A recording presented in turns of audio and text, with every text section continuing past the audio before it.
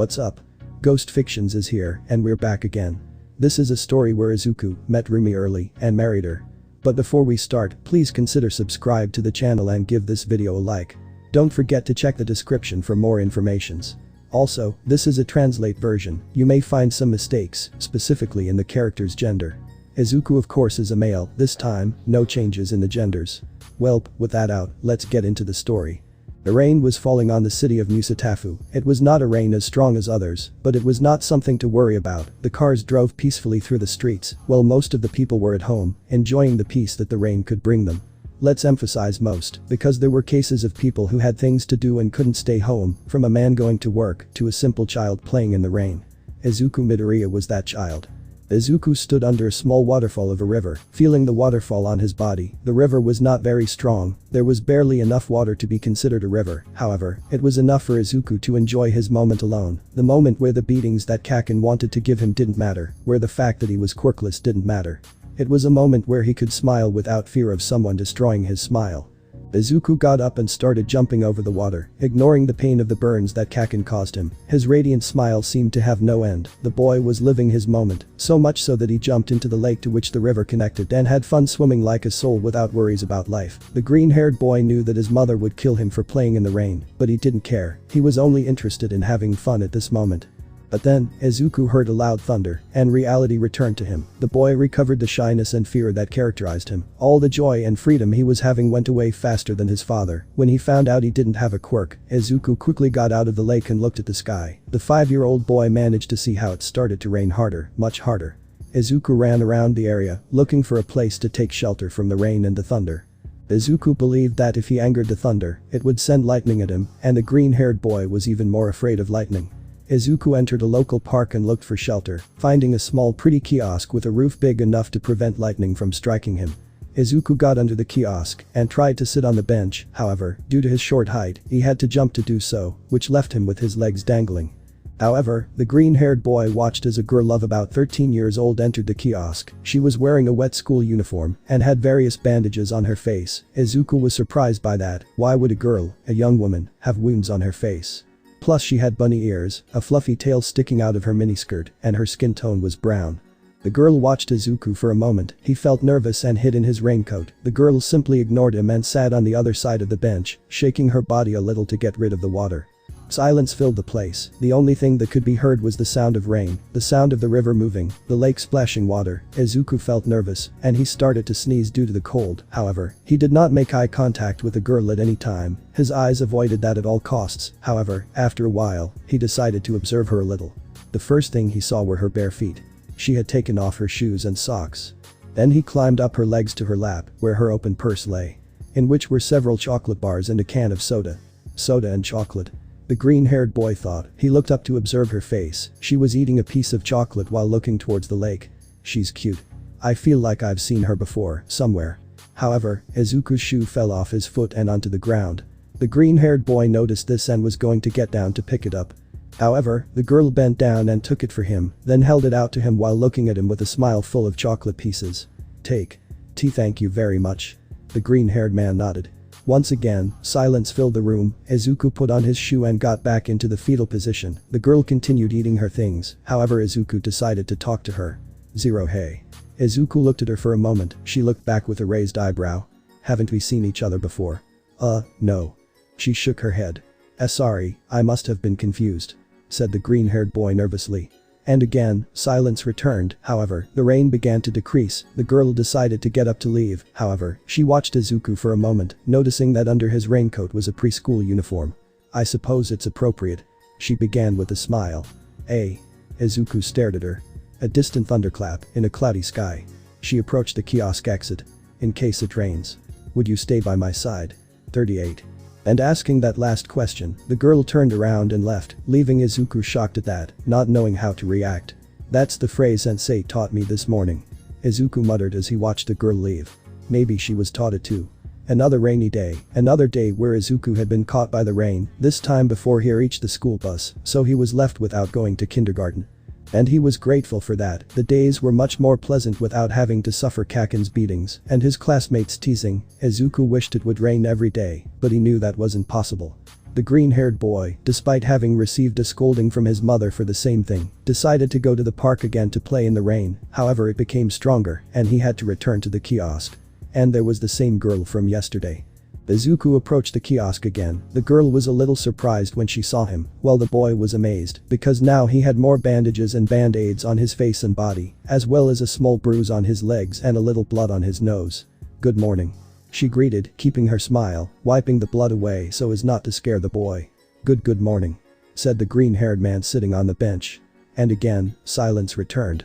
Izuku didn't understand how, but this silence was very pleasant. It was different from Kaken's constant screams and the mockery of his classmates. It was different and pleasant. The boy felt an impressive tranquility. Hours passed and the rain still hadn't stopped. Izuku decided to take out his hero analysis notebook to review everything, adding some hero data he hadn't added before. "Hey." The girl called him. Izuku turned to look at her with some nervousness. "Don't you have classes?" Izuku felt nervous at that, but then he noticed that she was wearing a school uniform as well. "And what about you?" He pointed at his uniform. "I'm skipping class." She stretched while smiling as always, with a confident and wild aura. "Now that I think about it, I'm hungry." She took out an overwhelming amount of chocolate candies from her backpack, which made Izuku step back somewhat scared. "I guess you just surprised yourself. Drinking soda with chocolates in the morning." Izuku muttered. "So much sweetness is bad for your health." "Hey, who do you think you're ordering me around?" She crossed her legs as she looked at him. "You know a lot for a kindergartner." "And my mom is a nurse." "Well, tell your mom to stop scolding people for eating sweets. We are human and we all have the right to our whims," she said while putting the chocolate in her mouth. "I would, boo, but I want my full allowance, thank you very much." "PFFF, ha ha ha ha." The girl laughed with her mouth full of chocolate. "I admit it, that was a good one." Izuku just smiled slightly, but then silence returned. A long time passed and the rain lessened its intensity. The boy stood up and with a small jump, landed on his feet on the ground. I have to go." "Are you going to kindergarten?" "And no, the bus has already left, and if I get in now, they'll call my mom, so I'll just wait for her at home." "Isn't your mother going to pick you up?" she asked with a raised eyebrow. "Yes, she's busy at work, but there's nothing to worry about. Thanks to All Might the crime rate is too low, plus normally, I come and go by bus."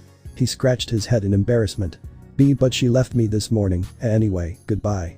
"Well, goodbye kid." She waved goodbye. As Izuku walked away, he heard a loud hey. He quickly turned around and reflexively caught something that was going to hit his chest. It was a chocolate bar. "Maybe we'll see each other next time it rains," she said, keeping that smile. Izuku smiled slightly and nodded at her words. "Yes. And maybe." Those were a few months full of rain without a doubt. Almost every day it rained. Izuku would wake up and instead of going to school, he would pray for rain so he could go and have fun with that girl, whose name he still didn't know. And miraculously, it was raining and Izuku could skip school. For a while he was free from Kaken and his bullies to simply spend time in that kiosk along with that fun girl, even though she was twice his height. There were times when neither of them said anything and they just sat eating the chocolates she brought under the cold rain. Izuku had even gained a few kilos in weight, which surprised his mother since her child was normally thin. There were even whole hours where they didn't say anything and just glanced at each other out of the corner of their eyes from time to time. Days passed and Izuku and she were shortening the distance between them. Every day Izuku sat closer to her and vice versa. It wasn't much, just a little closer, but it was enough to create bonds between them. At school, Izuku really didn't care about Kaken and his ego, to the point that when the blonde wanted to attack him, he simply ignored him. Kitsuki liked that Izuku showed weakness in front of him. That satisfied his ego. However, when the green-haired boy showed nothing more than a bored face, it wasn't the same, so he preferred to simply leave him aside for a while. The blonde knew that sooner or later, he would return to being the same stupid Deku as always. "Do you want to be a hero?" Izuku came out of his thoughts when he heard the voice of the girl with bunny ears. The infant simply lowered his gaze a little. "I know it's very unrealistic. But, I would like to save people. I don't like seeing people suffer. I feel powerless not being able to do anything, so I want to be a hero to be able to at least try to help them, give them a reason to smile." "That sounds like cheap heroism from a fiction book about princesses and dragons," she said as she bit into another chocolate.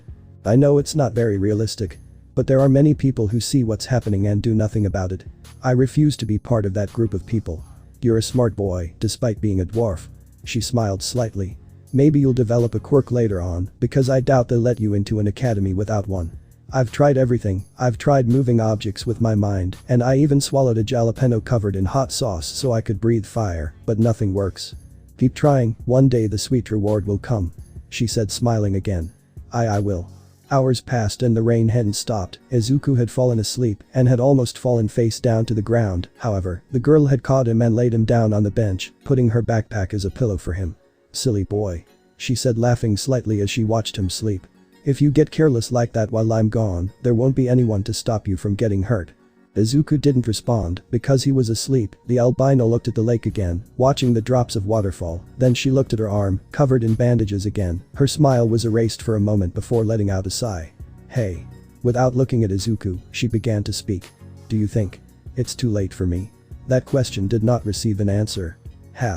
Izuku was excited when he received a package wrapped in gift paper. Surprised by it, the girl just sat back down on the bench. "Is it for me?" "No, it's for the fish in the lake," she said sarcastically. "Of course it's for you, open it." Izuku opened the gift carefully so as not to damage the wrapping. He wanted to save the paper. When he opened it completely, he found an All Might hooded jacket, which made him choke with surprise for a moment. It's great." Izuku admired it with little stars in his eyes. "I didn't know your size, so it'll probably be a little big on you." She shrugged. "Maybe if you work out you'll stop being such a dwarf and it'll fit you perfectly." Izuku pouted but didn't say anything. He just put on the jacket with a smile. It reached his calves, his arms didn't fill the sleeves, and the hood covered his face completely, but he still enjoyed having it on. "Thank you very much," said the boy, smiling. "You're welcome." She smiled back. "Just don't break it, it took me a while." I promise not to break it," he said confidently, before shrinking a little. "I wish I had something to give you." "Nah, don't worry, dwarf." She dismissed that. "If you smile for a moment, I'll be fine." It took the girl a while to realize his words. When her celebration made a click, she noticed how Izuku was staring at her, with his face completely red. The boy quickly turned around and covered his head with the hood of his jacket. The albino's face also turned red. "Don't even think about misinterpreting that." Izuku was leaving his kindergarten. The boy had a small burn courtesy of Kakin. However, he couldn't wait for it to rain soon, so he could meet that girl again. However, as they were leaving, they saw a crowd at the building next door. Their school had 2 buildings divided into 3 buildings on the same street, kindergarten and primary. A teacher noticed that her students were looking in that direction and quickly intervened. "Come on guys, let's keep going." "Sensei, what's going on?" Kitsuki asked. There was only one problem with 2 students, but everything is now being resolved. Izuku couldn't help but look over there, noticing for a small second an extremely familiar face. A face full of bruises. Izuku's eyes widened at that, his face filled with surprise. However, he couldn't go and check what he saw, since his sensei forced him to get on the bus. And from that day on, it didn't rain again for a long time. Deku-kun. Deku-kun. Deku-kun. Izuku snapped out of his thoughts and quickly turned around, noticing that the entire class 1 was looking at him, especially Uraraka, Iida, and his sensei. "Are you okay, Midoriya-san?" asked the literature teacher, Snipe. "Why yes, I'm fine sensei," Izuku said with a nod. I was remembering something." "Ah, alright." Snipe nodded. "But I need you to continue reading." "Ah, of course." Izuku held his book, one named The Little Prince. "Where were we?" "And then I'm the fool, hahaha." Enki burst into laughter after that. "You still are," Jiru said with a roll of her eyes. "We were going this way, Midoriya-kun," said Iida pointing at the page. "Thanks, Iida-kun," Izuku said with a small smile. "Lee Midoriya." Izuku coughed and started reading. Then the fox appeared. "Good morning," said the fox. "Good morning." The little prince replied politely, turning around but seeing nothing. "I'm here," said the voice. "Under the apple tree." "Who are you?" said the little prince. "You're very handsome." "I am a fox," said the fox. "Come play with me," the little prince suggested. "I'm so sad. I can't play with you," said the fox. "I'm not tame." "Ah. Sorry," said the little prince. But after some thought, he added. "What does domesticate mean?" "You're not from here," said the fox. "What are you looking for?" "I am looking for men," said the little prince. "What does tame mean?"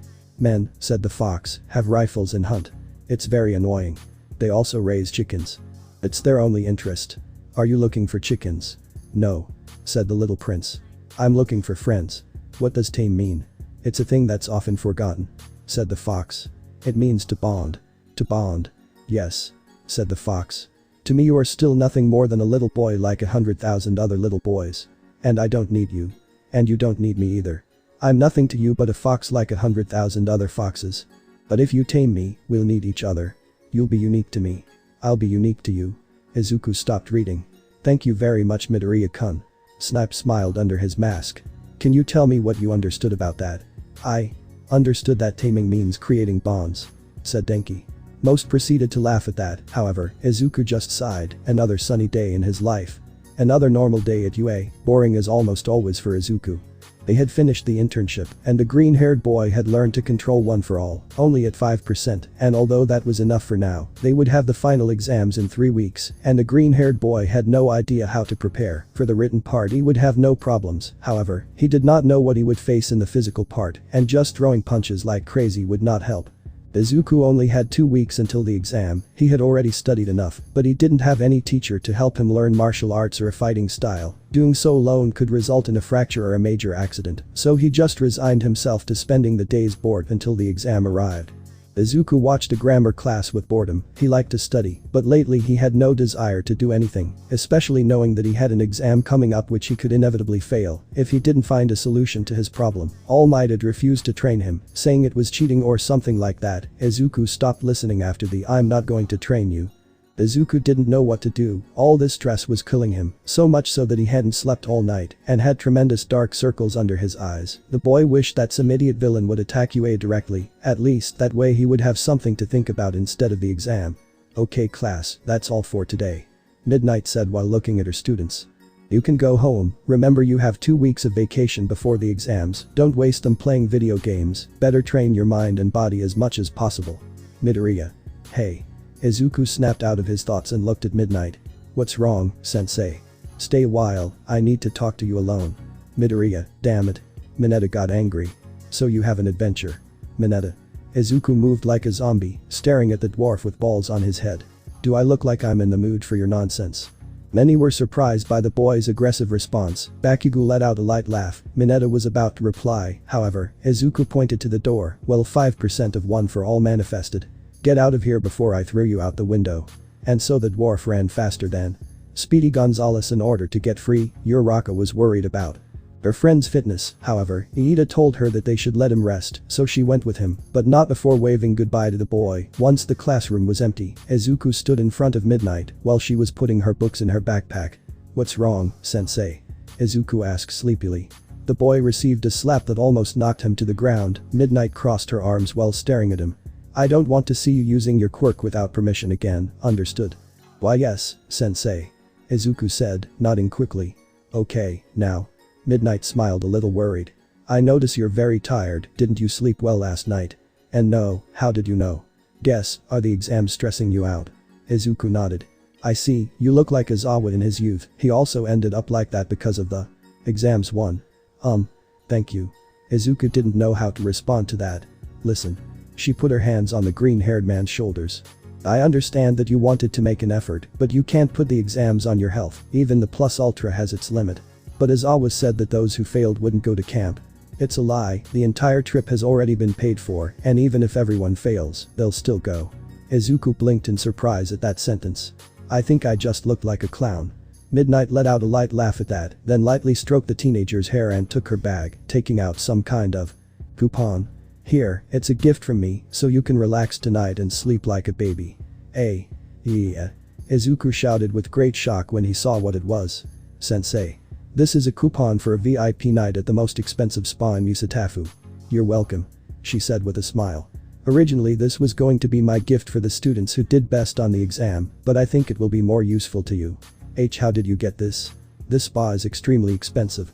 "Midoriya, weren't you taught that it's rude to ask where gifts come from?" Sorry.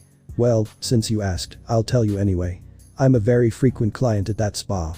This beautiful skin doesn't take care of itself, you know," she said with a smile and a wink.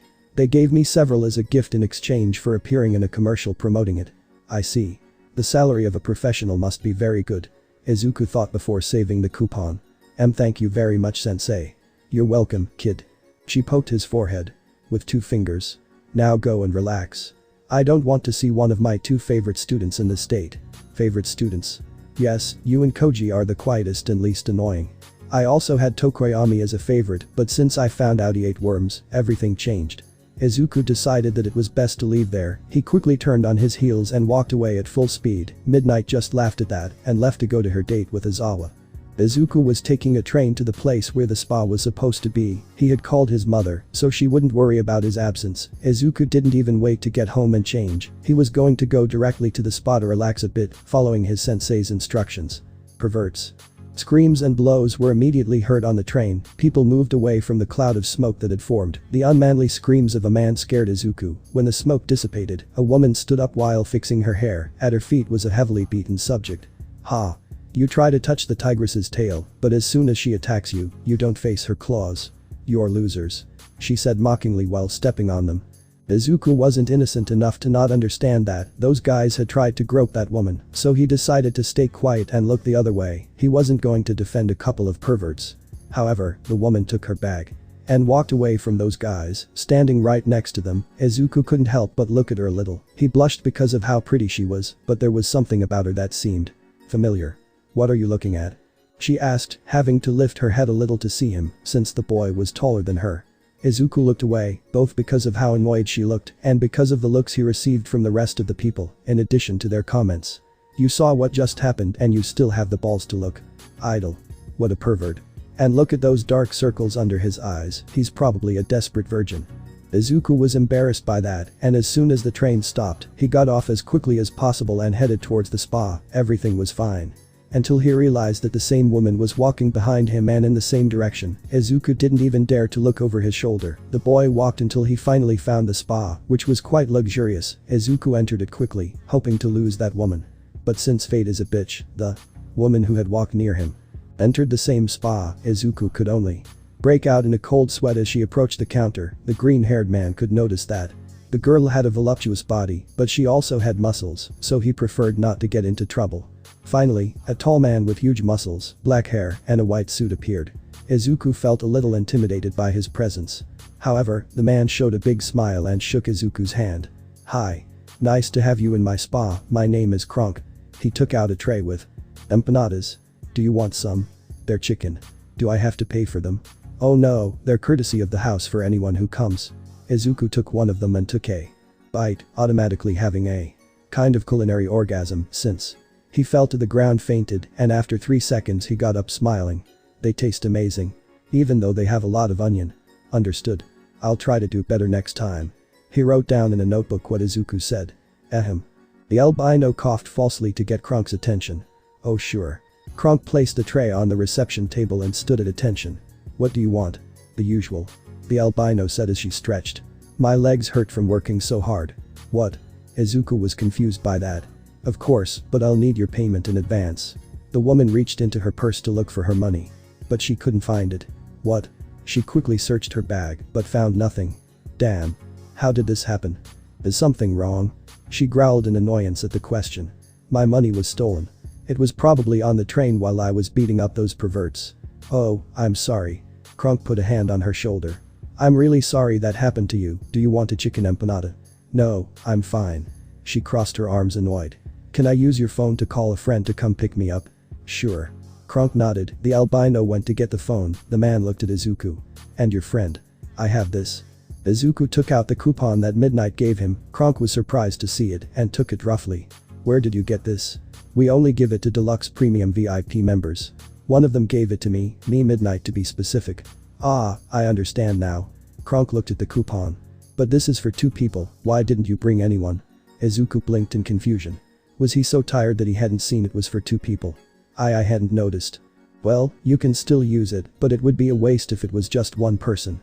Izuku looked to the side, noticing that the cute woman with bunny ears was trying to call. However, there was no answer. The boy's brain made a click and he quickly whispered something to Kronk's ear, which made him smile. Excellent, go ahead while I talk to her. Kronk pointed to a door with a sign that said men and entered through it. Rumi. The woman named Rumi put down her phone and looked at the strong man. But Kronk. I'm trying to call Ryuko, but the damn thing isn't answering. It won't be necessary. He said smiling. The guy who came just now used a coupon for 2, so you and he will have a free night here. Rumi blinked for a moment before letting out a grunt. That perverted brat. He's definitely up to something. She said before looking at the women's door. However, it would be a sin not to take advantage of this. Well, what are you waiting for, Kronk? Serve me like always. Kronk smiled and led Rumi to the women's room. Izuku was sitting on a massage table, patiently waiting for his masseuse. The place smelled amazing and was quite relaxing, so much so that Izuku almost fell asleep 3 times. The green-haired boy was only wearing boxers and was covered by a white sheet. "I'm here." Kronk appeared while cracking his neck. "It's time for your massage, buddy, then I'll do your nails, cut your hair, moisturize your skin, clean your teeth and much, much more." Izuku gulped at that and settled down. Kronk stood next to him and proceeded to grab his head. "What are you?" Kronk twisted his head from side to side, causing bones to crack. "Ouch." Izuku exclaimed with some pain, but then was surprised to feel less tense. "Wow. How did you do that?" "It's my job, now stop, you have a knot in your back." Izuku grunted in some pain as Kronk worked on his back, however, soon the pain turned into a rather nice feeling. "Whoa. I feel much better. This is a product of stress."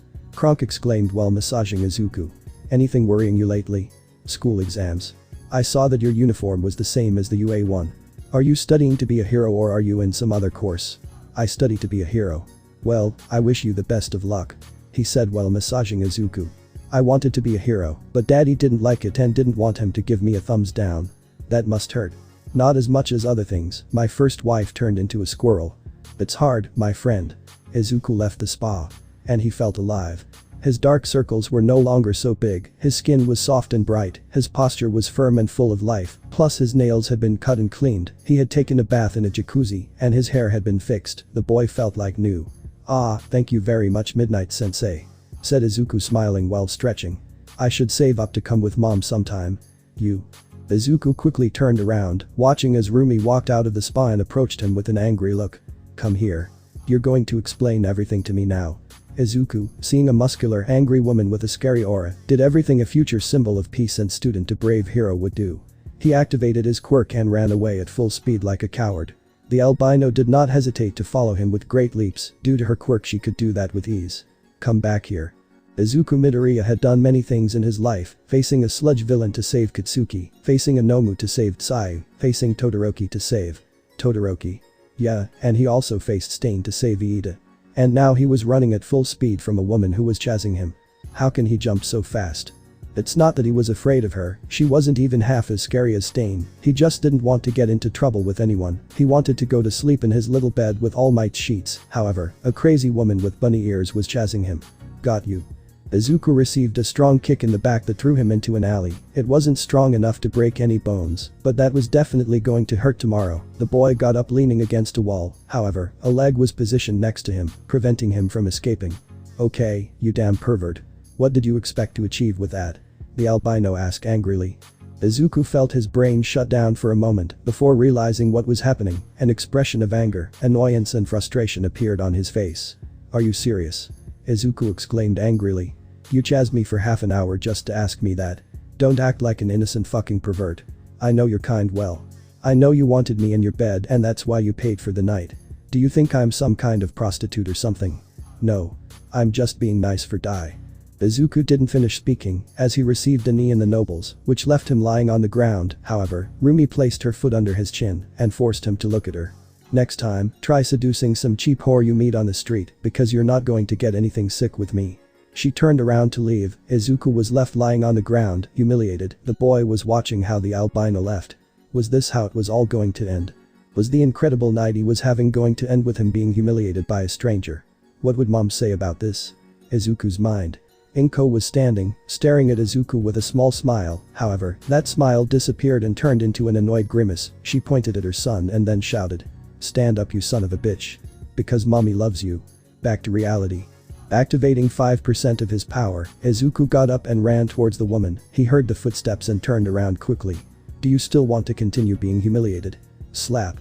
The albino was completely silent after receiving a slap. However, Izuku did not stop there. He was angry, very angry. All the stress that had been removed with the massage had returned and turned into anger. The green-haired man took a breath to speak furiously.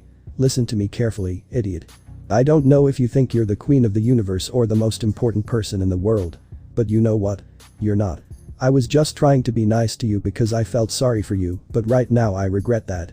Since I realized that for some reason you have a too high ego to believe that everyone wants to have something with you. I just wanted to have a quiet night and now you ruined it. I hope you're happy because I'm definitely not that fucking crazy." Izuku walked out of the alley, but before leaving, he looked over his shoulder at the rabbit girl. Oh, and by the way, it's not like you're that beautiful, with those muscles you look more like a transvestite than a girl.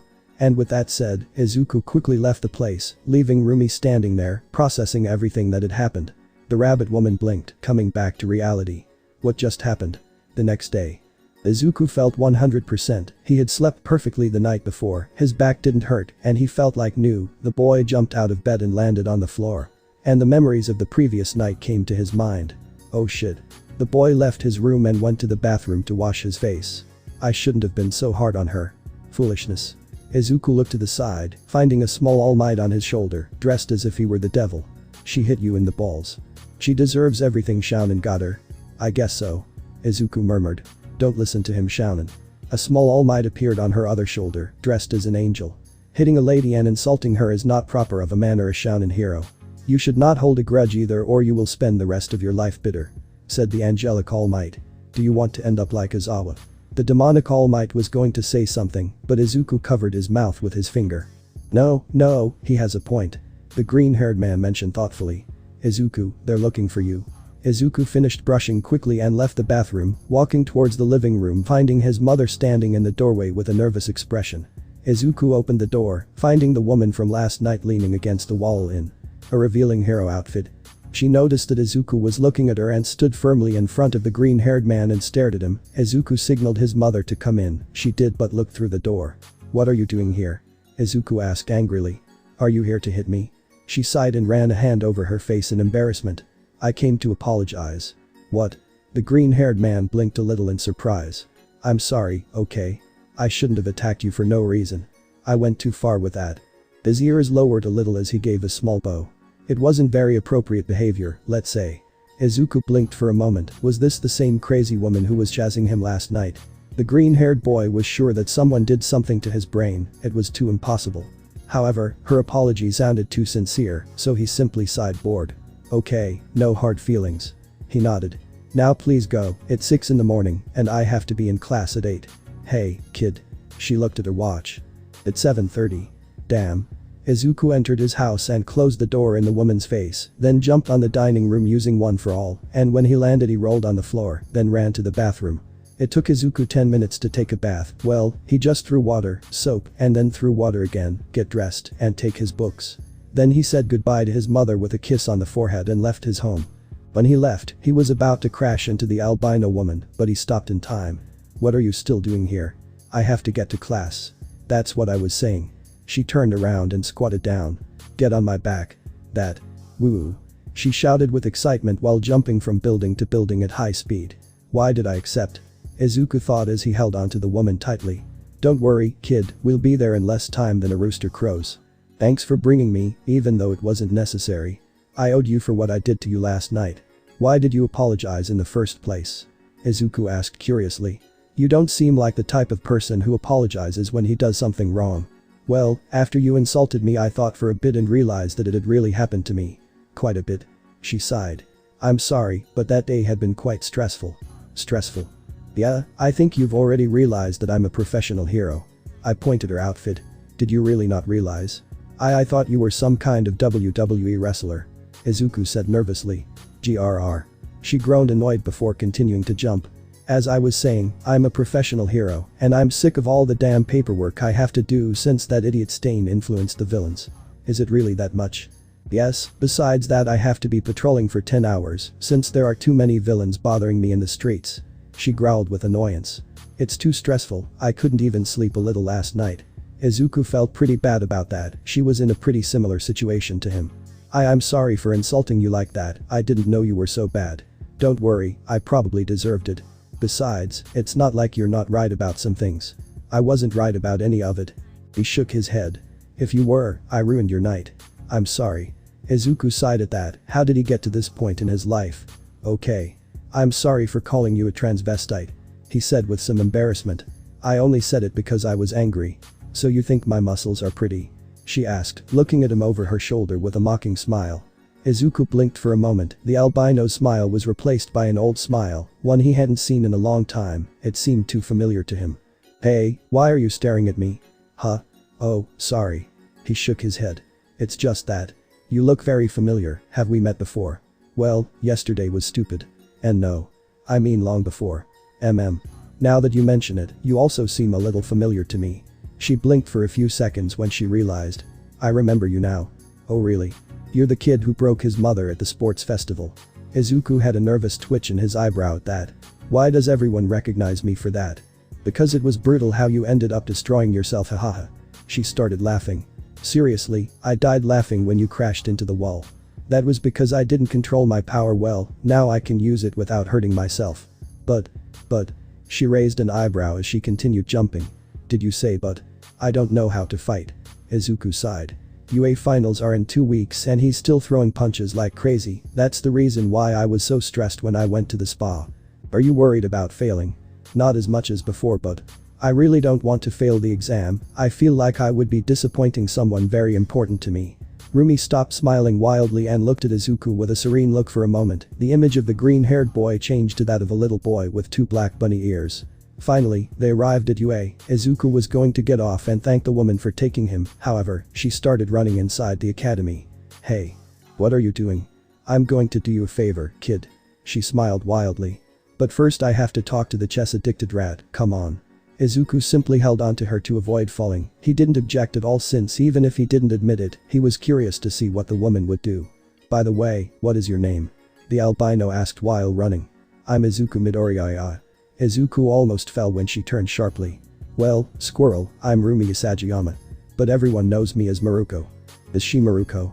Izuku had never seen in his entire life, but he had heard of the only female heroine who had reached the top 10, since she always missed interviews and normally only appeared on screen from time to time, but Izuku never managed to see her. The green-haired boy couldn't say anything, since Rumi accelerated to speak to Nezu's office, leaving the boy to remain silent and only be able to hold on. Was that Midoriya? Shinsu wondered, watching the boy being carried by a woman. I don't get paid enough for this. Said Izawa bored. Wait, do they pay you? All Might asked surprised. Nezu was a rather calm being, a small humanoid mouse who loved tea, chess, coffee and psychologically torturing his students. But all the calm went to shit when someone kicked his door, knocking it to the ground and destroying it. Hey Nezu. Miruko exclaimed, abruptly entering with Izuku on her back. I need to talk to you. Nezu took a breath, remembering how when she was studying at UA, she was the student who caused the most problems and stress, so much so that when she graduated, Nezu prayed to all the existing gods, without exception, that she would never return to the academy, and yet, here she was. She was considering becoming an atheist. Hello Miruko, nice to see you. Said Nezu with a fake smile and a twitch in his eye. Hello Nezu, I see you're still the same shorty as always. The director's tick increased. Well, I came to ask you a favor. Tell me. Do you see the boy on my back? I pointed at Izuku, whose eyes were spinning like spirals. I'm planning on taking him with me for 2 weeks to give him heroic training, but I need your permission to justify his absence. I'm sorry, but the exam will be in 2 weeks, and young Midoriya must prepare. Oh, I guess I'll have to train him at UA then. Said Miruko smiling evilly. Permission granted. Nezu said, quickly standing up from his chair. I'll give you 10s on all your grades until the day of the exam. Oh really?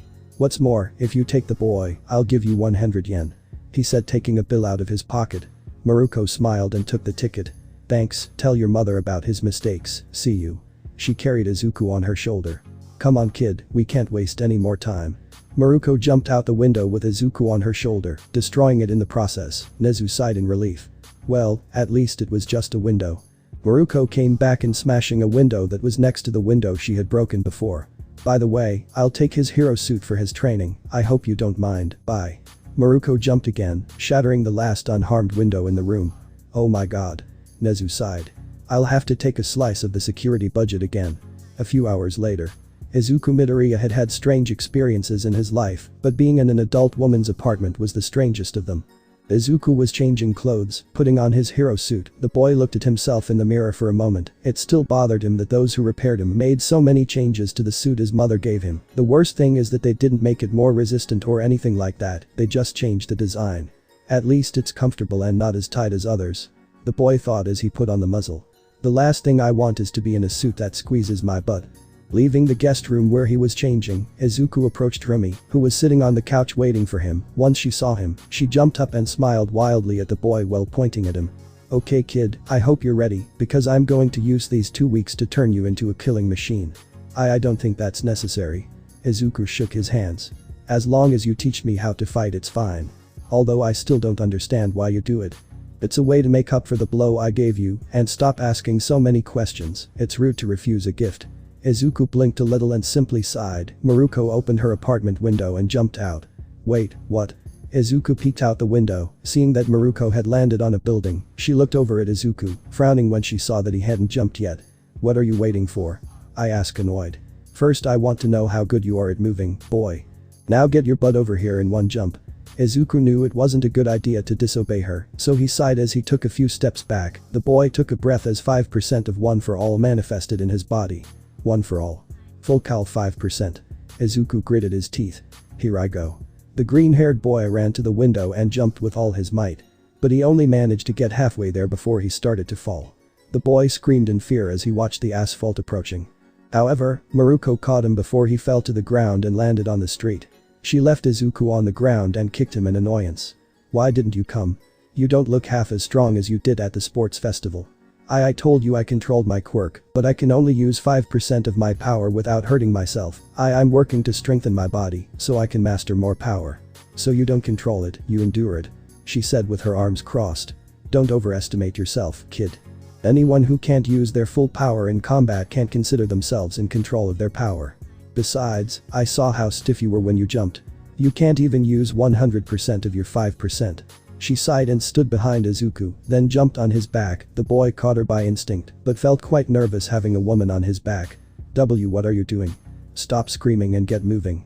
You're going to run 20 kilometers using your quirk to get to the place where we'll train. And if you stop even for a second, I'm going to bite you. That's too much. It's just too much for the squealing bitches. Now run. With no other option, Izuku activated One for All and started running, being careful not to deactivate it or raise the percentage at any time. 1 hour later. Izuku was tired, extremely tired. He had bite marks on his ear, and he was sweating profusely. However, Rumi didn't want to let him rest. Izuku was forced to do 100 push-ups, while the albino sat on his back. Then he did 100 squats and then 100 sit-ups, all this with 10 minutes of rest between each exercise, to prevent him from getting hurt by overdoing it. Finally, Izuku was standing in front of Miruko, while she had her fists on her waist. Okay, first of all, I need to know how good you are at hitting. She crossed her arms. Attack me. Izuku didn't hesitate to do so and jumped towards her, charging 5% in his right arm, and then throwing a punch. Smash. However, Miruko dodged it like nothing. Izuku stopped before falling face down on the ground and jumped back towards her. Smash. I avoided again. Detroit, smash. Miruko smiled and dodged the attack, her hair moving in the light current of wind that was not strong at all. Smash. And again he dodged it. A few minutes passed where Izuku was not able to hit Miruko. The green-haired boy was breathing heavily with his hands on his knees. She sighed disappointed. You're too impulsive, you don't know how to take advantage of openings, you limit yourself to only using your fists, and every time you have a chance to do something useful, you end up doing the same thing as before expecting a different result. How the hell did you survive until now? Sorry. The sorry doesn't fix anything. Do you think the villains will care that you don't know how to fight? No. They will go straight for your head and then boast that they killed a would-be hero. Now sign. Izuku stood firm, but quite tired, so much so that he could barely maintain his posture. Pay attention. She stood in front of a tree. When you're going to attack, go all out. Show no mercy to anyone, because they won't show mercy to you. Miruko kicked the tree, breaking it and causing it to start falling. However, she ran to its side and kicked it so that it lifted into the air. Don't just follow a plan. Whenever you see an opening, take advantage of it. She jumped and kicked again, breaking the log in half, but then she did a perfect split and turned both halves into nothing more than pieces of wood. And remember, you have legs, idiot. She fell to the ground epically, raising dust from it. Now. Are you ready to train? Izuku was passed out on the ground because one of the pieces of wood fell on his head and knocked him out. Miruko facepalmed at that. Izuku was kicking Miruko. The green-haired boy had taken off the top half of his hero suit so he could breathe better and stay warmer. Lift your leg higher. She said, easily blocking his kick. Do you think that's being flexible? Even my grandmother is more flexible than that, and she's in a wheelchair. Izuku continued training with the albino, using One for All at all times. Even when bathing he was forced to use it, which caused him to break the bathroom doorknob more than once. The boy did all kinds of exercises to strengthen his body, and then he trained to strengthen his fighting skills. Izuku slowly began to move faster and faster, to the point where he seemed to leave a long trail of lightning with his movement. He was using 7% of One for All. It hurt to use it, but he could still maintain it for a few seconds. And as for the 5%, Izuku could move like a fish in water using it, and that had only been a week, he had also learned to kick and move like Miruko. Currently, Izuku was jumping alongside Miruko through the buildings. The boy had managed to match his speed, or so he thought. Miruko smiled and kicked in the air as she jumped with Izuku at her side. "Are you having fun, kid?" Izuku landed on a sign and then jumped again, this time much higher than before. He was using 7%, and even though his legs hurt, the adrenaline wouldn't let him stop. "Of course, shorty. I told you not to call me that." Izuku had begun to gain a little confidence with the brown-skinned woman. He had even given her the nickname Dwarf because she was shorter than him, which made Miruko quite angry. Both were going to continue jumping, however, Rumi stopped at a building and took out her cell phone. Izuku stopped and turned off his quirk, letting Miruko talk on the phone before hanging up and looking at the green-haired boy. "Listen kid, I want you to go back to the apartment and wait for me there. There's an emergency on the other side of the city that needs to be attended to," she said, cracking her knuckles. "Why can't I go with you?" That was another thing. When Miruko wasn't training him, she left him at her apartment and went to work as a hero. Izuku felt like he should help her, but she was too stubborn. "I already told you, I don't like to team up with anyone, I do my work alone. But I'm your friend. You should let me help." "Excuse me?" She raised an eyebrow. "I'm just doing you a favor, brat. We're not friends. Don't confuse things. So if we're not friends, let me help you as a way of returning the favor." Heroes who join their companions to fight are cowards. They don't trust in their own strength, and that's why they prefer to trust in the strength of others. "Unlike that bunch of losers, I do trust in my own strength." She turned around. "Go to the apartment and wait for me, I'll be back in a while, and tomorrow we'll continue with your training." Miruko took a big leap and left. Izuku watched her leave with a worried expression, then looked at his own fist. And clenched it, then jumped with his quirk activated, following the rabbit heroine. "Run. He's a villain." A giant man with a turtle shell and horns was destroying everything, from cars to stores. He laughed with malice, while causing terror in the citizens. His companions followed him while he continued destroying everything. But before things could get any worse, he received a strong kick from Miruko to the face, which left him KO on the ground. "That's what you get for causing trouble on my territory," Miruko said, grinning wildly. Miruko smiled and stepped forward for the civilians, showing her strength and confidence. One of the companions of the man with a shell was going to attack her from behind. She smiled. She had heard that and was ready to dodge his blow and humiliate him quickly. However, before she could act, Izuku appeared and kicked the villain's partner in the face, leaving him completely KO on the floor. The green-haired man landed next to him. Rumi was going to scold him angrily, but the other villain companion surrounded both of them. Deku and Miruko stood back to back while they watched the villains. "Why are you here? I told you to go back to the apartment." She got into a fighting stance. "I don't need help. I didn't come to help you, I just wanted to prove how much I had advanced in my training," Izuku said in a fighting pose similar to Miruko's. "TCH. She smiled slightly, before that smile turned wild. "Just don't get in my way, it would be a shame if I hit you by accident. You better prepare to die, idiots. It's 4 of us against 2. Miruko smiled and was about to say something, but Izuku got in front of her as One for All ignited. "Then it won't be so unfair. For you." Izuku smiled even more when he heard the guy's grunt. "Shall we dance?" The villain launched himself at Izuku, his hand transforming into a giant thorn. Izuku waited until he was close, and then ducked down and kicked his arm upwards, letting Miruko move freely and deliver a downward kick to the guy, knocking him out and breaking part of the ground. Another one of them saw that and tried to run, but before he could run Izuku appeared in front of him and connected a punch in his stomach, then took him by the arm and threw him to the sky. With a strong jump, Izuku arrived on top of the villain and did a 3-kick combo that threw him to the ground, breaking the concrete again. However, Izuku did not stop there and dropped on the guy, giving him a double kick in the stomach that completely knocked the wind out of him. Izuku got up and reacted in time to dodge another guy's punch, then grabbed his arm and threw him towards Miruko, who gave him a spinning kick that knocked out 2 of his teeth, then jumped into the air, avoiding a guy from grabbing her by the waist and leaving the way clear for Izuku to approach the guy. Detroit. Izuku charged his fist with 7%. Smash. And with a strong blow, Izuku knocked out the last of the villains. Izuku smiled at his victory. And then received a zap. "I told you to stop shouting the name of your attacks," she said, annoyed. "At most think about it while you attack, but don't shout it, you're warning the villain of what's coming and you're wasting time that could be used hitting even more. Sorry. Man, whatever." She dismissed. "You did a good job staying out of my way." "In your way? But I even helped you win faster." He crossed his arms. "I think you were the one who got in my way, Inanna. I already told you to stop calling me that," she said angrily. Inanna. While they were discussing, the people were confused. Was that guy Maruko's new partner? Until now, they had never seen the woman have a companion. She always worked alone. Izuku felt someone trip over him and heard him fall. When he turned around he found a guy about his age, hooded and wearing a face mask. "Hey, sorry, are you okay?" Izuku extended his hand. He ignored Izuku's hand and got up from the ground by himself, then stared at the green-haired boy. "You're a hero." "Actually, I'm still a student," he said, the green-haired boy scratching his head. "That attitude you had when fighting. You felt like a free spirit, right? Full of adrenaline." Izuku felt somewhat uncomfortable because a stranger would ask him this. Now he understood the discomfort of people when he asked them bluntly about their quirks, but there was something that worried him. The boy's gaze was very familiar. Too familiar. "So you can use your quirk freely. It's great. Huh?" Izuku blinked in confusion. "Nothing, you shouldn't even come near me." He hit himself with his hood and left quickly.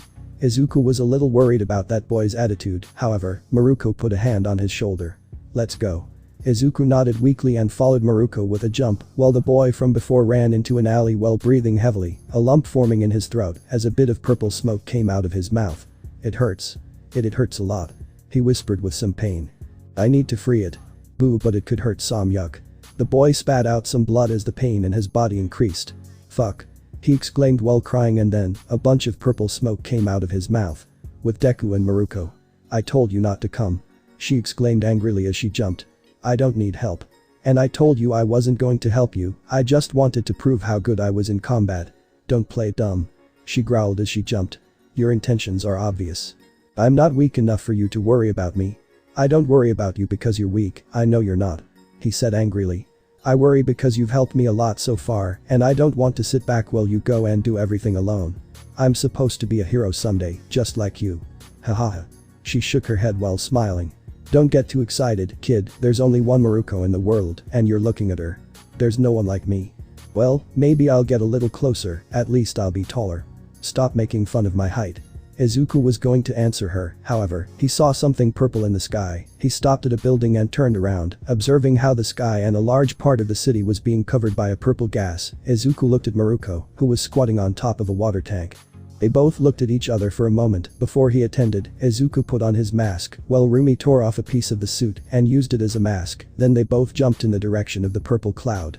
Upon reaching her, Izuku tried to use his Delaware Smash to disperse the air, but his 7% wasn't enough. The boy saw how Miruko entered the cloud of smoke and came out with several people in her arms, however, she was getting tired. The boy growled looking at his fist and then clenched it while making a decision. "One for all." Izuku raised his hand pointing at the smoke. 100%. His finger was covered by green lightning. Delaware Smash. A strong current of wind dispersed with extreme ease, revealing a horrible landscape, many people lying on the ground unconscious, some were just agonizing due to pain. Miruko seeing this hurried, while Izuku grabbed his finger with a little pain, then looked around searching for the origin of the smoke. Seeing that it was coming from an alley, Izuku quickly rushed to the alley, finding the same boy from before sitting on the floor while breathing heavily. "Get away from me." As soon as he saw Izuku, the boy got upset. "Go away." "Hey, calm down." Izuku raised his hands trying to calm him down. "I think I understand why you're doing this." "Hey. What are you waiting for?" Miruko appeared. "We have to help the people." Miruko stopped looking at Izuku and focused on the boy, realizing that the poison was coming out of his body. "So you're the one responsible for this?" She smiled. "Well done, kid, at least you helped capture the culprit." Miruko was going to jump towards the boy to hit him hard, but Izuku stood between them to stop her. "Wait." He stopped her. "Move.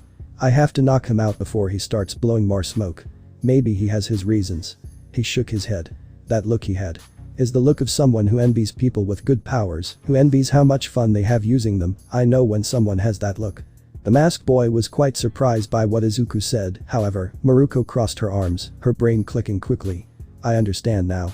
Calmer now, she turned to look at the boy. "Hey, can't you control your power?" The boy froze for a moment as they both looked at him, until out of nowhere he fell to the ground as he began to cry loudly.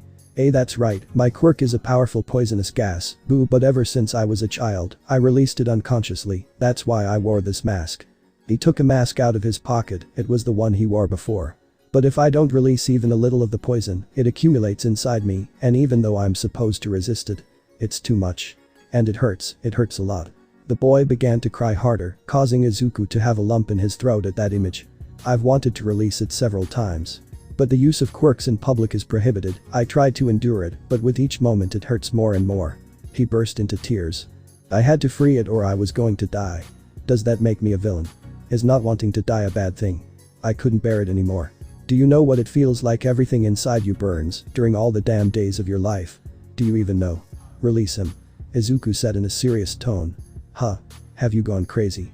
Rumi asked with a frown. This makes me sad too, but we can't risk more people getting hurt. I know what I'm doing. Izuku looked at the boy. If you release all your poison, you'll be fine, right? I've been holding this in for years. What I just released is only 20%. It's too much. I know what I'm doing. Izuku took his shoulder. Trust me, I know what it feels like to bear so much pain inside you without anyone helping you. I have a plan, and I know it will work. Now I need you to trust me. Izuku took off his mask, showing the boy a big smile, which for some reason, filled him with confidence and tranquility, as if everything was okay, because he is here. Now, Miruko. He looked at the heroine at his side. I need you to throw it into the sky, as high as you can, then you. He looked at the boy. I need you to release all your gas the moment you feel you can't go any higher, and when I say all, I mean all, don't leave even a little bit. Are you sure about this? How would you neutralize the gas? Izuku looked at his right arm for a moment, knowing perfectly well what he was going to do. I'll just say that this will hurt tomorrow. Kid, remember that I'm the professional here, we're not going to do this unless I give the go-ahead. A hero's job isn't just to defeat the bad guys. It's to save people.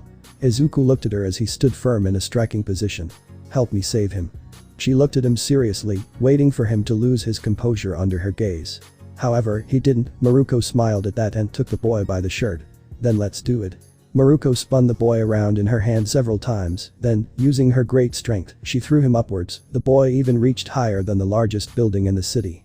When he was at his highest point, the boy released all the gas he had inside, forming a huge purple cloud. Izuku sighed when he saw it, and then One for All manifested in his arm. Texas. Izuku took a great leap, climbing onto the roof of a building, and then increased his power to 100% as he charged his dock. Smash.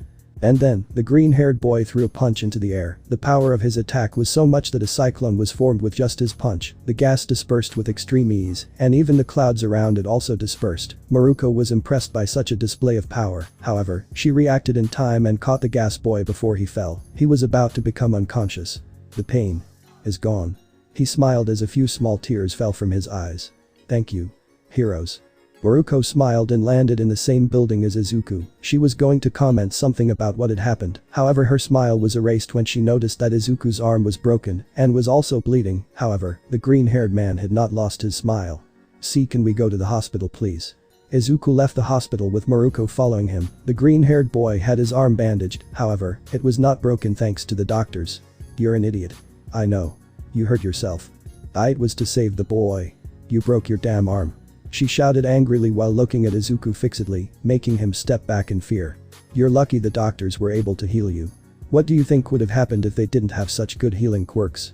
We would have had to go back to UA, and we wouldn't be able to continue with your training. Sorry, sensei. She let out a long sigh and pulled him by the arm to make him walk faster, causing him to let out a groan of pain. It doesn't matter, let's go home. You have to rest so that tomorrow you can be 100% for training. Will we be training again so soon? Don't start crying now, you didn't when you broke your arm. She said, although she smiled slightly when she mentioned that. I must admit that what you did, despite being stupid, was incredible, kid. Thanks, but stop calling me kid, my name is Izuku Midoriya. You call me dwarf, so I'll call you boy as many times as I want. The heroine mocked. Whatever. Izuku said with a sigh. Will the boy be okay? The police said they would take him to his parents and give him help so he could better control his quirk and unleash it from time to time without everything ending in tragedy. He'll be fine. Thank heavens. By the way, I wanted to ask you something. She looked at him fixedly. When we were there, you said you knew what it was like to feel so much pain inside you without anyone helping you. What did you mean by that? Izuku sighed at that. He knew how insistent Rumi would be if he didn't. I told her about this. She could be very persistent if she put her mind to it. Izuku just sighed and looked at the sky for a moment. My quirk didn't awaken at the same age as the average person. Izuku said, looking at the sky. You see, my power is a kind of energy accumulator. Izuku had thought of a perfect excuse for when someone asked him about it. His power, and he had perfected that excuse. Apparently he accumulated energy and then used it to enhance my body. My quirk did not awaken because he was accumulating enough energy to enhance my strength quite a bit. However, the doctor was wrong in the x-rays and I was wrongly diagnosed as quirkless. Miruko blinked at that. Had this boy been quirkless? She had nothing against them. Did she consider them weaklings who were not at her level? Yes, but she had no reason to hate him. She was not racist, which would be ironic, and she was not a person with enough boredom to hate a minority, just because, so she was somewhere in the middle. She was surprised to know that the boy she was helping was a quirkless. Because of my condition I was mocked and mistreated at school. It got to the point where my best friend told me to commit suicide so that the next life was born with a quirk. Damn, it was ridiculous the level of hatred they had for me. There was even a child with Down syndrome who made fun of me. Your best friend told you to kill yourself? She asked angrily. Well, yes, but I guess he didn't say it in real life. Slap. Izuku remained silent when he received a slap in the face from Miruko. The brunette stood firm in front of the dismayed Izuku while looking at him with annoyance. Listen, in this week that I've been living with you I've learned several things. You're clumsy, too nervous, you have a strange obsession with All Might and many other things, but I also learned that you're a good person. Which has its limits. How the hell do you still call him best friend?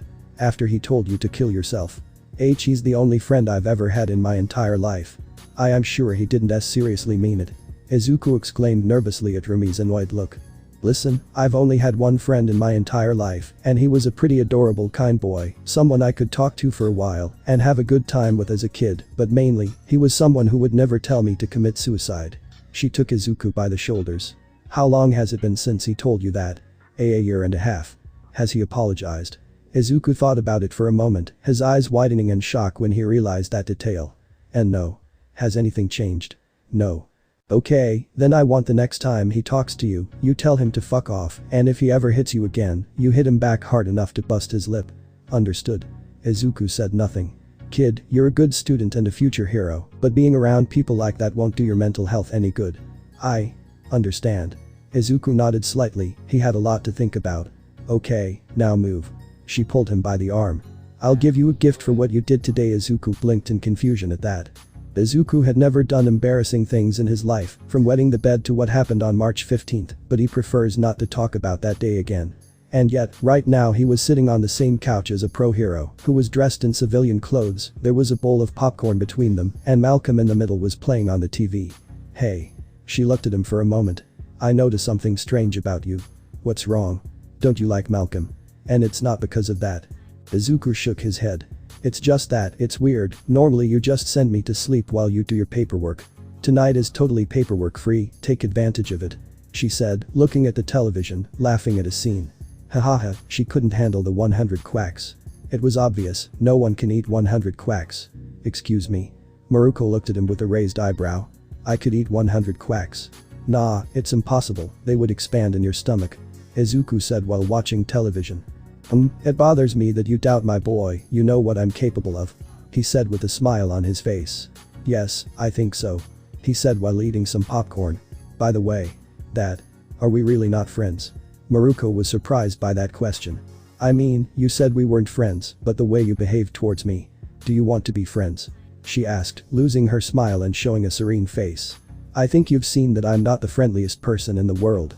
You're not very nice, but that doesn't mean you're not nice. He said somewhat nervously.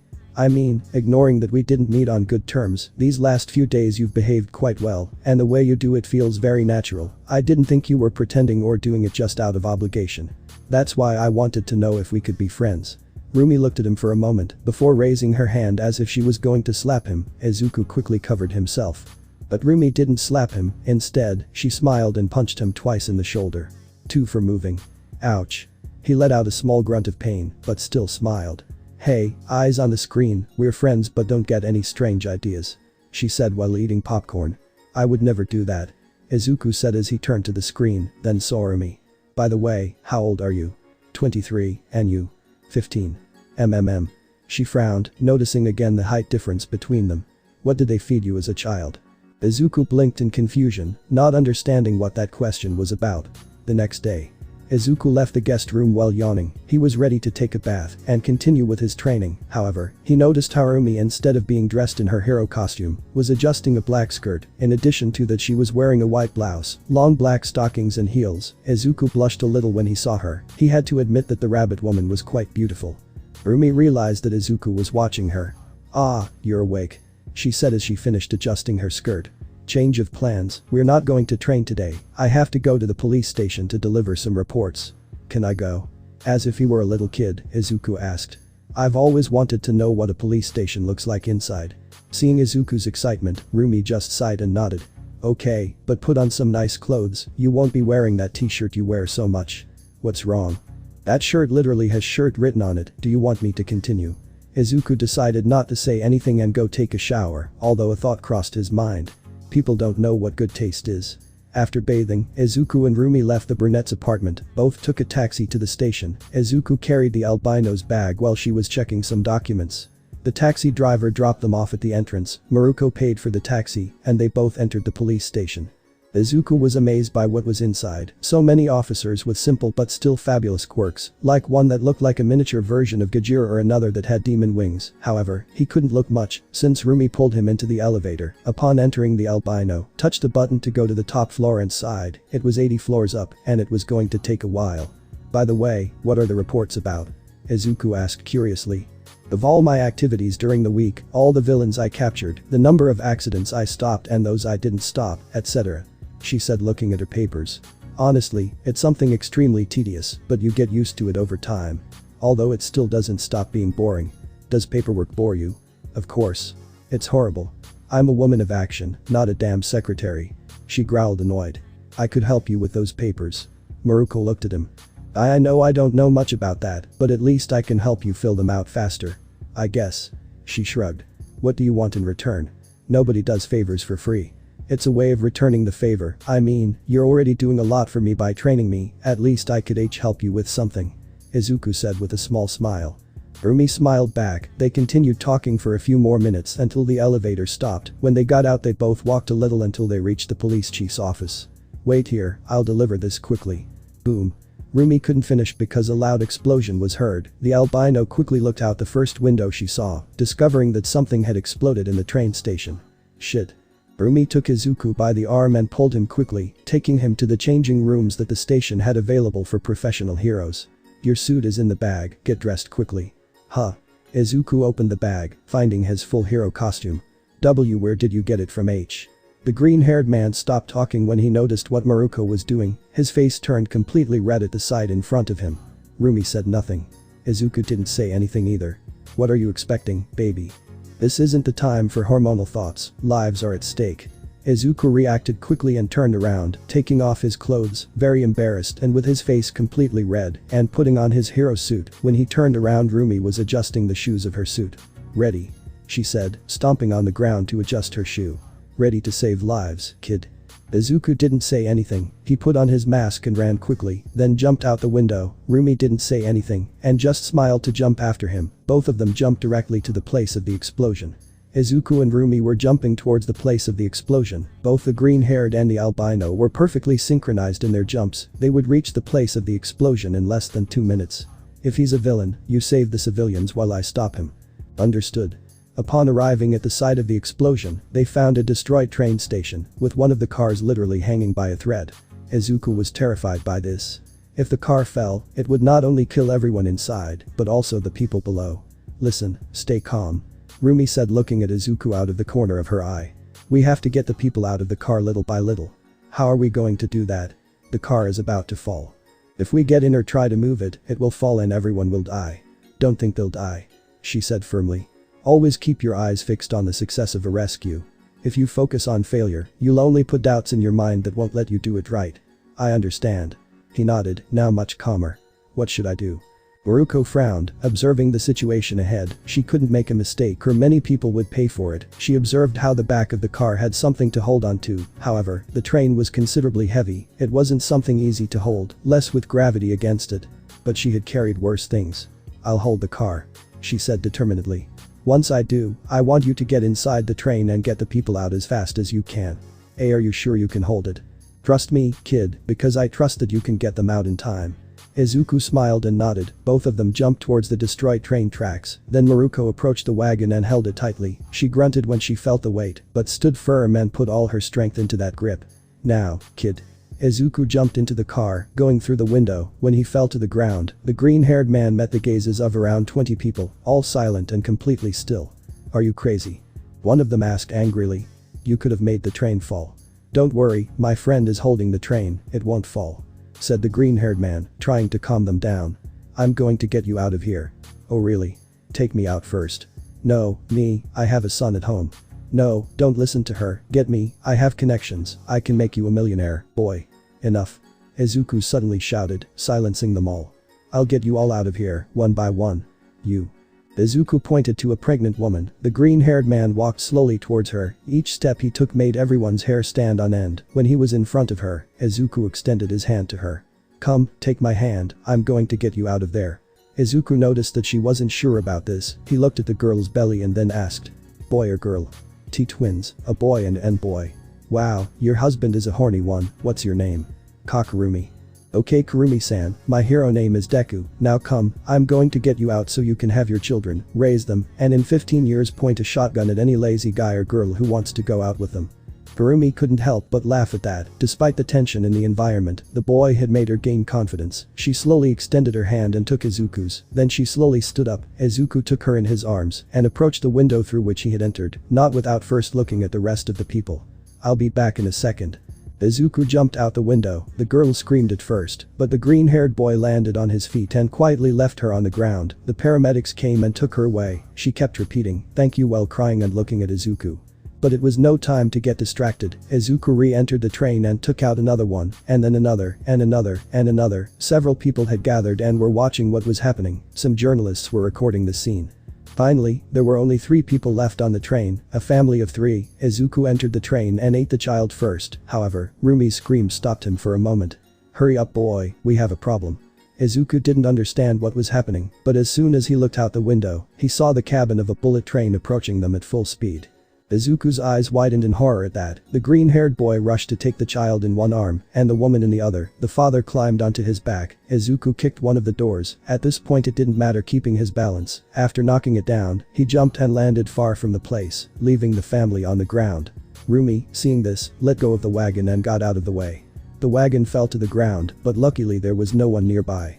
But the bullet train was not going to stop. So slow they could barely process it, the bullet train didn't stop and left the tracks, falling rapidly towards some civilians who were watching, who took cover and closed the door, waiting for its end. But when they felt nothing, they felt confused. When they opened their eyes, they found themselves with a totally heroic image. Izuku and Rumi had trapped a train cabin between the two of them and were currently carrying it on their heads, both breathing heavily trying not to give in. Izuku could barely hold on using his 7%. He was sure that if it weren't for Rumi, he would be more than dead from trying this madness. Kid. She called Izuku. Throw him forward, there's no one around. Izuku nodded and threw the booth along with Rumi, throwing it to the ground. The boy placed his hands on his knees while taking a breath. His arms hurt like hell because of that. They did it. They saved us. Izuku watched as people started to cheer them on. The boy smiled a little at that, while Miruko did her best to make a victory pose. Even though she was tired, Izuku looked at her for a moment while smiling. She noticed his gaze and looked at him with a raised eyebrow. What's going on? You said you didn't like working in a team. He said with a smile. Do you still think that? Of course. Izuku rolled his eyes. However, Rumi grabbed him by the neck and clung to him, forcing him to lean down a little to prevent him from hurting his neck. But I guess you'll be the exception. Hahaha. She smiled. Very good work kid. Deku. Mr. Deku. The pregnant woman that Izuku saved first approached him, crossing the crowd. That was amazing. Thanks he said with a small smile. Thank you so much for saving me. Thank you both. I'm going to name my children after you. Izuku and Rumi looked at each other for a moment before simply shrugging. It wasn't something they were against. Kitsuki, bring me a glass of water. Mitsuki shouted in annoyance. Go and find it yourself, old woman. Bring me the damn glass or I'll take your Lao. With a completely annoyed expression, Bakugo stopped what he was doing and took the glass of water to his mother. Mitsuki smiled as she received the glass. Thanks Brad, you finally helped. She changed the channel to a news one. Don't bother me, old lady. I have to get ready to study with my hair spiky. Kitsuki fell silent when Mitsuki spat the water on his shirt. What the hell is wrong with you, old lady? Masaru, come see. Mitsuki shouted excitedly. Inko's son was on television. Hey. As soon as Katsuki turned to the television, he found the news channel, where an image of Deku and Miruko was shown, the latter hanging from the green-haired man's shoulder. Breaking news. Heroine number 6. Miruko and her new partner, known as Deku, prevented a tragedy from taking the lives of 34 people. Below we'll show images of what happened. The images showed how Miruko held the train while Izuku entered and exited it, taking out all the people, and then the moment was shown where both at an incredible speed caught the train before it fell on some civilians, then both were shown in an interview. It was really nothing, it's a hero's job to help people Oh come on kid, don't be so modest, we saved the train. The presenter left it there, because Miruko uttered a lot of rudeness. The most impressive thing about this event is that Deku is an aspiring hero who is under the mantle of Miruko. It seems that the future generation of heroes will be just as good as the previous one. Follow our reports to know more about this. Channel 01 out. The report ended and they moved on to sports. Masaru and Mitsuki smiled at that. Did you see how he caught the train? That was great. Said Mitsuki smiling. Little Mito-chan has become very strong. Of course, we should go visit him someday. You see, brat. Mitsuki looked at Katsuki mockingly. That's being a hero. So much so that you say you'll be number 1 and Mito-chan is already 1,000 years ahead of you. You should learn from him, hahaha. Katsuki said nothing. The image of Izuku catching the train and saving the people came to his mind. He clenched his fist as smoke came out of it. A great amount of anger manifested in his gaze. Wooho. Miruko smiled as she took a sip from her 3-liter bottle of soda. On the table were nachos, hot dogs, pizzas and much more junk food. Izuku smiled slightly as he drank from a smaller glass.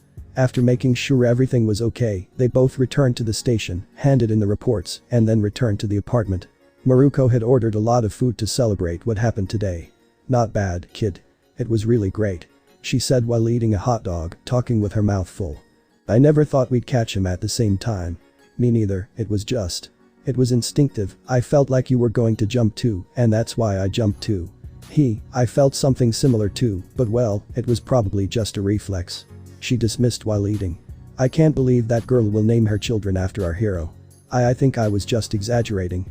Believe me, people like that don't exaggerate. You'd be surprised how many children are called All Might all over Japan. Poor things, they'll get bullied a lot for that. Damn, today was a great day. She said while devouring a hamburger. You know what? I have a proposition for you. Proposal. I love working with you. So from now on, you'll be doing your UA internships with me. You're officially my new partner. I never said yes. But it's not like I was going to refuse. The green-haired boy smiled a little. I promise to live up to expectations, Miruko-san. Bah, call me Rumi, Izuku. She said with a big smile. She said before taking some chocolate sticks. Now eat heartily, I'll go see if there's a good movie on HBO Max. Can I choose it? What's on your mind? Looney Tunes back in action. Said Izuku. It's the best movie they have. You have good taste, I'll go put it on. Izuku smiled as he watched her leave. She looked pretty cute eating like a glutton. Heroine number 6's partner. Izuku looked at the food on the table before taking a piece of pizza. Not bad for a first-year student. Now boy. Understood. The villain received a double kick that sent him directly to the world of dreams. Izuku and Miruko landed on the ground, both smiling at the victory they had just had. Then they looked into each other's eyes and high-fived while the people applauded their victory. It had been several days since the train incident, and there was more and more talk about the new heroic duo. When Izuku wasn't training, he went out to do hero work with Rumi, and when he wasn't doing that, he was watching movies with her in her apartment. They had even had several movie nights. Izuku had been gaining popularity among people due to his work with the heroine number 6. They praised him, saying that he would be a great hero in the future, and even now he had his own Instagram with 300k followers. Izuku took the moment to take a picture with Rumi next to the villain's body. The brunette made a pose showing her muscles and smiled wildly, while Izuku just made a peace sign. Hashtag team up heroes. Wow, they really hit that guy hard. Deku, you are so cute. Carry me in your arms around the city. Holy crap, having such a sexy heroine next to him all day, lucky shit. Are we going to ignore the fact that the guy is having convulsions? Yes. Izuku put away his phone. He would check his Instagram later. He grabbed the villain by the shoulder and handed him over to the authorities. Then he looked at Rumi, who stopped attending to the reporters to talk to him. Well done kid, we gave him a beating, she said smiling. I guess so. He smiled slightly. By the way, the UA exam is in 3 days. Do you think my training is ready? Hahaha. Kid, with everything I've taught you, you could beat up your entire class and walk away unscathed. There's no way you can fail that test. She punched him in the shoulder before turning around. But enough about that. Let's get back on patrol. Izuku laughed lightly with a small blush on his face. He found the way Rumi got excited very cute. He flexed his legs and took a big jump, following the brunette with ease. They both jumped from building to building, feeling the wind hit their faces with each jump. Izuku did a little parkour to pass the time while they patrolled. It was great to be able to use his quirk freely while he was with Rumi. The rabbit heroine began to imitate him. They both did parkour through the buildings. Until Izuku slipped and ended up falling to the ground. Thanks to One for All, nothing was broken, but the blow did hurt a little. Hey. Rumi stood next to him. Are you okay? Why, yes. He stood up quickly. I'm fine. Izuku checked his pocket, feeling his phone and some pieces of glass. When he took out his phone to check it, he realized it had broken during the fall. Oh, great. He growled under his breath. Mom's going to kill me for this. Hey, don't be alarmed, it was just the screen. Rumi said, looking at Izuku's phone. There's a repair shop in the mall, let's see if they can fix it for you. Izuku nodded slightly and followed Rumi into the mall, jumping next to her again, but being careful not to fall again. Izuku sighed as he stood up again and ran towards Rumi, throwing 2 kicks that she quickly covered. His cell phone would take a few days to repair, but since he had an exam, he decided that Rumi would pick it up and give it to him afterward. Izuku had no problem with that. The green-haired boy snapped out of his thoughts and dodged a kick from Miruko, only to receive another one in the back. Move faster. Yeah. Izuku got up and ran back to Miruko. He jumped and kicked her face, which the heroine caught, but Izuku used his other leg to hold her arm with both. Then he fell with his hands on the ground and used his weight to throw Rumi to the ground. However, the heroine used her flexibility to stand firm with one arm and both legs, as if she were an animal. Then she lifted Izuku with her arm and threw him towards a tree. Izuku spun in the air and used the tree to jump back towards Rumi and try to hit her with his fist. The albino spun around, letting Izuku pass, but the boy landed with his hands on the ground and pushed off with them to jump back towards the albino. Punches and kicks went back and forth between the two until Izuku couldn't keep fighting and decided to stop, falling to the ground while breathing heavily. Not bad, kid, you made me sweat a little today. She said while wiping her face with a cloth to clean her sweat. Yeah. Izuku said without enthusiasm. He was definitely very tired. Are you feeling okay? We've had a rough week, that's all. Izuku said tiredly. And I'm almost done with my exams. I want to rest a little before the big day. Did you have a rough week? Rumi asked before kneeling down beside her. Well. Izuku felt confused until he saw her pat her lap. Izuku blinked as his face filled with red. I guess I can lend you my lap. He blushed quite a bit, the lap of the heroine number 6. What kind of god gave him this gift? Are you sure? Haha, don't get any weird ideas, kid, I'm just giving you a gift. She smiled slightly. Now come. Izuku thought about it for a moment before walking over and putting his head on Miruko's lap. Izuku felt quite comfortable, even though his legs were muscular, his thighs were quite soft, they looked like 2 quite comfortable pillows. The boy smiled and settled on them, while Rumi crossed her arms. Don't enjoy it too much, pervert. But you were the one who told me to do it. But I didn't tell you that you'd enjoy it. Izuku felt Rumi move, and now, his head was being crushed between the woman's 2 thighs. And I didn't say we were done training either. You fell right into my trap. She said with her classic mocking smile, only this time she was sticking her tongue out at him. He blushed quite a bit, the lap of heroine number 6. What kind of god gave her this gift? Are you sure? Haha, don't get any weird ideas, kid, I'm just giving you a gift. She smiled slightly. Now come. Izuku thought about it for a moment before walking over and putting his head on Miruko's lap. Izuku felt quite comfortable, even though his legs were muscular, his thighs were quite soft, they looked like 2 quite comfortable pillows. The boy smiled and settled on them, while Rumi crossed her arms. Don't enjoy it too much, pervert. But you were the one who told me to do it. But I didn't tell you that you'd enjoy it. Izuku felt Rumi move, and now, his head was being crushed between the woman's 2 thighs. And I didn't say we were done training either. You fell into my trap.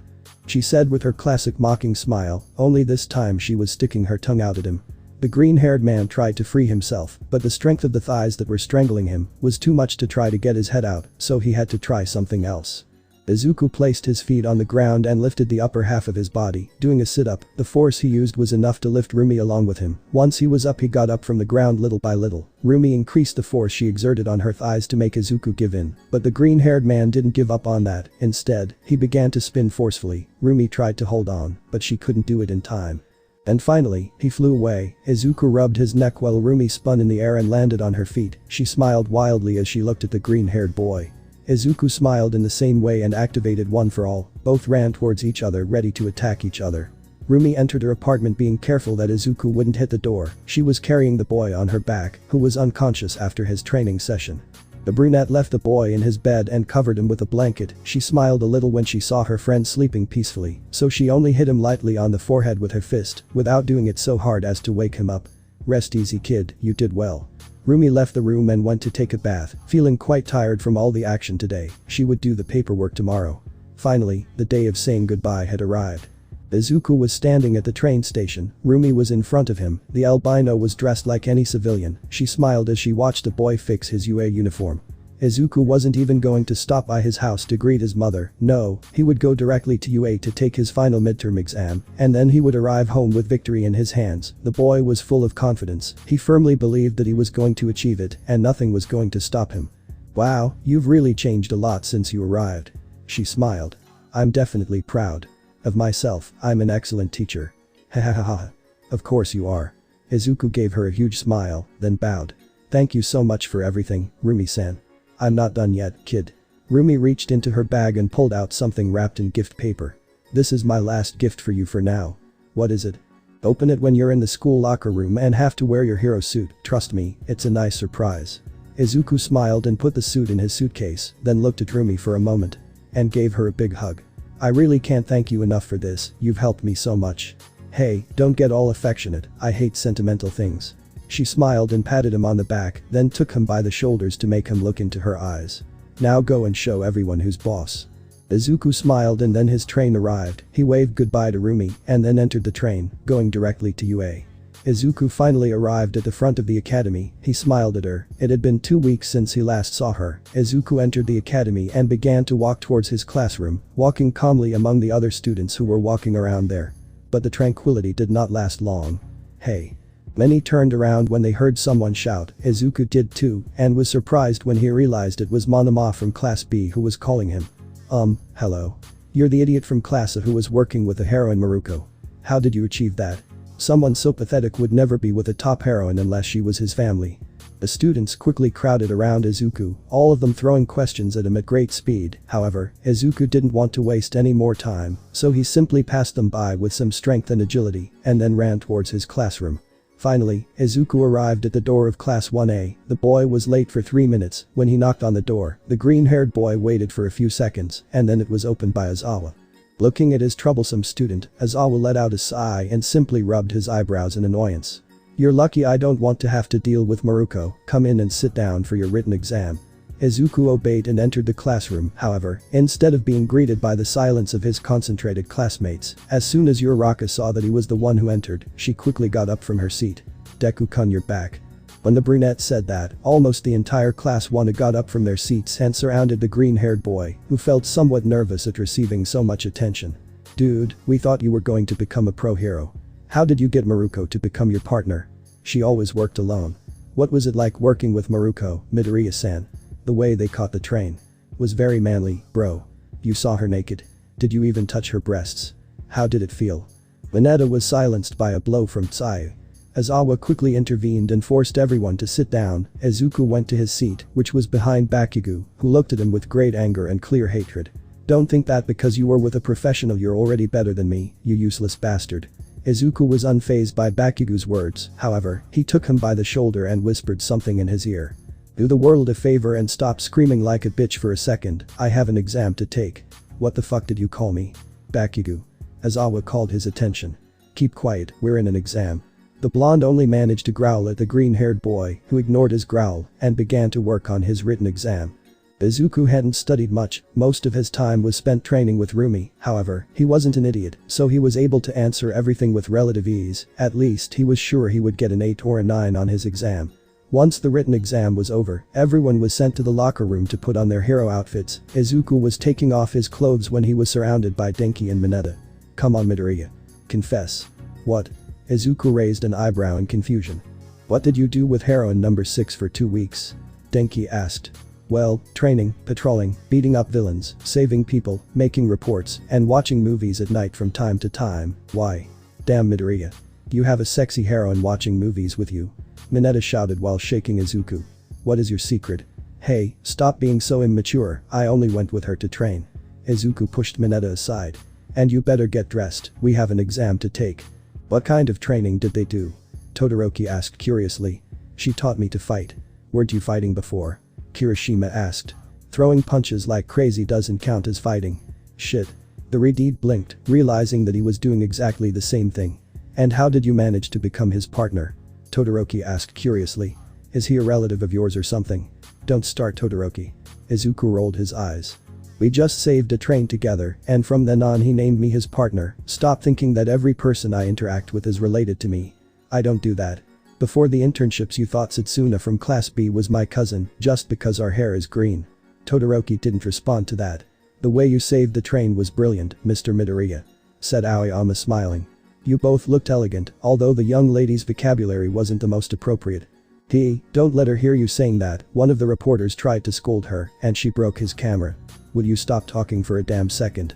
Sick of hearing about Deku's exploits, Bakugo growled angrily. Stop bragging like you're the eighth wonder of the world. Despite everything you've done, you're still below me, Deku. Bakugo. Izuku stared at him for a moment.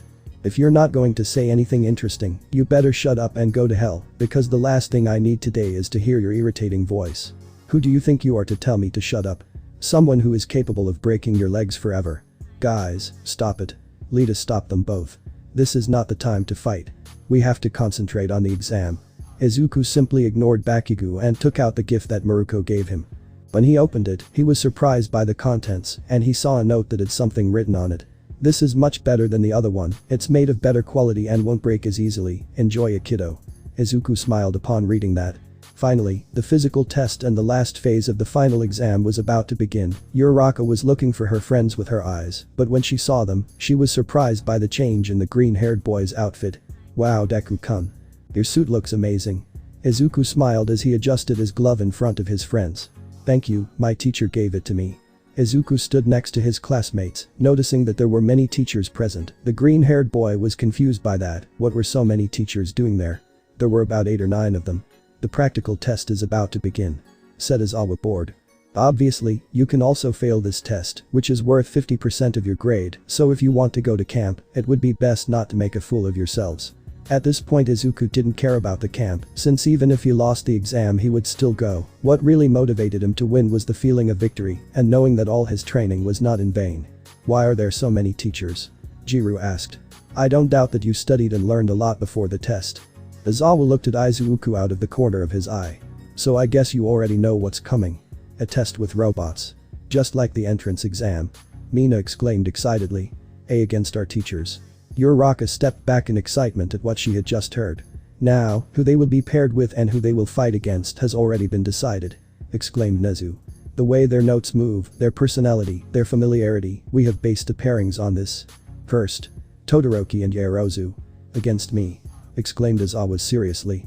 And Midoriya. Izuku looked at Izawa expectantly. You will be with Bakugo as a team. Those words were like a bucket of cold water for Izuku. He turned to see Bakugo, who was also dismayed by the news. And as for who his opponent will be. It will be me. All Might fell from the ground, landing in front of Izuku and Bakugo. Both of them looked at the muscular blonde in amazement. He just smiled at them. I'm here to test you. He smiled even more. Now cooperate and face me. Their companions gave them their condolences mentally. They couldn't help but feel sorry for both of them. It was impossible for them to beat All Might, although they were also happy to know that they wouldn't face him. Bakugo clenched his fists tightly. He was nervous. Why was he nervous? He was going to be number 1. And for that he had to crush All Might. Bakugo turned to the side, looking to see Deku nervous. That would at least lift his spirits. However, Izuku wasn't nervous, or at least he didn't seem to be, on the contrary. He was smiling, the damn bastard was smiling with excitement. Izuku looked up to see All Might fixedly. He was surprised by the look on his student's face. It was not the look that characterized him. It was a look much more ferocious and battle-hungry, a smile that someone who called himself a symbol of peace would never wear. Nezu recognized that smile perfectly, and a shiver ran through his body. It wasn't exactly the same, but it was too similar to be a coincidence. What did I do? I will give everything I have to win you, All Might Sensei. The 10 teams will start in their respective stages simultaneously. The main idea of the test will be explained to them by the teacher they will be facing. Said Izawa, completely ignoring Izuku's audacity. You will be transported by campus buses, your time is precious, so don't delay in leaving. Izuku nodded at Izawa's words and quickly ran to the bus. The adrenaline running through his body was incredible. Before he would have been completely scared of doing this.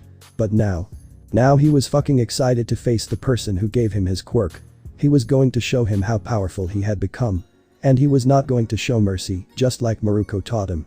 The ride on the bus was very uncomfortable. Bakugo had sat on the other side of it to be as far away from Izuku as possible. All Might suggested playing something to calm the atmosphere, which didn't work. And he was already being scared by the fact that his disciple still hadn't stopped smiling in that strange way. Finally, they arrived at the battle stage, a scaled-down city. All Might stood in front of both of them. "Very well, this is the stage where we will fight," said All Might smiling. "You will have 30 minutes to win. The conditions are 1. That you put these handcuffs on me." All Might gave them one each. Izuku kept it in one of the pockets that his new suit had. They were quite useful. 2.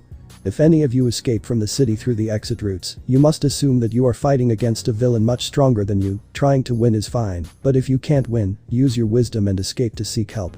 Win by fighting or win by running away. Izuku muttered. "I asked the support department to do this for me." The blonde took some wristbands out of his pocket and put them on. "They have half my weight in them. It will make it harder for me to move, and it will reduce my strength."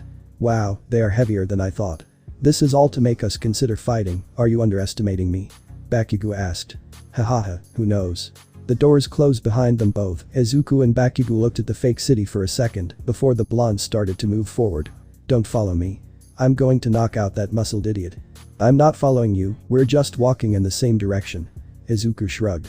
"Besides, you should avoid a fight, neither you nor I are at All Might's level. I'll guide him around, make him spin around, and knock him out when he's tired. Do you think you'll tire out the symbol of peace in 30 minutes? I don't think your ass can take the beating he'll give you in that time." Izuku shook his head. "Who do you think you are?" Even if the chances were 99%, the mere idea of trying to knock him out Crack. Izuku was silenced when Bakugo hit him in the face, knocking him to the ground. The blonde looked at Izuku angrily as he touched the spot where he had been hit. "Not one more word. Don't you dare underestimate me or I'll fuck you." Pam. It was too fast. Bakugo only managed to see a trail of green lightning, and then a blow hit his face, knocking him to the ground.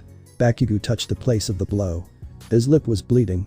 "Hit me again, and I'll break your arm so badly, you'll have to learn how to shoot explosions out of your butt just to remain a student to a hero. Who the fuck do you think you are? Do you think that by spending time with a big-ass heroine you're already on my level? Don't disrespect him, you son of a bitch." They could not continue their discussion, since a strong gust of wind interrupted them both. Izuku felt how suddenly the air turned cold and a pressure flooded the environment. The green-haired man stood up little by little, taking a small stone from the ground. "Collateral damage, who cares?" A smile full of malice flooded All Might's face. "If you're thinking of this as a test, then prepare to suffer. I'm a villain against you heroes. Come against me with everything you have."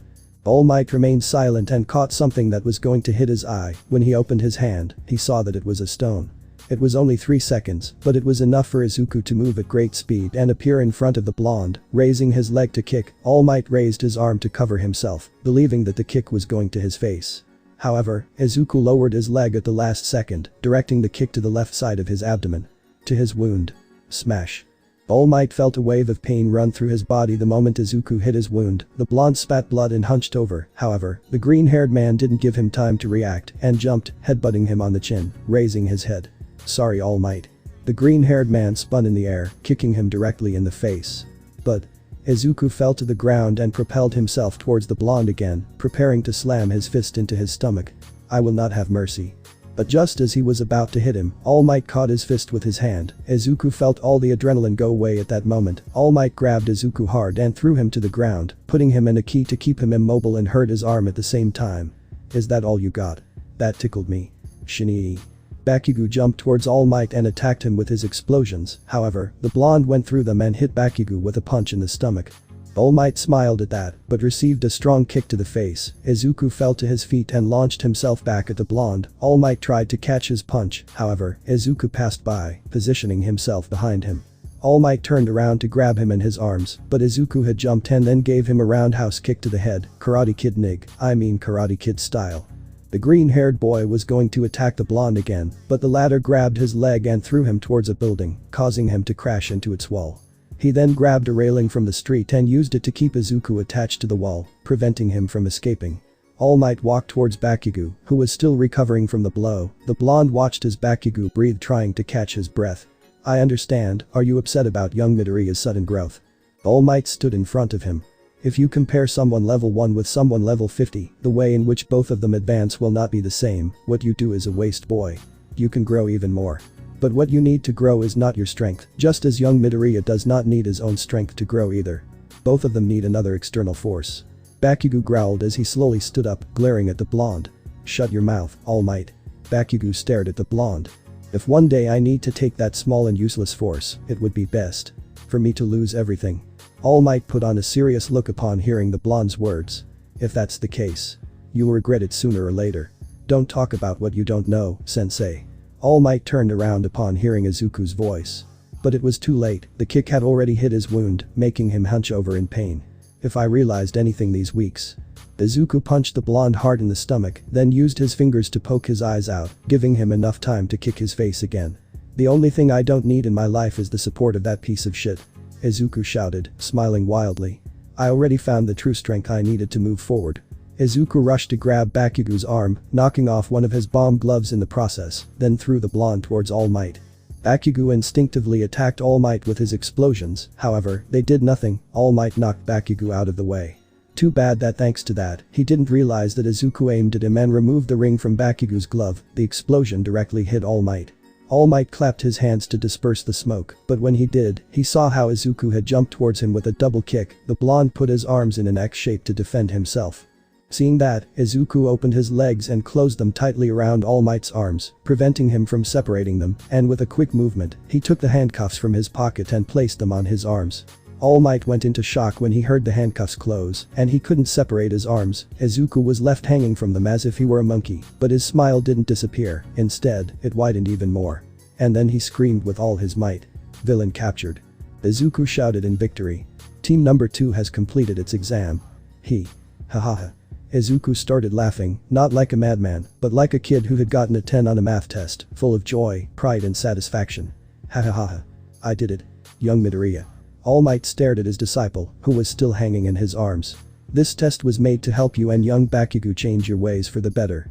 But All Might watched as Bakugo was in shock, his gaze fixed on both of them. The boy didn't blink, he didn't move. All Might could barely notice that he was breathing. He then compared his state with that of his disciple, who was smiling and celebrating his victory, just like the Bakugo he saw during the entrance exam, with a wild smile and a feeling of absolute pride and satisfaction. You've already changed. The blonde thought in amazement. All Might. Izuku lifted his body hanging from the arms of the P symbol to look at him, as if he were doing sit-ups on a bar.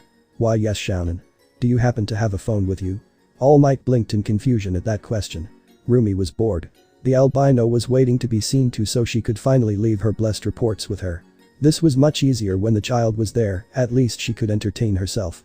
Rumi was going to sigh bored when a message arrived on her phone. It was from an unknown contact and came with an attachment. Upon opening the message, he read the text that was in it. Hey Rumi, it's me, Izuku, sorry to write you from this number, but as you already know, my phone is broken. Well, let's cut to the chase. Guess who managed to pass their exam? Rumi became excited and quickly opened the attachment. It was an image, and it appeared Izuku hanging from the arms of All Might, who was handcuffed. Izuku was smiling and making the peace sign to the camera. All Might just smiled with a drop of sweat on the back of his neck. And behind them you could see a blonde in shock who seemed not to assimilate what was happening. Rumi's face erupted into an expression of joy, pride and pure wildness. She threw her papers into the sky, while hopping like an animated rabbit. That's my fucking boy. He said, smiling with excitement and pride while jumping. The exams are finally over. Izuku didn't really care at this moment about how his classmates did on the exam. He would find out tomorrow. Right now he was tired because Recovery Girl used her quirk on him, and he just wanted to go eat something and then watch a movie. I would like to see her with Rumi. Izuku thought with a slight smile on his face. It's fun to see her with them. When I see them with other people they spend their time asking about every single thing that happens. Izuku had obtained permission to go home thanks to All Might. The blonde had said that the boy needed to rest, and he hadn't hurt himself too much, so it would be fine if he left, and he wouldn't miss anything, since the results would be given tomorrow. Izuku was walking through the exit of UA, approaching the door, when out of nowhere he heard a sound. It was strange, and it was getting louder every second. And he finally recognized it. Boy. Izuku moved quickly when something landed in front of him. The green-haired boy was surprised by what it was, but he didn't have time to think, since Rumi took him in her arms and gave him a tight hug. "You did it, you did it, you did it," she said happily while waving it back and forth. "I'm so proud of you. Rumi-san." Izuku blushed at the proximity. What are you doing here?" "What am I doing here? I came to see my favorite student," she said while smiling at him. "Yes, but what about your hero costume?" Indeed, Miruko was not dressed in her hero costume, but was dressed in casual clothes. She looked like a beautiful girl in her 20s, and not the fierce heroine Miruko, although for Izuku, she was the same. It was impossible not to recognize the smile. "I left it at home, now let's celebrate that you passed your exam." She took him by the arm and started pulling him. "Move it, kid. We're going to have a great time tonight." Izuku just blushed and let himself be guided by the heroine, feeling quite warm when she took his arm. Izuku and Rumi were arriving at a Musatafu movie theater. The albino was willing to start tonight with something simple but effective, a good movie. "Your choice," she said smiling. "Don't worry, I'll pay for everything." I don't think it's very fair." "Kid, my salary is more than what your mother would earn in a year, just choose the movie." "Okay." Izuku turned to look at the billboard, noticing that there were several good movies, but one in particular caught his attention. It said Interstellar. "That one." Izuku pointed at the movie poster. "Okay, here." She gave him some bills. "You buy the tickets while I buy the food, make sure it's the best quality possible." Izuku nodded and bought tickets for a room with a 4K screen, at 120 FPS and 4D. It was the best quality they had. After buying both tickets and taking the 4D glasses, Izuku went to see Rumi, who bought the largest meal combo. Don't you think it's too much?" "Nah, with my metabolism and my training, I'll lower these calories in no time, now let's see it." Izuku nodded and helped her carry the trays. When they arrived at the protection room, the green-haired man and the albino sat in the highest row, having a perfect view of the screen. Once there they waited for the show to start. "Rumi-san." Izuku saw how the albino was eating her popcorn. "Leave something for the show. There will be something left." "Well, but don't complain later if you end up with nothing," Izuku said, rolling his eyes. Finally the movie started. Izuku and Rumi put on their glasses and watched the movie. Izuku watched with curiosity the future in which the movie was set. "Damn. Can you imagine that future ever happening?" Izuku asked while eating popcorn. "If it happens, we'll definitely solve it, we already beat the quirks after all." The movie continued. Izuku felt quite attracted to the subject of gravity in that room. How was it that they sent the coordinates to both of them? While watching the movie, Izuku noticed that a couple was kissing passionately in the row in front. The green-haired boy blushed quite a bit and was embarrassed by it. Then he looked at Rumi for a moment. And looked away, blushing even more. Izuku watched as the father said goodbye to his daughter to go into space. The boy couldn't help but shed a tear at that. "Are you crying?" Rumi asked, looking at the green-haired boy. "It's just. I imagined myself with my mother. Someday it will happen," she said while watching the movie. "When it happens, it will help you strive to win and return safely." Izuku smiled at that and continued watching the movie.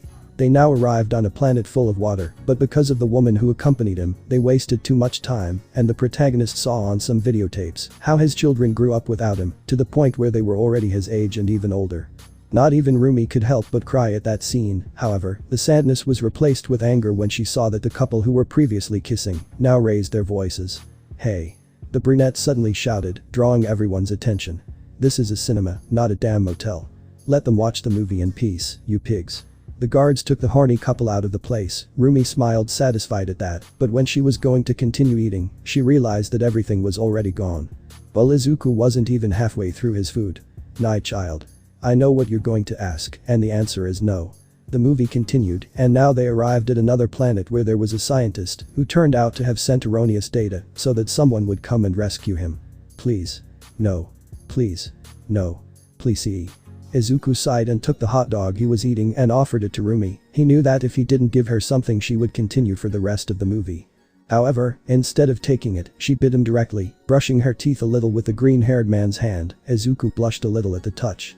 Finally, they reached the last act of the movie. Izuku and Rumi's brains were blown away when they saw the scene of the father in the fourth dimension. It was simply impressive. And finally, the movie ended with an open ending. Izuku and Rumi left the theater with their brains in shock from what they saw. That movie was amazing. Izuku murmured in amazement. Rumi just nodded her head. After they came out of their stupor, they both walked through the streets of Musatafu while talking calmly. "That movie was really amazing, I'd like to watch it again," Izuku said smiling. "I'll watch it again some other day." "Haha, it seems you like those kinds of movies, kid." Stop calling me kid, shorty. Don't call me a dwarf. I won't call you a dwarf if you don't call me a boy. TCH, it's okay. Izuku. She shrugged. Well, what else do you want to do? I'm really tired, I want to go home. He yawned. Well, let me escort you. She took his arm. It would be bad if they tried to rob you without me there to save your ass. I think I'd be the one to save your ass. Ha. Don't come at me, kid. I'm the strongest one here. Izuku was going to say something, but he tripped on a rock and almost fell, but he managed to catch himself in time to avoid falling. The problem was that as he held on, his hand grabbed onto Rumi's hand, so now they were both holding hands. Izuku felt his face turn red at that, but he wasn't able to move his hand to let go of Rumi's, and the albino didn't do anything to break free either. Instead, she just continued walking while looking away. They both continued walking through the cold night, without letting go of each other's hands. Izuku had to admit that the brunette's hand felt very warm. In fact, not just her hand, Rumi's presence was quite warm. Even when he had gained more confidence when speaking thanks to her, he couldn't help but stutter and feel nervous when she made a joke, or when they were very close. It was as if the albino was unique in the world for him. As for Rumi, she didn't understand why she wouldn't let go of the boy's hand, and she didn't understand why it was red either. Why was the heroine Miruko nervous about holding a boy's hand? It was strange and Rumi didn't know how to explain it. It was as if the boy's presence overpowered her, as if his touch was enough to break those firm barriers and bring out the most tender side of her heart. She didn't understand this feeling. But she didn't hate it either. They were both walking next to a garden that was near the green-haired man's apartment building. Izuku was surprised at how beautiful the flowers were. They were dark purple with white dots. Unconsciously the green-haired boy caressed them as he walked, and by accident, he plucked one. Izuku felt bad for picking the flower from someone else's garden, but he couldn't return it. The boy picked up the flower and stared at it. It really was very pretty. And he noticed that Rumi was also staring at it. Izuku, seeing that the albino was also looking at the flower, smiled awkwardly and very nervously, then extended the flower to the albino, who felt a warmth flood her face. When the boy offered it to her, she took the flower and placed it in her hair, feeling that she would look beautiful there. Izuku thought she looked beautiful with the flower in her hair. It matched her hair well. After that, they finally arrived at the door of the apartment building where Izuku lived. The green-haired boy let go of Rumi's hand, feeling as if he were detaching from something that was attached with glue. Izuku didn't understand where this sea of sensations came from, but he didn't dislike it at all either. Well. Izuku looked at Rumi for a moment. Thanks for tonight. I was planning on doing more, but I see you're really tired. She smiled. Maybe another day when I have free time, we could go out again. Rumi realized what she had just said, and red flooded her face. She tried to retract it, but it was too late. I would love that. Izuku said with a smile. Why is he so cute? She thought when she saw Izuku smile. The green-haired man felt like time stopped for a moment. He felt like his body seemed to move on its own. When he regained control, he realized what he had done. He had kissed Miruko on the cheek. Izuku's face burst into red, looking like a strawberry due to the huge blush. Gee, good night. Izuku ran off towards his apartment, not looking back because he was too ashamed of what he had done. Silly boy. She muttered before turning around and starting to walk away from the building. Why did that feel so good? Izuku was walking back to UA, thinking about what he did last night. Izuku was nervous. What he did was wrong, horribly wrong. Doing something as intimate as kissing someone, without that person's permission, was something bad, and the boy was regretting it. It was on the cheek, but the guilt made Izuku consider it the same as a normal kiss. The worst thing was that that person was a recent friend, Rumi. Izuku didn't want to ruin his friendship with the brunette just because of a small mistake. Izuku remembered how he had lost several friendships as a child for being too affectionate, although well, that was before they told him he was quirkless. The green-haired boy was still thinking about that while he got on the train that was on his way to UA. Izuku was still nervous about what would happen the next time he saw Rumi. If he ever saw her again. Then the doubt returned to his mind. What if she was bothered by the kiss? What if she got angry with him? What if she thought he did it because he was a horny teenager who wanted to sleep with her? What if she reported him for harassment and ended up in jail? Okay, I was exaggerating quite a bit with that last bit, but I'd had a misunderstanding with Rumi before, and I didn't want to have another one. Izuku stopped thinking when he heard a girl's voice calling him. When he wanted to turn to see who it was, he was taken by the arm.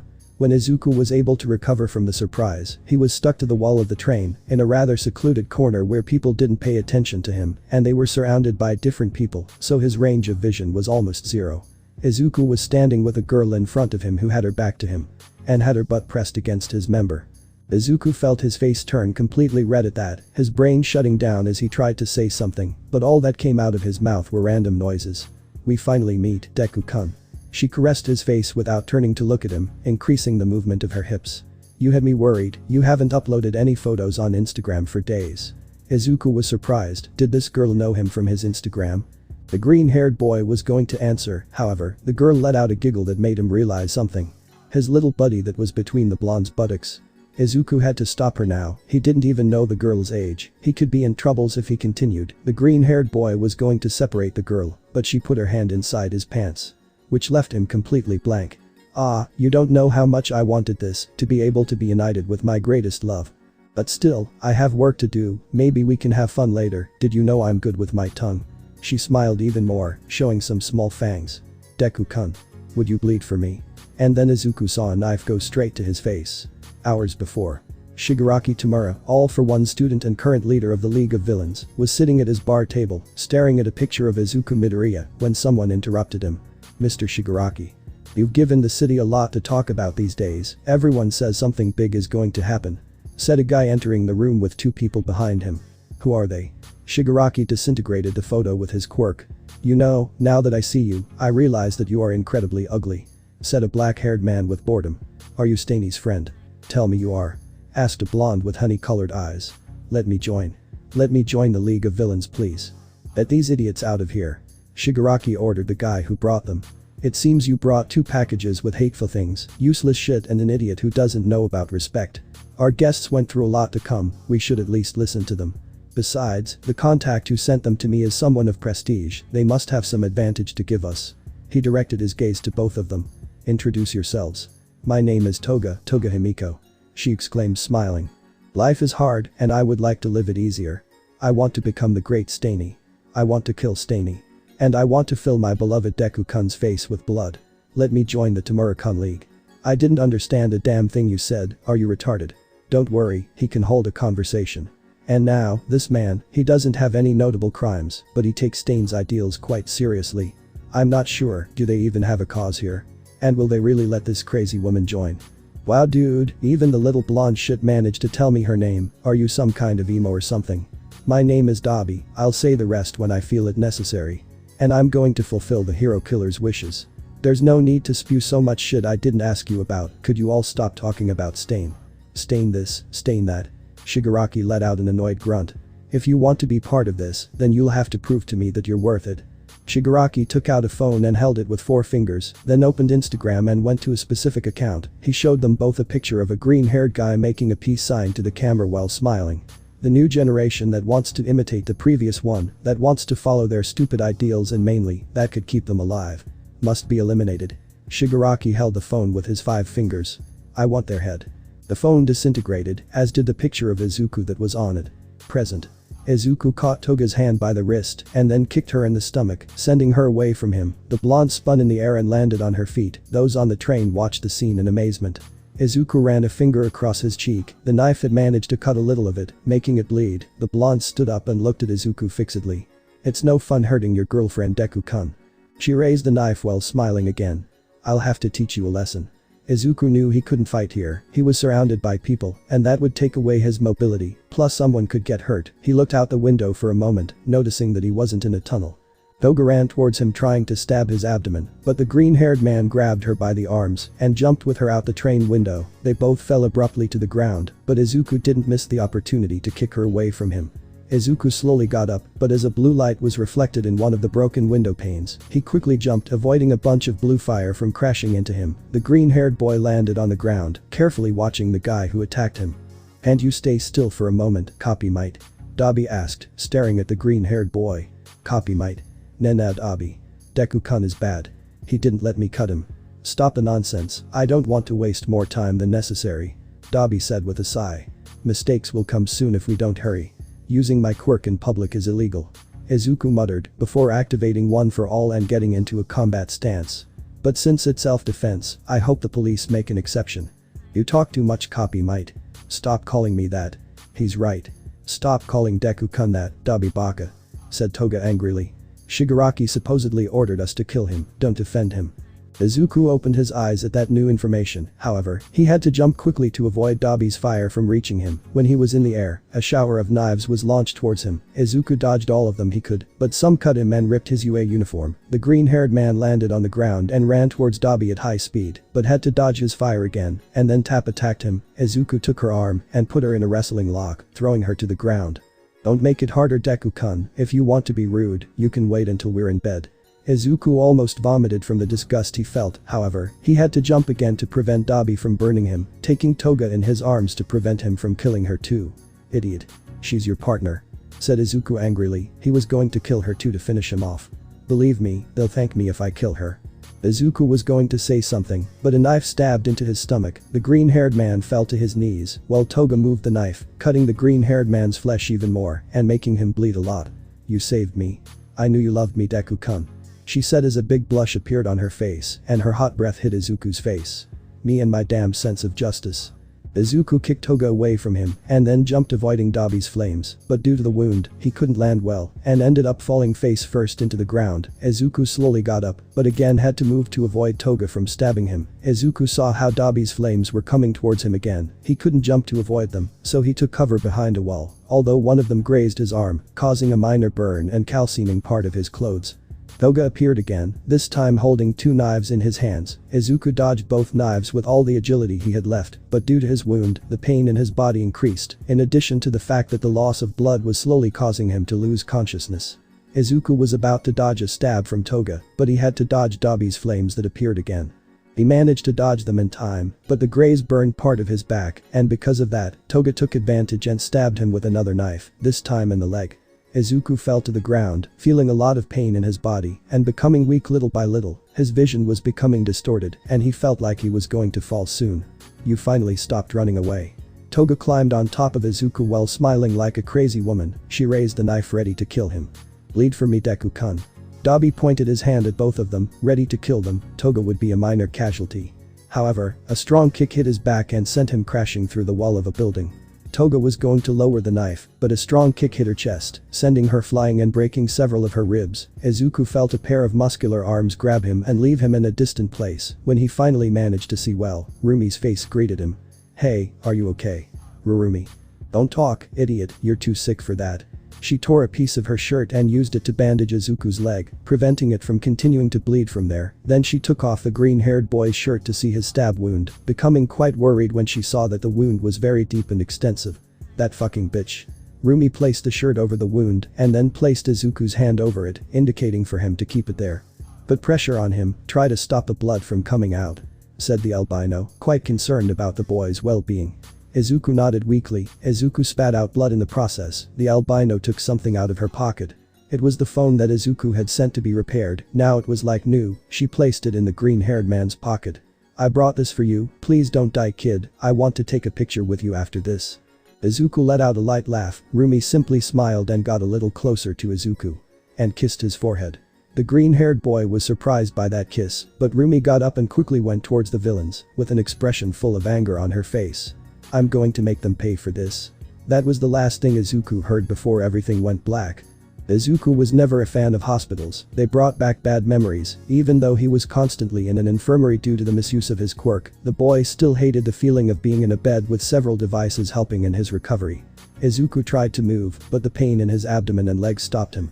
Izuku let out a slight grunt at that. The boy leaned back against the bed while staring at the ceiling.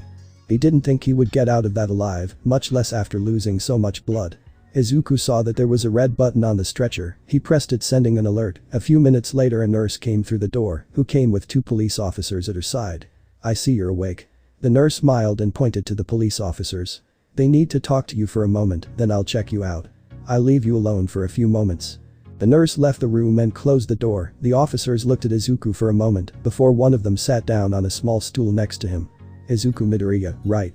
The green-haired boy nodded. "Next time you should think twice about fighting 2 villains. Kid, you're lucky the heroine Miruko was around to save you." "And what should I do? Let them kill me?" Izuku asked, frowning. "You could have run." The officer's partner shrugged. "You could have also not jumped off a train or used your quirk in public. It was self-defense." He replied angrily. "What was I supposed to do? Allow myself to be stabbed?" "Well, it's not like you haven't done it," said the officer a little mockingly. If it weren't for the fact that he was injured, Izuku would have gotten out of bed and punched the guy in the face. That's why the other officer slapped his partner in a reproachful manner. That's enough, don't make fun of the rookie kid. He said angrily, before looking at Izuku. Forgive my partner, I need you to give us a description about the villains who attacked you, and we also have a few questions about them. Izuku answered everything. They asked him why they attacked him. Izuku replied that he didn't know that, and then they asked him if they said anything relevant. The green-haired boy just repeated his words, except for what Toga said on the train because, well, too embarrassing. However, a doubt filled Izuku's mind. What happened to them? Izuku asked. What happened to the villains? Miruko arrested them, but believe me, it seems that woman loves to hit hard. He laughed lightly. She broke both of their backs, arms and legs, left them with several damaged organs, and their faces were full of bruises. God, it was a miracle they were still alive in the prison hospital. Although it was of no use, since they escaped. Izuku's face was filled with confusion and anger. After hearing that, the green-haired man was quite indignant with that sentence. How did they escape? When they were in the hospital, a purple mist appeared and absorbed them. We believe it belongs to the same guy who helped the League of Villains enter the US, but we can't confirm anything. That's why we asked you if they said anything relevant, since that could reveal a connection. The officer sighed. But anyway, that's all for today, thanks for your collaboration, boy. Both officers left, but not before telling Izuku that he had visitors. Once they left, Inko entered through the door of the room. Izuku. Inko appeared and hugged her son while crying her eyes out. Oh my god, I was so worried. I almost had a heart attack. Mama, calm down, I'm fine. Izuku gave her a tight hug, trying to calm her down. Don't cry, I'm fine, really. How do you expect me not to cry after knowing that those crazy people attacked you? She exclaimed through tears. Maybe they attacked me, but they got what they deserved, don't worry. He said, caressing her back. They took me by surprise, but if I see them again, I'm going to give them the beating of their lives. Inko said nothing and just continued to hug her son tightly. However, the door slowly opened. Izuku looked up to see who it was, surprising himself in the process. Rumi. Izuku exclaimed in surprise. Don't shout, child, it's a hospital. She said as she walked slowly towards them. Forgive my interruption. Why you? Inko recognized the woman immediately. You're the woman who was looking for my son the other day. Nice to meet you, ma'am, sorry I didn't introduce myself sooner. She extended her hand. My name is Rumi Isagiyama, nice to meet you, ma'am. Mama, she is also known as the heroine number 6. Miruko. Izuku said, surprising Inko. She was the one who trained me for the exams and also saved me from the villains who attacked me today. Rumi was going to say something, however, she felt something crash against her body. When she looked down, she saw how Inko was hugging her tightly while crying her eyes out. Thank you so much for saving my baby. She shouted while hugging Rumi. I don't know how to thank you. I don't know what I would do if my baby were out of my life. So, your baby. Rumi looked at Izuku with a bit of mockery, causing him to blush a lot. Yes. He is my cute green baby. Mom, please. Izuku complained, embarrassed. Miruko couldn't take it anymore and burst out laughing at that. She was quickly followed by Inko, and then by a still embarrassed Izuku. Once they calmed down, Inko and Rumi sat next to Izuku. The albino took a bag of different vegetables out of her bag and began to eat them. Izuku looked at her strangely. When Rumi noticed his gaze, she raised an eyebrow in confusion. That? I thought you only ate junk food. Izuku. Inko frowned. Don't be rude. Hahaha, don't worry ma'am, your son and I are friends. She said smiling. And as for you kid, I like junk food, but I also like vegetables. These abs are not maintained only with exercises. I thought rabbits only ate carrots. That's a very silly myth, carrots are actually not the favorite of rabbits. She said while eating. And by the way, being half rabbit doesn't mean she has all the characteristics of one. Wow. Inko looked at Miruko's muscles. You are very athletic. Thanks for the compliment. She smiled as she looked at the woman. Although if you want some advice, you should start training, it's not good for your health to be so obese. Sorry, I think I've been really careless these years. Hahaha. Rumi slapped Inko on the back, nearly knocking her to the ground. Don't worry ma'am. You just have to try hard and you'll be as good as new in less time than a Hawks can sing. Hawks. What's more, if you want I can give you a training plan for you to do. She said smiling. Oh, you could come with me to my personal gym, I'm sure I can do something for you. I don't know if it's a good idea. Well. Izuku looked at his mother with a small smile. I would like you to go, I'm also worried that you'll gain so much weight ma. Besides, maybe you'll grow again and you won't need me to get you the cereal. Inko blinked for a moment at that, before looking at Miruko with a smile and stars in her eyes. Please train me, Miruko-san. Ha ha ha ha. That's the attitude ma'am. she said, smiling as always. You should come with us too, son. Izuku tilted his head upon hearing that. But I already trained. I just want a little extra support, but if it bothers you I understand. I'm going. He said, smiling. Miruko let out a laugh at that before staring at Izuku for a moment. Kid. Izuku blinked.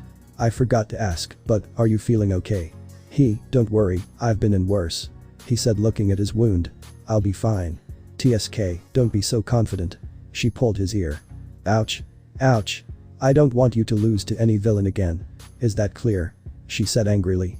I didn't train a loser. Sorry. HMPF. She pouted annoyed.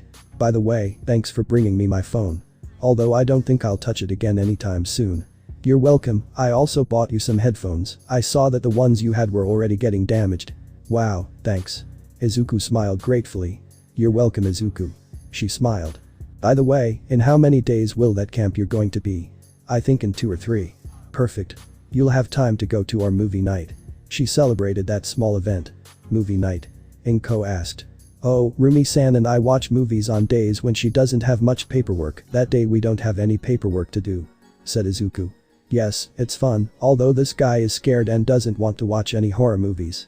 Inko's brain flickered for a moment before looking at Rumi. How old are you? 23, why ma'am? Inko looked at her son, then at Rumi, then at her son again, and finally put on a thoughtful expression. It's not much of a difference. Is something wrong? Rumi asked. It's nothing. She shook her head. What else do you do? Well, we went out on patrol. We beat up villains. We saved people. We were going to eat. Inko listened to everything they both said for a long time, surprised by the chemistry they both shared, until there came a point where she had to return to work, so she said goodbye to Izuku with a kiss on the forehead and left, leaving them both alone. Ha, the baby is still kissed on the forehead by his mommy. Said Miruko mockingly. Izuku was going to answer something, but out of nowhere he remembered the kiss that Rumi gave him on the forehead. Blushing instantly, Rumi noticed his blush and also remembered what he did, looking away. Don't you dare think that wrong, kid. I was just paying you back for what you did yesterday. I'm sorry. Izuku said embarrassed. I'm sorry I did that, it must have been really annoying. What? She blinked in confusion. It wasn't annoying. I admit it took me by surprise, but come on, it was just a silly kiss on the cheek. Aren't you upset about that? No, of course not. She shook her head. It's okay. Izuku said calmer. I thought you would stop being my friend because of that. What? Are you stupid? She said with her classic smile. I have so much fun with you. I would never stop being your friend because of that. Ooh, but a kiss is supposed to be something very intimate. I thought you would think that I'm a pervert and wanted to sleep with you or something like that. Izuku looked down. PFFF. Ha ha ha ha. Rumi burst out laughing. Izuku, it was just a kiss on the cheek. It's normal. In fact, look, I'll show you. What do you mean? All time seemed to stop for Izuku when a pair of lips collided with his. Izuku didn't understand what was happening. His brain turned off for a moment, feeling the taste of those lips. There was a bit of lettuce and chocolate on them. Izuku closed his eyes, enjoying the taste. And then his brain turned back on.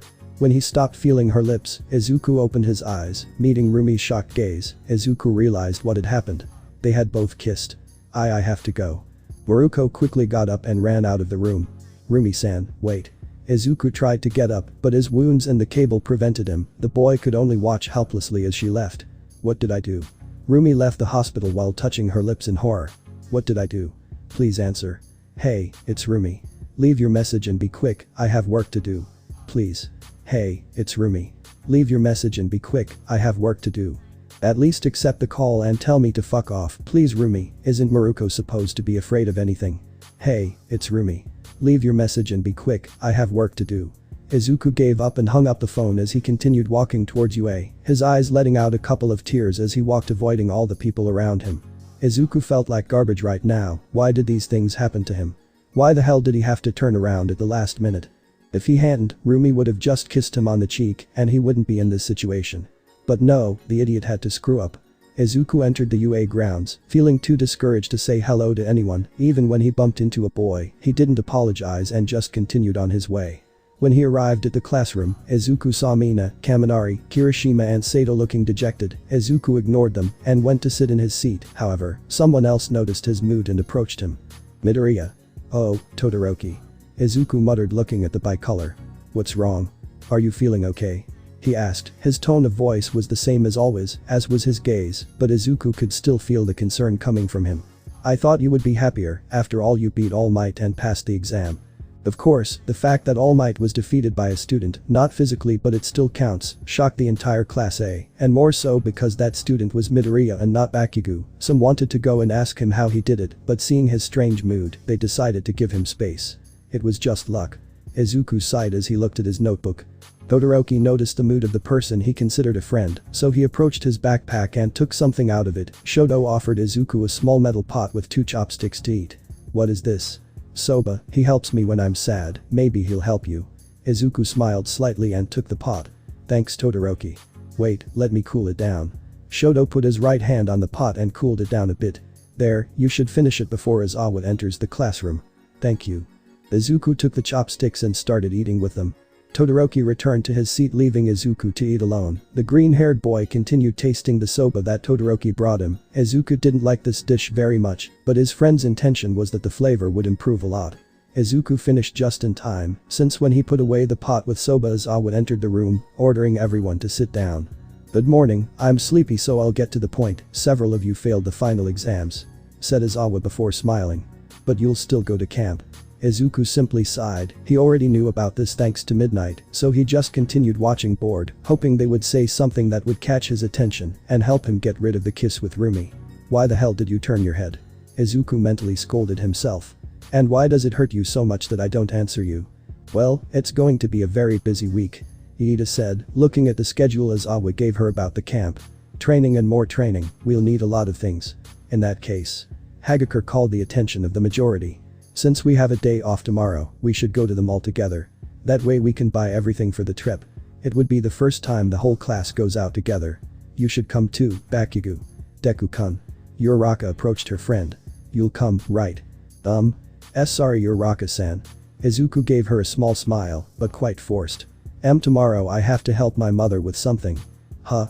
She blinked. Are you feeling okay Deku-kun? Why yes. The green-haired boy nodded somewhat nervously. Don't worry Uraraka. Uraraka simply nodded. She wanted to continue investigating, but something told her that it was better to let her friend tell her for herself. Although Todoroki doesn't seem to have thought the same, since when classes ended, he asked Izuku to follow him. Todoroki and Izuku stopped at a park that was near the UA. The bicolor took out 2 pots with soba from his backpack and offered one to Izuku. He raised an eyebrow confused. Why do you have so many? I don't like to be hungry at school. Shoto heated both pots and offered one to Izuku. He took it giving him a small thank you. Well, now tell me. What thing? Izuku asked as he started eating next to Shoto. What is you like this? Shoto asked, staring at his friend. I noticed that you've changed a lot since you left with Miruko, but I've never seen you so depressed and guilty. I screwed up. Izuku said while lowering his head and continuing to eat. I did something I shouldn't have, and now she probably hates me. She won't answer my calls, she won't reply to my messages. She won't even let me send more because she blocked me after the 3rd message I sent her. Wow, you must have done something horrible. Said Shoto looking at Izuku. Thanks for the encouragement, Todoroki. Said the green-haired boy with his eyes rolled. And what did you do? I kissed her. Shoto spat out some of the soba he was eating in surprise, then looked at Izuku with a dismayed expression. Izuku was embarrassed by his gaze. It was an accident. As she was going to kiss me on the cheek and it turned around by mistake. He said quickly. I didn't mean to do it. Heroine number 6 kissed you. Shoto said still shocked. Your life is strange. This isn't weird Todoroki. It's worse than weird. Izuku said frustrated. She was my friend. I had a great time with her and now just because of a damn turn of the head she won't talk to me again. Does it really hurt that much? Shoto asked curiously. I mean, you have more friends, Iida, Uraraka. It's just that. I've never had real friends in my life, even Katsuki doesn't really count as one. Having friends is something very unusual in my life and it hurts me to lose just one because of a stupidity. And I ask you a question. Did you only see her as a friend? Izuku turned to look at him quickly. His gaze was confused and at the same time somewhat scared by what was suggested. What are you talking about? Did you just see her as a friend or does it hurt for something else that I didn't talk to you? Asked a bicolor, drinking his soba. Shoto, she is older than me, she is 23. Don't try to hide behind morals, Midoriya. He said, frowning. You know that having a relationship with someone older is perfectly legal after the age of 15. But. You said but, that means you're considering it. Since when are you a detective? He asked, frowning. Since you lied to me and told me that All Might isn't your father. He's blonde and I have green hair. But your mother has green hair, genetics can be a very good ally when it comes to hiding evidence. Shoto said, eating his soba calmly. And don't try to change the subject. I guess it hurts that she doesn't talk to me, because I really like doing things with her. Izuku said, eating the soba that his friend gave him. What were they doing? Going out on patrol together, saving people, beating up villains, watching movies, doing paperwork and accounts, eating, laughing, more food, playing some games she had in her apartment, gifts, training, you know, the typical thing for two hero partners. Midoriya. Shoto stopped eating his soba. Accepting the heroism part, that sounds more like what a couple who really like each other would do. Now it was Izuku's turn to spit his soba on his friend's shirt. What? Izuku said, blushing. To Todoroki, this isn't funny. I don't love her. I didn't say love, I said like. Believe it or not, there is a big difference between the two. Shoto said, wiping the soba off his shirt. I think the reason it hurts is because you like her. Izuku was going to say something, but Shoto interrupted him. Before you try to say otherwise, look me in the eyes and answer me. Did you like that kiss? If not. Izuku gulped at that question. He looked into his bicolored friend's eyes for a moment, feeling quite strange, then he opened his mouth, then closed it again. Izuku wanted to answer no. But he couldn't, he simply couldn't deny it. Yes. I like that kiss. Izuku said, lowering his head. Her lips tasted very good, and the sensation was electrifying, attractive and very warm. I think that was the best thing I've ever felt in my life. Dude, I just asked if you like me. Shoto slurped some soba. Now because of you I want to kiss someone. Shoto. Back to the topic, mystery solved. Shoto said, finishing his pot of soba. You like Miruko? Rumi. Her name is Rumi. Izuku said, lowering his head with a blush. And I think I do like her, ma, maybe just a little. Wow, and I thought you were in love with Uraraka. Uraraka-san is just a good friend. Izuku said, shaking his head. Well, what do you plan to do now that you've confirmed this? Nothing. Izuku shook his head. I can't do anything, knowing that I like her doesn't change anything, she still doesn't talk to me. And you're going to let that stay like that forever? Shoto said, heating another pot of soba he took out of his backpack. What can I do? I already told you not to answer me. Have you tried sending him a voice message? I won't listen to him, it's not worth it. At least try. Todoroki said, smiling slightly. But be honest, don't try to beat around the bush, at some point he'll have to listen to it. I guess you're right. Izuku said, finishing his pot of soba. Thanks Todoroki. You're welcome, friend. Shoto took another pot of soba out of his backpack and offered it to Izuku, who tried to find logic in it but couldn't find it. How the hell do you fit so much of that stuff in your backpack? I practiced since kindergarten to be able to do it. Arg. A broken arm. Aw. One leg bent. Please have mercy.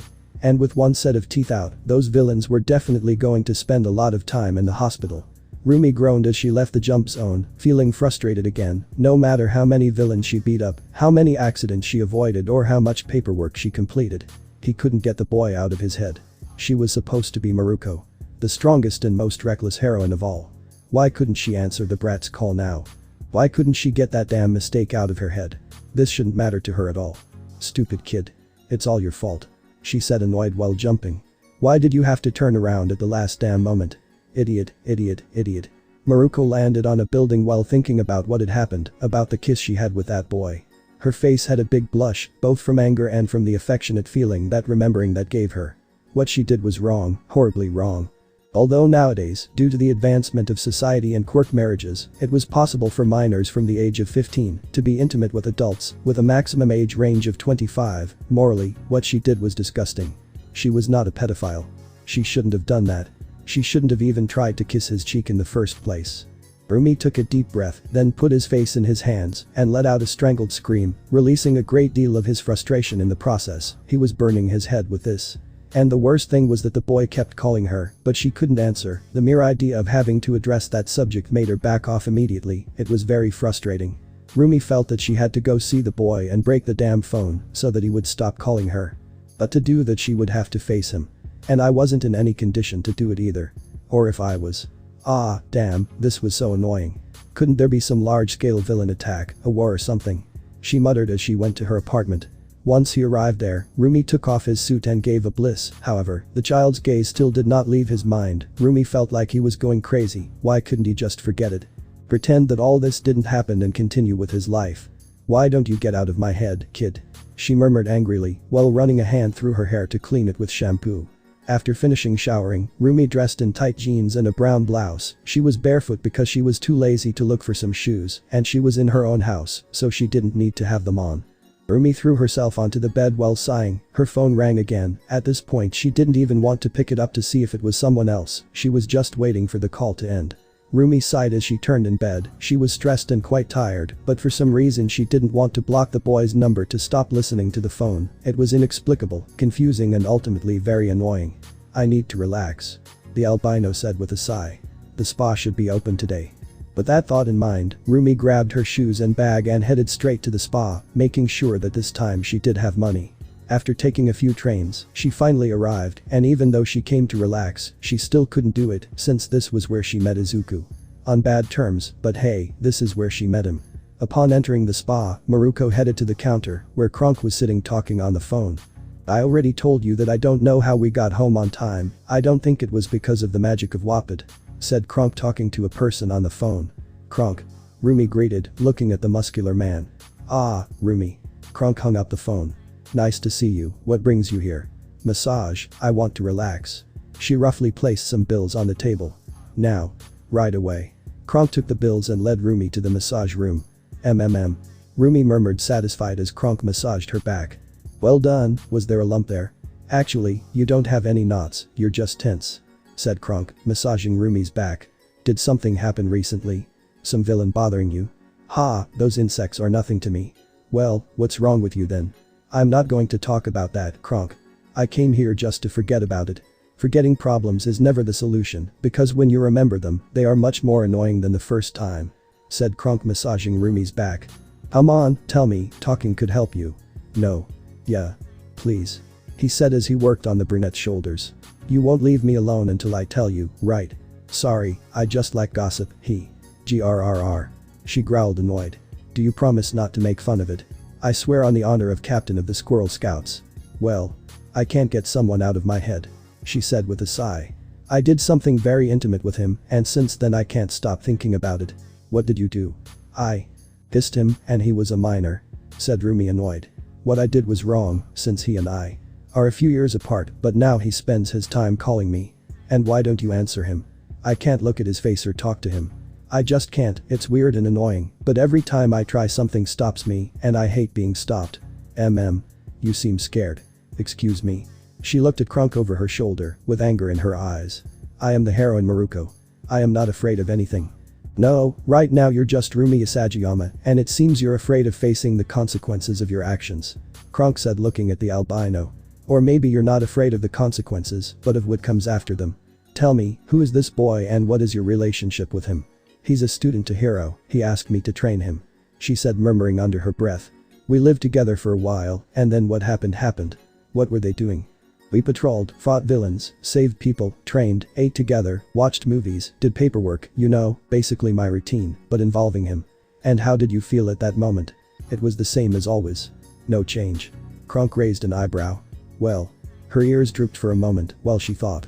He was fun to be with, he wasn't like the rest of the losers I sometimes worked with because I was forced to by the AMH. Are you having fun with him? PFF, having fun was not enough, she said with a smile. He was wonderful, the boy knew how to kick ass, and it was very funny to see how he blushed every time I played a joke on him, he looked like a stuffed animal. Did you feel like hugging him? Yes. Wait. Rumi blinked, realizing what she said involuntarily, it escaped her lips without her realizing it. Kronk. Hey, I just asked, you were the one who answered. He laughed while massaging her feet. Was he cute? Of course not. It wasn't at all. Oh, so he's the handsome type. Kronk laughed lightly. I didn't know you were so bold as to notice men, Rumi-san. Kronk, shut up or I'll pay you dearly. No, I know you won't, he said as he massaged her back again. And how did you feel being around him? I'm not going to tell you anything else. Oh, come on, he said pleadingly. This is for your own good more than mine, drop the always tough heroine act for a moment and open your heart. He was very cute, okay? She clicked her tongue. The boy knows how to treat a lady. Well, if that's true, I don't think you should keep calling him boy. Don't interrupt me. She frowned. Like I was saying, he was very nice, whenever I needed help with something, he was there to support me, even though it was only for 2 weeks. I admit I missed him when he left, not having him in my apartment felt Unnatural, not patrolling with him was strange, like a piece was missing. Were you feeling lonely? Yes, I admitted, even if it was only a few hours, I felt like something very important was leaving. Oh yeah, it's all coming together. Kronk thought with a smile. Tell me, what do you think about him, in general? He's cute. She said looking up at the ceiling. A bit clumsy, but talented when it comes to kicking ass and saving people. His company is quite pleasant. And he knows how to pick good movies. You said you kissed him, how did that kiss feel? It was electrifying, so to speak. For a second, I didn't think anything was wrong and just enjoyed it like you can't imagine. Kronk was massaging Rumi and looked over his shoulder to find Kronk hopping like a happy bunny. Oh my god, you like him? What? No, of course not. Oh, of course. Kronk said smiling. You can fool anyone else by saying no, but you will never fool a masseur. You like that guy a lot. Of course not. I don't like a 15-year-old boy. Age is just a number. As long as it's only 10 years apart at most, according to the law. Kronk said thoughtfully, before smiling. But who cares? My beautiful client is having an affair. Kronk, stop making fun of me or I'll kick you out the window. Calm down, Rumi, this is one of the most anticipated moments in the life of a masseur. He said smiling. Now that's enough massage. Kronk removed his hands from Rumi's back. I want you to get up from here and go talk to that boy. I already told you I don't like Kronk. You'll have to find out for yourself. Kronk said smiling. This reminds me of when my wife and I first met, it was a beautiful day. Oh no, I'm not going to sit and listen to the story of how you and your wife met. She stood up and went straight to the locker room. And I already told you I don't like it. You can deny it all you want, but Cupid is never wrong. Rumi grunted as she entered the locker room. Once inside, she closed the door and leaned against the wall as she sighed. I don't like. The image of Izuku smiling at her came to mind, causing a blush to appear on the albino's face. I don't like. The moment Izuku kissed her cheek manifested, causing a small sparkle to appear in her chocolate brown eyes. I don't like. And finally, the kiss on the hospital bed reappeared in her thoughts. She even remembered when Izuku didn't even separate, but accepted the kiss with great pleasure. Rumi's bunny tail twitched happily, her ears flopped down tenderly, and a tender smile appeared on her lips. I don't like it. The day to go to camp had finally arrived. Izuku hadn't gone with his friends to the mall, but nothing interesting happened either. Izuku was packing his backpack to leave. Izuku hadn't sent any messages to Rumi yet. The green-haired boy had decided to wait a little longer. He needed to concentrate on the camp. Izuku hadn't even paid attention to Monoma's teasing or Minetta's perverted comments. He simply got on the bus and sat next to Todoroki, who at Izuku's request, had brought him a pot of katsudon in his backpack. In exchange for a little money. Clearly, Izuku was starting to think that his friend was a food smuggler or something, but he was too lazy to ask, and the katsudon was too good to complain. Izawa saw how everyone on the bus was having fun, as if this was some kind of field trip and not a training trip. He sighed as he ate some soba from the pot that one of his students had sold him at a really good price. Anyway, her days of fun are numbered. Izawa thought while eating the soba. Wow, this is really good, I wonder who makes them. Shoto passed a pot of soba to Kaminari as he gave him the money for the purchase. The two-colored man smiled as he counted the bills, deeply thanking his sister for just cooking and not asking questions. Finally the trip ended. Izuku stretched as he got off the bus. Mineta shouted asking for a bathroom, but it's not like anyone cares about his health. Is this a rest stop? Kirishima asked, seeing the large drop on the other side of the safety railing. It looks more like a viewing platform. And where is Class B? To say there's no reason for this would be a lie. Izawa muttered. Hey Eraser. It's been a while. Guys. Mandalay leaned over the cliff and shouted loudly. Feel free to use your quirk in our domain. You have 3 hours. Use your own feet to get to the camp. And don't give up when you cross the forest full of magical beasts. Did he say magical creatures? Sounds like something out of Dragon Quest. I can't take it anymore. Mineta ran to the trees. I have to let him go. Did Mineta pee? Yes, but not in the normal way, more like he peed in his pants when one of the creatures Mandalay spoke of appeared. Kuda's ability didn't work. Before the magical beast attacked Mineta, a large green lightning passed between everyone and pierced the beast, destroying it completely. Izuku smiled when it stopped, then turned to see Mandalay, who was on top of the cliff. Thank you so much for giving me something to entertain myself with. This trip was being very boring. Izuku said with a battle-hungry smile. At the top. The Eraser. What?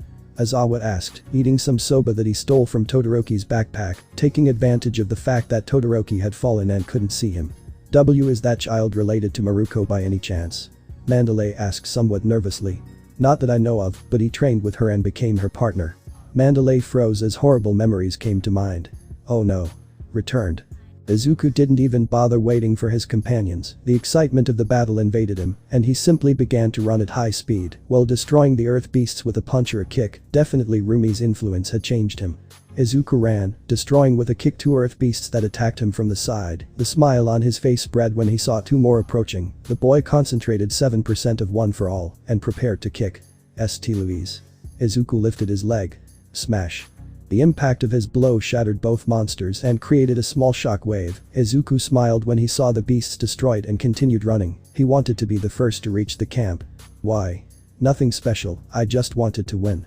Izuku watched as more and more creatures approached him. He smiled as he once again focused his power on his legs, imitating a movement that Rumi taught him during his training, hitting 2 monsters at once. Moon ring. Izuku smiled as both beasts' heads exploded. It had been 4 hours since he fell from the ravine, but finally, Izuku had arrived at the camp. The green-haired man stood on his knees while breathing heavily. Luckily Todoroki had given him that katsudon, because if not, Izuku was sure he would have died of hunger while he was coming towards the camp. The green-haired boy finally got up and walked towards the building, seeing how Mandalay came out of it, and was surprised to see him. And the rest? I don't know, I lost sight of them after the 7th beast. Izuku shrugged as he stretched a little, making his bones pop. Couldn't you wait for them? It's not my fault they're so slow. Izuku smiled as he stretched his arms. I'm not going to stop moving forward in my own way because some turtles can't keep up with me. Mandalay had a drop of sweat on her head at that. This boy definitely reminded her of Miruko. Hey. Izuku noticed a little boy behind Mandalay. By the way, who is he? Oh, this is Koda, my nephew. Mandalay looked at the boy. Koda. Come say hello, they will be with us for the next few weeks. Hi, I'm Izuku, nice to meet. Izuku moved in time to dodge a blow that was going straight to his balls. The boy stared at the child with some annoyance. May I know why you did that? HMPF, I'm not going to play dumb with a bunch of idiots who want to train to become pathetic heroes. Well, it's strange that you're with your aunt, since according to your words, she would be a pathetic heroine. Izuku said annoyed before looking at Mandalay. Is there a bathroom around here? I have to clean the dirt off. 3rd door on the left. I'm sorry my nephew did that. You don't have to apologize. Izuku looked at Koda over his shoulder. I'm used to dealing with dogs that bark a lot but bite little. Koda let out a growl. Izuku just ignored him and went to take a bath. Izuku smiled as he lay back in the hot springs of the school bath. The green-haired boy let out a sigh full of satisfaction when the water touched his body. How are you doing? Izuku watched as Todoroki sat next to him. Both of them had towels around their waists, although well, it's not like the water will let you see much. I relax, it's the only thing you can do after such a tremendous race. Izuku said smiling. It wasn't a race, you could have helped us. It's not my fault they're so slow, besides they had you and the Muslim, they'd be fine. Izuku dismissed as he sank into the water. You've changed quite a bit. Todoroki said while making bubbles in the water. Although it's not like it bothers me. Stop talking nonsense. Mineta said smiling. This isn't about whether Midoriya changed or not. It's about what's on the other side of that wall. What is that dwarf talking about now? Izuku asked while looking at him from the side. You'll see. Even though this may seem like a coincidence, it's actually a divine gift on the level of the appearance of quirks. No, it's even better than that. Mineta's smile increased as he looked at the wall. Mineta, stop. Iida exclaimed looking at the purple goblin. This is a serious offense to the girls. You talk too much. Mineta began to climb the stairs. Walls were made to be climbed. Since when is Mineta Latin American? Izuku said with some grace. Todoroki let out a light laugh at that. I admit it, that was a good one. The bicolor said, laughing. Damn boy. Izuku watched as Mineta fell on Iida's face, then looked towards the wall, noticing that Koda was up there with a bucket of water in his hand, apparently stopping him from looking over the other side. However, 5 seconds later, Koda began to fall while blood came out of his nose. Izuku activated One for All and jumped quickly, catching Koda in the air and landing quickly. The boy had fainted. Shit, does anyone know where the Mandalay office is? Thanks for catching him, I didn't think this would happen. Mandalay said as she put a wet cloth on Koda's forehead. Azawa told me there was a pervert with you, that's why I put Koda on guard. Well, next time put one of your classmates, it would have been safer to complain to a child on top of a wall. Izuku said, arms crossed. Yes, I think you're right.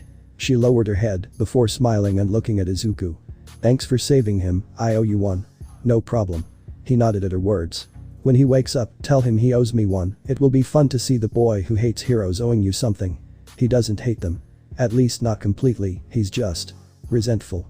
She said with a sigh. If he had been raised normally he probably wouldn't be like this. In a normal way. Kauda's parents. Izuku watched as Pixie Bob entered the room. They were heroes, but they lost their lives at work. Izuku blinked as the air turned cold, never imagining the boy's reason for hating heroes was so personal. They are protecting some civilians from a villain called Muscular, they died with honor. And as heroes. She caressed the little boy's head.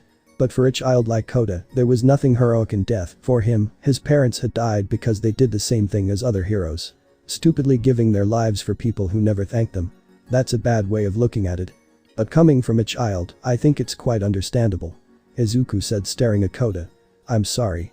It's okay, it's not like it's your fault after all. What I said before, about telling him he owes me one. Forget it. Izuku said as he turned around to leave the room. I'll go put on some clothes, good night.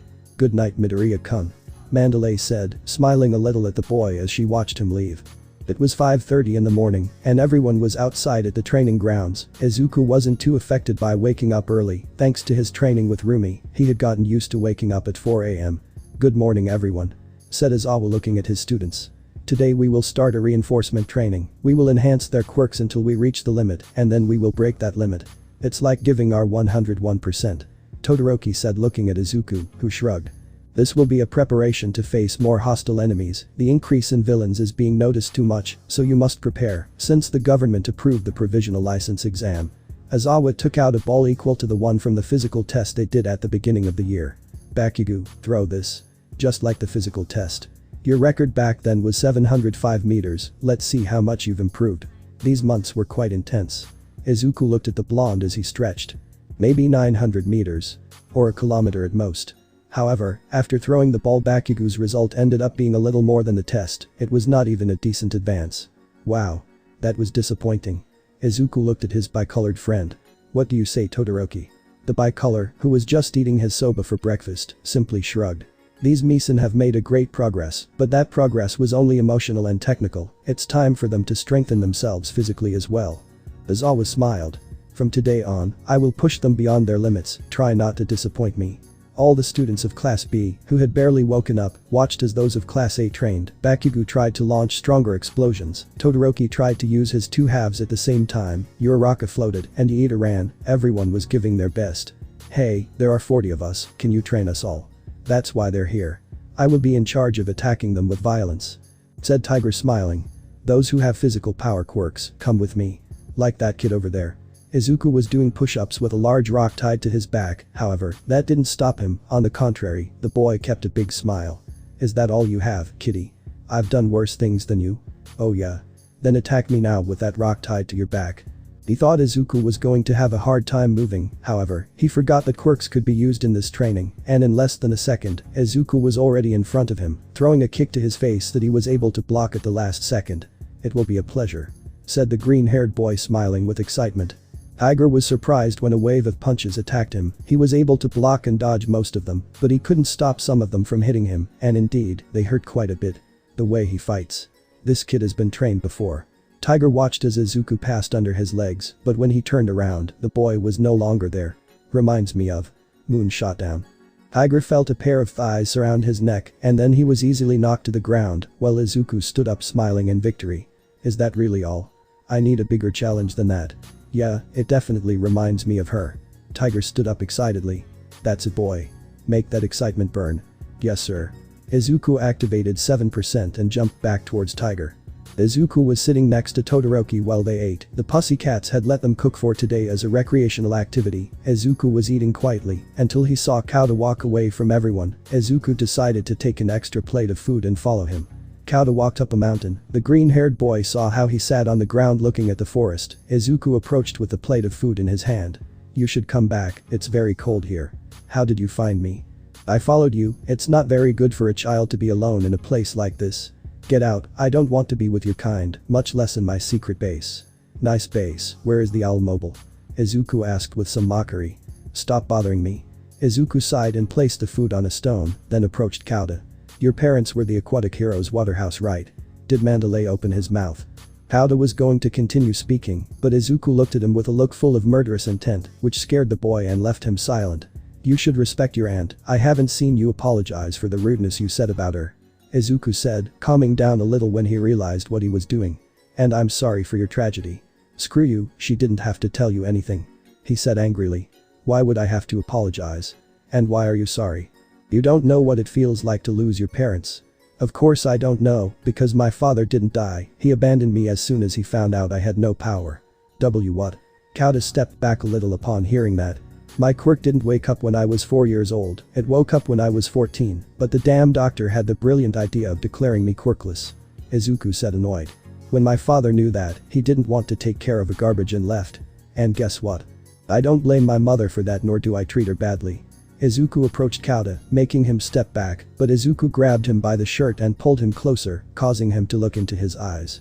From what little I've seen, your aunt loves you very much and has taken care of you since your parents died, but you treat her like she's scum. Guess what, kid? Losing a family member is no excuse to treat others like shit. We all have our tragedies, but you can't be so ungrateful to a person who loves you so much that you put up with your tantrums. Izuku noticed the boy's scared look, sighed and let go, then turned around and walked away. Forget it, I don't even know why I'm telling you this. Izuku turned around and walked away. Eat and go back to camp, you have to go to bed early. And after saying that, Izuku left there, leaving Kota alone and overwhelmed. Midoriya. Hey Todoroki. Izuku was resting in his room in the building when he saw the bicolor enter through the door. What's wrong? Pixie Bob told me to let you know you were coming down, we're going to do some recreational activity or something like that. Okay, I'll be there in a minute. Izuku sat on the bed while looking for his shoes. By the way, has he replied to your message yet? Huh? Who? Don't play dumb, you know who. Well. The truth is that I haven't sent it to him. Izuku said, lowering his head. Not yet. Todoroki blinked in confusion. And what do you expect? Well, I wanted to wait until I got home, you know, I need to focus on camp. That seems like a pretty lame excuse to me, because if that were the case, I would have sent him before the camp, so I wouldn't have to worry you. Todoroki stood in the doorway while crossing his arms. Why are you so interested in this? I asked you that too when you tried to help me accept my left side, but you never told me why. He smiled slightly. I don't have to do it either. Izuku took out his cell phone without saying anything. What should I tell him? Be sincere, let the words flow, and your heart will do the rest. How are you so good at this? The green-haired boy asked, genuinely surprised. Fayumi ni gives me advice, hoping I'll get a girlfriend. He shrugged. The old man would probably scare away anyone who doesn't have a good quirk. Not that Momo cares about that though. Are you dating Yaoi Rozu? Do you remember I told you the other day that because of you I wanted to kiss someone? Don't tell me why. Hey Yaoi Rozu-san. Momo turned around to see Todoroki. Huh? What's wrong Todoroki? I was talking to a friend who described a kiss with his girlfriend and now I want to kiss someone. Said the bicolor. Can I try it with you? If you don't want it to be romantic, we can do it to strengthen the friendship. Todoroki didn't even know when he fell to the floor with Momo on top of him ready to kiss him, but he wasn't going to complain either, so he just shrugged and accepted the kiss. Once it ended they both separated and looked into each other's eyes without saying anything. It tastes like chocolate. The bicolor murmured before looking back at Momo. Can I kiss you again? Oh, only if you agree to go out with me tonight. And you agree to go out with me after several dates. And then you're faithful to me and don't cheat on me with any girl or boy. Oh, no problem. Todoroki shrugged again before their lips were taken again. Wait a minute. Todoroki realized a slight detail. Why do I specify that with no boy? Does he think I'm gay? And that's what happened. Izuku had nothing to say regarding his friend's story. Anyway, I'll tell Pixie Bob that your stomach hurts, that will buy you a few extra minutes. Thanks Todoroki. You're welcome, now hurry up. Izuku looked at his phone, in this place there was no good signal, so the message would take a while to arrive. The green-haired man sighed as he dialed the rabbit's number. Hey, it's Rumi. Leave your message and be quick, I have work to do. Izuku gulped, and as soon as the voicemail started talking, he opened his mouth to leave his message. Izuku finished recording his voice message and cut the call, hoping that Rumi would see his message, but just as he was about to get up, he saw through the window how the entire forest was filled with blue fire. Izuku recognized those flames. No way, they said Rumi broke their backs. Izuku looked out the window examining the situation, noticing how a couple of villains approached Pixie Bob from behind. The green-haired man activated One for All and jumped out the window, then fell to the ground and propelled himself towards the villain. Just when he was about to hit Pixie Bob with his weapon, Izuku appeared giving him a double kick in the back. The second villain tried to attack him with his sword, but the green-haired man dodged his slash, took the blonde in his arms, and then jumped away from them, staying next to Mandalay and the rest of the pussycats. Are you okay? Izuku asked, leaving her on the ground. Yes, thanks kid. She winked at him as she stood up. Greetings UA Academy. We are the first attack team of the League of Villains, said Magni smiling as he stood up. I see you have some pretty good students. Magni didn't finish speaking since he noticed that Izuku wasn't next to Pixie Bob. You talk too much. Before Magni could react, Izuku gave him a strong kick to the neck that knocked him to the ground, leaving him KO. The green-haired man was going to dodge Spinner's sword, however, Tiger went ahead and caught it in his hands. Kid, stop being so impulsive. It's my style. Izuku rushed over and punched Spinner in the stomach, sending him flying away from Tiger. The green-haired boy smiled and got into a fighting stance. Until he remembered something. Kota. Izuku turned around and started running towards the mountain, ignoring the others. Take care of them, I have to go save the child. Izuku didn't wait for permission, he simply activated his quirk and started running at full speed towards the mountain. Miruko sighed as she entered her apartment, but she wasn't alone, a blonde woman with fangs was coming behind her. Phew, thanks for letting me rest here Rumi. Ryuko said as she sat on the sofa. Today was a very hard day at the agency. Ha, that's why I told you not to join an agency. Rumi smiled as she walked over to the fridge and grabbed a beer from it. It's better to go out and kick villains whenever you feel like it. There were also benefits to being in an agency, such as support from other heroes in emergencies. Ha, as if I needed a bunch of idiots to get out of an emergency. I just need these kids. She said showing her biceps. Well, that's not what I saw in the train accident. Ryuko said, looking at Miruko, who looked away to prevent her from seeing her face. I could have done it alone, but the boy had to learn so I couldn't just leave him standing there doing nothing, and it would look bad. She said while drinking her beer. I didn't know you cared about him, it reminds me of Rink's time. Don't say that name. Rumi said seriously, making Ryuko raise her hands in surrender. Okay, I won't say it. Ryuko said quickly. Rumi was going to continue speaking, however, a voice interrupted them. You have one new voice message. Rumi took out her phone, the message was from Izuku's number, maybe she hadn't heard his call because she was at work, but she didn't understand why the message arrived so late. Aren't you going to listen to him? Ryuko asked as she grabbed some salad from Rumi's fridge. She hesitated for a second, but her fingers unconsciously tapped the screen, playing the message.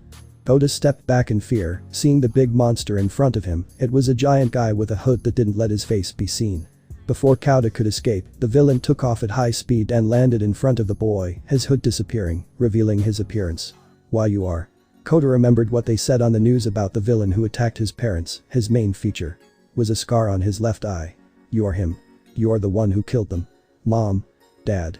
Just as the villain was about to take the child, a large green lightning bolt appeared, taking Kota with it. The muscular man turned his head, finding Izuku staring at him with hatred, while holding Kota against his chest. Why you? Kota muttered as he looked at Izuku. You. I recognize you, I saw you in the League archive. Izuku left Kota by his side and stood firmly, looking at Muscular without losing his composure. I came here because I thought I could take Kota to the camp before some villain attacked him. But I never thought they would already be attacking him. Izuku thought as he looked at Muscular. I don't see any weak legs or any irregular movement, he has no physical problems that I can take advantage of to harm him. Izuku activated one for all at 7%, staring at Muscular, who looked like a lion about to attack. I have to find a way to finish him off, or at least give myself enough time to escape. Izuku smiled, trying to calm himself and Kota down. Don't worry Kota. I'm going to save you. Are you going to save him? Hahaha, just as expected from a student to hero. Muscular smiled maniacally. Ready to show that justice wherever and whenever. One of his eyes doesn't seem to work. Maybe if I remove the other. It's very sadistic. But I shouldn't show mercy to someone who tries to kill me. You're Midoriya, right? Shigaraki ordered me to finish you off. But it will be right after I take my time torturing you. Muscular took off his hood and jumped towards Izuku. Let me see you bleed. Izuku tried to dodge his blow, however, Muscular moved at the last moment and hit him in the arm, sending him crashing into the mountain and greatly injuring his arm. Izuku spat out a lot of blood at that. The green-haired man grabbed his arm in pain, his blood began to fall from the wounds. Shit. He almost broke it. This hurts. Izuku grabbed his arm in a lot of pain. Ah, oops, I almost forgot. Muscular stood in front of Izuku and leaned down to look at him fixedly. Where is the boy named Bakugo? Ask your mother, that bitch slept with him this morning. Muscular blinked for a moment at that. Izuku took advantage of that small second to bring two fingers together and pierce Muscular's right eye with them. Ah yeah. The blonde shouted, grabbing his face. Izuku went under his legs trying to escape, but Muscular kicked him in the leg that sent him flying. Izuku spun in the air to land on his feet and then jumped towards Muscular, throwing a punch to his face, but he blocked it like it was nothing. Damn piece of trash. Muscular hit Izuku in the forehead, causing him to fall to the ground with a large wound on his face that was bleeding quite a bit. Muscular growled in anger, while his right eye socket was bleeding quite a bit. I was planning on playing with you. But now I'm going to massacre you until they can't even recognize your face. My parents. Kauta shouted through tears, getting Muscular's attention. Did you do that to them too, damn you? Answer me. Did you do that to the water horse too? Really? This must be fate. Muscular stopped looking at Izuku and turned to Kauta. The water horse were the ones who made me use this artificial eye. They took my left eye. Damn monster. You were to blame for his death. No hard feelings, kid, I never intended to kill your parents specifically. He shrugged with a smile. I just wanted to kill something, and your parents tried to stop me. Your stupid parents peeked their eyes where they were not called. And that was their downness. Muscular was going to attack Kauta, however, he heard someone jump, and when he turned around, he saw Izuku jumping towards him. Why, you little? Do you still want to make me angrier? My arm is almost broken. So it doesn't matter anymore. Izuku activated 100% in his arm. Stop talking nonsense. Izuku took Muscular by the shoulder, putting his hand between his muscle fibers to hold on. Putting ourselves into places we're not called, risking our lives, and moving forward is our job. Izuku shouted, raising his fist. We are heroes, you damn idiot. And with that said, Izuku punched Muscular in the face with his fist. The shock wave of the blow was strong enough to destroy part of the mountain. Kauta was sent flying and was about to fall into the void, but was caught by Izuku. A smokescreen had risen from the ground. Izuku lifted Kauta up and then lay back against the ground. The green-haired man was breathing heavily as he tried to ignore the pain in his arm. Damn, I had forgotten how much this hurt. Izuku looked at Kauta, who was dismayed to see Izuku in that state. Sorry, I didn't mean to send you flying. Izuku slowly got up. Let's go back to the building, it's not far. From here. Oh no, you have got to be kidding me. Muscular was getting up from the rubble. He looked upset, extremely upset, but he was still smiling. The son of a bitch was smiling. What? Impossible. Izuku was dismayed. Even at 100%. But that blow was equal to All Might's power. Midoriya. The villain's muscle fibers increased. I mustn't let him rest. First you take away my only good eye. Kauta. And then you throw me against a mountain. You have some big balls, kid. As soon as I hit him, run away. Said Izuku, while Kauta just cried in shock. Izuku grabbed Kauta and jumped before Muscular could hit them. The blonde's blow shattered the mountain even more. Izuku threw the boy to the ground and then quickly jumped towards Muscular, charging one for all in his arm to 100%. Detroit. D.A. Smyayosh. Rumi was excited when he realized that he had pressed play, however, it was too late. Hey. It's me, Izuku. Izuku. Who is Izuku? Ryuko asked, looking at Rumi, but she was too busy listening to the message. I really don't know if you listened to this message, after all you haven't answered me since. Well, our kiss in the hospital. The dragon heroine's jaw dropped to the floor when she heard that, and her eyes widened to an insane level when she saw the blush on her friend's face. But I have nothing to lose by trying one last time. If I don't get a response from this, I'll stop calling you, and you won't hear from me again. I'll get the hint, don't worry. It really is strange, we haven't known each other for too long, but the warmth I feel by your side. It's very familiar, and I love it. I love being by your side, going out on patrol together, eating together, spending time, even the moments where we look into each other's eyes and smile. They're great, there's something I appreciate a lot that make me smile and feel butterflies in my stomach every time I remember them. Counter-run. Izuku shouted while stopping Muscular with his arm. I'm not going to let him pass over me. Just run away. You piece of shit. You're someone quite unique, no one is perfect in this world, but somehow, you make me adore your flaws as much as your virtues, every time I see you, every time you smile.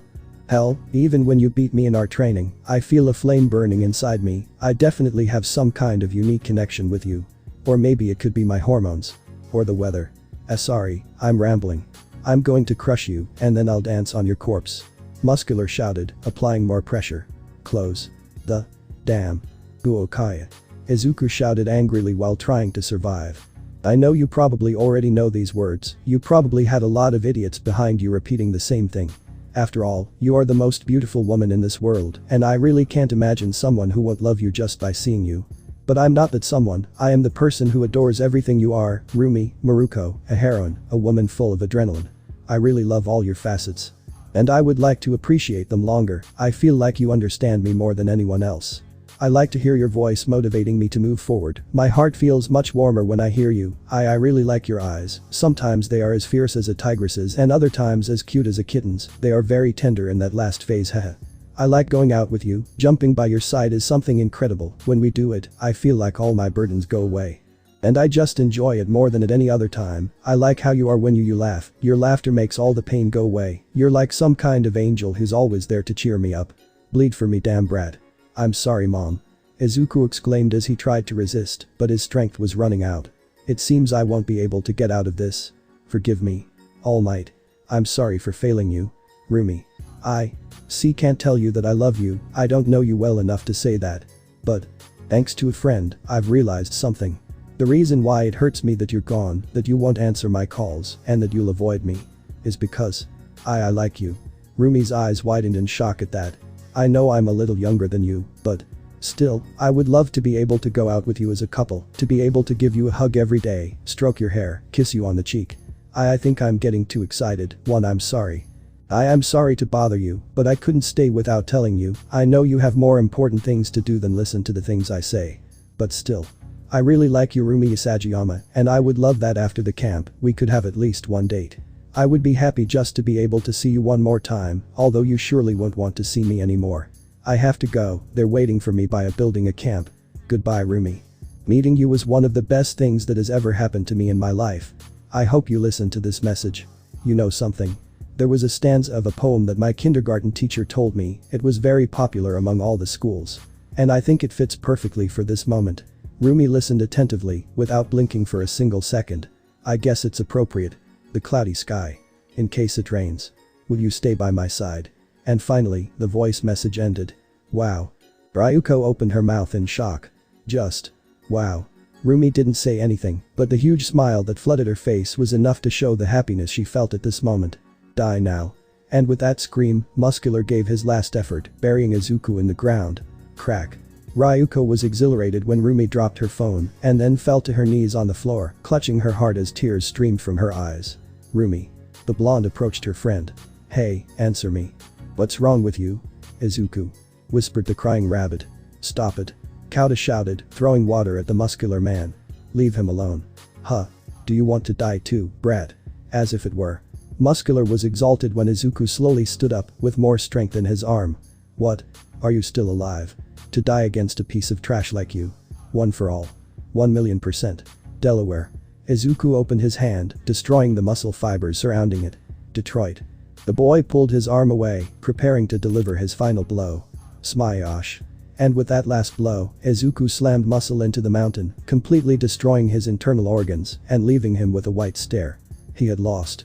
Kauta fell to the ground, shocked by what he had just seen. He remembered the words of his Aunt Mandalay. They didn't leave you alone, they gave their all so other people wouldn't have to go through your pain, Kauta. Someday you'll find someone who will be willing to do the same for you. And then you'll understand. He'll risk his life for you. And then, you'll call him by that word you say you hate so much. M.I. Kauta stared at Izuku. My hero. But then, Kauta realized something very important. Izuku's right arm wasn't there. Hey. Rumi, please tell me something. Sniff. Ryukyu had seen crazy things in her life. She had seen things that had made her doubt if the world she protected so much was the right one. But if something had surprised her more than anything, it was seeing her best friend, the steadfast and unstoppable heroine Miruko, cry with a smile on her face. Rumi wiped the tears on her face and then broke into a big smile. Of course I'm fine, silly. Why you? Koda looked at Izuku in dismay, seeing the blood falling from his wounds, and the lack of an arm was too much for a child like him. Izuku put one foot in front of the other, approaching Koda. The black-haired man was scared, however, Izuku gave him a small smile. Would you lend me your shirt? Koda didn't understand why he wanted that, but the shock of the moment made him say nothing and just obey, taking off his black shirt and giving it to Izuku. The green-haired man tore the shirt with his arm and his teeth, and then tied it on the stump, stopping the bleeding of the large wound that remained in the place where before only his arm remained. Rumi had taught him this thinking about the day when he could lose an arm. And that day had come. It's not time to cry, Izuku. The green-haired boy tried to get up, but fell back to the ground. Damn. Unfortunate quirk. You were supposed to help me be a hero. But you've only caused me harm. At least, give me the strength to keep the kid safe. Izuku got up again, using one for all on his body, this time keeping it at 5% so as not to feel so much pain. Kokoda. Izuku knelt down with his back to her. Get in. The forest is on fire, I can't dodge the flames, I'm too weak. Do you think you can put them out and hold on at the same time? Sil. Koda nodded. Sir. Call me Izuku kid, I'm too young to be called sir. Thank you for saving me. Despite what I did and told you. Hey. Izuku interrupted him while looking at him with a smile. Stop thanking me, it's what heroes do. Instead, you should apologize to your aunt as soon as we get back, okay? Why yes. Okay, now get on my back. See, can you really move? Why your arm? Relax, I'm not an anime character who takes 3 seasons to discover he has legs. Izuku smiled as his quirk manifested. Boo but the Balin. Boy, just get on my back. As Awa was running through the forest, he had just faced a guy who threw blue fire and needed to look for his students. The black-haired man was going to follow Todoroki's clues, however, he heard some branches breaking. When he turned to the side, he saw one of his students carrying Mandalay's nephew. His heart stopped for a moment when he noticed the lack of his right arm. Midoriya. As Awa quickly ran towards Izuku, with great concern on his face. Sensei, I have a lot to tell you, but there's no time. Izuku left Koda on the ground. Take him and keep him safe. With your quirk we can put out the fire. Forget the fire. What the hell happened to your arm? He lost it saving me from a V-villain. Koda said, feeling the guilt inside him rise. See you. Izuku was going to jump using one for all, however, his quirk didn't want to work. When he turned to see Izawa, he had red eyes and his hair floating. Sensei, this is not the time for this. Stop being so impulsive for a moment. Who do you think you are? All Might. Izawa frowned. You must receive medical attention immediately. That wound is not something to be taken lightly. And you think I don't know? Do you think I don't want to sit down and scream from the pain I feel right now? Izuku growled annoyed. What I want most is to stop, but I can't. I have to tell Mandalay about the villain so she can tell the rest of the camp. Izawa was going to say something, but Izuku started to run. The black-haired man saw how his student left helplessly. He could follow him, but it wouldn't change anything, and now he was in the care of a child. You'll be grounded after this. Izawa thought annoyed. Damn. Somehow, I feel like he's going to end up like Shirakumo if he keeps this up. Midoriya. Izuku stopped and looked over his shoulder at Izawa, waiting for his words. Tell Mandalay something for me. Mandalay and the others were fighting the villains. The brunette was going to receive a spinner cut with her sword, but Izuku appeared in time, kicking the lizard in the back with his leg. Mandalay. Izuku landed on the ground, using his one arm and 2 legs for support. Kauda is safe. You. Mandalay didn't finish speaking, since when she noticed Izuku's missing arm, she was horrified, covering her mouth with one hand to avoid screaming. Listen, Aizawa-sensei said you'll send a message to all the students. Izuku said while trying to stay standing. Tell them they are authorized to fight. Students of Class A. Mandalay spoke telepathically. Aizawa gave you authorization to fight. Defend yourselves. Spinner was going to attack again, but Izuku punched him in the stomach with his only good arm, sending him flying. The lizard tried to recover in the air, but Izuku attacked him again, then bounced off a tree and hit him again, and another, and another, and another. Until finally, he gave him a spinning kick that sent the lizard into the world of dreams. Midoriya stopped fighting. Mandalay said worriedly. Your injuries are too serious. I'm sorry, but I have work to do. Izuku said seriously. And one more thing. Tell everyone that villains are after Katsuki Bakugo. They must protect him at all costs. Izuku went into the forest again, running all over the place looking for Bakugo, until he dodged a shadowy claw that was going to hit him, but something grabbed him and prevented him from being hit. Shaoji. The boy was carrying him on his back. Damn it, Midoriya. You're seriously injured. Shaoji said looking at Izuku. You shouldn't keep moving, but you still keep going. You're definitely crazy. Wait. Your arm. Shoji opened his eyes in horror at not feeling his friend's right arm. That dark claw, was it a villain? Izuku asked, trying to change the subject of the conversation. We have to find a light source to calm his quirk. Izuku muttered. And I think I have the right one. Izuku saw how in the distance there was a yellow light. It was the type of light that the fire caused. Todoroki and Bakugo were fighting a razor-toothed villain, however, they stopped when they heard a voice that stopped them. They're fighting. Shoto. Izuku shouted, getting the attention of his soba dealer friend. Stop making an idiot face and throw your damn flames. The bicolor obeyed the order and activated his left side, quickly generating a large amount of flames that made Dark Shadow shrink little by little. Moontish had been defeated by the bird boy's quirk, so there was no need to worry about him. Shoji, let me down. Midoriya-en. Let me down. Shoji nodded and let Izuku down. He landed on his feet on the ground. He looked at his friends and Bakugo while examining the situation. Everyone who hadn't seen his lack of arm were perplexed to see it. Midoriya. I'm sorry. Tokoyami began to apologize with fear in his voice. Please forgive me. I couldn't control myself. Don't apologize, you didn't do this to me, I did it to myself in a fight against another villain. Said Izuku, looking at his stump for a moment. Sooner or later it was going to happen. It's not the time for this, we have to return to the camp base with Bakugo safe, if the villains take him it's game over for everyone. Midoriya. Todoroki approached Izuku, still quite dismayed by his lack of an arm. Hey, are you sure you can walk? I'm missing an arm, not my legs. This is not the time for jokes, Deku. Katsuki said annoyed. You're missing an arm, damn it. Take this seriously. Don't act like you care about my well-being, you didn't care about me for 10 years. Said the green-haired boy annoyed. And don't think I don't know you, as soon as we're not looking you'll go on your own to face the villains. Shoto, freeze him. Don't you even think about it, you half bastard. Bakugo turned around to confront Todoroki, which Izuku took advantage of to hit him on the back of the head, knocking him unconscious. Izuku looked at Todoroki and he nodded, freezing Bakugo all over his body except his head. Shoji, can you carry it? He nodded and took the Bakugo pallet on his back. Izuku smiled slightly before looking ahead and running alongside his friends.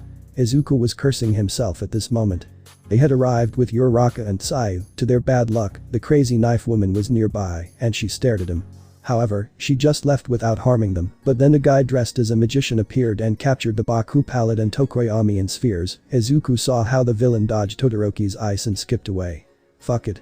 Without waiting for his companions, Izuku began to jump behind him, using everything he learned from Miruko to move easily between the trees. Izuku was not going to let them leave, he already lost the damn arm, he wasn't going to lose this battle.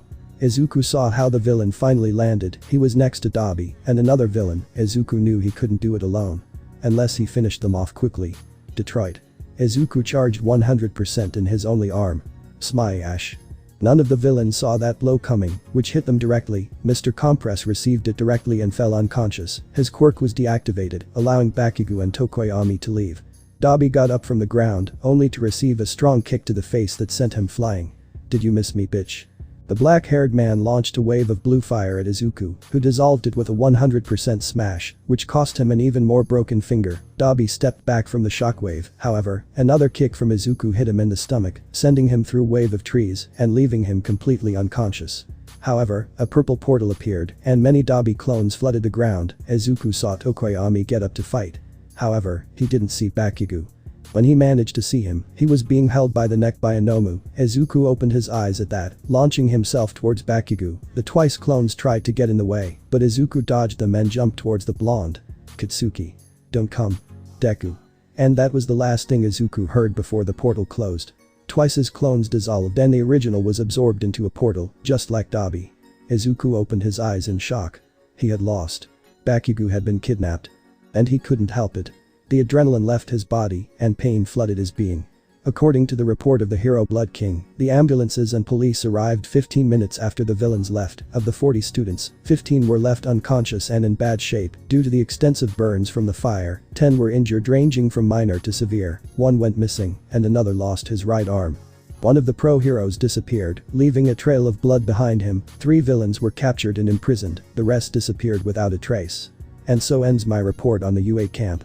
Izuku stared at the ceiling with a completely monotonous expression. His left arm was in a cast, while the right one. There was no trace of it, there was only a stump. I went beyond 100%, just like All Might in the USJ. Izuku looked at his stump, biting his lip in a desperate attempt not to cry. I guess the difference is that he could handle it. The green-haired boy stopped looking at his stump and began to think for a bit. He still couldn't move because of the pain, and now that he lost his arm, his dream of being a hero was over. I should have run. I should have fled when I could. Maybe Aizawa-sensei could have erased his quirk. Damn it. Izuku thought in pain, tears escaped from his eyes. All Might. I'm sorry. I can no longer be the symbol of peace you wanted me to be. Please forgive me. Izuku tried to stop crying, but the tears wouldn't come out of his eyes. The green-haired boy continued crying for a long time until he finally stopped due to the pain he felt in his eyes. Once he stopped, Izuku saw a letter from his mother on the table along with a bowl of fruit. He tried to take it, but due to the pain he couldn't lift his arm. Izuku simply grunted in annoyance at that. The doctors had operated on him together with recovery girl. They had been able to save his left arm, but according to the doctor, this time he had gone too far. His ligaments were seriously damaged, and if this happened at least 1 or 2 more times, he would have to say goodbye to his other arm. Izuku sighed as he tried to sit up in bed. This time he managed to do it. The pain was still there, but the green-haired boy didn't care. The only thing worth enduring the pain for was already gone. Oh. Maybe not. Izuku remembered Kauda's words. Despite the adrenaline of the moment, he managed to hear what he said. Maybe I didn't become a professional hero, but at least I became a hero for that kid. Izuku smiled weakly, looking at his casted arm for a moment. Maybe it was worth it. Just a little. But he couldn't keep thinking. Since the door was opened, Izuku saw his classmates enter through it. Hey Midoriya. Kaminari greeted. You finally woke up. Dude, have you seen the news? They're destroying UA. This is worse than when they attacked the USJ. We brought you a melon. Everyone contributed to buy it. I brought you soba and some katsudon. Todoroki said, carrying his backpack. Thanks guys, but I think I'll eat it later. Izuku said with a sigh. Is everyone from the class here? No, Jiro and Hagakure are with their families. Yaozu suffered a head injury that is keeping her recovering. And they took Bakugo after all. Todoroki. Mina exclaimed angrily. Don't be insensitive. Leave it Mina-san. Izuku lay back on the bed. It's not like it will matter after all. What do you mean it doesn't matter? Kirishima walked through the entire class to look at Izuku. We have to save him. I tried. I broke my only remaining arm even more to prevent them from taking it away, and look how it ended. Izuku raised his casted arm a little. The doctor said that if I break my arm 1 or 2 more times, I'll lose the only one I have left. So no thanks. Izuku looked away. Besides, the idiot said not to go, so I guess I'll listen to him. You can't stay like this. Well, who knows what the villains do to her, said Kirishima angrily. Todoroki and I heard how Yaozu spoke with the police. She put a tracker on one of the Nomas. They managed to find out where the villain's base is. Perfect, now All Might and the police can go after him, yee, said Izuku with false excitement. How can you just stand by and do nothing? Kirishima shouted angrily. The others tried to calm him down, but he kept shouting. You couldn't stop your friend from being kidnapped, but now you can. How can you call yourself a hero if you don't at least try? You can still raise your hands to reach. Kirishima closed his mouth when he realized what he was going to say, and Izuku's glare didn't help at all. Sorry. I forgot th. Kirishima fell silent when a strong blow hit his face. The others opened their eyes in astonishment when Izuku jumped out of bed and headbutted Kirishima hard, falling to the floor in the process, along with the devices that were connected to him to supply him with medicine. Midoriya. Todoroki quickly approached his friend. Are you okay? Who do you think you are? Kirishima rubbed his face in pain, but when he was going to say something, he remained silent when he saw Izuku's face full of anger and frustration, in addition to his eyes shedding many tears. Who the fuck do you think you are to tell me whether I'm a hero or not? Midoriya, calm down. Todoroki said in an attempt to stabilize his friend. Nurse. Iida shouted, seeing how the monitor showed that Izuku's heart rate was increasing.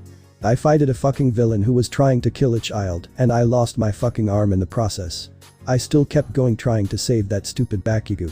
And what do you think I got in return? Ninja sticky. Izuku exclaimed annoyed.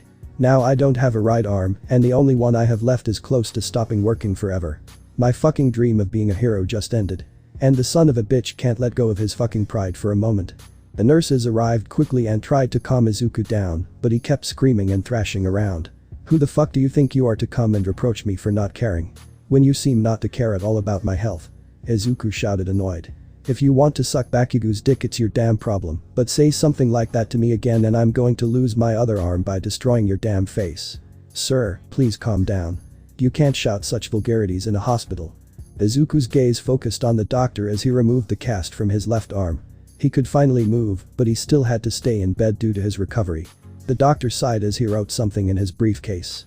Once he finished writing, he looked at Izuku intently, worried about the boy's emotional state.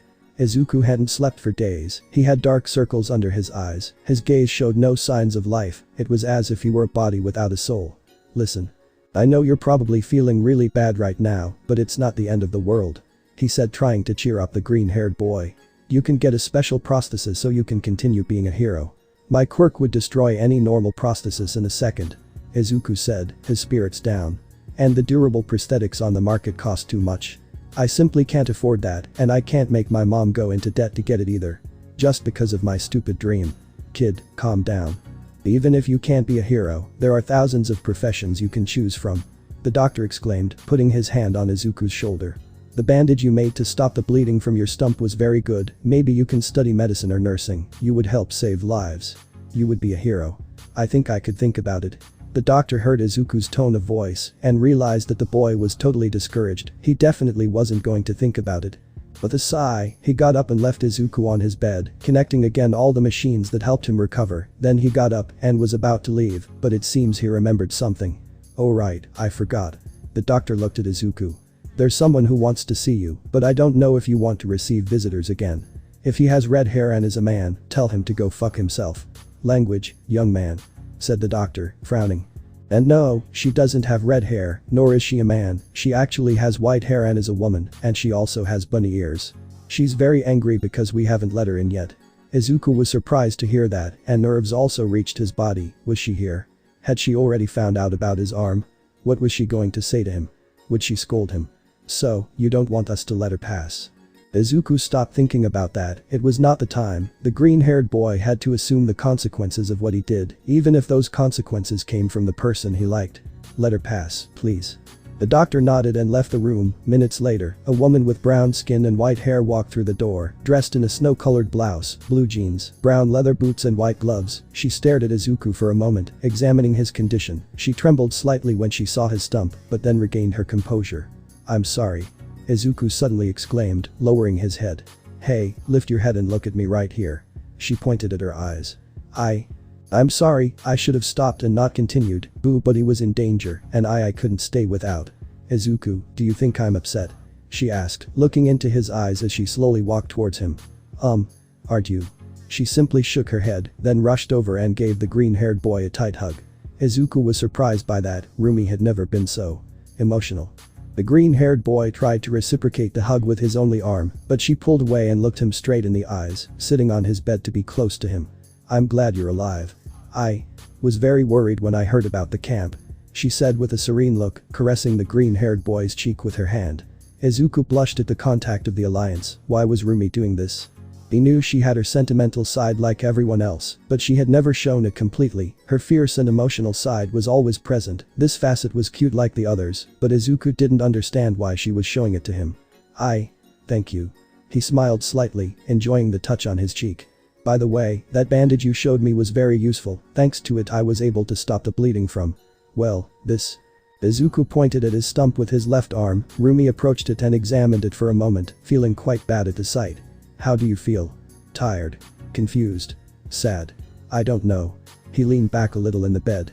I don't know what I did to God to receive this, but I guess it was something that had to happen sooner or later. What the hell are you talking about? Rumi frowned. I won't be able to be a hero anymore, it's over. He said with a heavy sigh. The prosthetics wouldn't hold up to my power, and even if there was one that did, it would be too expensive to even think about. My mother doesn't have that much money. And I don't want to worry her anymore either. This has already gone beyond all limits.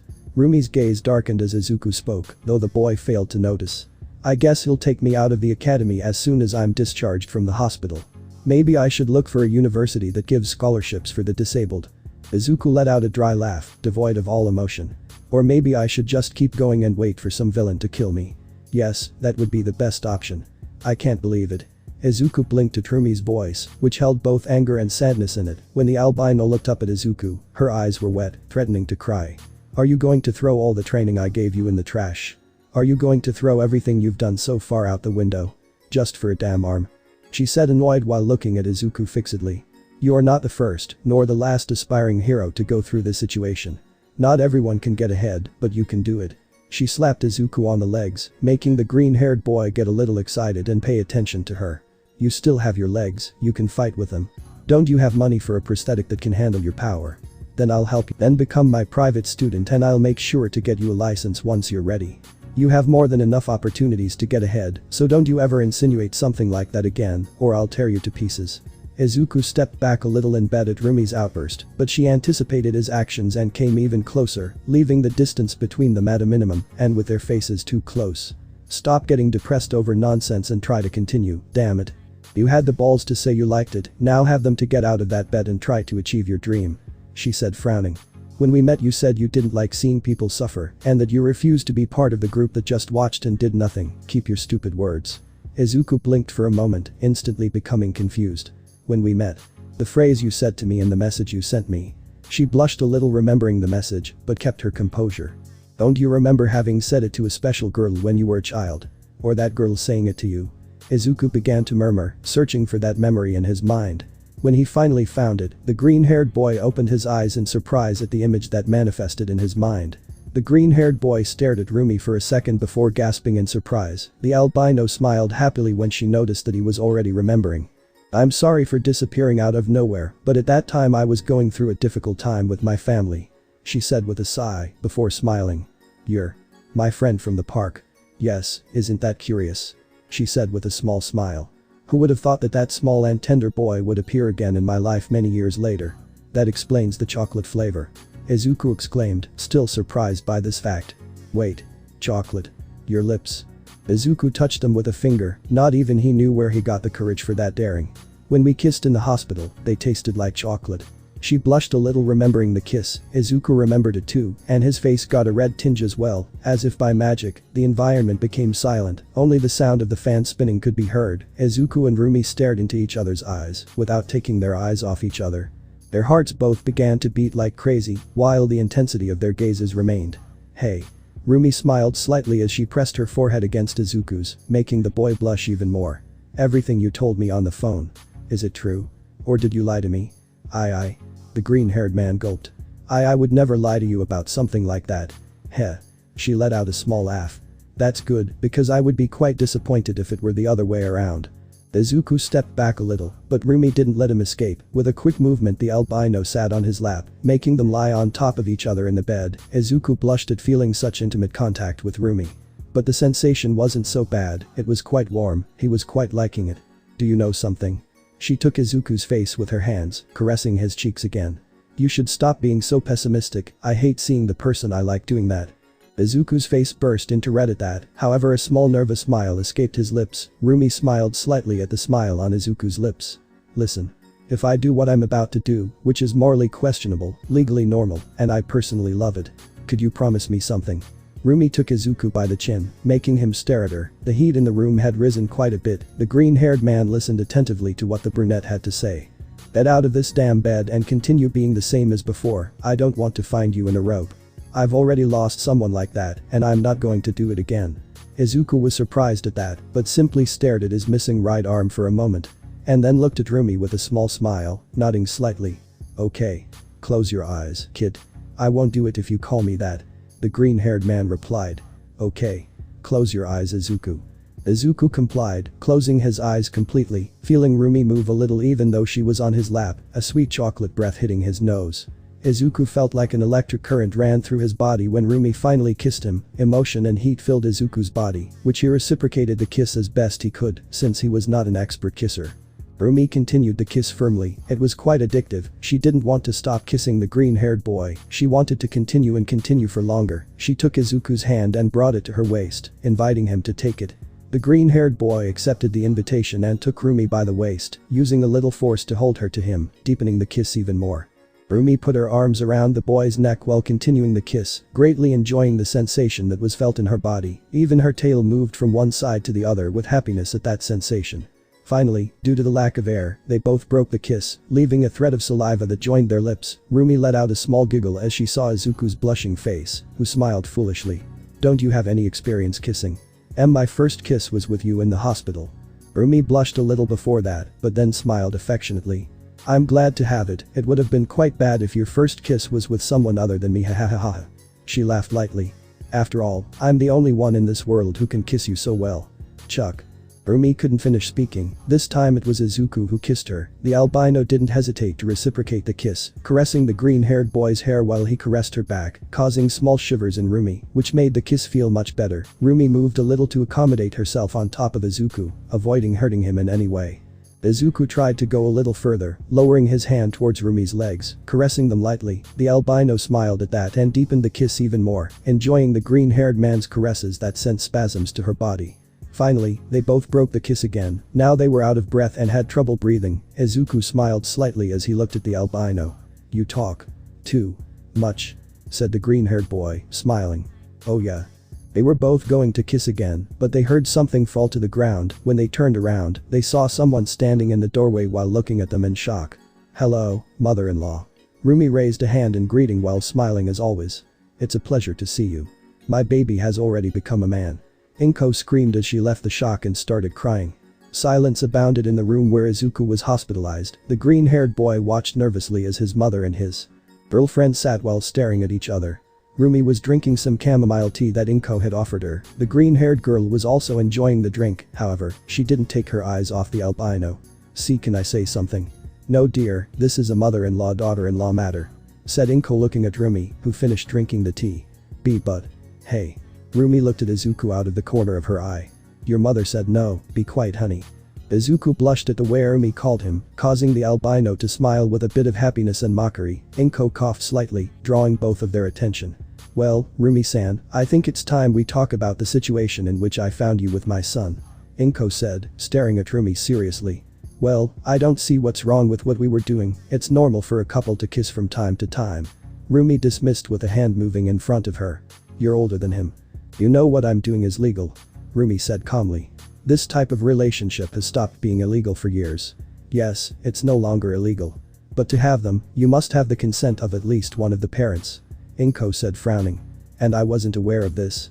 We were going to tell him about our relationship once Izuku got out of the hospital. Did he think we were going to hide it from him or something?" Rumi let out a light laugh. "I'm not that kind of person. Why are you so calm?" Inko frowned. "You know I could sue you for this." Please Inko-san, stop acting." Rumi left the teacup on a nightstand and smiled slightly. "A woman as sweet as you wouldn't be capable of trying something like that, especially knowing that your son doesn't feel bad doing this, right Izuku?" The green-haired boy blushed at his girlfriend's gaze, then looked at his mother who was waiting for his answer. Izuku smiled foolishly and nodded at her. I don't think I've felt this good in years." "Oh. That's so cute, come here." Rumi took Izuku in her arms and pressed him against her, giving him a strong hug that made the green-haired boy's bones rattle. However, it didn't hurt, on the contrary, he was enjoying that hug a lot. Inko observed all of this and could only sigh. She felt a little happy to see her son in that state, but "I suppose you've noticed the condition my son is in," Inko said, feeling a tightness in her heart at the sight of Izuku's missing arm. "You know how things will be from now on, right?" "Yes, I'll get you a prosthesis so you don't have to suffer from missing an arm."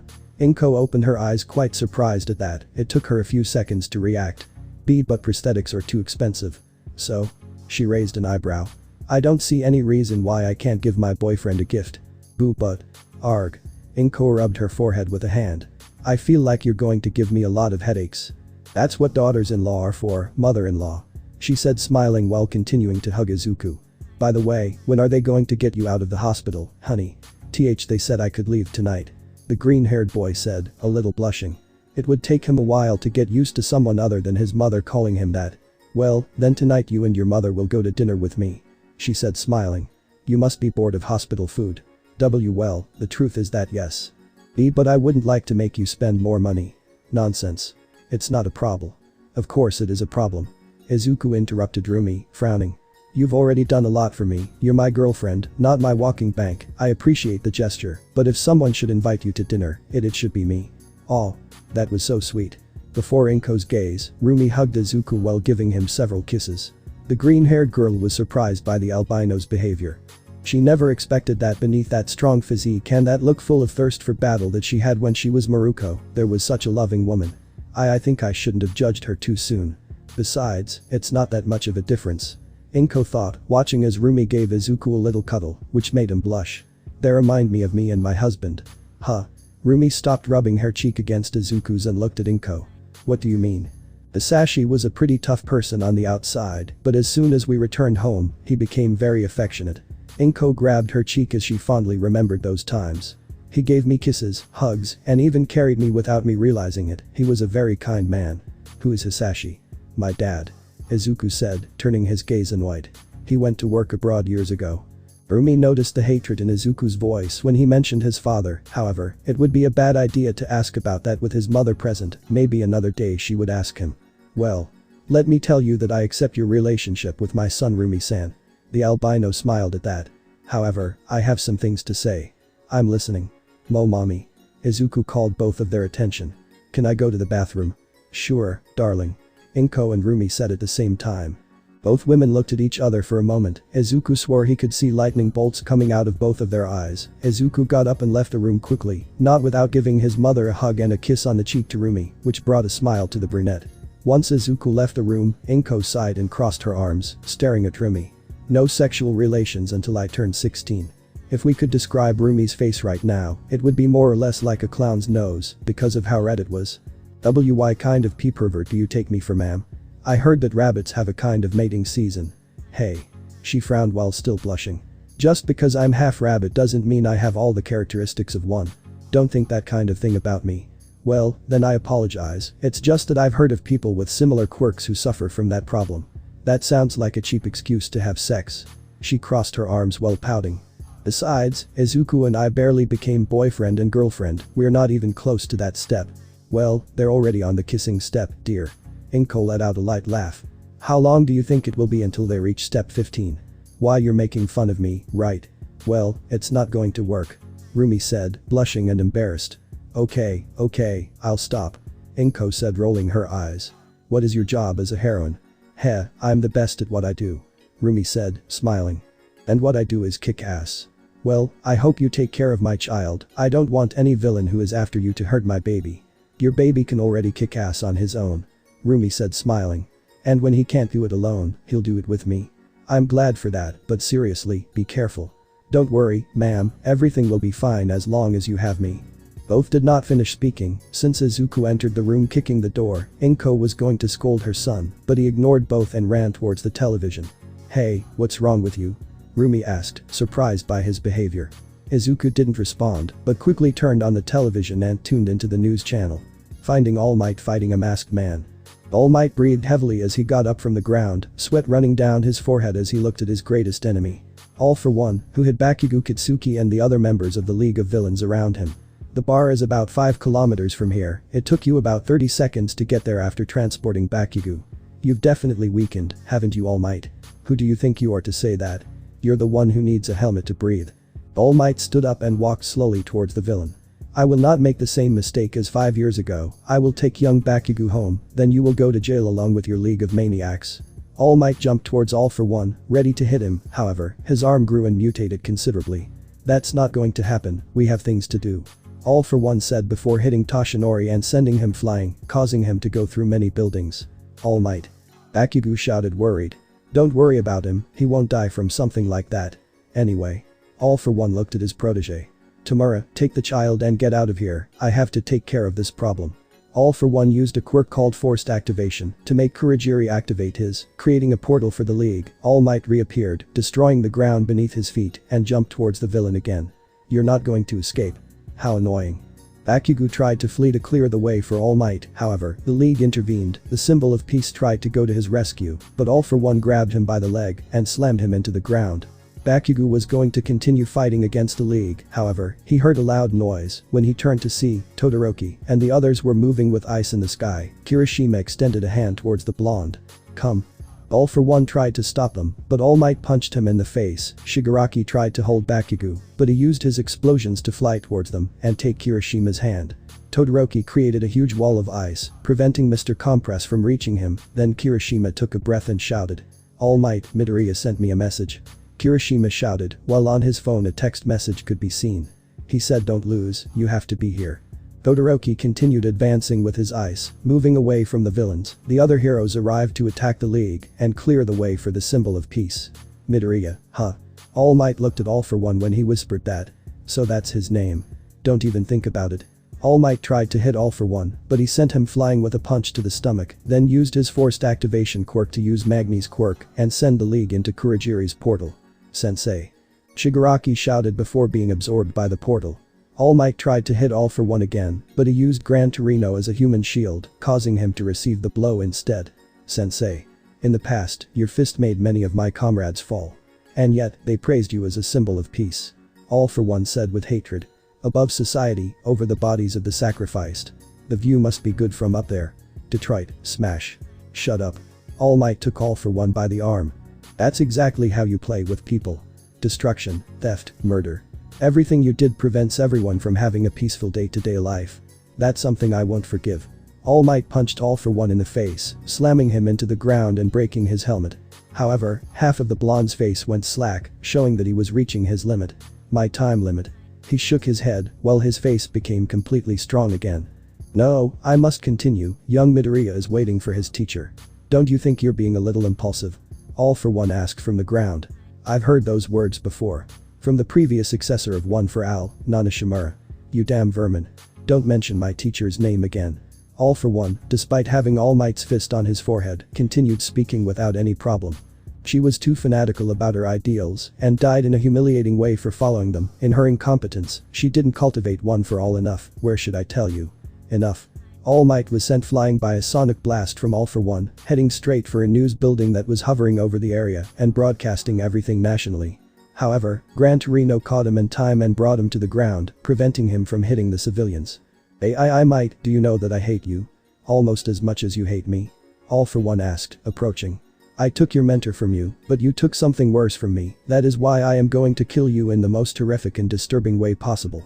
All for One prepared his arm. Toshinori was going to dodge it, however, he noticed that among some rubble behind him, there was a civilian.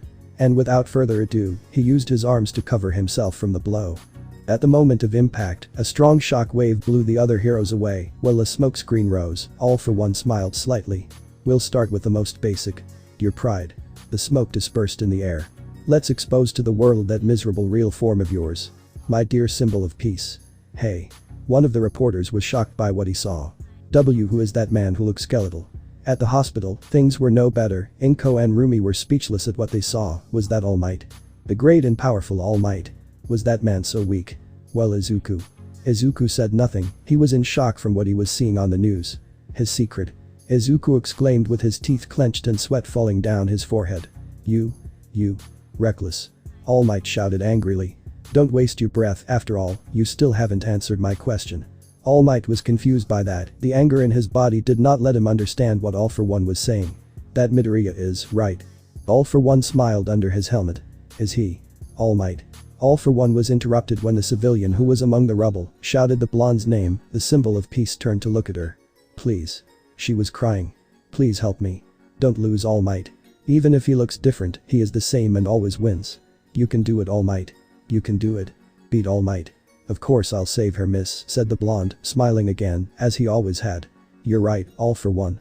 There are many things that heroes must protect. That's why we never lose. So you'll use all your strength. All for One levitated in the air. Will it be your last hit? Injured heroes are always the most annoying. Anyway, it doesn't seem like you can land 2 or 3 hits. Don't lose your focus, Toshinori. Gran Torino shouted from afar. Everyone wants you to win. How irritating. All for One said as his arm began to mutate, reaching a grotesque level. Midoriya. All for One shouted to the 4 winds. You transferred it to him. Right. Too bad you won't be able to see how I crush him. All Might, Midoriya sent me a message. Kirishima shouted, while on his phone a text message could be seen. He said don't lose, you have to be here, you're right. All Might prepared his arm. I won't see how you crush him, I'll see how he finishes you and your student forever. And then both blows hit, destroying everything around them due to the power of the beasts. As his teacher, my obligation is to see him grow, scold him, flatter him, believe in him, and see how he far and far shatters any expectations. The blonde shouted. Until my student no longer needs me. Until he can smile without me supporting him. Until I have his permission. All Might hit All for One's arm with his other arm in a muscular manner, deflecting his blow, but breaking the other one. I will not die. The reason you had the advantage. All Might's broken arm became muscular. Is because I didn't give my all. All for One saw in slow motion how the arm approached his face, indicating the end of the fight. This is the farewell. All for One. United. States of. Smash. Goodbye. One for all. All Might raised his fist to the ground. As his muscular form reappeared, the people erupted in euphoria, happiness and excitement flooded their hearts. However, All Might returned to his scrawny form and then pointed towards a nearby camera. One for all manifested on his arm as he pointed at the camera, fading away little by little, until finally, he disappeared. Now. It's your turn. Izuku was shocked at what he had just seen. His eyes wouldn't stop shedding tears, even though his mother and girlfriend were celebrating the victory of the number 1. He was there, staring at the screen, watching as All Might's finger pointed at him. As it pointed at him. Without Izuku noticing, in his only arm, One for All was manifesting again, indicating that finally, the transfer of power was complete. However, the green-haired man wiped his tears. It was not time to cry. It was time to prepare for what was coming. Now. It's your turn. It had been 2 days since All Might's fall, and society was in chaos. All Might declared that he would be retiring from his service as a hero, causing concern among the masses.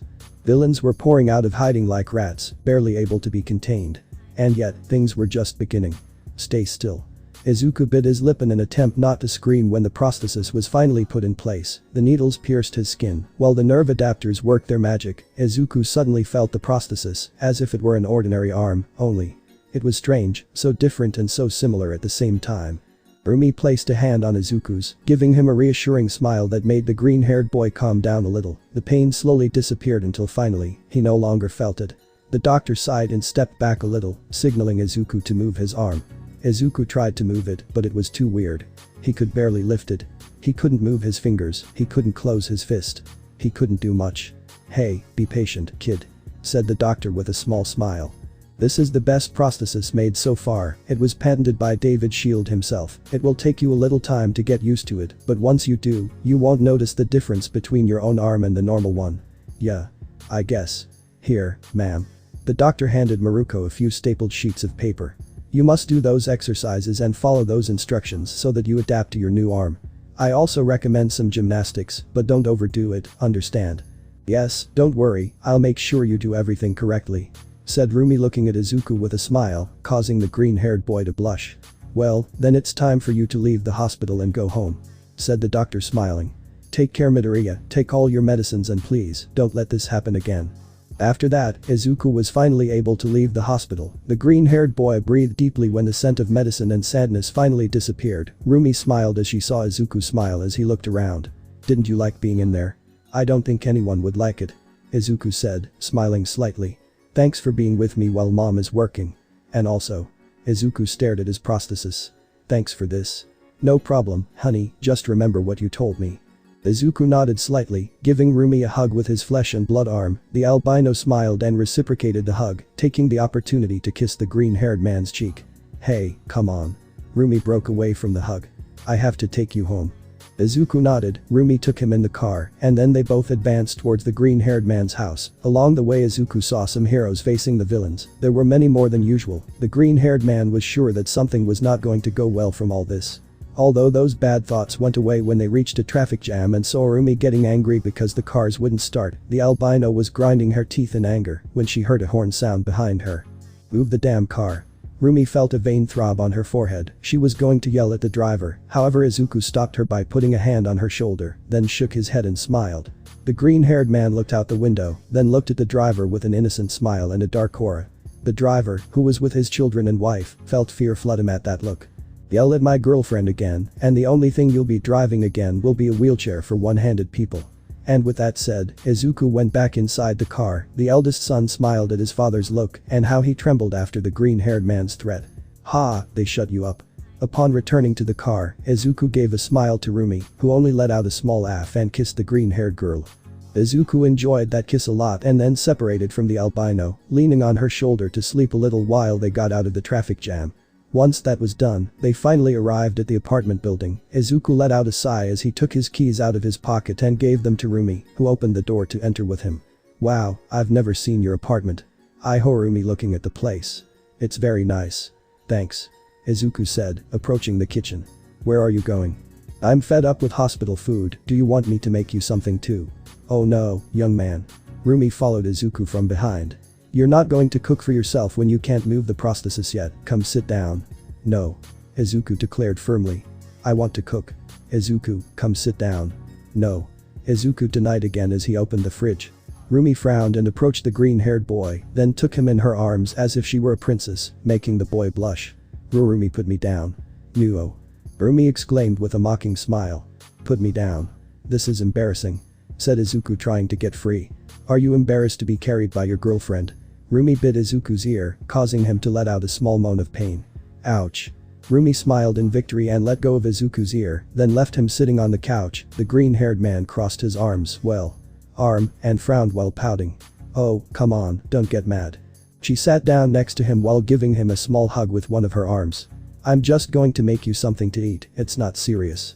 "But I wanted to make you food," Izuku murmured angrily. "I feel useless." Let's do something." Rumi caressed Izuku's cheek with a hand. Once we're done with this, we'll start your recovery exercises here, so you'll be able to move the prosthesis perfectly, and you'll be able to make me food next time. What do you think? It's okay. Izuku shrugged. Rumi smiled and went to the kitchen, putting on an apron that was in it, which had Mom number 1 written on it. Izuku had to admit that she looked quite beautiful in that apron. She almost looked like a mother making food for her children. The brunette noticed the green-haired boy's gaze and smiled. Something to say. You're beautiful, said the green-haired man, slightly blushing. And the apron looks good on you. Thanks, honey, but you should buy me one of my own when the time is clearly right. Rumi winked at the green-haired boy, who blushed quite a bit at that insinuation, although he also smiled, imagining a future like that with her. Nah, it's too early to imagine that. Rumi made Izuku rice with curry and salad. The green-haired boy ate it with the help of the albino, since he was right-handed and still couldn't move the prosthesis well. The rabbit heroine held the spoon with rice in her hand while she moved it in front of Izuku's face. Here comes the plane. Rumi, I'm not a child. Oh really? Yeah, ah. Izuku fell when Rumi shoved the spoon in his mouth. The albino laughed at her boyfriend's annoyed look, then gave Izuku another spoonful. The green-haired boy waited for the third, and then intercepted the brunette's finger instead of the spoon. Rumi dropped the spoon with a blush, while Izuku gently bit her finger. The boy smiled and let go of his finger, and then ate by himself with the spoon. Once he finished, Izuku rested a little so the food would go down. Then he and Rumi moved the furniture in the living room, leaving a large space to exercise. They put a gym mat on the floor and went to change. Izuku was dressed in a white shirt and sweatpants and was barefoot, while Rumi was wearing a black sports top and tight sweatpants that had a hole for her tail, and her hair was tied in a ponytail. Okay, so first you have to get used to the basic movements. Watch me and repeat my movements, okay? Izuku nodded at his girlfriend's words. Rumi took 2 small weights and gave one to Izuku, then leaned the upper half of her body down and moved her arm, first forward and then back. Izuku bent down as well and tried to imitate the movement. The prosthesis received the brain waves and followed the orders, although in a way too slow. Izuku frowned as he tried to accelerate the speed, but Rumi stopped him by taking his arm. Be patient. Izuku nodded and Rumi let go of his arm. They did 10 repetitions of the same movement, then began to rotate the arm in circles to the right. Once they did another 10 repetitions, they moved the arm in circles to the left. Once they finished that, they both stood at attention. Rumi extended her arms in front of her and then raised them above her head, then lowered them again. Izuku tried to imitate the movement, but his arm did not want to go up completely. The green-haired man breathed for a moment trying to calm down, then tried the movement again, and this time managed to raise it all the way up. The green-haired boy and the albino girl did 10 repetitions, then they kept their arms up there. Izuku had to use his other arm to keep the prosthesis, since it did not fully comply with his movements and wanted to go down. Okay, enough, now come. Rumi approached a wall. Stand next to me. Izuku approached Rumi. He placed a hand on the wall, supporting himself with his fingers. Then, as if the hand were a spider and the fingers were its legs, he began to slowly climb it up the wall. Then he slowly let it fall and repeated the movement. Izuku imitated Rumi. This time he didn't have to use his good arm to perfectly complete the exercise. After that, Izuku and Rumi stood face to face on the gymnastics mat. Rumi raised her arms to the sides and then raised them above her head, high-fiving. Izuku imitated her movement, having difficulties with the prosthesis for a moment, but then moving it with ease. After that, Rumi and Izuku put their arms behind their backs, grabbing each other's hands and then stretching them a little. The green-haired man stopped noticing the difference in the movement of the prosthesis with that of his common arm, although the sensation when touching was very different. Okay, that was all the exercises for today. You have to do it once a day for a week, so you get used to it. Rumi said, looking at the green-haired boy. Now let's do a few stretches to warm up. Ready? Izuku nodded. Rumi put one of her hands on his head, then held his elbow with the opposite hand and threw the elbow towards the back of his neck. Izuku imitated his girlfriend, only he used the arm with the prosthesis first, instead of the normal one. After 15 seconds they repeated the same process with the other arm. After that, Rumi separated both legs and touched one with the fingers of one hand, while raising the other arm above her back. Izuku imitated his girlfriend's movement. Both did 20 repetitions before finishing that stretch. After finishing that exercise, Izuku and Rumi sat on their heels and lowered their shoulders, as if they wanted to touch the ground with them. Only Izuku's prosthesis failed, and the green-haired boy ended up kissing the ground. Ha ha ha ha. Rumi couldn't help but burst out laughing as she helped her boyfriend up. Hey, are you okay? Yeah, don't worry. Izuku said with an annoyed pout when he saw his girlfriend laughing. Izuku and Rumi stood on the mat. The albino held one leg over her back with one hand, while smiling at the green-haired boy mockingly. Try imitating this with that prosthesis of yours. Is this a challenge? Izuku asked with a raised eyebrow. Yes, if you do it you will get a reward. Izuku took a deep breath and tried to do it. He lifted his leg and held it with the prosthesis, but again he didn't do it well and ended up falling on Rumi, making both of them touch the ground. Ouch. The albino exclaimed, rubbing her head while the green-haired man was on top of her. Rumi. Are you okay? Did I hurt you? Are you bleeding? Oh my god, I'm sorry, I'm so sorry. I didn't mean to do. Izuku was interrupted when Rumi, still under him, lifted her head and kissed him on the lips, completely silencing the green-haired boy. Rumi broke away from the kiss a few seconds later. Hey, don't be so exaggerated, you need more than one hit to make me bleed. She said, smiling while touching Izuku's nose with hers. Don't forget who your girlfriend is, honey. Izuku smiled slightly as a blush appeared on his face, then he stood up and helped Rumi up. They continued doing gym exercises for about an hour, until they decided to stop. Izuku wasn't tired at all, but it was best not to go to the limit on his first day. Rumi took a blue towel and dried some of the sweat, then took a bottle of water and drank it. Izuku watched his girlfriend for a moment, watching as the sweat ran down her muscular body. She noticed the green-haired man's gaze and raised an eyebrow. Is something wrong? Nothing, it's just. Izuku smiled at her. Thank you very much, Rumi, really. Hey idiot, how many times have you thanked me? Said Rumi, smiling. I already told you it's not a problem, besides I'm happy to spend time with you. Izuku smiled and approached her, giving her a strong hug that the white-haired girl enjoyed, although she felt a great chill, and a blush invaded her face when Izuku bit her ear softly. Don't call your boyfriend an idiot. The green-haired man said with a mocking smile. Ah, so that's it. Rumi smiled slightly. I suppose you won't mind if I get revenge because you fell on me. Izuku blinked for a moment before quickly running away. Rumi smiled and ran after him. You won't escape. Izuku continued running, circling the apartment avoiding Rumi, until by mistake, the albino jumped on him, throwing him onto the sofa.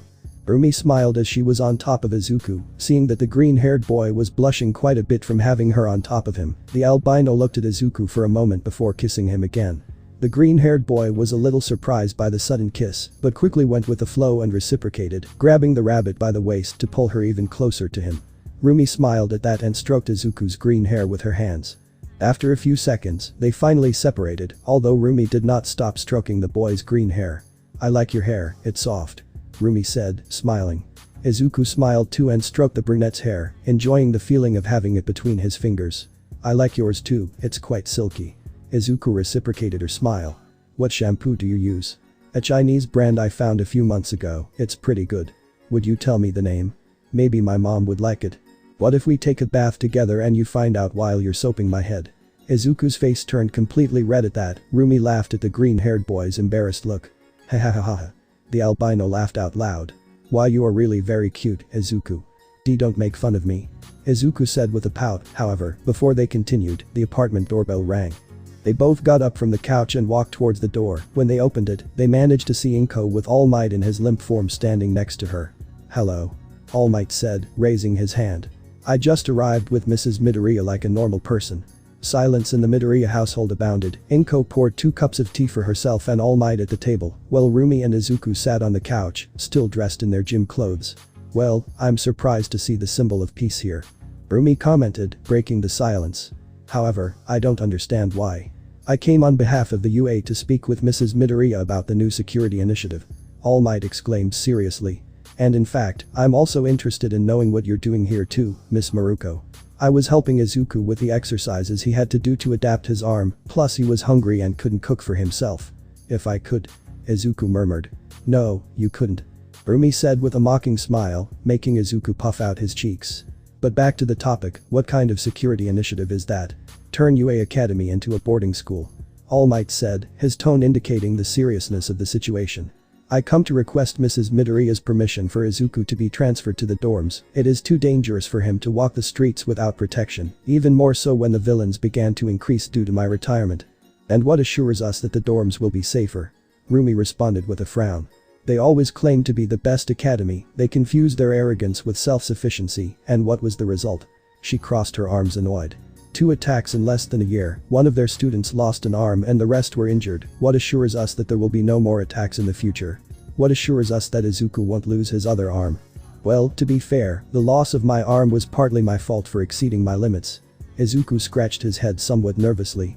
You did it to save a child who wouldn't have been in danger if the supposedly best school had good security. I understand your concern, Miss Miruko, but this is a decision that only corresponds to young Midoriya's mother. I refuse. Inko said firmly, without causing any kind of surprise in the former symbol of peace. Izuku's quirk didn't manifest when he was a child, but he still wanted to be a hero, an incredible one like you. When his power finally manifested, he was able to enter UA and fulfill his dream. Boo, but. Inko stared at her son, her eyes falling on the prosthesis he was wearing, causing a few small tears to fall from her eyes. He kept getting hurt more and more, he was getting more and more damaged. And this was the result, Inko couldn't take it anymore and started to cry. Izuku saw his mother burst into tears and quickly approached her, wrapping her in a hug to try to calm her down, but the green-haired girl couldn't stop crying. What I saw on television the other day, the battle against that masked man. As a citizen, I couldn't be more grateful for his heroism. But as a mother, I'm terrified. Inko said through tears. If Izuku's destiny in becoming a professional hero is as bloody and horrible as that battle I saw on TV at the hospital. If that's what the future holds for him. And the green-haired girl lowered her head sadly, while her tears fell to the ground. Why did he have to awaken his power? Why did he have to be accepted into UA? Couldn't he be a doctor? A lawyer? A police officer? Does he know what I feel every time I see Izuku with that mechanical arm? Does he know how scared I am that instead of losing his arm, he'll lose his life? Inko tried to look at All Might firmly, but her tears and the trembling in her body wouldn't let her. As Izuku's mother, there's no way I'll trust him with my son's life again. Inko said, staring at the blonde. In fact, I don't even know if I can trust any hero academy anymore. I don't even know if I can continue allowing him to study to be one. What? Izuku frowned at his mother's words. Izuku. I'm sorry, but I'm scared. Inko looked at her son sadly. I'm afraid that you'll lose your life, my heart can't bear to see you like this anymore. I couldn't even bear to hear that you died. I know. It would hurt me too to hear that. But being a hero is no longer an option. Izuku said, looking at his mother. What are you talking about? Asked Rumi, who until now had decided to remain silent. Shigaraki Tamura is on the loose and someone has to stop him. If All for One comes back, someone will have to make sure he stays in prison. And why do you want to be you? Inko shouted through tears. There are thousands of heroes and more students. There are millions of people with different powerful quirks. Why do you want to be the one to stop that monster? It's not that I want to, it's my duty to do it. Midoriya shouted. All Might tried to stop his student, however, it was too late. Why is it your duty to do it, Izuku? Why do you have to face that thing? Because I am the successor of One for All. I am the successor of All Might. All Might broke into a cold sweat when he heard Izuku say those words. Inko stopped screaming as confusion invaded her. Rumi just remained silent as she listened to everything. Izuku sighed and extended a hand forward, opening his palm. Before everyone's eyes, a white sphere appeared above it, while 8 colored lights manifested in it. Shounen. I'm sorry, All Might. Izuku interrupted his predecessor. But this is my quirk now, and I'm not going to hide the truth from my family any longer. Izuku sighed as the colored lights moved through his body, as if it were an electric current through wires. A long time ago, in the era where quirks were just appearing and society was adapting to change, it was a time where progress stopped because what human once meant was being questioned. In fact, a guy once said that if it weren't for the appearance of quirks, we could already be enjoying interstellar travel. You're getting off topic. Rumi scolded. Sorry, darling. All Might was surprised by the way Izuku called the heroine, however, the green-haired man continued.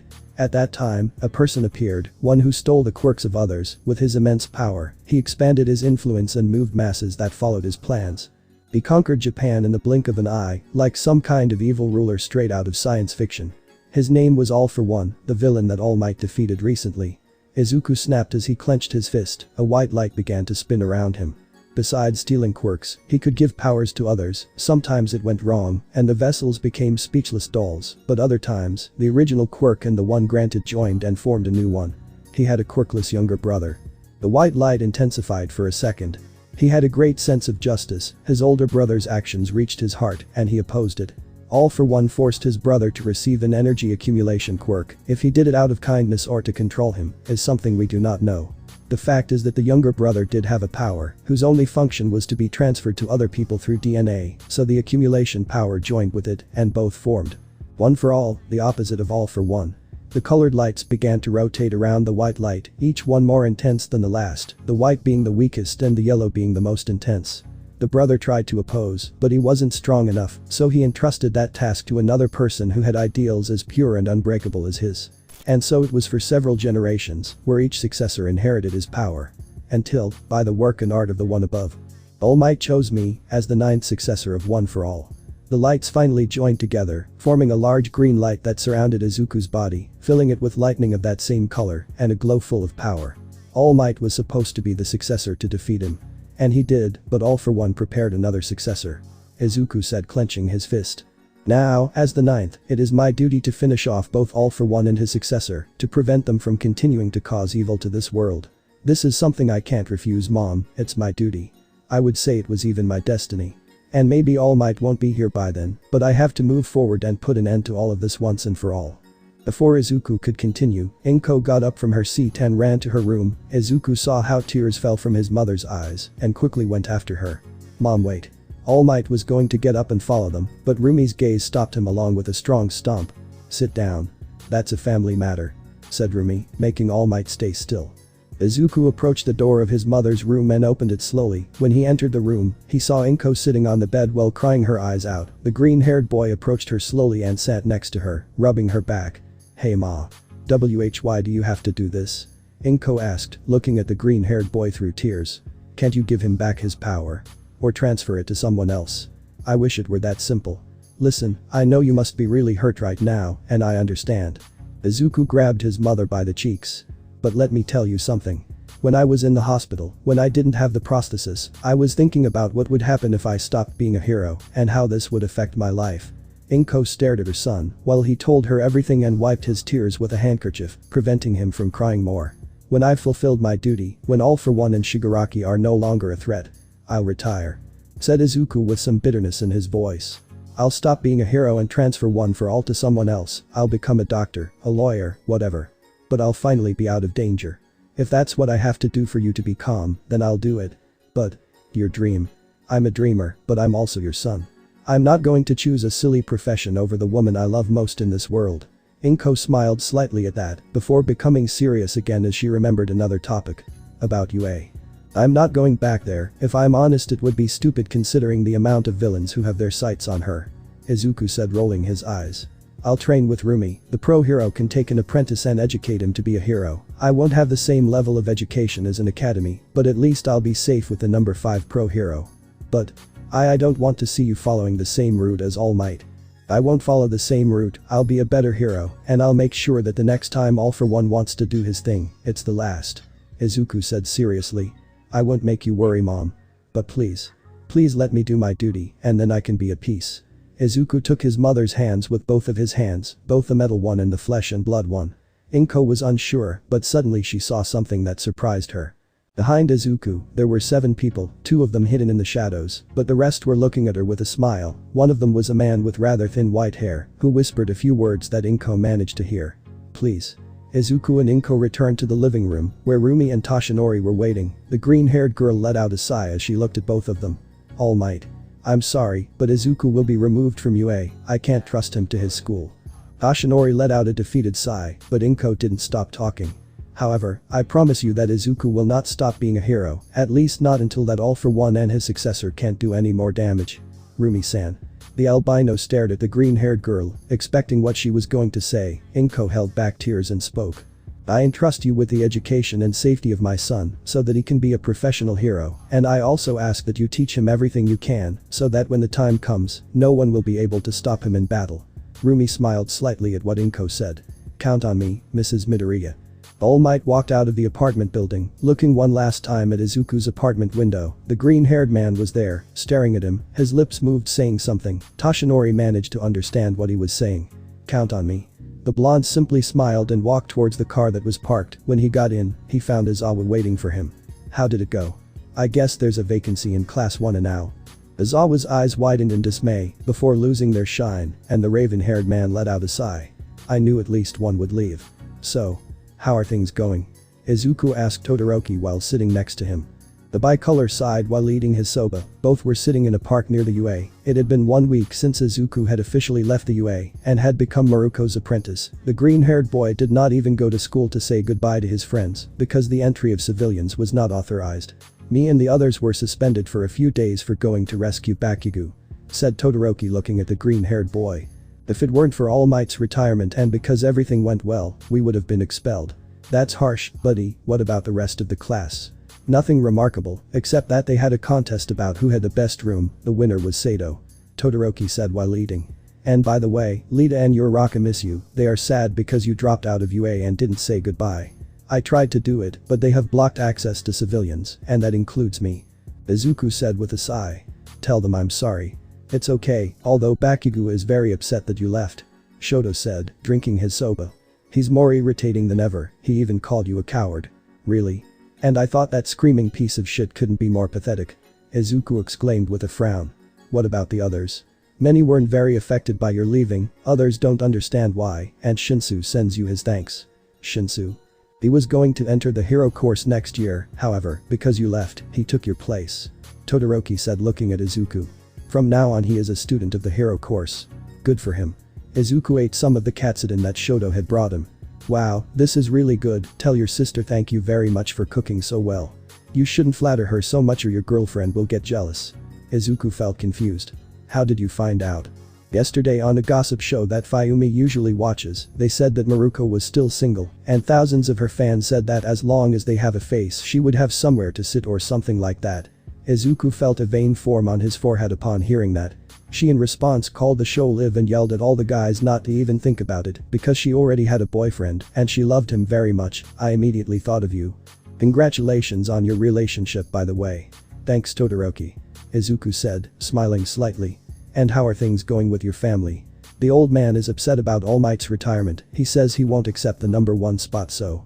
What an idiot, he's also busier than ever due to the increase in villains. Shoto said with a shrug. And my mother is fine, I'm visiting her more often and she's more cheerful now. I'm glad, I hope I can get out of the hospital quickly. Thanks Midoriya. All this, did you hear about the provisional license exam? Shoto said looking at Izuku, who nodded while eating a piece of pork. Yes, Rumi told me about that, and I will be able to do them without any problem despite not being in any academy. Izuku said looking at Todoroki. Have you already started training for them? Yes, although we are concentrating on special attacks, and you? Rumi said that today we will start training, I have to learn to attack only with my legs like her, so I don't have to use my arms. Or well, rather my arm. Izuku said with a sigh. I'm sorry. It wasn't your fault, don't worry. Izuku smiled looking at the bicolor. Although thanks, you're a good friend Todoroki. I'm your best friend. Lita is going to be upset when she finds out. And what are you going to do? Read me one of your books until I die of boredom. Izuku just laughed lightly, smiling a little at his friend's joke. After finishing eating with Todoroki, Izuku walked around the place a bit thinking about different things in his life until he heard a voice calling him from an alley. Hey, come here. Izuku recognized the voice immediately and smiled. The boy entered the alley and looked for the owner of the voice, finding her sitting on a fire escape of the building that was not very high above him. Did you miss me, honey? Of course. Izuku's smile intensified at the sight. Rumi hung upside down, using her feet as support to keep from falling. Izuku approached her and gave her a small kiss while she was upside down, something similar to a certain movie we all know. Ready to start your training? Rumi asked looking at the green-haired man. We have 12 days to strengthen your ability with your legs before you take the exam. You have to know that we are not going to rest for a second until your ability with them is at least a little comparable to mine. Okay, I'm ready. Izuku said with a smile. Then put this on. Rumi took a silver briefcase from the fire escape and handed it to Izuku. It's your suit, you'll need it for training. I asked them to make a small support to help the ligaments in your arms, plus they added some extra gadgets and a reinforcement in your legs so you can kick harder.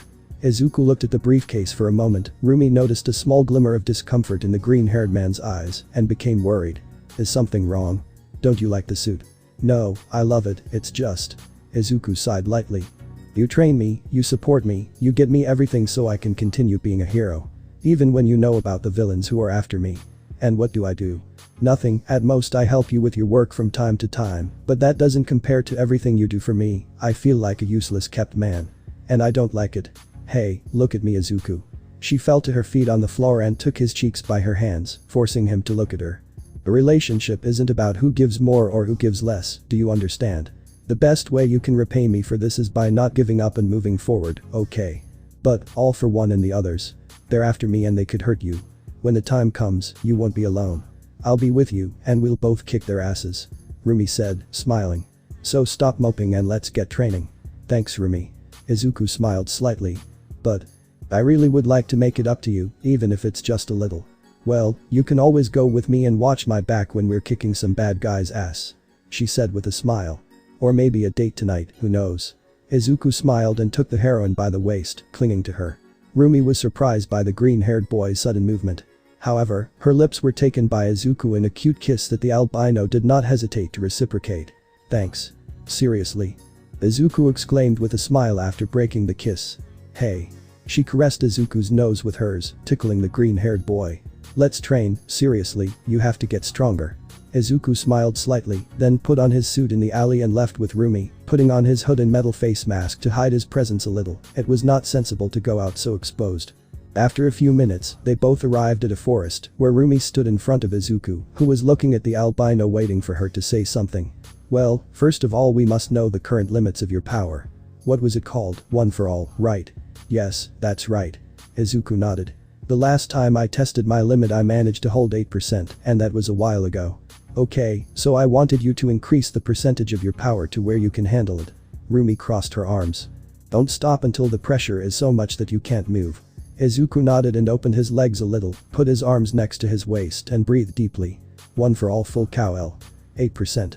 The power manifested in Izuku. Green lightning surrounded his entire body, except for his prosthesis. The green-haired man moved a little, discovering that he could do it as if nothing had happened. Okay, I can handle 8% now it's time to raise it. 9%. Izuku took a breath. 10%. 11%. 12%. 13%. Izuku began to feel the pressure in his body again, indicating that he was reaching his limit. 14%. The green-haired man gritted his teeth. 15%. 16%. 17%. And at that moment, Izuku felt that he could barely move, so he decided to stop there. The intensity of the lightning had increased, as well as the brightness in his body, even his muscles had swollen a little. Good. Rumi put his arms in the shape of a cross. Now jump towards me and give me your best kick. Hey, are you sure? Izuku, we're training. This doesn't count as domestic violence or anything stupid like that, come and hit me hard. The green-haired boy flexed his legs and jumped towards Miruko, raised one leg in the air and then kicked, which Rumi blocked. Although the heroine didn't feel any pain from the blow, what did affect her was the stream of pressurized air that came out of it, which moved the forest behind her quite a bit and knocked her to the ground. Izuku fell to his feet and approached Rumi worriedly, ignoring the pain he felt in his legs from using that amount of power. Are you okay? Did I hurt you? Do you need any bandages? Hey, I'm fine, honey, don't be like that. Rumi said, before looking at what caused Izuku's kick. That blast of air was amazing, I didn't know you could do that. Me neither. Izuku said, impressed. Now that I think about it, All Might could do that too, and since their quirks are the same, it should have been obvious that you could do it. Rumi said with a hand on her chin.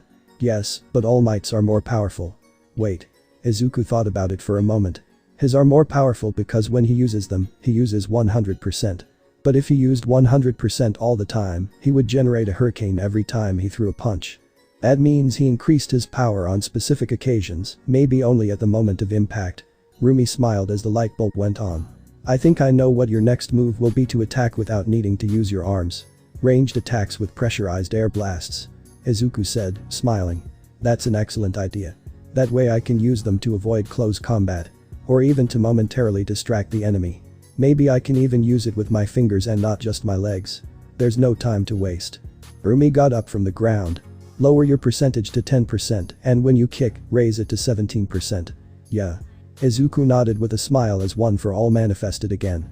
Izuku let out a sigh as he threw himself onto the couch. The boy was tired. Rumi closed the door to her apartment and then stretched, making her bones rattle. They had spent the whole afternoon practicing Izuku's new movements. The green-haired boy hadn't succeeded yet, and his legs hurt a lot, but at least he had advanced even a little in his new movements. Izuku sighed as he turned to see Rumi, who took a towel. I'm going to take a bath, you should do it too, you're very sweaty. Said Rumi looking at the green-haired boy. Okay. By the way. Izuku looked at Rumi. Is that date still valid? Rumi was surprised for a moment, before blushing a little and smiling happily. Of course, darling, but first things first. Rumi pointed to the towel on her shoulder. Go take a bath once your legs don't hurt so much anymore. Hi. Izuku replied tiredly. The green-haired man stayed on the couch for a few minutes before getting up and walking to the bathroom while taking off the top of his suit. After taking a quick bath, Izuku dressed in decent clothes. He didn't know if it would be formal or casual, but he chose high casual, but not too casual. Leaving the room, Izuku headed to the living room. However, he didn't find Rumi there. The green-haired boy searched the kitchen and other places to find her, but he didn't succeed. Rumi. Izuku shouted in search of his girlfriend. I'm getting ready. Wait a minute. Izuku sighed and sat on the couch to wait for his girlfriend, taking out his cell phone to check the news, discovering that crime was rising at an alarming rate. He also started watching some YouTube videos about different heroes' combat styles, becoming curious about the one beast Genist used. The threads he used were quite versatile. If I get something similar to those threads, I could use them instead of my arms. Maybe a grappling hook or something. Okay, I'm done. Izuku turned to look at Rumi. And when he did, he was completely speechless. The green-haired boy dropped his phone in shock. Rumi was wearing a long-sleeved black blouse with a little neckline. Her hair was wearing tight, completely black pants and heels of the same color. Her hair had been tied in a pretty ponytail. Her face had a little makeup, but it was not excessive, just a little eyeliner and gloss on her cheeks, in addition to having black lipstick. Well, how do I look?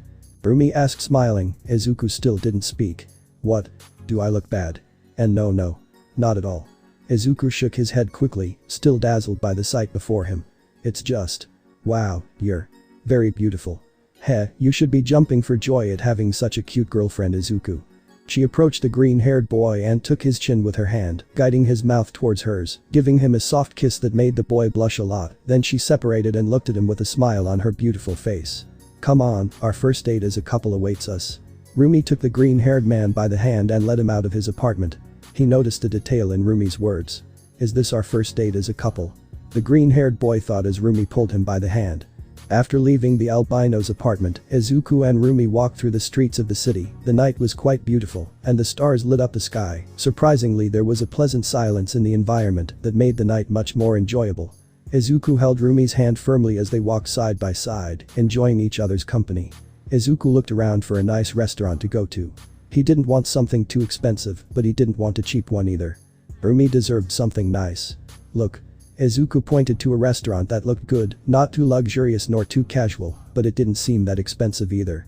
You have to eat there, it's my treat. Are you sure? It looks a little expensive. Nonsense. Come on. Izuku squeezed his partner's hand and guided her to the restaurant. Rumi just smiled slightly and let the green-haired boy guide her. Upon entering the restaurant, Izuku asked for a table for two. The music playing in the place gave a very romantic atmosphere. The voice of the girl who sang was beautiful and made the joy never die. I think I know that song. Izuku murmured. It was called Garnet. It's very pretty, I'll look it up on Spotify later. Rumi said as she approached the table. Izuku removed the seat so that Rumi could sit. With a light laugh, the albino sat on the chair at the same time as Izuku brought the girlfriend closer to the table. Then the green-haired man sat in front of her. What a gentleman. Rumi said with a slight smile. Thank you. The green-haired boy blushed a little at the compliment. You know, I like seeing you like this. What are you talking about? In a calmer and sweeter way. Don't get me wrong, I love how rude and full of energy you are almost all the time. I find you very beautiful and even tender that way, but I also love seeing this side of you. You're the first person I've shown this to, and probably the only one, so feel lucky. I think luck falls short. Izuku scratched his neck somewhat nervously. Going out with a woman as incredible as you goes beyond luck. I don't know what kind of god I owe my soul to for blessing me in this way, but I will always be grateful for everything I can do with you. All. Training with you, jumping on buildings with you, going out with you, holding your hand. It's really something I love and hope to never lose. Izuku said with a dazed smile. I trust you'll never do that. Rumi said with a small smile. After all, I'm sure the person who proposed to me so beautifully is incapable of doing anything stupid. Did you find it pretty? Izuku lowered his head somewhat embarrassed. I think I was too cheesy. I like cheesy stuff, only if it comes from you. That caused a smile in the green-haired boy. Both were interrupted when the waiter came to ask for their order. Izuku and Rumi chose quickly, and the waiter left, leaving them to continue with their conversation. Well, I'm really glad you like the cheesy stuff, because I was afraid you'd reject me for it. Oh come on, I would never do something like that. Rumi said, smiling slightly. Besides, it's not that embarrassing. I'm sure you've done something more embarrassing than that. Well. Izuku blushed with some embarrassment. Oh, once when I was a kid, on my first day of school, I was scared to go and to not be scared. I decided to wear an all-might costume over my uniform. PFFF, hahaha. Rumi laughed at the idea of Izuku arriving at school in an all-Mignon costume. My god. I would have loved to see that. And you? Any embarrassing experiences? Not really, I've always been amazing. Rumi said with a big smile. Now that I think about it. You haven't told me much about your childhood, you haven't even told me why I never saw you again. I will at some point, but not right now. Rumi said with a small smile. Let's just enjoy the food, okay? Izuku nodded slightly as he saw the waiter approaching with their orders. Ah, I'm full. Rumi exclaimed, touching her belly as she left the restaurant. The food was very good, we should eat here more often. I agree, but next time I'll pay. Izuku, after many insistences from Rumi, had managed to pay the bill in full, even though it had been a blow to his wallet. He was happy to do something like that for his girlfriend, even if it wasn't much. This time it was Izuku who took Rumi's hand first, surprising and making the albino a little happy. They both continued walking through the streets without any worries, until the green-haired boy saw a pretty necklace in a jewelry store. Izuku looked at the necklace for a moment, seeing that it was a pretty heart with an emerald on it. Izuku took out his phone and took a picture of it without Rumi noticing, then he put his phone away and continued walking with Rumi. And what do we do now? Izuku asked, looking at his girlfriend. What do you want to do? Well. Plus ultra combo. Miruko wins. Woohoo. Rumi exclaimed excitedly looking at the arcade machine screen. Izuku smiled a little seeing her so happy. He never thought she would take his suggestion of going to an arcade, but he was happy that she did, because now they were both having fun at a Street Hero 2 machine, where Izuku had chosen All Might as a fighter, and Rumi herself, the green-haired man, sighed a little at his defeat.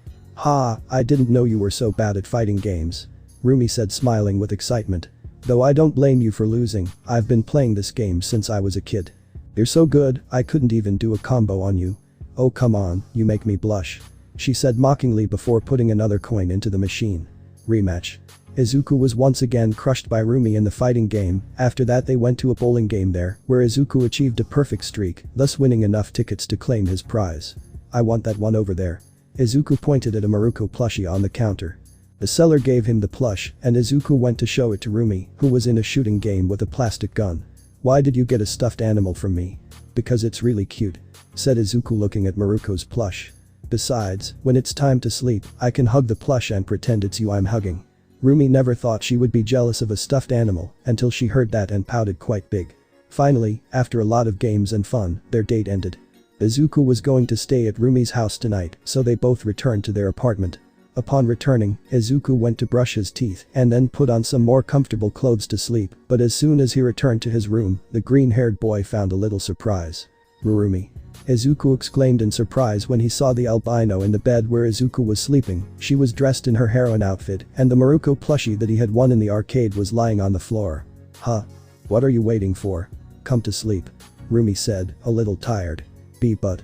Hey, don't make me repeat it, come to sleep. Rumi said looking at the green-haired boy. Tomorrow there's also training and you have to be 100%. Izuku blushed quite a bit. He had never slept with a girl, except for his mother, and that was years ago when he was still a child. The green-haired boy gulped for a moment before slowly lying down next to her, being careful not to accidentally touch her anywhere in particular. However, when he finally lay down, Rumi turned around and hugged him with her arms and legs, completely trapping the green-haired boy. Izuku blushed at the closeness, feeling how his girlfriend's attributes collided with his body. The green-haired boy blushed to the maximum. You don't need a silly stuffed animal if you want to hug me. Rumi yawned. Here I am, I'll always be with you. Izuku was surprised by the albino's words, but quickly smiled and hugged her too. Now they were both hugging in bed. Rumi. Izuku called. That. I love you very much. Said the green-haired boy smiling. A small smile escaped Miruko's lips, who brought her head closer and gave Izuku a tender kiss on the mouth. The green-haired man placed one hand on Rumi's waist and the other on her head, increasing the depth of the kiss. The green-haired boy also caressed his girlfriend's ears, causing a feeling of joy in her body that made her move her tail from side to side. Izuku smiled slightly at that while continuing the kiss with the brunette until they finally separated because the air was not infinite and they had to breathe. I love you too. Said the brunette with a smile. Izuku smiled and hugged her tighter. Rumi let herself be carried away by the hug. Both of them soon fell asleep while the moonlight entered through the window of the room. All in all, it was a pleasant evening. Are you ready? Izuku was standing in front of several rubber pillars. On top of these were some water bottles. Rumi was several meters away from him. Izuku was blindfolded and breathing heavily. Yes. He replied with a nod. Then start. Keep the full cowl at 10%. Izuku thought as the green lightning bolts appeared. And then raise it to 17% at the moment of impact. Izuku kicked one of the rubber pillars, the pillar flew out, and the water bottle began to fall. The green-haired boy did a 360 degrees turn and kicked the bottle before it fell to the ground. Izuku's kick generated a strong current of air that shook the forest. Rumi smiled as she stood firm to avoid falling to the ground. Izuku repeated the same process with the other 2 bottles. His leg hurt a little from using that amount of power, but it was not something to worry about because the pain was not massive. "How did I do?" Izuku asked without removing the bandage. Rumi didn't say anything, she just smiled and jumped towards the green-haired boy, kicking him in the face. Izuku's reflexes kicked in, and the green-haired boy ducked, dodging the kick. He then directed his leg towards Rumi. The rabbit dodged it with ease and moved behind Izuku, where she kicked him in the back. Izuku rolled as he fell to the ground and then twisted his body as if he was breakdancing, gaining enough momentum to get up with a jump. For a small second, Izuku heard Rumi's foot move and then he jumped in that direction.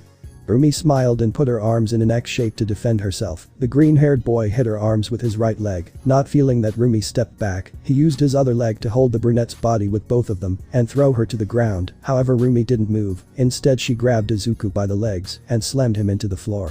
The green-haired boy launched a double kick into the air that generated a current of wind. Rumi jumped back away from her. The green-haired boy stood up and pointed his fingers towards Rumi, holding her wrist with her prosthesis. Delaware. Izuku's fingers lit up. Smash. A gigantic air current went towards Rumi. She jumped to the side, dodging it. Izuku continued on his way, shooting more and more air currents until he stopped hearing the albino and could not keep up with her. "Where is it?" Izuku concentrated to try to hear something. The green-haired boy heard a branch move. He quickly turned around and put his arms in an X shape, blocking a kick that was going straight towards him. Rumi smiled and used her other leg to try to hit his head, but Izuku grabbed it with his prosthetic. Not this time. The green-haired boy pulled the brunette's leg and headbutted her in the stomach. It wasn't strong enough to hurt her, but she felt the blow and fell to the ground on her back. Izuku climbed on top of her, putting her in a key to hold her arms on her back and putting a knee on her waist. "Got you. Not bad." Rumi smiled. "But you forgot about the legs." Izuku's neck was grabbed by Rumi's legs and the green-haired boy was sent to the ground, where Rumi put him in a key that immobilized him. "I got you," she said mockingly. "Ah, okay." Izuku snorted, annoyed. "I give up." The albino smiled and released the green-haired boy, extending a hand to help him up. Izuku stood up and removed his blindfold. "You're ready," she said, smiling. "Now you can kick everyone's ass on the test." Izuku laughed lightly. "Although I doubt I can take on everyone, I feel quite powerful." He moved his legs, kicking the air a few times. "I feel like a pro." "Hey, don't get so excited." She took him by the cheeks with one hand to turn his head so he could look at her. "Until you can beat me in combat, you won't be one." "Well then I guess I have to practice more to be able to achieve it," Izuku said, laughing slightly while stroking his girlfriend's head. "Although you must admit that I'm a little close." "Nope, you're not." 75%. "Nope. 50% close." She shook her head again. "I'd say you're at 30%. Ouch." Izuku sat down on the grass with a sigh. "The exam is tomorrow, I hope I can make it." "Hey, come on, we both know you'll make it." Rumi sat next to him while hugging him with one arm. "Have confidence, you have the best teacher on your side." "I'll be facing my entire class. I guess it will be unfair." Izuku smiled as he looked at Rumi. "For them. That's the spirit." She smiled even more. "Now come on, I want something to eat." "Okay, but this time I'll cook," Izuku said as he stood up and walked next to the albino. "I'll be watching you, I don't want you to end up burning down the kitchen." "I won't, I think I'm used to this," Izuku said, looking at his prosthesis. "What would you like to eat?" "Something with carrots, I haven't tried them in a while." Izuku nodded. "Oh right, I had to tell you something." "What thing?" Izuku asked curiously, to which the albino smiled. "I got an invitation to an alumni party from the Hero Academy where I graduated," said Rumi, walking next to Izuku. "At first I didn't want to go because it seemed boring, but a friend convinced me. But like I said, I don't want to be bored, so I thought maybe you'd like to go with me." "Oh really?" Izuku blushed a little and then nodded.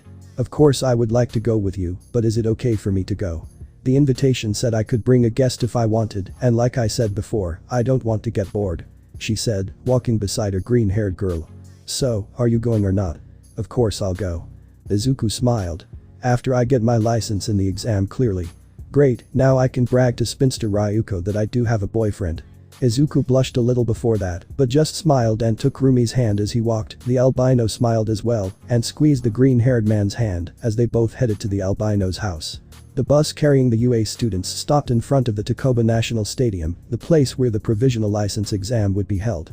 "Get off the bus, we're here," Izawa exclaimed to his students. Class 1A got off the bus while admiring the stadium. The excitement along with the nervousness was at its limit. Wow, it's so big. Jiro exclaimed nervously. I still can't get used to this. What do you think we're going to do on the test? Mineta asked, looking at the building. I wonder if I'll be able to get my license. Don't wonder, just give it your all to achieve it. Yes, sensei. If you are able to pass this exam, you will stop being eggs and become chicks. You will be closer to becoming professional heroes. Said Aizawa looking at his students. Do your best. Aizawa glanced at Shinsu, who smiled at him indicating that he was ready. But then a look of confusion filled his face. Hey, what is that? Shinsu pointed to a pair of shadows moving at high speed through the buildings until they jumped towards a pole and then to the ground, skidding a little and generating some smoke. Ha, I beat you. Izuku exclaimed smiling. You only did it because the sun blinded me for a moment. Rumi rolled her eyes. Don't get excited. Ha ha ha. Izuku laughed a little. Well, this is the exam place. It's pretty big. Hey, come closer. Rumi brought his mouth closer so he could hear it while whispering. One last piece of advice, they're going to evaluate your behavior when rescuing civilians. Act as if this weren't an exam, but a real situation, where lives are in danger and there's no time for doubts. A hero must always stay focused in dangerous situations. Understood. Izuku smiled. Thanks a lot for the advice. You're welcome, I have to go now. But first. Rumi smiled and opened his arms. Good luck hug. Izuku laughed lightly and gave his girlfriend a strong hug and a kiss on the forehead. After a few seconds they separated and Rumi turned around, bowing a little and making the peace sign to the green-haired boy. Sayonara. Rumi flexed her legs and took a big leap away from there. The green-haired boy smiled as he watched her leave and turned to go to his exam when he noticed the surprised looks of his classmates. The green-haired man raised his hands somewhat uncomfortable. Hello. Deku-kun. Uraraka approached and gave him a strong hug. I'm so glad to see you. Why didn't you say goodbye? Midoriya. Lita approached her friend while moving her arms robotically. It is not worthy of a hero to leave without saying goodbye to his friends. Sorry Uraraka-san, Lita-kun, it's just that when I tried to go to the academy they didn't let me in because I was a civilian. Izuku scratched his head somewhat nervously. Besides, the exam was close and I had to train. Yo, Midoriya. Todoroki waved to Izuku. How are you doing? Well Todoroki, nice to see you friend. Same. By the way, I brought you a gift. Shoto took out of his backpack a giant pot of katsudon that was wrapped in a bow. Izuku smiled and took it in his hands. Thanks, I'll eat it later. Izuku looked over Shoto to see Shinsu. Hey Shinsu. Congratulations on entering the hero course. Thanks for letting me have the spot. Shinsu replied, giving him a thumbs up. Midoriya, bastard. Izuku dodged Mineta and Kaminari, who were about to jump at him. The green-haired man looked at both of them with a raised eyebrow. What's wrong with them? You hugged the number 5 heroine. You damn lucky guy. Well yes, it was a good luck hug. Izuku shrugged. You must have felt her breasts against yours. Mineta accused and Izuku shrugged. It wouldn't be the first time, we hugged often. How? Uraraka asked confused. What do you mean by that? She's my girlfriend, it's normal for us to hug each other from time to time. Crack. And that's how with just a few words, Izuku shattered the minds of Class 1A, even as Awa and Shinsu's brains exploded at that information. I think that wasn't a good idea. Izuku realized the mistake he made by saying that, so he opted for the quickest solution. Taking advantage of the fact that everyone was in shock and walking towards the stadium, thus saving himself from having to give explanations. Mental note, shut your mouth. Izuku thought as he entered the exam venue. Once inside, Izuku presented the document that Rumi had given him so he could take the exam, then he went to a locker room where he put on his hero costume, and finally he was taken to a room where there were many students from different schools, all with their hero costumes. The man stood on the table that had a giant television behind him. He seemed to be about to faint. Izuku thought he looked a lot like his old teacher, maybe he was his long-lost brother or something like that. Let's start the provisional license exam. The man yawned. I'm Era, from the Public Safety Commission of Heroes. I like to sleep, but because of you I can't. A pleasure to meet you. What a presentation. The green-haired man thought with a poker face. Deku-kun. Izuku turned his head to see Uraraka, who waved at him. Hello. Hey Uraraka. Izuku greeted her too. Hair-round face. Bakugo looked at both of them with annoyance. Remember what sensei told us, stop talking to Deku. Uraraka frowned in annoyance, however, she couldn't help but feel sad at what Aizawa had told them. Class 1A was on their last day of training before the exam, everyone was perfecting their special moves when suddenly, out of nowhere they heard a whistle. They turned to see Aizawa, who signaled them to come closer. What's wrong, sensei? Kiro. Sayu asked as she approached her companions. Even though All Might warned me not to do this, it's better for you to know before the exam arrives," said Izawa looking at his students. "I suppose you already know what happened with Midoriya. I run away like a coward, we all know that," Bakugo said with a snort. "No, Bakugo, Midoriya withdrew from UA because his mother no longer trusted its safety. However, Midoriya is still going to study to become a hero. And that also includes taking the provisional licensing exam," said Izawa with a sigh. "What exactly are you trying to tell us, sensei?" Shinsu asked as he adjusted his bandages. "The exam includes the same tests every year, one of them is competitive. Which means that if Midoriya takes the exam, you will probably face him to pass." Those of Class 1 were excited at that. "What I mean is that at this moment Midoriya is no longer your partner, but is part of the competition to pass the exam. If you happen to meet him, I want you to give everything you have to beat him. Don't worry. I'll take care of crushing that piece of shit," Bakugo said, making an explosion in his hands. "I didn't mean that. I don't want you to go specifically for that, I'm just saying that if you meet him, don't think of him as a partner, but as a target to beat. I don't want any of you to fail for holding back against Midoriya. I'll be brief, 1540 students are participating in this exam, we're going to reduce that number with a test," said the person in charge. Today's society is saturated with heroes, and after the Stain incident, people are suspecting the association, in my opinion, although it is true that many heroes seek reward, they also do their job of saving lives. And now time is running out to stop suspicion, you must keep up, so the first 100 to complete the test will be the only ones who will advance in the exam to obtain their license. "Wait a minute. That means not even 50% will pass," complained a student. "Bad things have been happening to everyone lately, just think of it as bad luck." The man pulled some orange balls out of a desk drawer.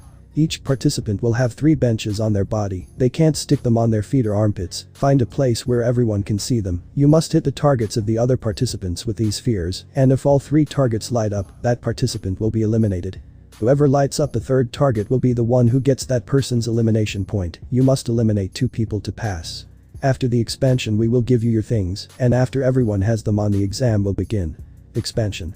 Before anyone could continue speaking, the walls and ceiling of the room opened up, revealing a large area. "Use your powers wisely and complete the exam well," said Mara. "Well, we'll show you the grounds to start." "Yes, it's unnecessary since I can't sleep because of this. I must choose a place to work," Izuku thought looking at the terrain. "The mountain is very open, I could see others with the naked eye, but they could too. The city is my strong point, and with my parker I could move easily, but others could too. Take advantage of it.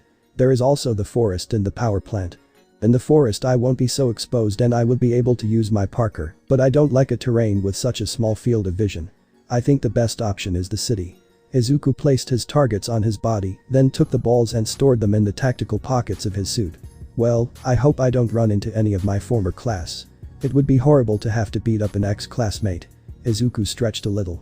"Although I remember Rumi telling me that every year there was a tradition of destroying UA. I hope they don't suffer too much with it." Izuku took a deep breath, he could see how little by little everyone was putting on their targets. The green-haired boy looked at his hand for a moment before smiling with emotion. "It's time to start the show." 4. Some students started running in different directions. Izuku only ran with 10% into the city, leaving only a trail of green lightning behind him, because due to his speed, they couldn't follow him with their eyes. 3. 2. Izuku ran up the side of a building at full speed without falling, looking like a character from an American television series, then climbed onto the roof of the building and waited patiently. 1. Start. The students quickly began to fight them. Izuku saw how a huge group gathered in the city and smiled slightly, and then released a breath of air into the sky, took a breath and shouted, "Hey." For some reason that only God knows, all the students stopped to look at the green-haired man, who looked at them while stretching a little. "I'm sorry to interrupt, but seeing that you're all ready to fight, I got pretty excited and would like you to give me the honor of kicking your asses." "Kick our asses? You must be crazy if you think you can do that," said an annoyed student. "Nah, I can do it," Izuku said confidently. "Do you think we're weak? I doubt they are on a general scale, but against mine they don't look very challenging." "Wait a minute, I recognize him now," said one of the students. "He's the boy who used to be in class 1A but dropped out of UA. A former UA student. Forget everything, let's go for him. That academy has already got a lot of merit. They really are obsessed with UA." Izuku thought as he saw everyone preparing. "Well, if they're all against me, at least I can have fun. Say it before we kick your pathetic ass."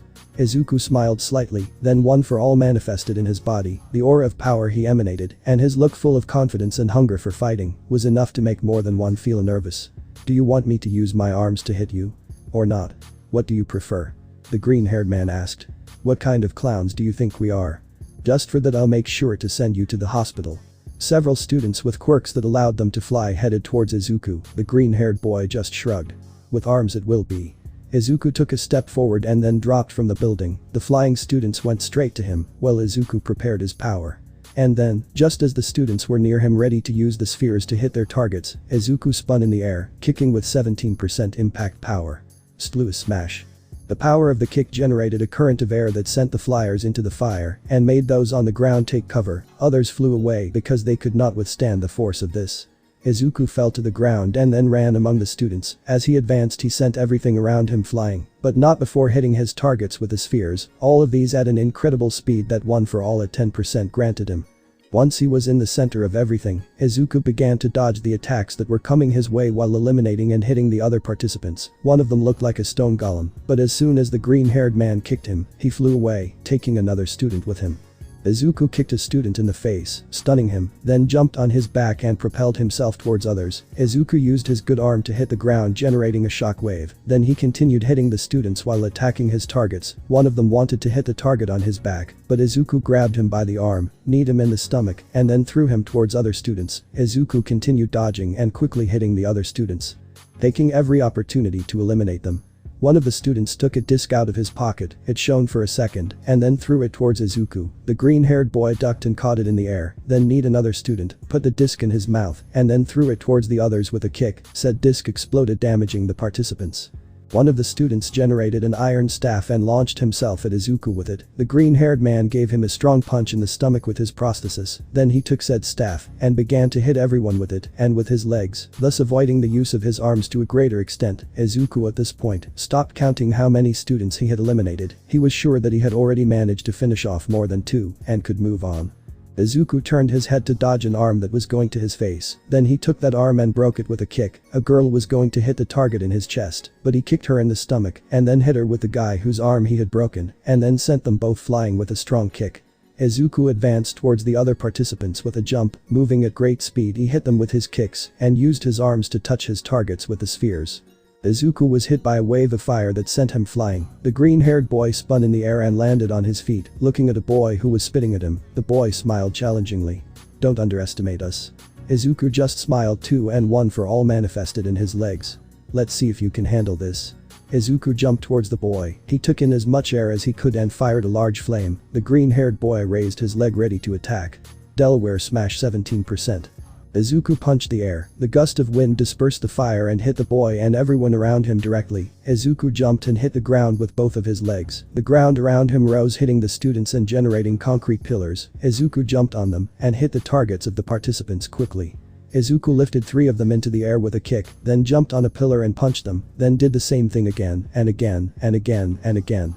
Until the bones of those boys were ready to break, Izuku sent them flying with a wave of wind and touched their targets with the spheres. Finally, Izuku decided it was time to end this. The green-haired man stood still for a second, while one for all manifested again. One for all. Full cowl 17%. Izuku thought as the pressure on his body appeared, but this time he could move. Flash.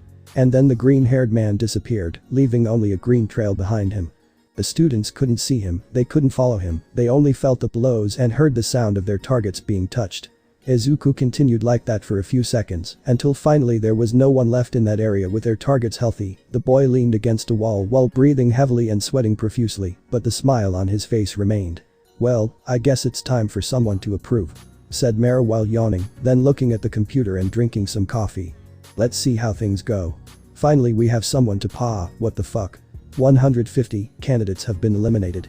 One person defeated 150 to move through. Izuku smiled slightly at that. He knew he had eliminated many, but 1507, that was better than he expected.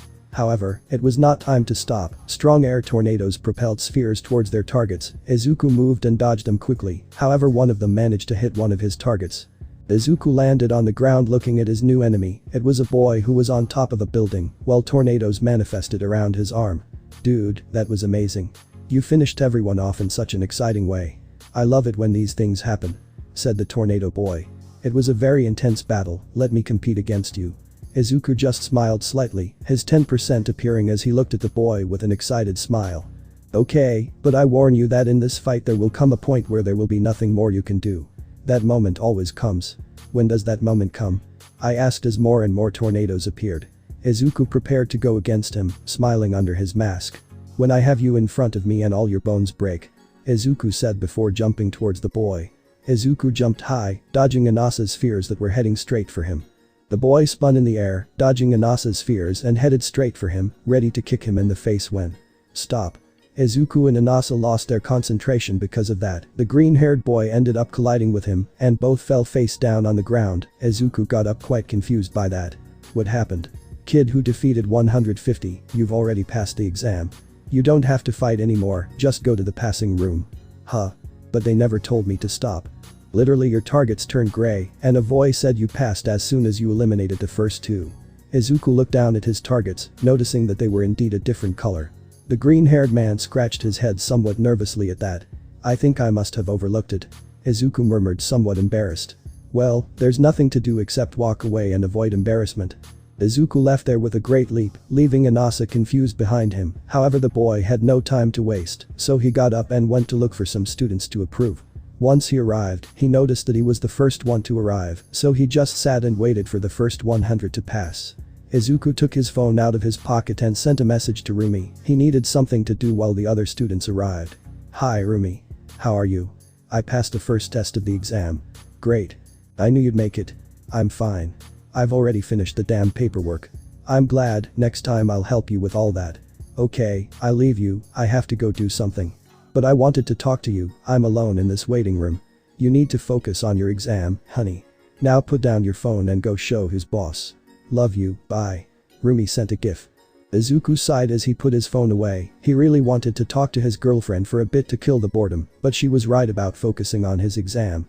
Although now that I think about it, he asked me what I was going to do. Izuku thought with a hand on his chin. Maybe he's training. Izuku took out his phone again, opened the gallery and moved through the camera photos, stopping on a picture of Rumi drinking water after training. She looked quite pretty doing that, and also sexy because of her training clothes, which caused the boy to blush. Now that I think about it, we've been dating for almost a month. The green-haired boy thought, putting his cell phone away again. Does a 1-month anniversary exist? I guess so, but what should I get her?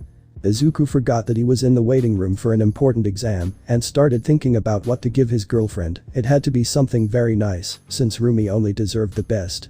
Well, I already have the necklace that I was going to give her on her birthday, but I guess it would be okay to give it to her now. Izuku thought, crossing his arms. But it's too simple and cliché. What if I cook her a buffet? She loves to eat. But I don't think it's enough, God, why is it so difficult? Izuku knew that Rumi had done a lot for him during this time, that's why he wanted to give her the best of the best on their anniversary, 1 month, but an anniversary after all. The problem is that no matter what he thought, he always believed that what she thought was very little. Maybe. Wait, what if I do all that? The green-haired boy thought, smiling. Yes, it will be the best anniversary gift possible. Although our anniversary is a few days after her reunion at the school where she graduated, I have to take advantage of these days to prepare everything. Hey, you're the guy who eliminated 150.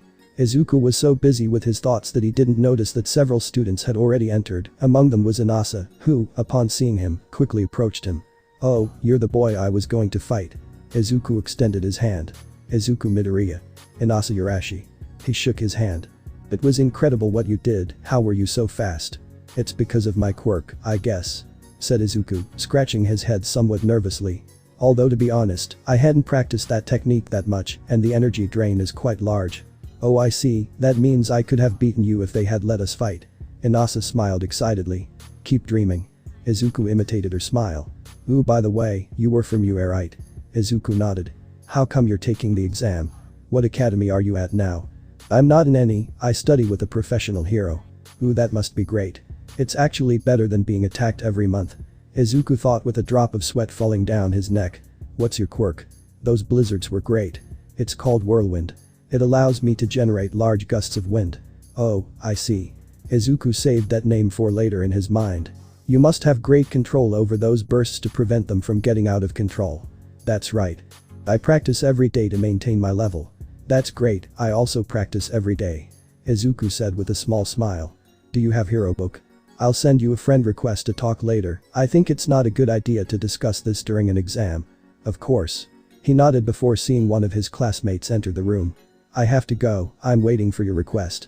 Izuku nodded and waved goodbye, then returned to his previous state, but noticed Todoroki entering the place. The green-haired boy raised his hand, calling his attention to what the bicolor approached him. Me. Todoroki greeted, sitting next to her. How did it go? Eliminate 11. The bicolor exclaimed monotonously. It wasn't very difficult. As expected of 2x1. Izuku patted him on the back. I eliminated 150. Wait, you were the guy who got eliminated 150 times. Izuku nodded with a smile, to which Todoroki sighed. How come they didn't stop you? The whites were supposed to warn me after eliminating 2, but I think I didn't hear it well. Izuku said, somewhat embarrassed. I don't know why I'm not surprised. Shoto took 2 pots of soba out of his pockets and gave one to Izuku. Do you want it? Okay, seriously, how the hell do you do that? I had to practice something during the years I ignored my fireside. While Izuku and his friend were eating the soba, the other members of Class 1 arrived and approached the duo to greet them. Midoriya-san, it's a pleasure to see you again. Momo greeted the green-haired boy, who, having his mouth full of soba, decided to just nod his head. Well, if I count them all it means that 6 from Class A have already passed.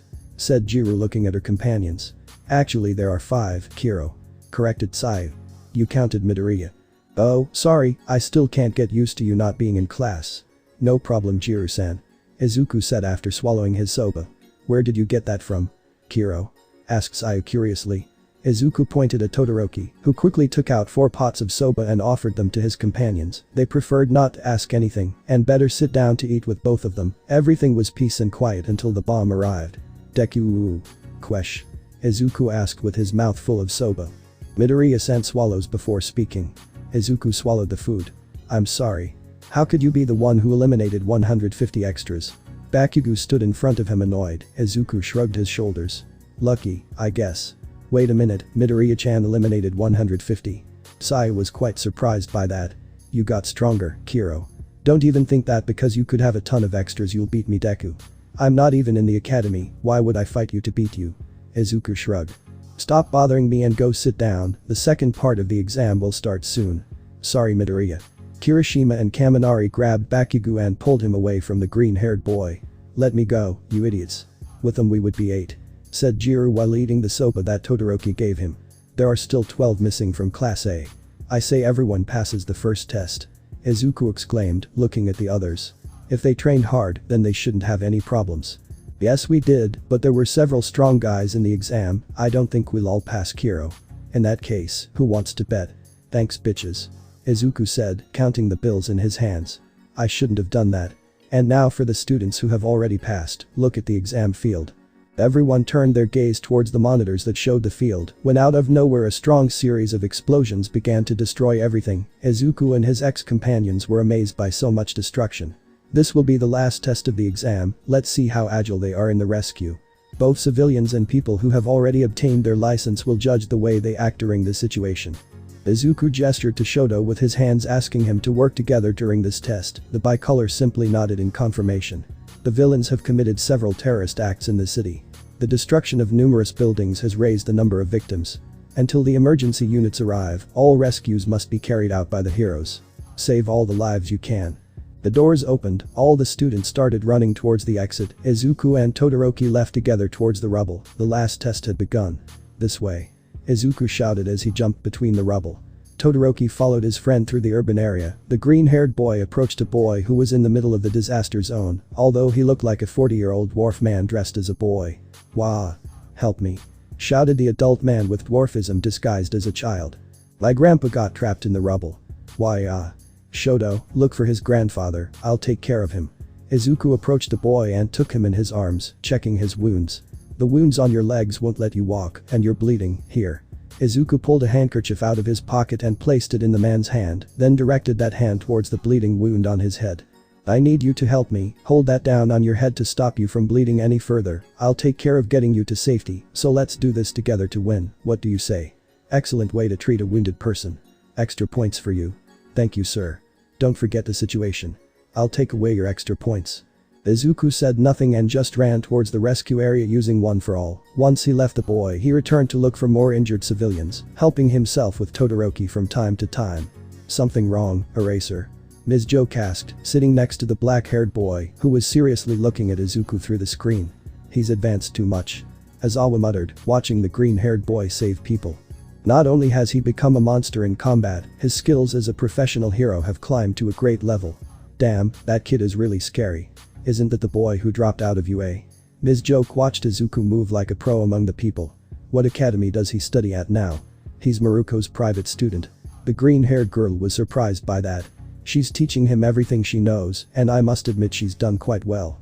I see, I never thought Miruko would go to the trouble of training someone, she normally works alone. They're a couple. Ms. Joke's mind exploded at that information. That must have influenced your decision. Are they a couple? She pointed at the screen. Are that boy and Miruko a couple? Yes. Aizawa did the unthinkable. He smiled, causing Emi to feel like a heart attack was coming. Lucky fucking bastard. The NASA used his gusts of wind to transport people precisely. It was incredible the control he had to avoid the debris being lifted by his wind, however he still lost points. Hey. What are you doing? Shouted a man dressed as a baby. This is too dangerous. Less points for you. I'm sorry. Midoriya. I found the boy's grandfather. Shoto shouted in front of the hole in a collapsed building. There's a wall about to fall. I need you to hold it. Izuku quickly dodged all the students and landed next to Todoroki. Both ran into the building and approached the old man. Izuku lifted the debris and held it over his body to prevent it from falling. Todoroki took the old man in his arms and took him away from danger. Check if he has any injuries. Izuku said, throwing the debris aside. It's just his leg that's bleeding. Here, bandage him and take him to the 8 area. Izuku gave the bicolor some bandages before leaving the building. I'll go look for more wounded. Shoto nodded as he reassured the old man, then glided away with his ice to the rescue area.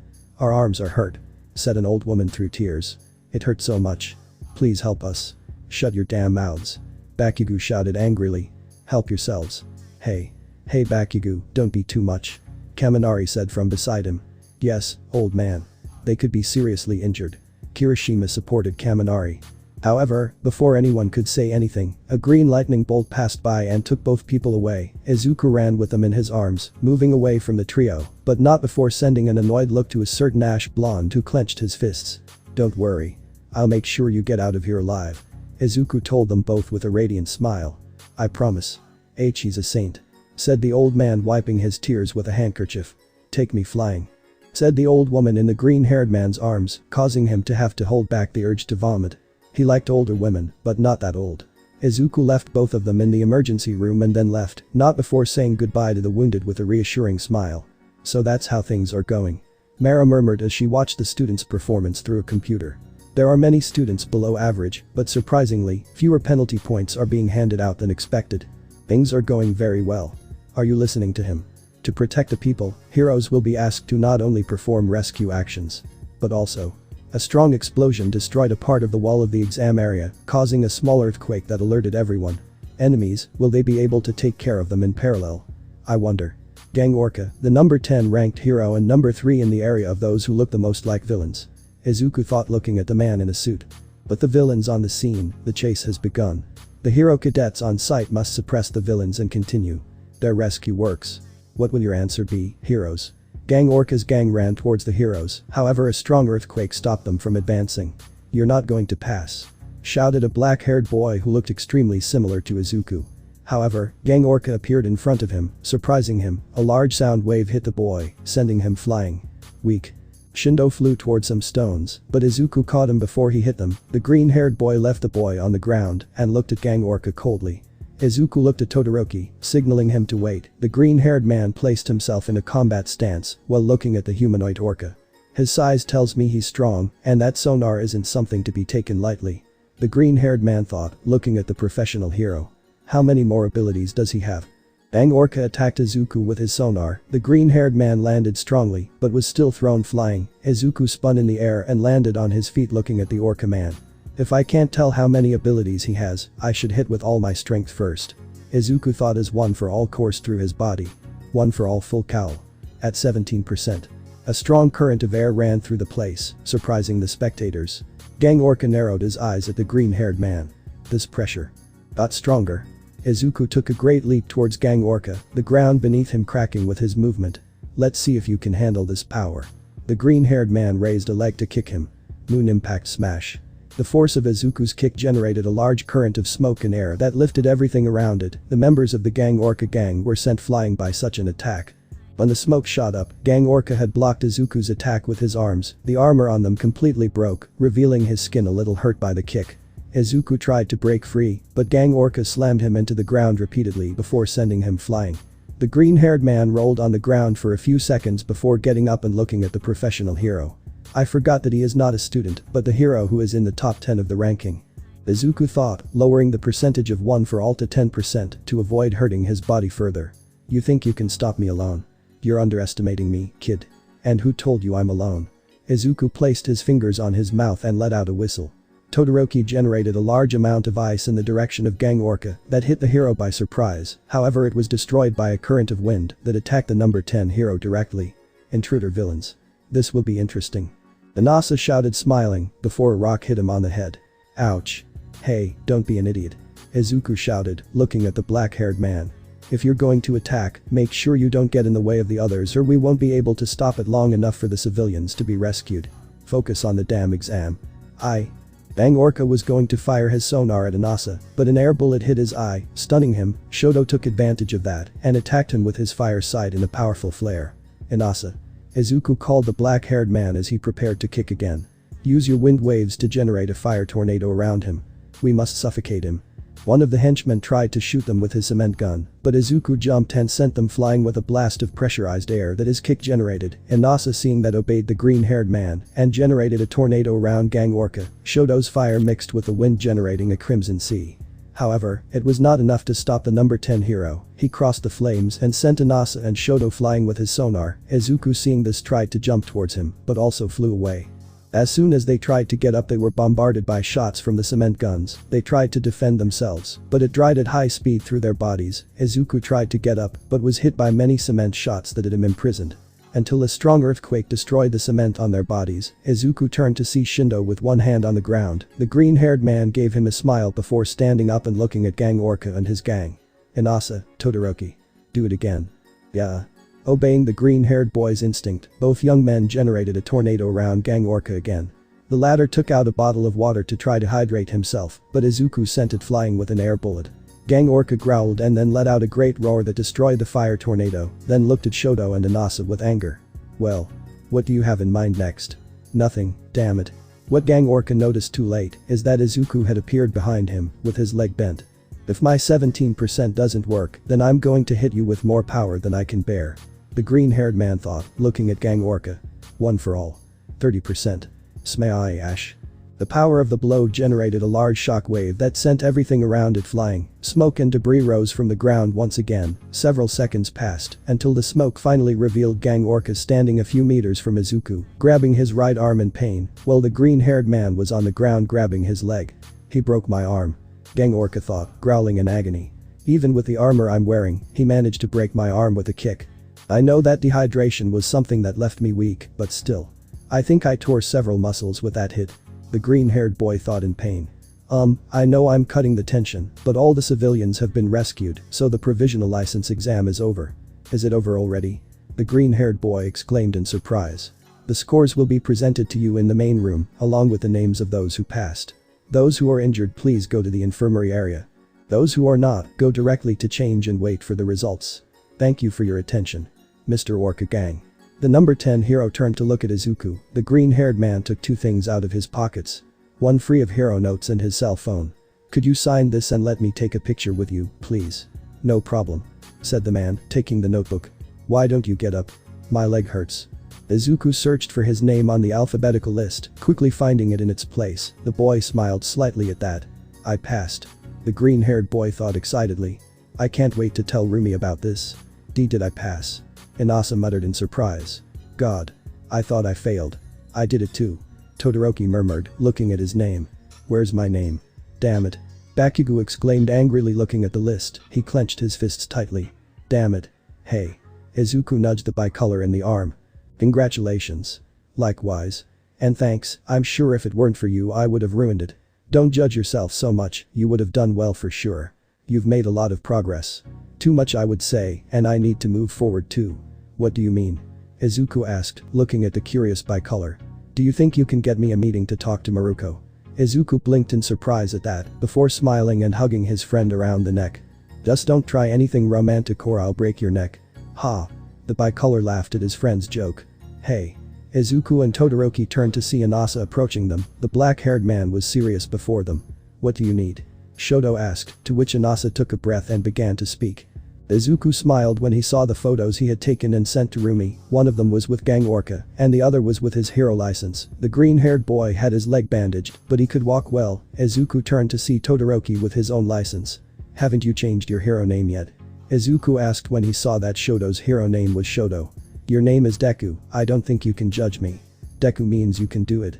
Although now that I think about it maybe I should change it a little. Deku-kun. Todoroki-san. Uraraka approached them both quickly. Oh, Uraraka-san, what's wrong? The boy asked, noticing that his former class was watching him from a distance.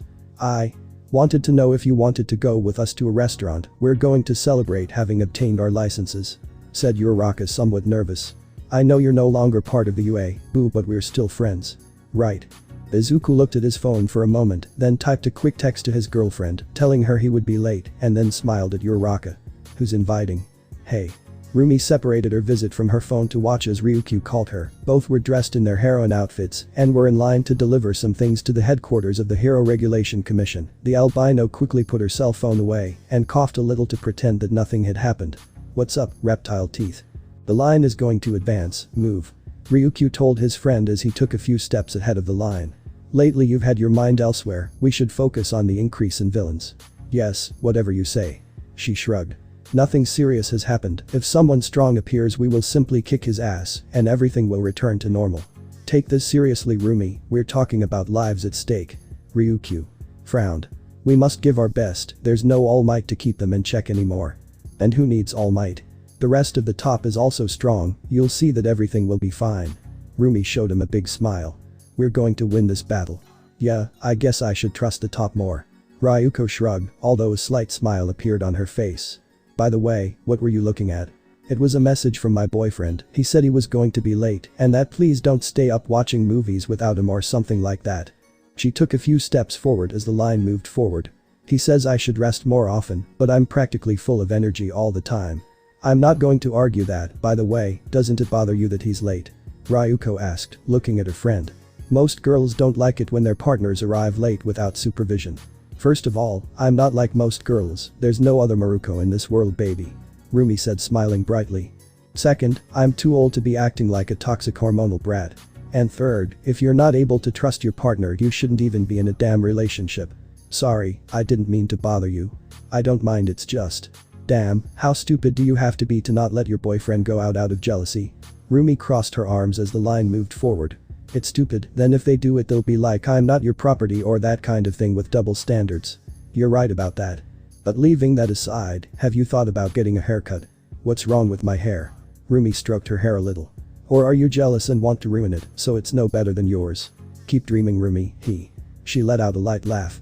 I'm just saying you should try another look, it gives more variety to your appearance, instead of having the same cut all your life. Maybe I tried, but if I don't like it I'll kick you. Ryukyu laughed at his friend's joke. I wonder if he'd want to accompany me to the hair salon. Hey, you know you don't need to be with your boyfriend all the time, right? She raised an eyebrow at what Miruko said. You can do things separately like go to parties or something like that, you shouldn't be together on every date you make. Well, we usually don't separate unless my work requires it, I quite like going out with him. Yes, but everyone should have their space from time to time, even you. Ryukyu lightly patted him on the shoulder. Or is the heroine Miruko afraid of going to the salon alone? You wish. Rumi rolled his eyes before placing a hand on his chin and thinking. Although maybe if I think about it, there is a place I want to go, but maybe he won't like it. Then go alone girl, she's not going to die from that. You're right.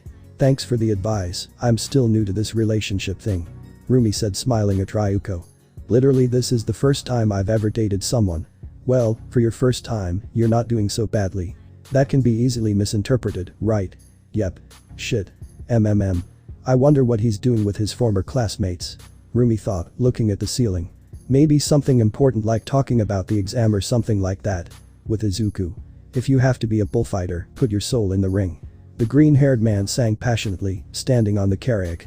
It doesn't matter what comes, so you know that I love you. Like a good bullfighter. Ole. Shouted the majority of Class A.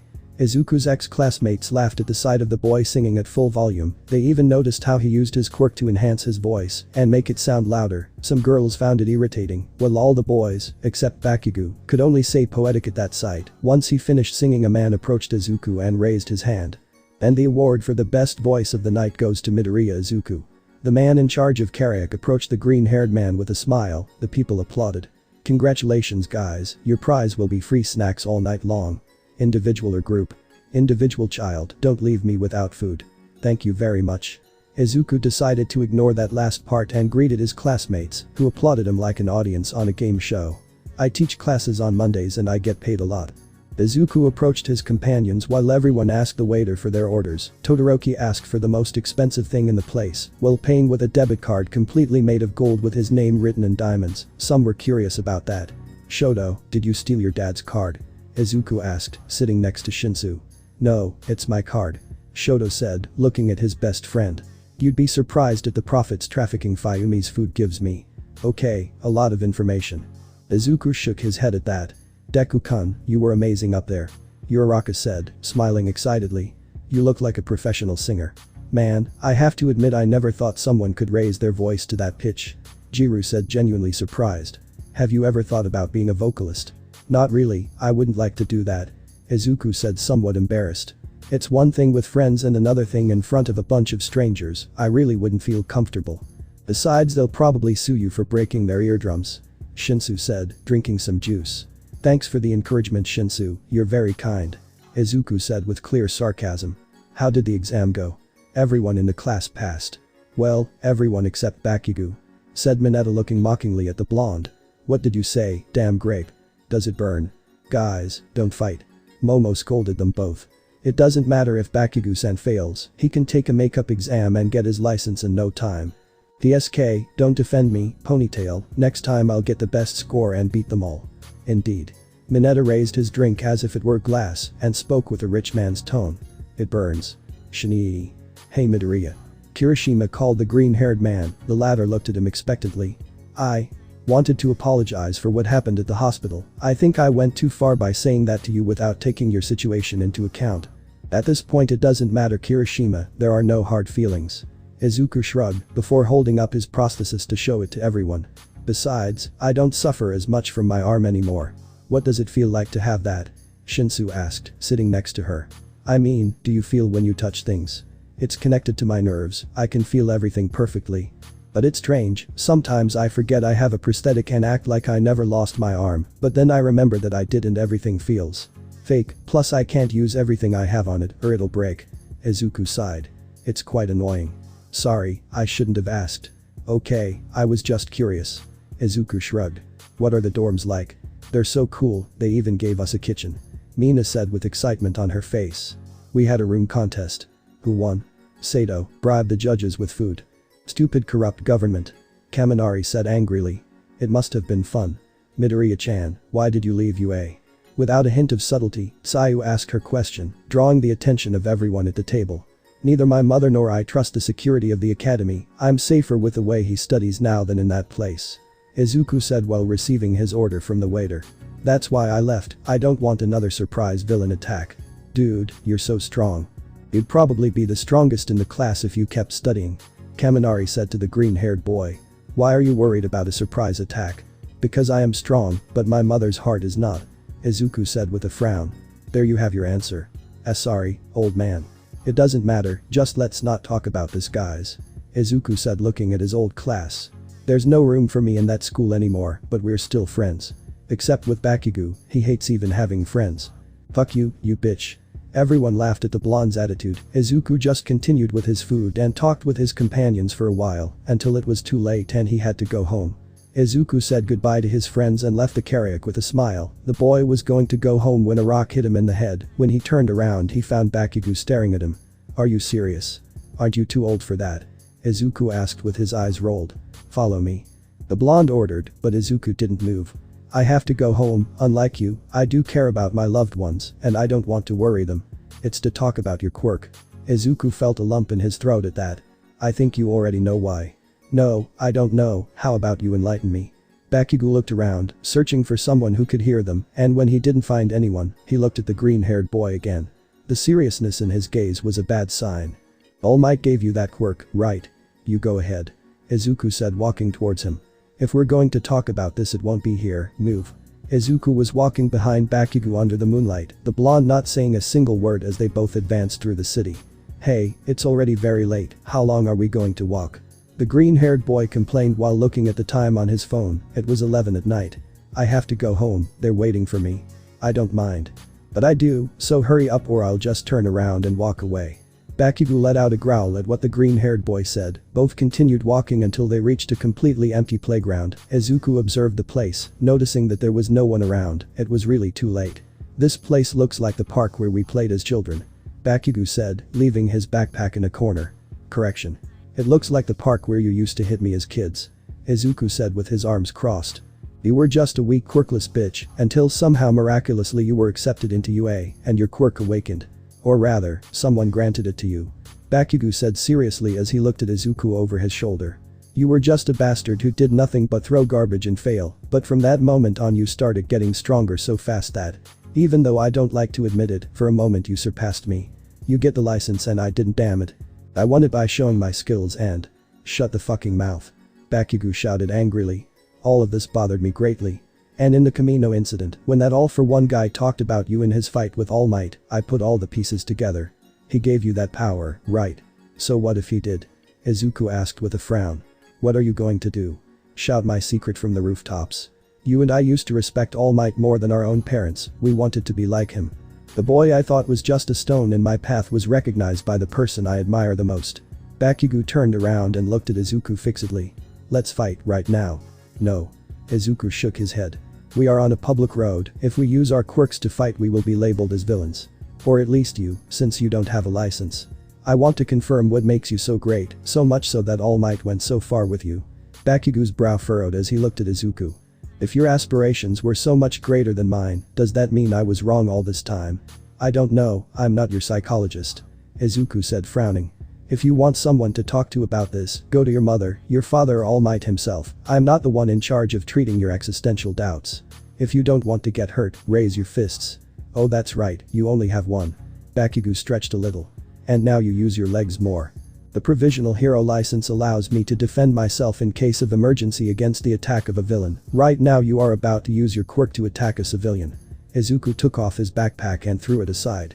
The moment your explosion hits me I will have full permission to defend myself. Then let's go. I won't have any legal problems, but you could end up in a correctional facility. Are you going to risk your future as a hero just for this? Don't worry about me, idiot. I protect your future, animal. Bakugo didn't respond, instead he launched himself towards the green-haired boy with a boost from his explosions. Izuku just sighed before receiving an explosion directly in the body. As soon as the smoke from the explosion cleared, Izuku had Bakugo's hand on his chest. The boy had activated the full cowl at 17% just a second before the explosion hit him. Said attack only burned his clothes a little and raised some dust on him, but there was not a single scratch on his skin. Not at all impressed. Izuku grabbed Bakugo's wrist and pulled his hand away from him. The blonde tried to move it, but Izuku didn't give in one bit. I'm giving you one last chance, drop this shit, go home, and I won't tell anyone what you did, no one will blame you, and your future as a professional hero will be saved. But try to hit me again, and I'll make you feel what fear is, I don't need my other arm to beat you up.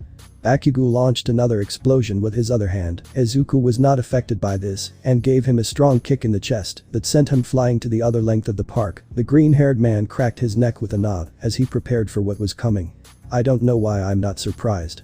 Bakugo launched himself again towards the green-haired boy. Izuku dodged another explosion that was going to his face, then he caught a kick that the blonde was planning to launch by surprise, and finally he kicked him in the stomach that sent him directly to the ground. Izuku sighed when he saw that the blonde was holding his stomach in pain. Do you need help? Don't give me that crap of concern. Bakugo shouted, looking at Izuku angrily. What the hell is wrong with you? Fight seriously. If he didn't fight it bothers you, if he fought it bothers you, does nothing make you happy? Izuku frowned. Shut up. Bakugo exclaimed, slowly getting up from the ground. Damn it. How did I end up chasing after a piece of shit who was always after me? A piece of shit like you becoming strong and being recognized by All Might. Even though I was getting strong too. You out of nowhere made a huge leap, before I realized it you became even stronger than before. And that shitty attitude you got, believing yourself to be better than me, even though you were just a fucking jerk who never had anything. Do you feel the frustration? Do you feel the despair and helplessness? Izuku asked, crossing his arms. That's how I felt every day you hit me and I couldn't do anything. How I saw you progress while I couldn't do anything to improve. Now you know what it feels like. Let's say it's divine karma. Be quiet. Does the truth burn you? You were an idiot, you are an idiot, and you will continue to be an idiot, Bakugo. The difference is that now you feel what the others you upset felt. Izuku said, frowning, before sighing and turning around and walking towards the exit. This is absurd, I'll go home. Damn it. If he had been stronger, All Might wouldn't have fallen. Izuku stopped in his tracks and looked over his shoulder at Bakugo, the blonde hitting the ground in frustration as tears fell from his eyes. If I hadn't let the villains kidnap me, then this wouldn't have happened. All Might was trying to keep him afloat, but thanks to me everything went to hell. Bakugo got up and ran towards Izuku again. I have no idea what I should do. Izuku dodged Bakugo's explosion again and kicked him in the face, knocking him back to the ground. The green-haired man sighed at the situation. Go home, talk to your mother, or go to the academy and talk to All Might, but I can't help you. Izuku said with a frown. I have to focus on my training. Shigaraki is surely getting stronger, and I shouldn't be left behind. If I want to finish him off, I must get stronger. Then I'll leave this. That. Once I'm done with Shigaraki and All For One, I'll stop being a hero. The serene green-haired man explained. I'll study to be a lawyer, a doctor, a veterinarian, what do I know? Whatever comes first, but I'm not going to continue with this profession. I hurt my mom too much by following this path. I'm not going to continue hurting her heart with this stupidity. Be happy, now you have more chances of becoming the #1 hero, even though Todoroki won't make it easy for you. No. I'm not going to accept it. Bakugo shouted angrily as he pushed himself towards him. Not this way. Bakugo jumped into the air and then propelled himself with an exposure to hit Izuku. The green-haired man dodged it with ease, while the blonde ended up exploding off the ground. Bakugo, seeing that Izuku dodged him, began to spin, propelling himself with his explosions in an explosive wheel that went directly towards Izuku. Once he touches the ground he can get completely close, it's not good. Izuku thought, preparing a kick. Deflect his hand and… Bakugo's attack was a feint to distract Izuku and get behind him, something Izuku fell for completely. Bakugo threw a punch towards the green-haired boy, Izuku caught it with his arm, and then spun in the air, pulling Bakugo with him. Bakugo was grabbed by the arm and slammed hard into the ground, while Izuku stepped back a little. Bakugo got up and pushed himself towards him. Izuku grabbed a fence and dodged Bakugo's attack. Izuku did a complete turn and kicked Bakugo's face through the bars, then broke them with his legs to be free. The green-haired boy stood up and watched Bakugo get up again. The blonde looked even more annoyed. Stop looking at me like that. You are not above me. No given power will put you above me. Gifted power. Ironic coming from someone who had everything since birth. Unlike you, I had to wait for someone to see something in me, and then I earned my own power. All Might helped me stand on the same arena as the others, but I was the one who stayed in that arena, and also the one who climbed to a higher arena. This is my quirk, Bakugo. One for all. The blonde prepared to attack again. You still don't understand, right? Well, I guess it's time to end this stupidity. Izuku sighed as One for All at 17% manifested throughout his body. One for All, full cal 17%. Flash. As if it were a flash of lightning, Izuku disappeared and appeared behind the blonde. Bakugo couldn't react in time when a strong kick hit his ribs. He was going to fly away if it weren't for Izuku appearing in front of him in less than a second and punching him in the stomach. More blows came and went from the green-haired man to the blonde. It was a rain of punches that seemed to have no end. Every time he managed to feel one, another two arrived. Pain took over the blonde's body with each blow that came until Izuku grabbed him by the face and slammed him into the ground. The concrete cracked because of the blow, and a smokescreen was generated in the place. When he left, Izuku was on top of Bakugo holding every part of his body. Bakugo couldn't move due to the pain he felt in his body. Izuku just sighed as he deactivated his quirk. I won. Izuku said, standing up. The green-haired boy approached his backpack and took it from the ground. Bakugo didn't move. He didn't get up from the floor or speak. His gaze was focused on the stars in the sky. Izuku just sighed when he saw that.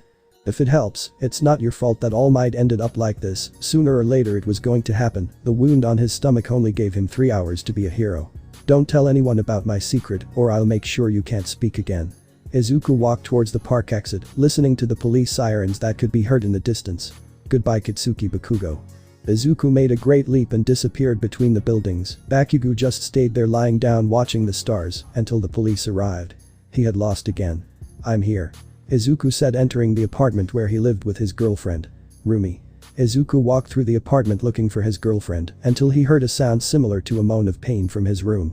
Upon hearing that, the green-haired boy quickly headed towards the room. However, when he entered that place he found Rumi sitting on the bed with a Nintendo Switch in her hands. She had one finger held on the A button while in the game Link died over and over again. Izuku just sighed at that and approached her. The green-haired man moved her a little, noticing that she didn't respond. Did she fall asleep with her eyes open? Izuku shook his head while laughing a little. Silly. Izuku turned off the console and took it out of her hands, then he left it on the nightstand next to the bed and laid his girlfriend down. Izuku closed Rumi's eyelids with his fingers and then lay down next to her. Izuku hugged his girlfriend and placed his head on her neck to rest. He fell asleep a few minutes later. It was a nice evening, despite what happened recently. Rumi yawned as she sat up in her bed. The white shirt that covered her body fell down her left arm as she used her right to scratch her head. Her hair was quite messy and even one of its strands covered her eye. I must have fallen asleep. Rumi murmured a little sleepily. Where's my console? Rumi searched the room for his console, ignoring the burning in his eyes and the irritating feeling of sleep getting in the way. When he finally found it, it had a note on it that said, "It's dead and I won't give you the charger until next week. You need to stop staying up so late. Izuku." Rumi pouted as a soft growl escaped her mouth. The albino got up from her bed and walked to the living room of her apartment in search of her boyfriend. Finding Izuku coming out of the food eating a chicken empanada, the green-haired boy noticed his girlfriend's gaze and smiled slightly. "Good morning, Rumi." "Good morning, Midoriya," Rumi said with a completely serious tone. Izuku frowned at that. "Is that the last chicken empanada Crunk sent us?" Izuku directed the empanada to his mouth and took a bite, slowly chewing the food before his girlfriend's eyes. "Yes, it is. What did I tell you would happen if you ate the last chicken empanada Crunk sent us?" "I don't remember very well. I think it was something about fire falling on the sky," Izuku said, taking another bite of the empanada. "Exact. And here I am without an umbrella." Izuku took another bite of the empanada. 13. "I feel the storm coming." The couple stared into each other's eyes as the tension in the air increased. An alarm on Izuku's cell phone rang, letting L's theme song play, which fit perfectly with the situation. Sweat ran down both of their bodies as the staring duel continued, with the air pressure increasing every second. Until both could not stand it anymore and began to laugh at that antics. Izuku approached his girlfriend while laughing and placed the rest of the empanada in her mouth. The albino did not hesitate to consume the food while laughing. "Have you washed your face yet?" Izuku asked, removing a stray eye. "Yes, Dad, I'm going to wash my face." Rumi rolled his eyes and then looked at his partner. "But give me the charger for my console." "No, it's for your own good," Izuku said, firm as a rock. "You must quit that bad habit." "Well, whatever you want. I can still buy another one later." Rumi went to wash her face and also brushed her teeth, then she put on some longer shorts and returned to the living room. Izuku was cooking some egg and cheese sandwiches. She sat on the couch patiently eating breakfast. The albino turned on the television while scratching her ears. She flipped through all the channels, looking for something interesting to watch until she stopped on the news.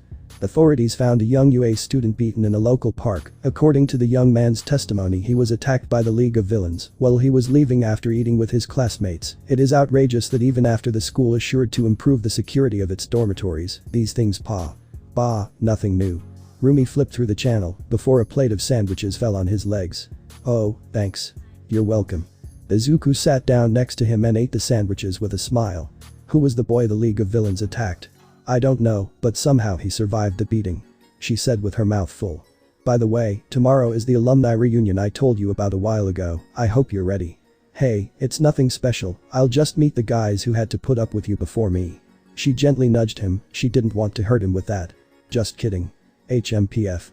She crossed her arms while pouting, avoiding eye contact with the green-haired boy. Izuku just laughed at that and hugged her waist. "Oh, what's wrong with my cute little heroine? Don't call me little girl. I'm stronger than you. But you're still little. I told you not to call me that." Rumi gently bit his arm, making Izuku laugh at what he was doing with his girlfriend. "Anyway, don't you have to go to work? I'll take this day off." She rested her head on Izuku's chest while sighing. "I'm not tired, I just want a day off, that's all." "Okay, do you want to do something on your day off?" Izuku asked, caressing her hair. "If you want, we can go out together. I'd actually like to go out alone this time. Don't take this the wrong way, but I need some time for myself." "I understand, but I'll be very bored without you here," Izuku said, hiding his face in his partner's neck. "I don't like having the house alone. The pillow is in my room, in case you really want to cry," Rumi said with a smile, earning a grunt from Izuku that made her laugh.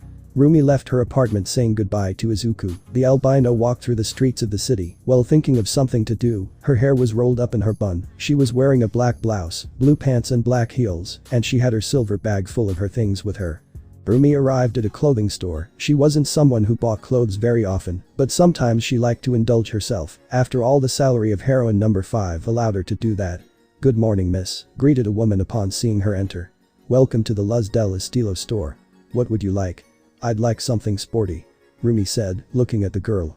"What do you have for me?" "Well, first I'll ask you to let your hair down so the bun doesn't get in the way when you try on the clothes." She nodded at that. "And now I'll ask you to follow me. I have some ideas for you." While Rumi was enjoying her day off, Izuku had put on cleaning gloves and lighter clothes, then took a broom and put the Digimon Adventure opening at high volume. It was so loud that the neighbors screamed in protest, to which Izuku turned up the volume even more so as not to hear their screams. "The louder it sounds, the cleaner the house is," Izuku said, smiling while sweeping. "What do you think of this outfit?" Rumi looked at herself in the mirror, examining the clothes she was wearing.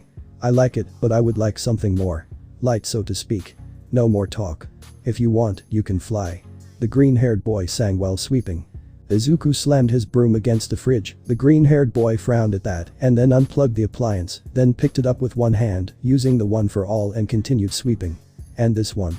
Not bad. I like it, I'll take both," Rumi said with a smile. "Now, how about something fancy? You're in charge, bossy girl. If you want to reach the sky and touch the stars," Izuku sang while sweeping under the bed in his room.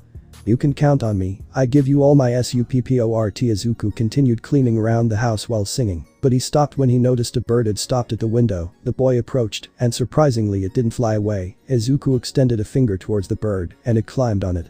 "How are you, little friend?" Izuku asked with a smile. "Did you like the place?" "Alright, you're a bird. Akae. AHH. Izuku threw the bird out the window and then closed it. After that little incident he continued his cleaning. "What do you think?" "Wow, I really look beautiful," said Rumi, looking at herself in the mirror. "It definitely suits me, I'll take it along with the accessories. Come with me to the checkout to finish your shopping." Rumi accompanied the woman to the checkout and then paid for her clothes. She left the store with a smile and some bags in her hands. The albino walked through the city looking for something else to do. "Maybe a restaurant?" "Nah, I ate there recently." She shook her head. "Wasn't there an amusement park north of the city? As I recall, they're open 24/7. It'll be a good idea to go." "Ouch." Izuku let out a small groan of pain when he tripped over a piece of furniture. The green-haired boy was cleaning Rumi's room when the accident happened. Izuku heard something fall to the floor. When he looked down, he found a strange painting. In that picture was a smaller Rumi next to a little boy with black hair and bunny ears. Izuku noticed something in the photo, the boy's smile. It was forced. Izuku knew how to recognize that kind of smile. The green-haired boy had had to do that several times to not worry his mother. He knew when something like that happened, and it worried him quite a bit. "When Rumi comes, I'll ask her about it," Izuku murmured, leaving the photo in its place. "I hope it's nothing serious." "Izuku." Rumi opened the door to her apartment. "I'm home." "Oh, welcome." The green-haired boy watched as Rumi entered the apartment. The albino carried a Leon stuffed animal in one hand and some bags with clothes. Rumi left them on the chair and then threw herself on top of Izuku. The green-haired boy let out a small moan of pain before receiving a kiss from his girlfriend. He rolled his eyes and reciprocated the kiss from the heroine number 5. As soon as they separated, she sat on his stomach, preventing him from getting up from the sofa. "Did you miss me?" Rumi asked with a smile, looking down at him. "Yes, you could say so," said Izuku, putting his hands on his girlfriend's waist. "How did it go?" "Pretty cool. I bought clothes, went to an amusement park, and won this stuffed animal," Rumi said, pointing at Leon's stuffed animal. "What did you do?" "I cleaned the house. A lot." Izuku pointed upwards with his finger. Rumi raised her head to see that the ceiling was shining. The albino quickly looked in all directions, finding that the entire house gave off a rather noticeable glow of purity, as if everything had been cleansed by a god. The music was at full volume. Izuku said with a slight smile. "Oh right, you don't have to clean the house anymore. From now on I'll take care of that." "Oh. Come here, baby." Izuku was hit by a wave of kisses from Rumi. The boy enjoyed each one of them while caressing the albino's hair, as silky and soft as ever. Izuku adored that hair. "I'm a little hungry," Rumi said, breaking away from her last kiss with Izuku. "Do you want to cook something or should we order a delivery?" "Actually, before we eat I'd like to talk to you about something." Izuku sat on the couch, Rumi slipped off his stomach and ended up sitting on his lap. The green-haired boy took a photo out of his pocket, showing it to the albino, causing an incredulous expression on her face. "When I cleaned your room, I found this," Izuku said, showing the photo. "I know you're probably upset about me invading your privacy, but I'd like to know who he is. Because." The smile on his face, "I used to use it when I was bullied as a kid," Izuku said, looking at Rumi. "I know what it means, and I would like to know what happened to him." Rumi could only let out a sigh at the green-haired man's words. "There's no way I can avoid this topic, right? Hey. Izuku stroked her head to calm her down. Rumi's ears fell at the boy's caress. "If you don't want to talk, that's fine, I won't get upset. TCH. Rumi placed her head on Izuku's shoulder with an expression full of frustration. "Is my younger brother, Rikimi. What happened to him? You do notice that my quirk gives me this appearance, right?"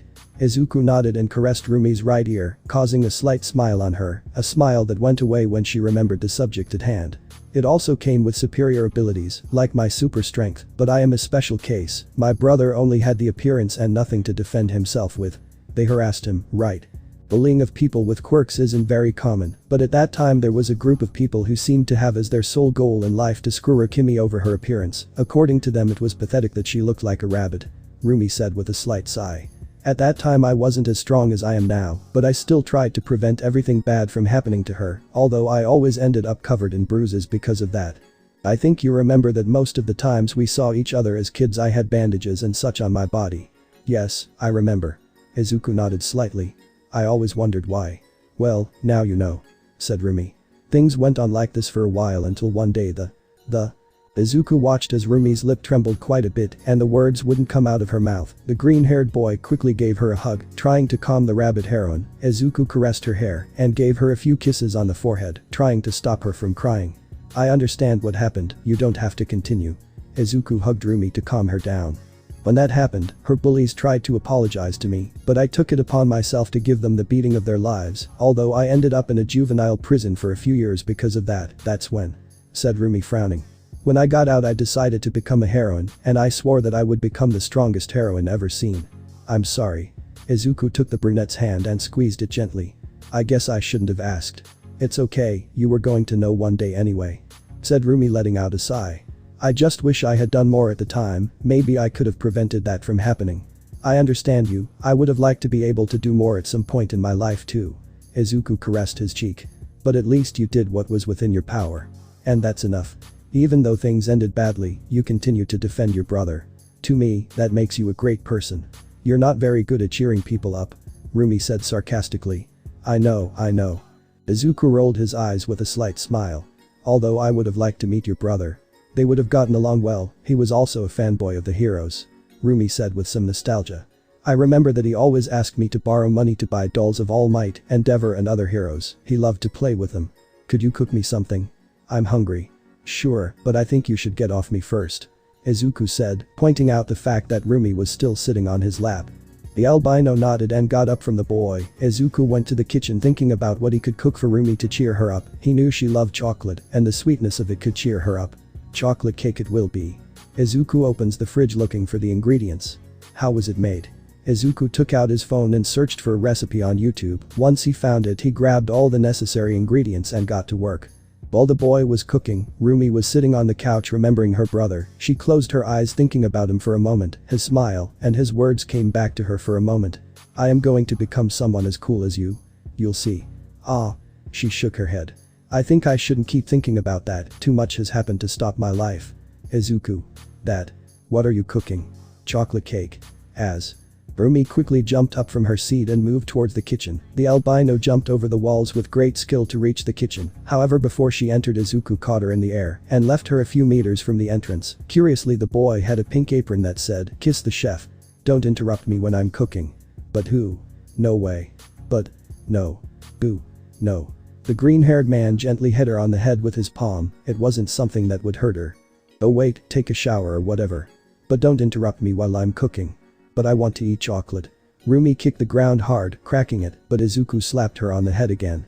"Don't act like a little girl or I won't give you cake." Rumi pouted. Izuku just rolled his eyes and kissed her on the forehead. "Go take a bath, when you come out I'll have the cake ready." Silly boy who thinks he can call a little girl like that. If it weren't for me that I loved you, you'd be getting a spanking right now, you pretty little thing. Rumi left there grumbling with a vein on his forehead. Cute. That's new. Forget you heard that. Rumi shouted from the bathroom. Hahaha, I love you too. I said you'll forget it. And I love you too. Izuku laughed and went back to the kitchen to continue with the chocolate cake. It was a small preview of what he would do for his month anniversary. Or whatever the 1-month anniversary will be called. Now that I remember, first we'll go to the reunion of the hero school where she graduated and then the anniversary will come. Izuku thought while mixing a mixture. I wonder what her ex-classmates are like. Maybe they're as traumatized as Principal Nezu. Wait a minute. Principal Nezu traumatized by her hero school where she graduated. She graduated from UA. I feel like an idiot now. Izuku was going to leave the mixture on the table, however he didn't see well and ended up dropping the plate on the floor. It broke and the mixture dirtied the floor. Okay, I'm not feeling well. Izuku shook his head. I'm stupid. Rumi. Izuku walked through the apartment looking for his girlfriend. Where are you? The cake is ready. Singing in the bathroom, I remember YOU. The albino's voice could be heard from the shower. Wait. Is she still in the bathroom? Izuku muttered to himself. Maybe. Well, we are a couple, so. No, she'll be upset. Or maybe. No, stop Izuku. Or no. Yes, no, yes, no.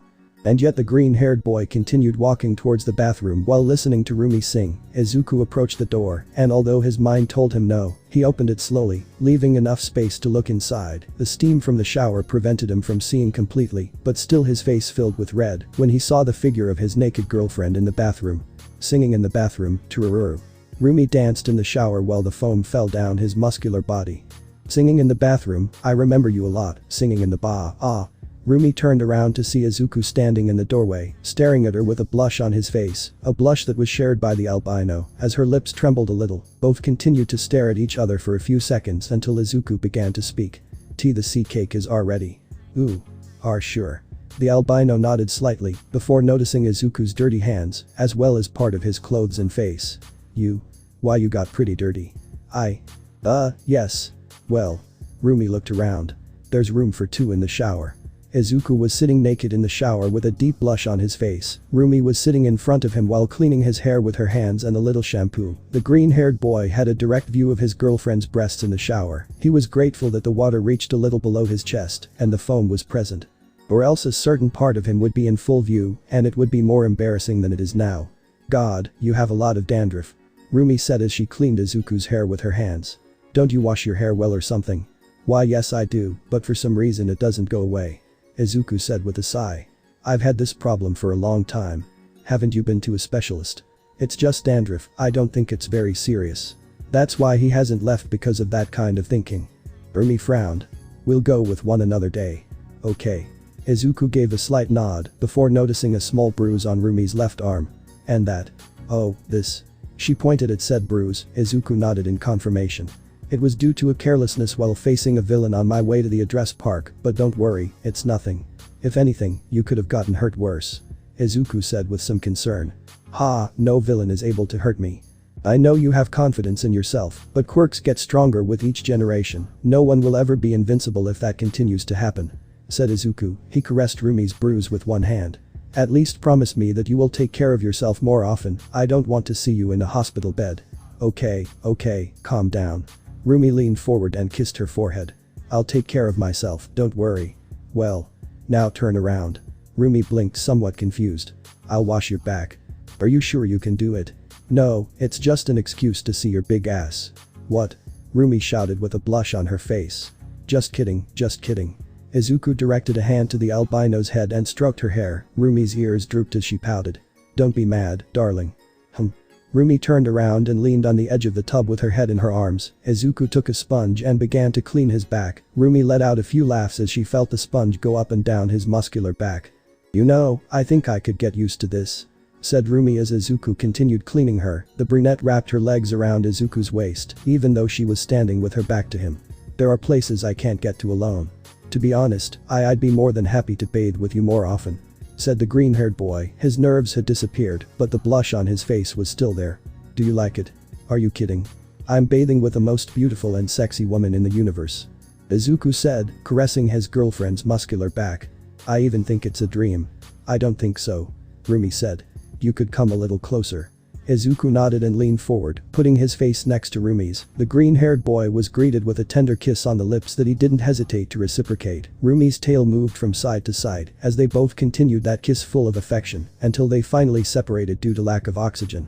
Izuku looked at his girlfriend with a silly smile and a blush on his face, while Rumi's smile was more playful than anything else. A question. Tell me. Was that a carrot I touched with my tail, or are you just happy to be here with me? And that's how Izuku's face ended up rather than a strawberry. Phew. Izuku snorted as he wiped his head with the towel. The green-haired man was standing in the room he shared with Rumi, dressed only in black boxers that hid his manhood. Izuku continued drying his head for a few more seconds until he finally put the towel aside. His hair was as disheveled as ever, but that was his style, and he liked it. What time is it? Izuku directed his gaze towards the clock on the wall. 7 o'clock. I'm cold, it wasn't a good idea to turn on the air conditioning. The green-haired boy approached the closet and took out a shirt and some gym pants. The boy threw them on the bed and closed the cabinet. Then he approached the nightstand where the chocolate cake he had prepared was. The green-haired boy cut a slice and ate it. Then he took those gym pants and put them on. The boy was going to continue dressing if it weren't for the fact that he heard someone standing in the doorway. Hey, honey. Izuku smiled as a blush appeared on his face. Hey. What happened? Did the rabbit eat your tongue? No, but I would like you to. Rumi smiled and walked slowly to the green-haired boy, hypnotizing him with the movement of her hair and her body. The heroine stood in front of him and took him by the neck with one hand, then she slowly brought him closer and finally connected lips with him. The slow movements of both were perfect for the moment. Rumi's lips gently explored Izuku's mouth in that passionate kiss until now. Izuku was not far behind and gently nibbled the albino's lower lip. Rumi's mouth opened in surprise at that movement, allowing Izuku to counterattack with his tongue. Izuku tilted his head slightly to the side and continued into the kiss. Rumi stepped back a little, only to be taken by the waist by Izuku. The green-haired man pulled her towards him, pressing her body against his as the kiss continued until they finally had to separate due to lack of oxygen. Wow. Rumi blinked back to reality. That was magical. Thanks, I've been practicing a little. As the oranges were on sale. PFF, hahaha. Rumi started laughing at the idea of Izuku practicing his kisses with an orange. God, that was fun. Thanks, but anyway. Izuku separated from Rumi and took the shirt from the bed, then pointed at the cake. There's the chocolate cake. Mine. Rumi took a slice of the cake and ate it quickly. She let out a moan of happiness as she tasted the chocolate cake. Delicious. I'm glad you like it, it's a recipe from a random guy on YouTube. Izuku threw himself onto the bed with a sigh. I don't know about you, but I'm going to sleep now. Actually, we both have to do it. Tomorrow we have to get up early to go to the meeting. Rumi ate the cake quickly, then turned off the light in the room and threw herself onto the bed, falling on the green-haired boy. Good night, darling. Rumi, you're naked, you're only wearing a robe. And aren't you cold?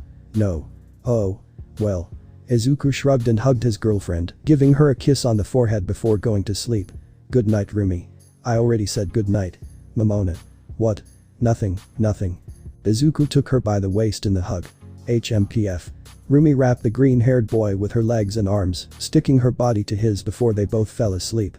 Sleeping with your girlfriend had many advantages, from the comfort of her body to the warmth that mutual love generated. It was a beautiful and very enjoyable action that every human being should enjoy someday. But it also had disadvantages, like the fact that you are so comfortable that you end up sleeping more. Rumi, we're going to be late. I'm coming.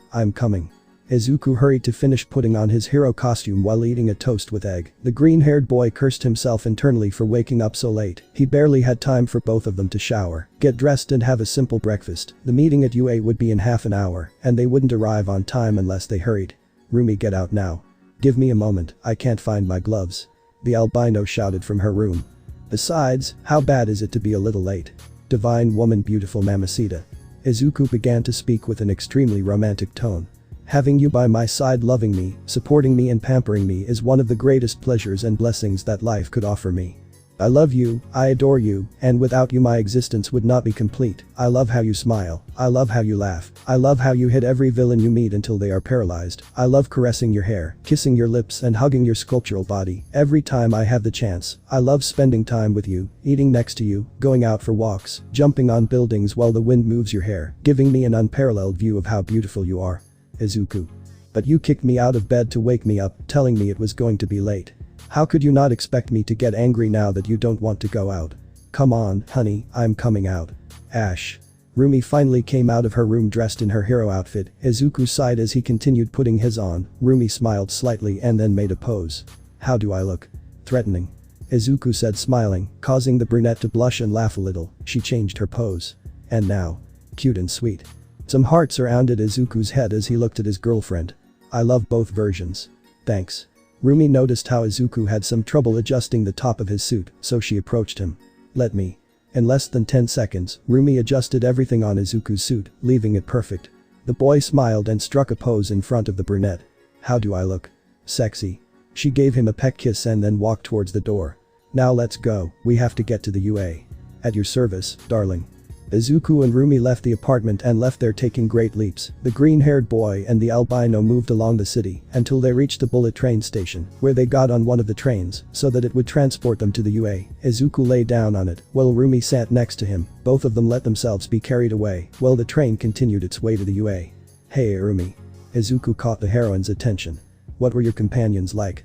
"If I'm honest, I only remember Ryukyu, she's the only one I kept talking to," said Rumi while resting her head in her hands. "The rest went their own way and I never saw them again." "That's a little sad."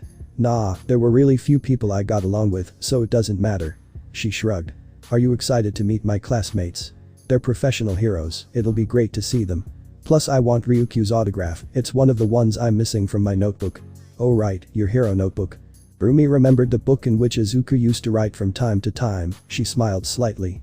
"I still remember when you asked me for an autograph during our first week of training. You looked like jelly from shaking so much, ha ha ha ha ha." "Well, the fact that you laughed when I asked you to didn't help much." Izuku rolled his eyes. Okay, I'm sorry baby." She held back a laugh and stroked the boy's green hair. "Don't start crying. MMPH." Izuku grunted slightly and looked up at the sky, then remembered the autograph in question. "Although I never expected you to have such nice handwriting."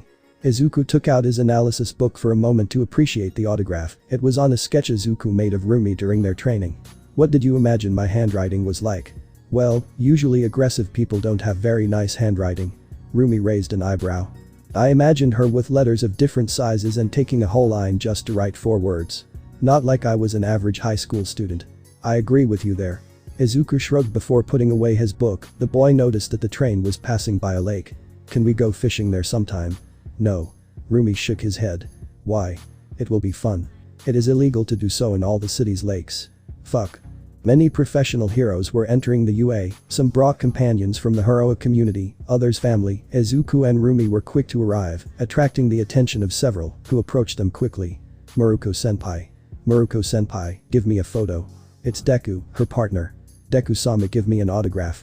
Izuku and Rumi let themselves go and took pictures with the minor heroes and their companions, as well as signing some autographs for them. Then they entered the UA meeting more and more professional heroes. They continued their way until they reached Rumi's old classroom.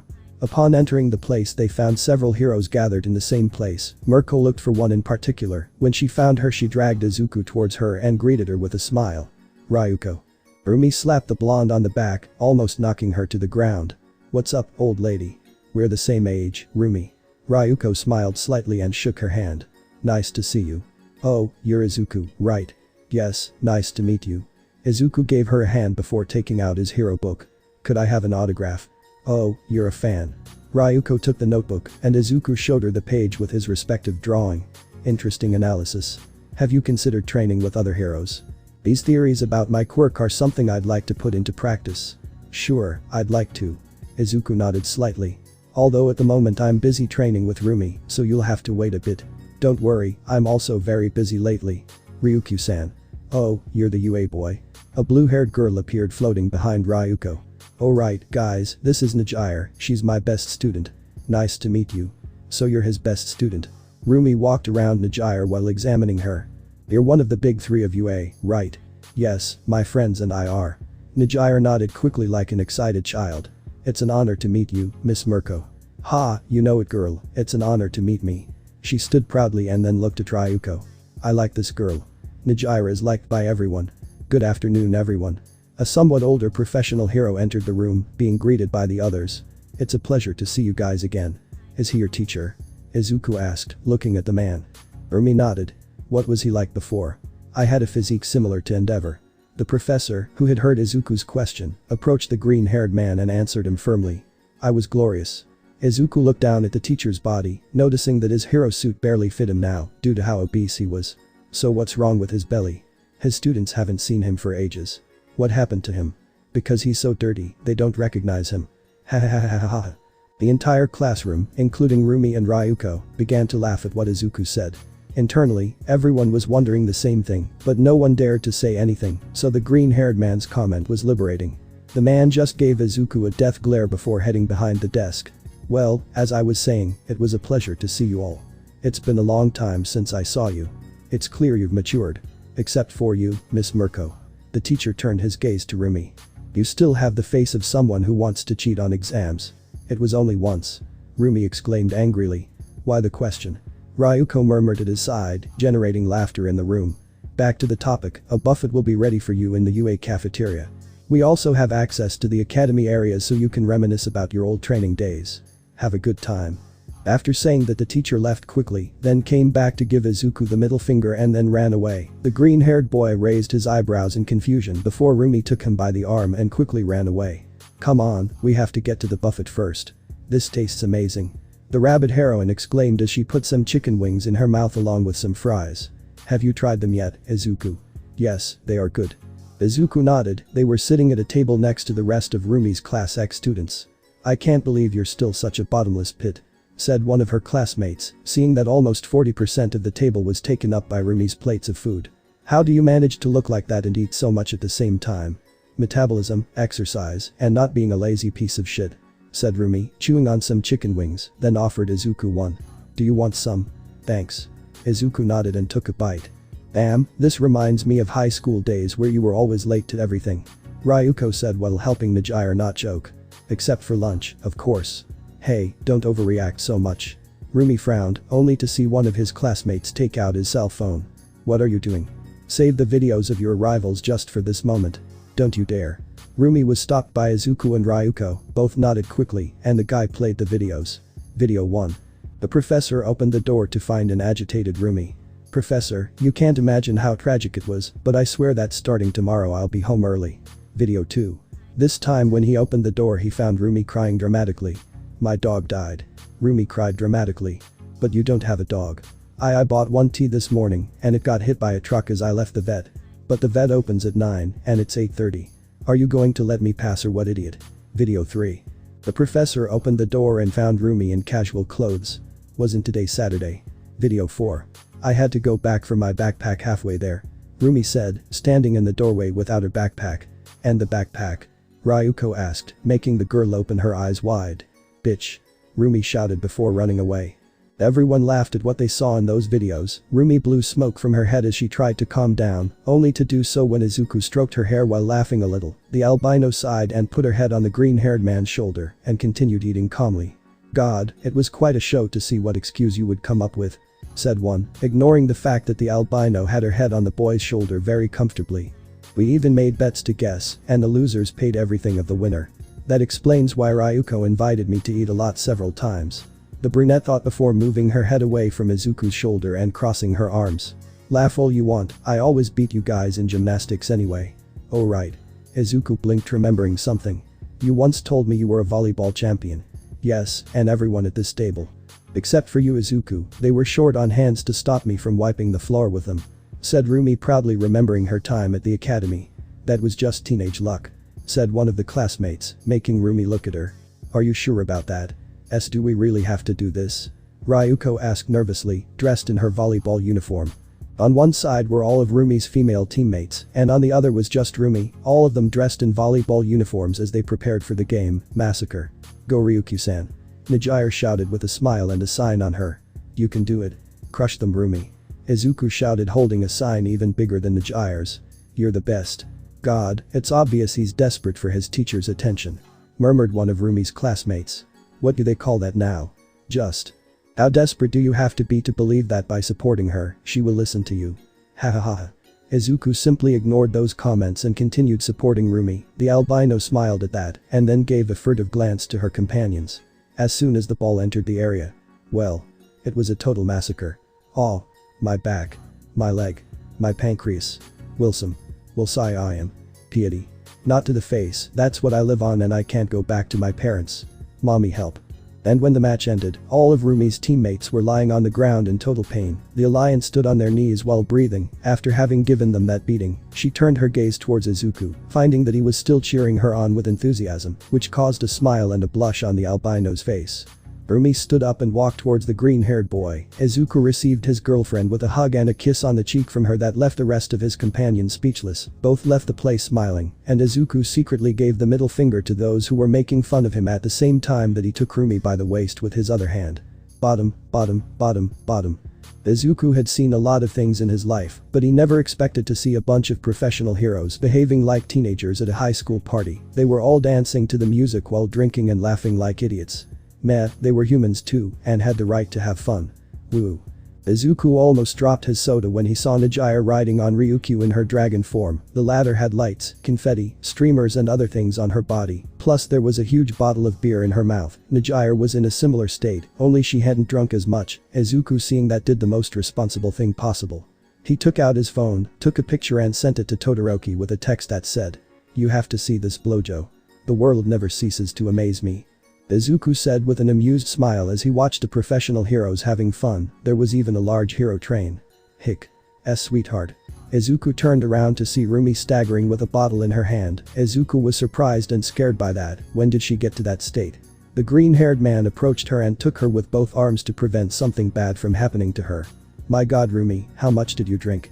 Just 2 bottles. Izuku sighed in relief, only to realize one detail. How big were they? Like the one Ryuko has in her mouth. Hick. Oh shit. Izuku muttered worriedly, only for Rumi to raise a bottle towards him. Let's celebrate. Be birthday. Nobody's birthday today. My birthday is in 2 weeks. Izuku said, taking Rumi by the shoulders. God, I better get you out of here before something bad happens. Nothing bad is going to happen, just a party. Izuku caught Rumi before she fell to the ground. I don't want to get too confident. You're drunk and things never go well when you leave a drunk person alone. We're going home now. Wait. Rumi held onto a UA locker and looked at Izuku with a goofy smile. That what you're worried about? That I might. That's one of my worries. Izuku said seriously. Understand, just thinking about it gives me chills. Oh, don't you htc. Rumi blinked a little. Don't you want someone to try to abuse me? Nonsense. Hick, no one could take me down, I'm Miruko. And I know you're strong, but I don't want to risk it. Izuku caressed her cheek gently. Let's go, please. Hey Hick, do you really want to go?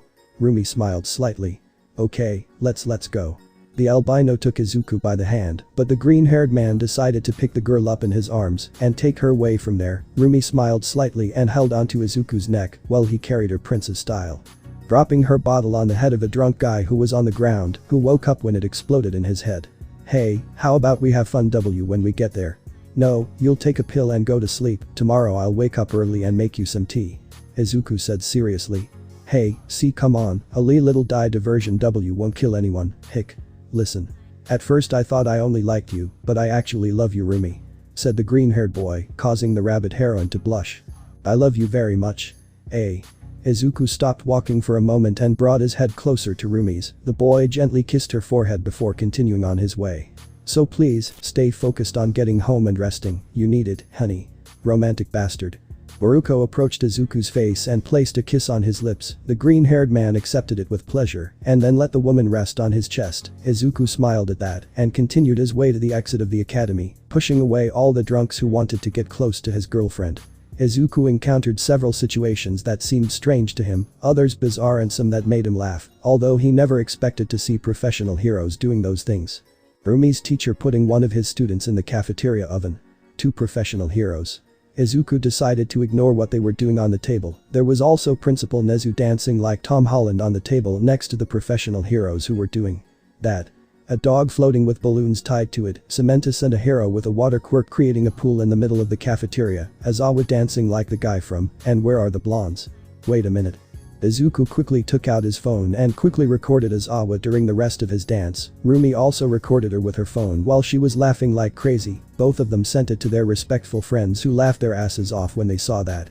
There was also a guy throwing gnomes into the air and another destroying them with fireballs, another using his quirk to create fireworks that set the pool on fire, another took meat from the kitchen and cooked it over said fire.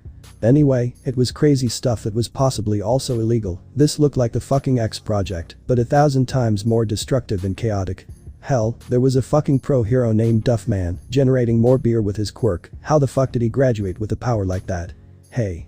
Aren't those Ryuko and Najire? Rumi asked when she saw both of them on the floor, passed out after so much partying. Yes, they are. Shit, I can't leave them there. Does it bother you that? Just do it, Izuku, no problem.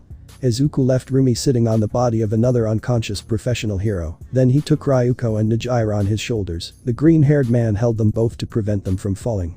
But he didn't have any hands left for Rumi. Shit. Leave it, I'll take care of it.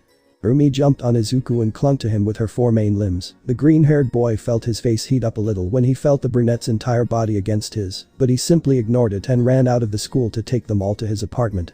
And as soon as he left, a part of the UA exploded with Director Nezu emerging from the explosion on a cheese-shaped rocket. Izuku had definitely made the best decision by leaving there, although he stopped for a moment and took a video of Nezu in the rocket to send it to Todoroki. Where are we? Ryuko woke up when she felt Izuku jumping with them from building to building. We're out, hick. Rumi said, clinging to Izuku. And my boyfriend saved us. Ooh. Najire nodded at that. SOW, we kiss him as a reward or what? No thanks. Izuku shook his head, smiling a little at Rumi's face in front of him. I already have someone to do that. Rumi smiled too and gave him a kiss and then put her head on Izuku's chest. The green-haired boy just smiled and continued jumping from building to building towards Rumi's apartment.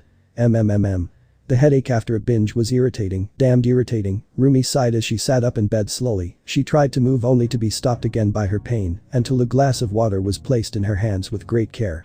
Baby, it will help you with the pain, honey. Said Izuku sitting next to her. Rumi smiled slightly and took a sip from the glass of medicinal tea. A few minutes passed until the headache finally went away, leaving the albino's mind clear. Thanks, Izuku. Rumi looked somewhat worried. Did I do something wrong last night? Don't worry, I made sure you didn't do anything serious.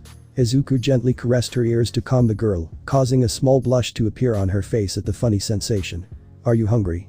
Yes, the truth is yes. Wait. Rumi blinked, remembering something. Where are Ryuko and Najire? They woke up earlier and already left. They said they were going to a restaurant to have some breakfast. Said Izuku, then he took Rumi from the bed in his arms. Come on, you have to take a bath to get rid of the smell of alcohol. Okay. Rumi yawned as Izuku carried her to the bathroom. How did everything go last night? Well. Let's just say Aizawa wasn't very happy when he found out I recorded him dancing. Izuku took out his phone and went to WhatsApp, then he entered the chat with Aizawa and played a voice message. This had been sent late at night, so possibly Aizawa was still under the influence of alcohol. Message from Aizawa. Well, to the student who sent this series of videos where I appear dancing and that caused almost half of UA to make fun of me, I have 3 things to tell you. 1. My penis is small because I left it stuck out in your fucking mother's ass. 2. Speaking of punches, I live in. Whenever you want, come here, you fucking asshole, and with 3 punches I'll knock your whole fucking mother out. 3. The dancing is ridiculous, no kidding. Besides being handsome, talented, professional, successful, intelligent and good at punching, I'm also rich. I live in a 2-story house and I have a bigger bed than yours, much more comfortable. I have 2 Lamborghinis, a pool, a Mercedes, I have a line of sleeping bags, I have a private jet and a lot of savings in the bank. So tell me which of the 2 is the ridiculous one? You fucking son of a bitch, go and screw your fucking mother, and whenever you want, you fucking asshole, you know where I live, go and screw your creepy motherfucker, what are you going to do? Izuku's reply message. Spending the day at my girlfriend's house since I do have one and I'm not alone, killing myself with a sleeping bag like you, damn lazy product of a whim of human malformation. Aizawa blocked Izuku. Ha. Rumi writhed with laughter in Izuku's arms. God, I can't wait to rub it in his face the next time I see him. I'll be more than happy to know that you did it. Now that he's no longer my teacher, I can tell him some things I had kept from him. After Izuku bathed Rumi, removing all the smell of alcohol from her body, they both dressed and sat in the living room to rest regarding everything that happened the previous day. Izuku wore a simple outfit, while Rumi was dressed in her hero costume. Are you sure I didn't do anything wrong? Rumi asked with a lot of concern in her eyes. Are you not hiding anything from me? No, I'm not. Izuku hugged Rumi with one arm, pressing her head to his chest. I'm not mad or anything, you didn't ruin anything, so calm down. Rumi said nothing, just let out a light sigh. Well. Izuku took a piece of paper out of his pocket. Here is the name of the restaurant Ryuko and Najire went to, maybe you can find them there. Do you want me to go out? You need to clear your mind after that, maybe talking to them will help you. Besides, you can laugh together about what happened last night. Izuku stroked her hair gently, causing Rumi's ponytail to move from side to side. Okay, but I'll come back later. Rumi took the paper and left the apartment, but not before saying goodbye to Izuku with a kiss on the cheek. The green-haired man kept his smile as he watched her leave until the door closed. Then he quickly took out his phone and dialed a specific number. He waited a few seconds until they answered him. Hello. The rabbit has already left the burrow. Izuku said in a serious tone. Operation month anniversary begins. Ding dong. Izuku got up and went straight to the door. When he opened it, he found Kronk standing with a large backpack on his back. The green-haired man was a little surprised to see him. How did you get here so fast? Kronk blinked at Izuku's question, then pulled out a book with the title script on it. I don't know. Kronk put the script away and shrugged. I don't think it's because of the magic of fanfic.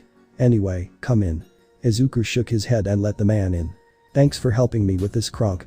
No problem, it's the first time I've cooked on a month anniversary. Said the dark-haired boy, smiling and jumping with excitement. Then he left his backpack on the floor and put on an apron that he had inside it. We have to cook first, right? That's right. Izuku nodded. I need to make her a buffet that will leave her completely full. Rumi loves food of all kinds, so I want something light, something spicy, something greasy like fast food, something healthy, something extravagant, something curious, dessert and lots of drinks. Some fries with chorizo, scrambled eggs and rice, some nachos with BBQ sauce, habanero sauce and stuffed peppers, some boneless with fries and a hamburger stuffed with triple cheese, double meat and a pizza with a ranchero sausage crust, a fruit salad and a perfectly cut and juicy vegetable salad, a casserix with lobster, a grilled octopus, a chocolate cake with caramel, a carrot cake, a vanilla cake with condensed milk, a strawberry and orange juice cake. Kron nodded with his chef look. I got it. Rumi seemed somewhat annoyed as she jumped over the buildings. I think I'm forgetting something. Rumi put that aside when she saw Ryuko and Nijire sitting in a restaurant while drinking something. The heroine did a few pirouettes before falling in front of them. Oh, Rumi. Ryuko smiled as she saw her friend approaching. At the same time, she kicked Nijire's leg to make her act normal. How are you? Well, although my head hurt too much this morning. Said the rabbit approaching them. But it doesn't matter now. Do you know what happened last night? Did I do something wrong? No, really nothing. Rumi sighed more calmly after hearing that. Thank God, for a moment I thought I'd screwed up and that Izuku was hiding something from me. Why would I hide it from you? So as not to make me feel bad. I don't know. But I wouldn't be surprised if he did. Rumi sat at the same table as them, then placed both arms on the table and her head on them. Is he a good guy? Do you remember when we were in high school when I always told you that I would never have a boyfriend? Ryuko nodded. I really didn't know what I was saying. It feels amazing to have him by my side, and I don't want to ruin that, not because of some stupid bottles of alcohol. Well, I asked him if I should kiss him when I was drunk. Rumi's nails dug into the table when Nijire said that, making Ryuko sweat. That. Yes, but he told me no, saying that he already had someone. Said Nijire, calming Rumi down a little. It's clear that he loves you a lot. Rumi said nothing as she burned Nijire with her gaze. This better be true. That's true, don't worry. Ryuko let out a light laugh. Anyway, where is your boyfriend anyway? He's at home, he said he had to go out and clear his mind. Well, we have all day to do it. Nijire emphasized those words as she stood up next to her teacher. How about we go shopping? Alright. Is something wrong? I feel like I'm forgetting something important. Smoke was coming out of the apartment kitchen as Izuku and Kronk were cooking at full power. The effort they were both putting in was brutal. By the way, where did you get all the ingredients? Kronk asked while cooking. They are not cheap at all. A friend owed me 2 favors, I used one of those to complete the money for all this. Izuku muttered while cooking. I had to break my piggy bank to pay 70%, he gave me the other 30%, this was the first favor. And the second one? Ding dong. Just arrived. Izuku walked towards the door and when he opened it, he found a woman with white hair with red highlights. Hello Fayumi-san. Hi Midoriya. Shoto told me you wanted help cooking. Said the albino with a smile. What's the challenge? Making a buffet for my anniversary, the head chef is in the kitchen. Fayumi nodded and headed there. Well, now that that's done. Midoriya. Ah. Izuku shouted when Shoto appeared behind him. When did you arrive? I was behind Fayumi, but since she's taller and fatter you didn't notice me. The bicolor explained. Do you need help with something? Well. I actually wanted to thank you for giving me enough money to buy that. It's my second quirk. Shoto took out his special credit card. I'm rich. Yeah, don't brag either. Izuku rolled his eyes before shaking his head. Anyway, I need help preparing some things here. Tell me and I'll help you. First of all, I need to move all the furniture and leave only a table where we can place the food next to some chairs. Izuku pointed at the furniture in the living room. I also need to get a red carpet, some red and white rose petals. What do you have planned? Several things. I also need you to get into that box. Izuku pointed to a box in the corner that was almost invisible. And generate some fire particles that look like lights. Give me a reason to do that. I'll buy you soba again. Deal. Okay, now we just need to organize everything, wait for the food to be ready, serve it, and prepare everything for the special event. Said the green-haired man with a slight smile. Weren't you going to give her a necklace too? Yes, it's reserved in the store. Izuku approached the window, slowly opened it and then jumped out. Shoto saw that and shrugged before starting to organize the place. So, what are you going to buy first? Ryuko asked while she, Najira and Rumi were in the clothing store. I don't know, something sporty. I've seen you with more than 20 sports outfits, you definitely don't need more. The dragon heroine looked around for something. Oh, how about you buy something for the beach? I'm not going to the beach, it's boring. Said Rumi, crossing her arms. Either you sit there doing nothing or you swim alone. I could go with Izuku Rumi-san. Najira suggested. The beach is more fun with more people. MMWM. Okay, but don't expect me to like anything. 1 hour later. Were you saying that? Ryuko asked mockingly as she saw Rumi carrying a whole bag full of beach clothes. Shut up. The albino said with an annoyed grunt. I should get back to Circa. Oh look. Najira abruptly interrupted Rumi and pointed to an arcade. I haven't seen that arcade before. Let's go see it. HMPF, well if you want me to beat you up, that's your choice. Rumi said smiling before heading to the arcade. Ryuko sighed in relief seeing that. We'll see. Your student is quite funny. Rumi said, looking at Ryuko. He's taking advantage of his break before we get back into action. Ryuko said, frowning. Night I called a meeting of professional heroes for the following weeks. Isn't that my name? No, but I would advise you to go. Ryuko said, crossing her arms. We are investigating recent high-caliber Yakuza activity, we need all the help we can get. I'll think about it. Izuku jumped back in through the apartment window, holding in his hands the box with the necklace he was going to give to Rumi. Once he got up he noticed how everything was practically ready for the celebration, everything was perfect and tidy. Even Shoto was practicing inside the box to get the fire particles that were going to decorate the place. It's perfect. Izuku directed his gaze towards Fayumi and Kronk, who were leaving the last plates of food on the table. Thank you very much, really. You're welcome, but I think we should wait outside until your girlfriend arrives. Thanks, although I have to see what I wear. Wait, haven't you decided what to wear? Shoto asked from the box. I know. Well, halfway. Izuku scratched his head. I want to dress elegantly for the occasion, Ryuko and Najira will help with Rumi, and I can't look like a slob in front of her. I just need to choose the right way. Fayumi and Kronk looked at each other for a moment. Shoto would do it too, if it weren't for the fact that he was in the box.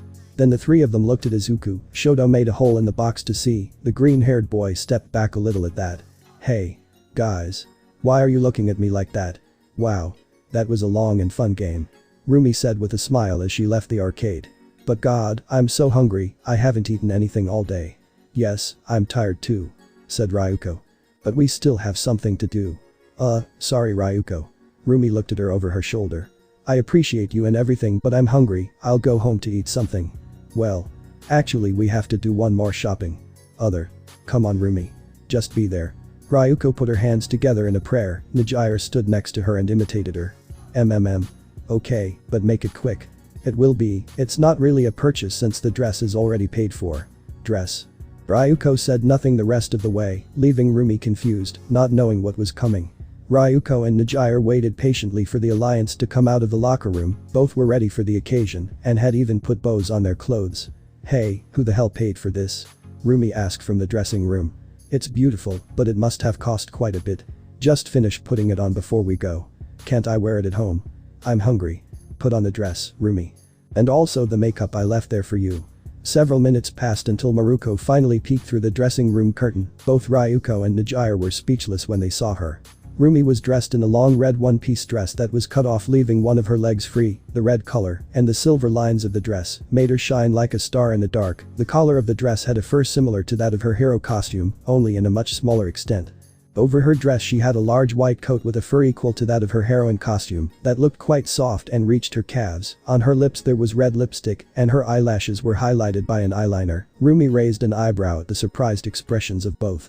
"Did the rabbit get your tongue?" We'd better go." Once they left the store and the mall, Ryuko transformed into her dragon form and lifted Rumi onto her. They flew over the starry night slowly, enjoying the feeling of tranquility it provided, until they finally arrived outside the apartment building where she and Izuku lived.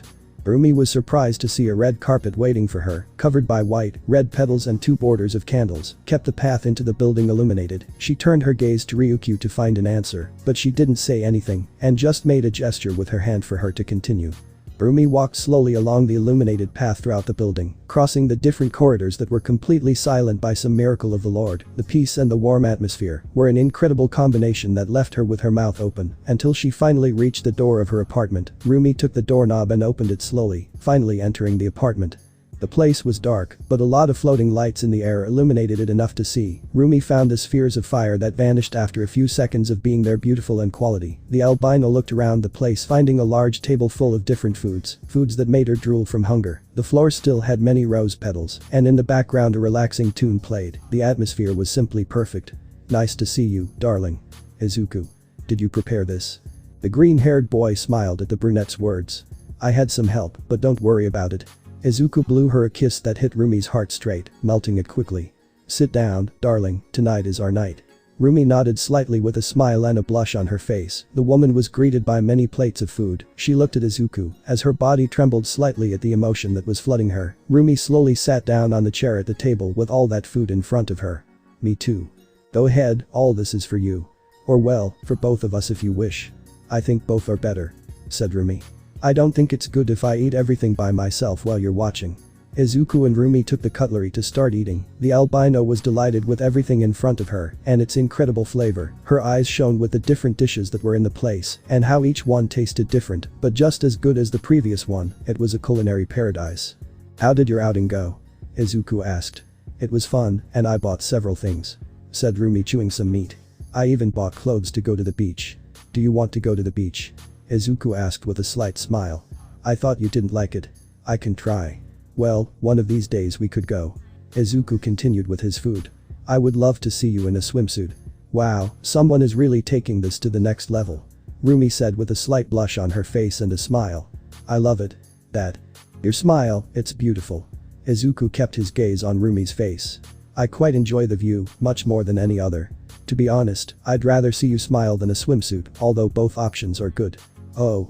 Rumi stepped back a little, not uncomfortable, but because Izuku was bombarding her with so many compliments that it was difficult for her to respond. Her silly smile and the crimson red on her cheeks showed that she liked those compliments. Well, you also have a very pretty smile. You don't know how much I like hearing that." Izuku showed a bright smile. "And you know what's the best part of this smile? That you and only you can provoke her, darling." The albino blushed furiously upon hearing that. "All this belongs to you and only you, the only queen of my heart." When did he get so good at this? Rumi thought as she continued eating. "Thank you, that's very nice to hear. I have no reason not to." Izuku took a sip of his juice before continuing. "Why play dumb and hide it? If I have something nice to tell you, I'll say it without hesitation. Although there are times when I do have to keep quiet. When you're almost always in my head, darling. Part of you is a delight to my heart, but even if I wanted to, it's not appropriate to flatter you all the time. It could make you feel harassed," said the green-haired boy. "And the last thing I want is for the person who melts my heart to feel bad because of me." "Don't worry, I really love hearing that." Rumi took Izuku's hand that was on the table. Izuku didn't hesitate to squeeze the rabbit's hand. "And no other person has been able to do what you did to me." "Oh yeah?" Izuku leaned forward a little, showing a somewhat playful smile. "What did I do?" "Oh come on, are you going to make me say it?" Izuku held his gaze, causing Rumi to get a little nervous. "Why, you're the first partner I've ever had in my life. When we're together I feel happier than usual. When you worry about me despite knowing that I'm strong, I feel appreciated like never before. It's something that only happens with you." Rumi and Izuku's fingers intertwined in a warm handshake. "Training with you, having you by my side in combat, watching my back, spending time with you when we go out or when we stay at home. All those things make my heart beat 1,000 times an hour. And when you kiss me, it's actually hard to explain. Butterflies in your stomach. I think that falls a bit short in comparison." Rumi played a little with Izuku's finger. I never would have expected to be having dinner with such a beautiful woman who would dedicate words like those to me. Really, Rumi? Izuku gave her a big smile, then whispered in a low voice and with a rather syrupy tone. Thank you for being in my life. Rumi couldn't help but smile back at the green-haired boy. The happiness on the other's face made their night even happier.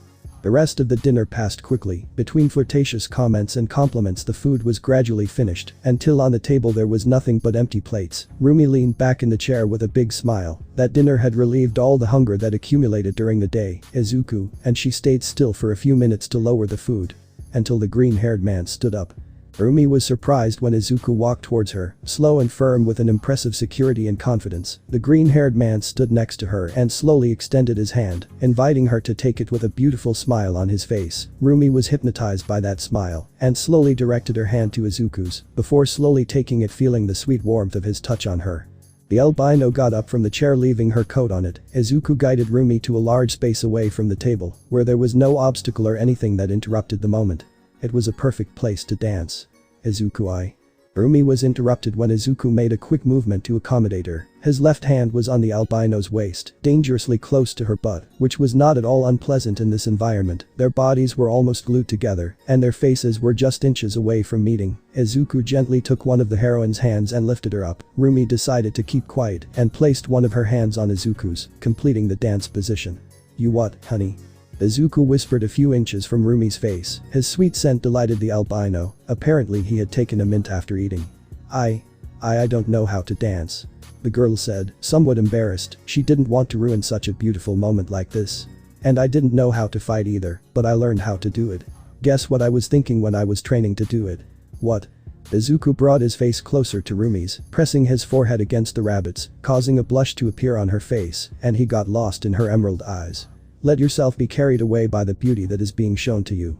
Izuku and Rumi began to move slowly around the place. The rabbit stumbled several times on the way of the dance, but Izuku remained firm, guiding her with each step they took, until Rumi finally managed to follow Izuku and stay stable in the dance. A sweet melody began to play in the apartment while they both danced. The eyes of both shone before Izuku began to sing. The fire particles that illuminated the place gathered around both of them, generating an incredible warmth that both of them enjoyed quite a bit, even though they were almost completely hypnotized in their own world. Even Rumi was already beginning to move her feet more fluidly in the dance. Izuku released Rumi and turned around a little until they were both separated, joined only by their arms, until the boy attracted her again, affectionately pressing his face against hers to continue singing. Izuku looked down to see if he wasn't making a mistake in a step, but Rumi used her hand to make him look into her eyes again. The green-haired man smiled at that small action. Izuku twirled Rumi around him with one hand. The albino moved fluidly and then returned to the boy's arms, where they continued dancing in that beautiful atmosphere. To Izuku's surprise, red and white petals began to float around both of them. The boy didn't have time to wonder how it was possible and simply let himself go. Seeing the roses moving along with their dance caused a beautiful emotion in both of them. Rumi playfully kissed his cheek before they both continued dancing. Rumi was surprised when Izuku spun her around in circles for a moment, but then they resumed their original position and continued dancing quietly. The green-haired boy resumed his song after that movement. Izuku and Rumi slid their feet as they danced, the petals moving with each of those movements, giving an incredible visual spectacle. The green-haired boy let her fall for a moment before picking her up again, with their faces pressed against each other. Izuku in a quick movement lifted Rumi in his arms, surprising the albino. However, the green-haired man did not stop there. Izuku began to spin, while Rumi held onto his neck. The petals and particles of fire formed a whirlwind around them that left both of them amazed. Izuku slowly approached Rumi's face. The albino used one hand to hold Izuku by the waist, and with the other she grabbed his neck. Their mouths were about to meet. The petals and fire particles stopped spinning around them as they began to kiss. Izuku and Rumi shared a warm kiss. The music slowly stopped as they both gently explored each other's mouths. The green-haired boy even dared to gently touch her leg. As the kiss continued, Rumi clung to his neck to deepen the kiss. Until they both finally separated, keeping a thin thread of saliva between their lips. That was magic? Izuku asked as they both stood up. Yes. A lot. Rumi's lips trembled in a silly, love-learned smile. Izuku. And not that I'm complaining, but why did you do this? Rumi was surprised when Izuku began to move his hands up her waist, gently exploring her crow and then up her back, causing a slight tickle to the albino. Izuku's hands were placed behind Rumi's neck. She closed her eyes waiting for a kiss. However, she was surprised by the sensation of something wrapping around her neck and hitting her chest. When she opened her eyes she found a very pretty silver necklace with a heart-shaped emerald at the end of it. Rumi took the necklace with amazement in her eyes. "Happy anniversary," Izuku said with a smile as he placed a kiss on the albino's forehead. Today was the anniversary. Rumi thought, opening her eyes wide in surprise, then she turned her gaze to the green-haired boy. "You did this just for our first month of dating. Listen, I know I may seem a bit exaggerated. But ever since I met you, you've done nothing but bring me happiness and help me through difficult times, even thanks to you I have, well, 2 hands." Izuku grabbed Rumi by the waist and held her to his body. The albino rushed to get comfortable and hug Izuku by the neck. "I've never had someone who made me as happy as you do. I want you to be as happy as I am when I'm by your side. Whether it's celebrating a month's anniversary, your birthday or some achievement." Izuku showed a big smile. "I'm going to do my best to make you the happiest woman in this world by my side. Oh, romantic bastard."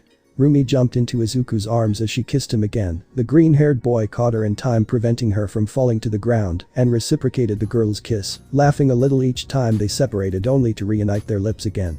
It was a pleasant evening. Izuku woke up with a soft yawn. The boy sat on the bed while he waited for sleep to leave his body so he could start the day. However, he was surprised to feel arms holding his waist to prevent him from leaving. Rumi was lying next to him, drooling on her pillow with all her hair messed up. "Izuku. Tender." Izuku gently stroked the rabbit's cheek, causing a smile to appear on her face. "I think I'd better go make breakfast. Although I'm not very hungry after last night."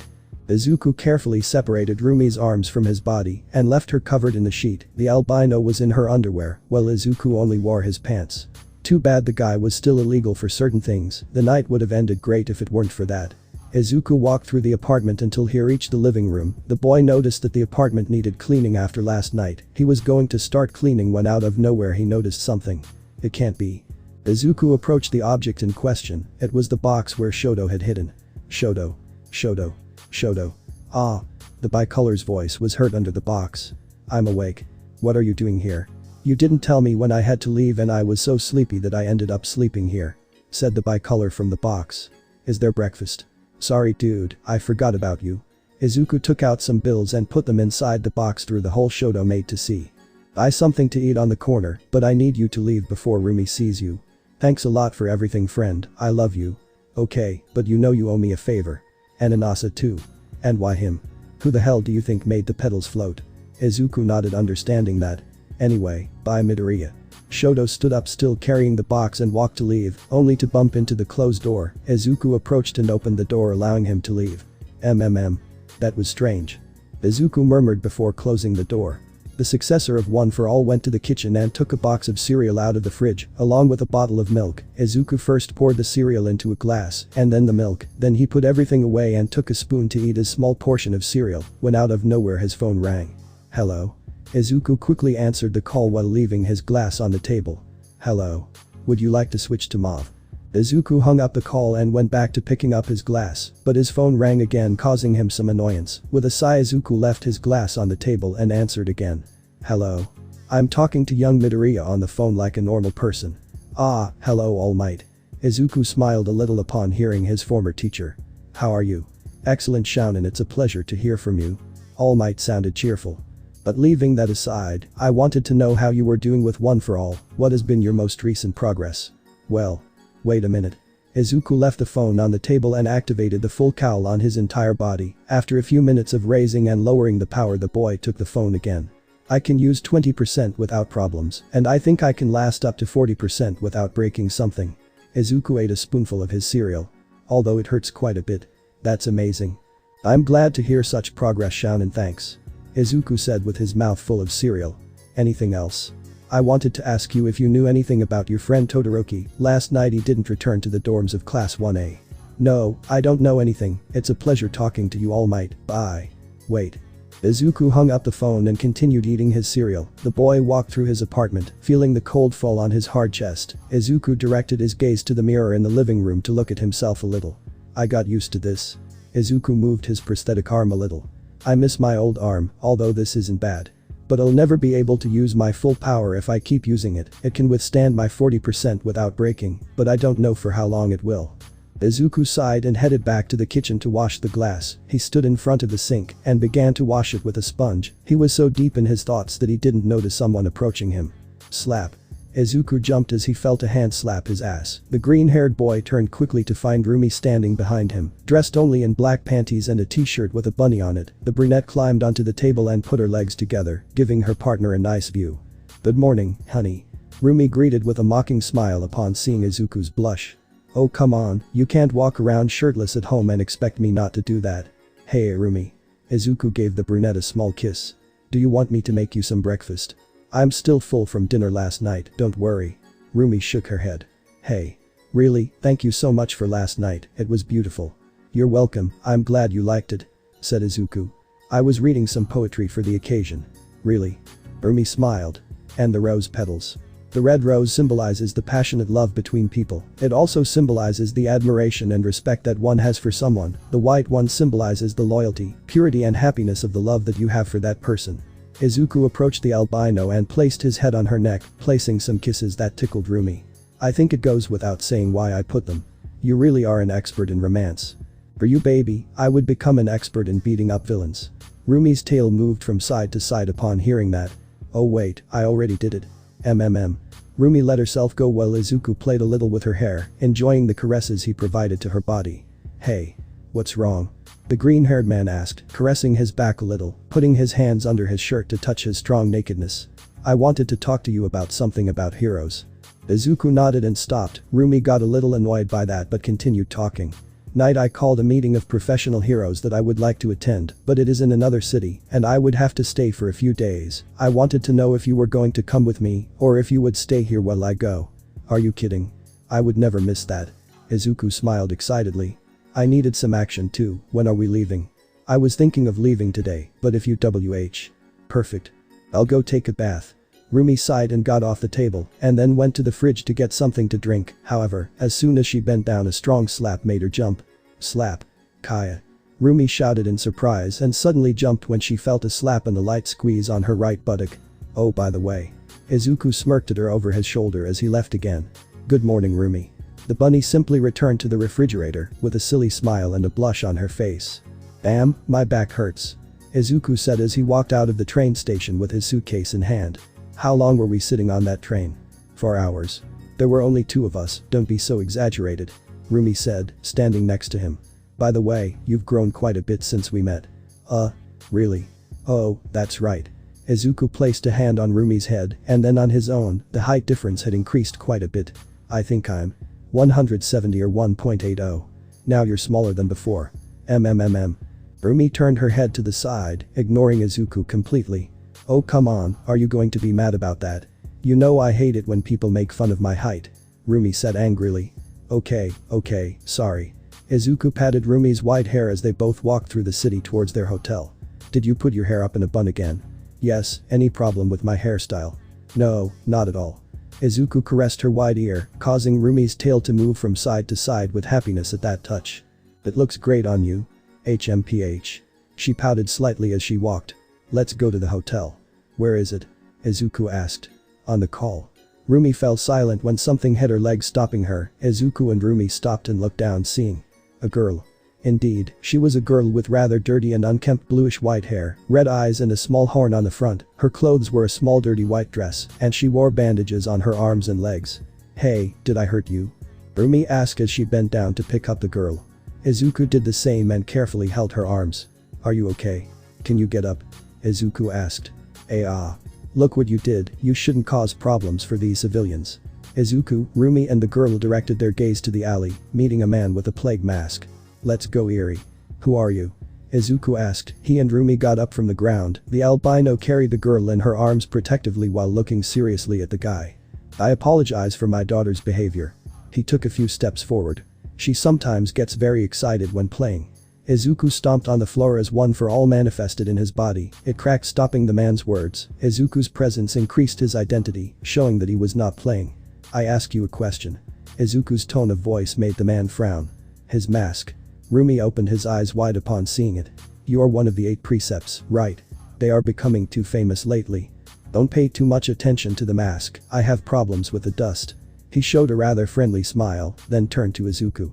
"Don't you know that it's illegal to use your quirk in public? Someone could arrest you. But since I'm not in a bad mood, I won't call the police and I'll just leave with my daughter. I apologize again for your behavior." Izuku and Rumi felt hands grabbing onto their clothes. When they looked down, they found Eri holding them tightly. A few small tears escaped from the albino's eyes as she pressed her head against Rumi's chest. "Please. Don't leave. Your daughter is scared." This time it was Rumi's turn to show seriousness in the situation. If there was something she hated apart from the villains, it was the human trash that hurt innocent children. "It's because I scolded her a while ago. She was playing with something she shouldn't have. The bandages on his hands aren't something that's caused by playing," Izuku said, clenching his fists tightly. "She tends to fall a lot, it's normal. A little girl, shaking like this and with those wounds is not normal at all," Rumi said, tightening her grip on Eri. "I'll ask you not to impose your idea of what's normal on other families." The man showed signs of irritation. "You're wrong, idiot, there are things that change depending on the person." Izuku took a step forward. "And then there are others that are bad, no matter how much your sick mind tells you otherwise," he said, preparing for combat. "What are you doing to this girl?" they both finally asked. Eri tightened her grip on Rumi and Izuku upon hearing that. He just turned around and walked towards the alley, a sigh escaping his lips as he walked into the darkness. The heroine Miruko and her partner Deku, they are definitely very irritating people. The brown-haired boy turned his back on both of them. Rumi and Izuku did not enter the alley, they only kept their distance while holding Eri. "I've been worried about Eri recently, no matter what I tell her she doesn't stop disobeying me. Raising a child is difficult, especially when you don't know what kind of people they will become." The man with the Grim Reaper mask began to remove his glove. Izuku was on guard at that, as was Rumi, but before she could assure Eri, the girl jumped out of his arms and ran scared towards him, standing at his side.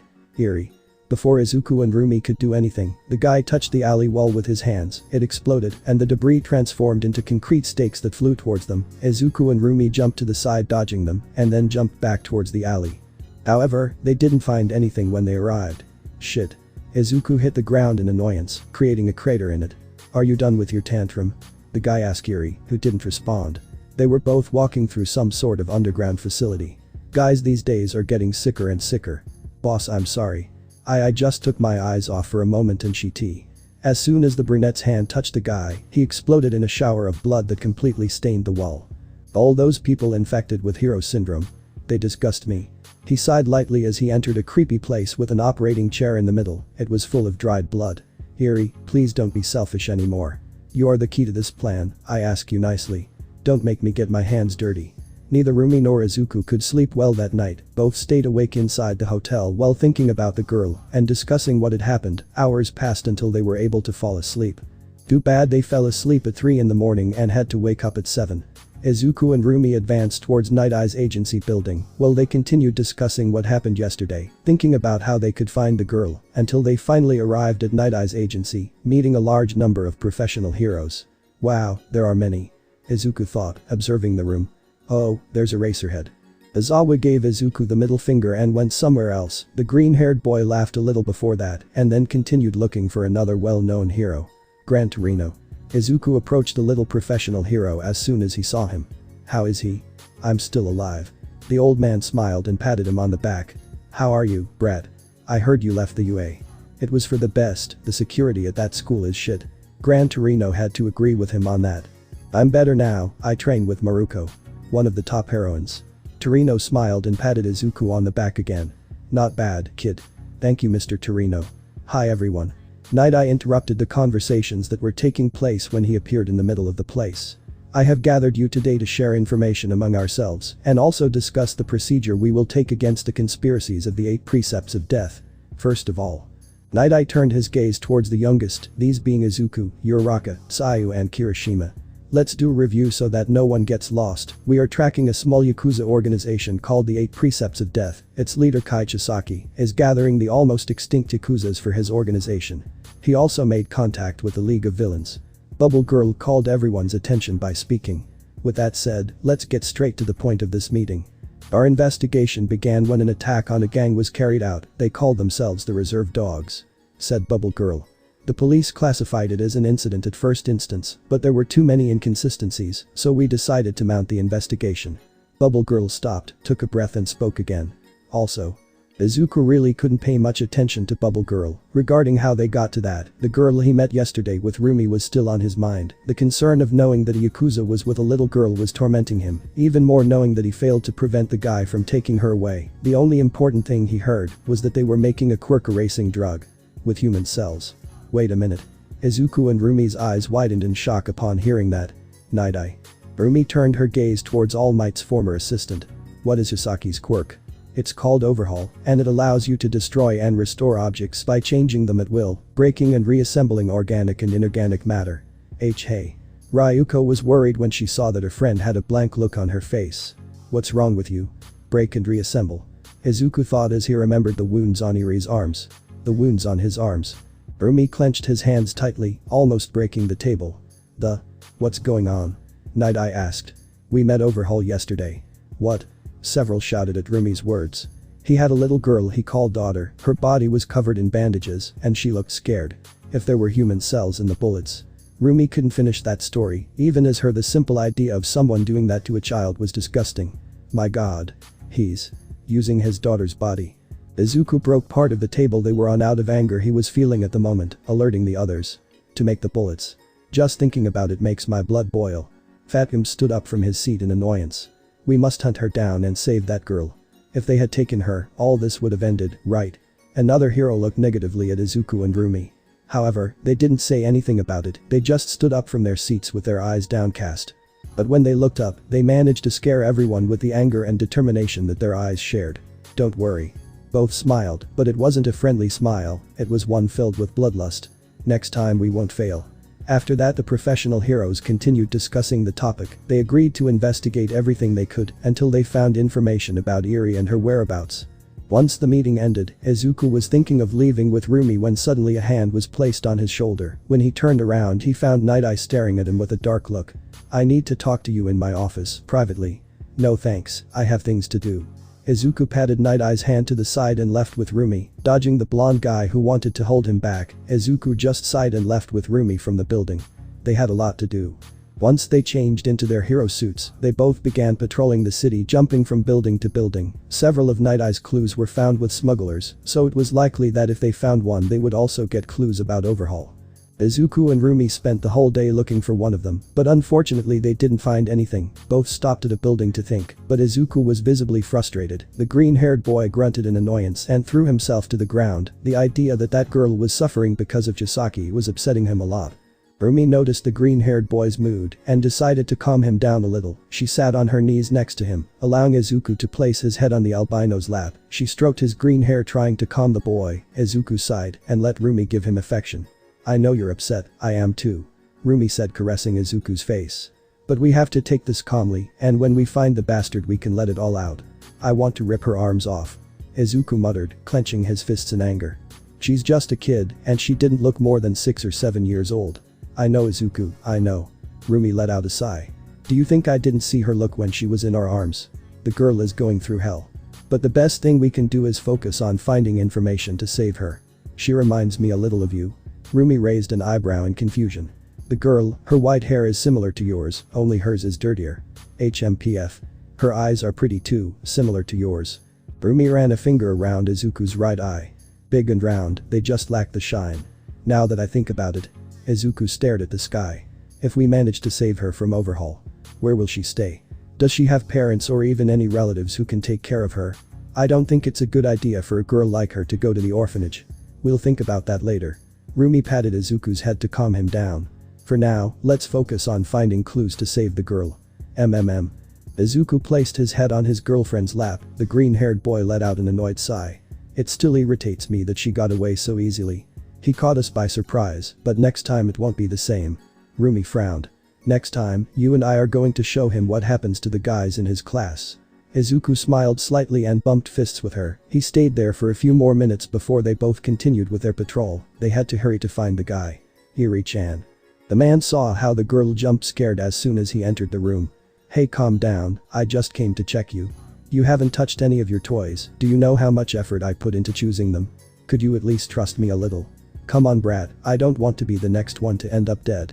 Iri stepped back even further as she saw the guy approaching. He sighed annoyed and decided to leave to avoid trouble. Even though Overhaul told her to become the kind of person she could trust, she knew that was impossible. At this point she had to resign herself to dying. Iri got into the sheets, wrapping herself with them gently. Her eyes closed as tears fell from them. The image of Izuku and Rumi next to her came back to her mind. Her body missed that protective touch they both had. I've never felt like this before. Iri thought while crying. His hands were very loving. They reminded me of mom and dad. The girl really hated that her mother had sold her to a yakuza after accidentally killing her father with her quirk. It was not her fault, she cried for nights after doing it, and to this day her mind was still tortured by the memory of her father, slowly fading before her eyes. From that moment on it was only pain, suffering and anguish, a slow torture of waiting for what they would do to him the next day, and it seemed like it was not going to end, no matter how much he wanted it to. He said they were heroes. Eerie thought, remembering the moment when Izuku and Rumi appeared. Heroes save people. Are they going to save me? That was the last thing he thought before going to sleep, preparing for another day of suffering. Night Eye's gaze fell on the documents on his desk as he analyzed for the 100th time the information the pro-heroes had given him, looking for any new clues that would help them locate the hideout. Or so he was. When Mirio ran into the office, the blonde stopped in front of him and showed him a message that had arrived on Bubble Girl's phone. We found it. Along with the message came a specific address and a picture of Izuku and Rumi, next to a completely beaten up guy who was hanging upside down. Night Eye just sighed and looked at Mirio, who was now being beaten up by Bubble Girl for taking his phone. Call everyone. So they've come. Overhaul watched through the security camera feed as a group of heroes stood in front of the complex that hid their base. Next to them was a large team of riot control special agents, all ready to act. The brunette sighed and put away his cell phone, then turned his gaze to an elderly man who was lying on a stretcher, while several cables were connected to his body. Sorry, father, this is going to get a bit noisy. 8:30 in the morning, it was time to attack. Thanks to the information the subject gave them, Izuku and Rumi were able to create a map with the access routes of the place, which would lead them directly to Eri, while the rest avoided anyone else getting in the way. Izuku gave her one last look before the raid was about to begin. One of the police officers approached the bell of the large door and rang it. Everyone waited for a response. Until the door was knocked down by one of the 8 precepts, the force of its impact sending the others flying. So many people and so early in the morning. He shouted as he prepared to throw another punch. I'll save them. Aizawa used his bandages to save the officers who flew away.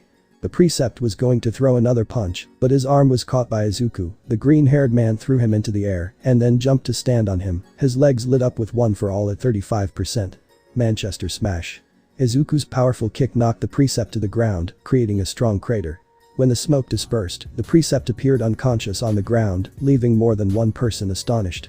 He knocked him out with one punch. Move. Rumi shouted as she ran into the building. The rest of the heroes followed the duo as they entered the building. Some minor servants tried to break through, but were stopped by the riot police. Rumi kicked the door of the building, knocking it down, and then began to jump on the walls, being followed by Izuku at top speed, leaving the others behind. Did you forget you have companions? Kirishima asked, watching as they both walked away.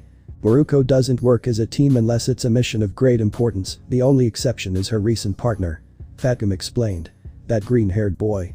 I don't blame her, I think she's one of the few heroes who could keep up with him. Bubble Girl murmured. Izuku and Rumi reached a plant on the wall. Both of them pushed off another wall and went through the place with a double kick. When they went through the wall they found many minor criminals. Rumi smiled before taking a big leap towards them with a somersault. Moon ring. The large number of blows impacted against the minor criminals, leaving them KO. Izuku shook hands with her once she finished, and they continued on their way, but they stopped when they saw that there was a wall stopping their way. That wasn't in the information the idiot gave us. Rumi looked annoyed at seeing that. Look closely. Izuku pointed at the wall. Unlike the others, this one doesn't have a layer of mixture. It seems as if someone had moved the piece abruptly. There must be a person who is manipulating the tunnels to confuse us. We can't waste time then. Izuku and Rumi took a few steps back, flexed their legs and then jumped forward. With a double kick they destroyed the wall in front of them, finding a straight path, but out of nowhere the path began to twist. Izuku reacted quickly and raised his full cowl to 40%, and then took Rumi in his arms. The green-haired man moved like lightning, crossing everything in front of him. The ground even broke for a moment, but Izuku managed to jump to reach the end of the path. Izuku noticed a face on the ceiling. The boy left Rumi on the floor and took great leaps on the walls to reach that place and subsequently hit it, leaving unconscious the precept that was manipulating the environment. Izuku and Rumi continued their way through the facilities, destroying everything in their path. Until they finally met them, in the middle of one of the corridors, with the tension in the air at 100%. Deku and Miruko met Chisaki, another Yakuza, and Eri. I'm sorry I have to show this side of me in front of a girl. Izuku's eyes shone intensely looking at the brown-haired boy, and Rumi was not far behind. Her presence made the Yakuza's partner tremble. But the rabbit's fists clenched tightly, showing veins in them. Let her go unless you want this to be your grave. They both exclaimed at the same time. They shouldn't have gotten here so fast. Chisaki muttered, staring at them. We made a small shortcut. Izuku cracked his neck tightly while keeping his gaze on Chisaki, watching her every move.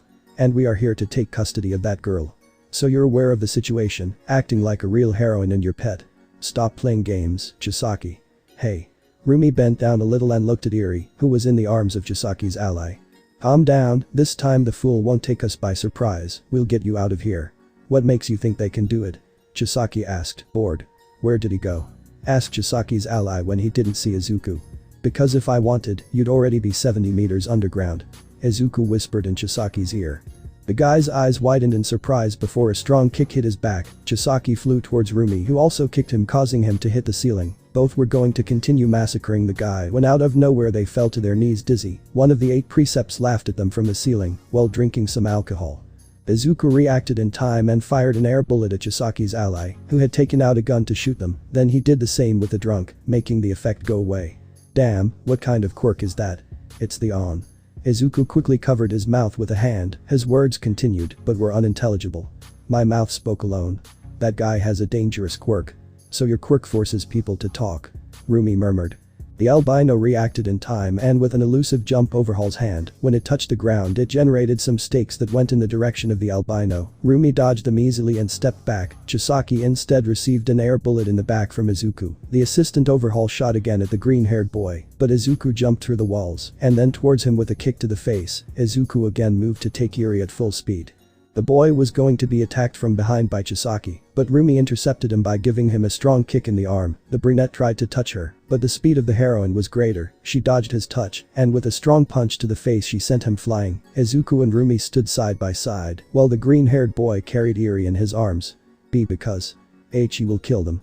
Izuku increased his grip on Eri upon hearing her terrified voice. You're wrong, girl. Rumi showed a big smile to the girl, before turning to Chisaki and his assistants. We're going to kill him. Just exaggerate, calm down. Izuku stroked the little girl's dirty hair to try to calm her down. We're not going to let you be sad again, we failed that time, but now we're going to make sure you can smile peacefully. Because. Chisaki's assistant slowly stood up. Why are you doing this for that girl? Just an idiot. Rumi responded quickly due to the subject's quirk, although the words that were coming out of her mouth were not forced at all. How can we leave a girl suffering because of 2 cockroaches like you? I am a person who lives every day to not regret it. And I am not going to regret jumping to help a girl in danger. Seeing a child in this state and doing nothing would only make me feel bad about myself.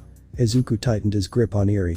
If I am not able to save her from the pain, that weight will haunt me until the day I die. Damn scum. Chisaki wiped the dust off her body and looked at both heroes, then turned her gaze to Eri. Eri, why don't you come back here? Do you want someone to be killed because of you again? Understand that you were born to destroy. And no, I don't. Not another word. Izuku felt his patience reaching its limit.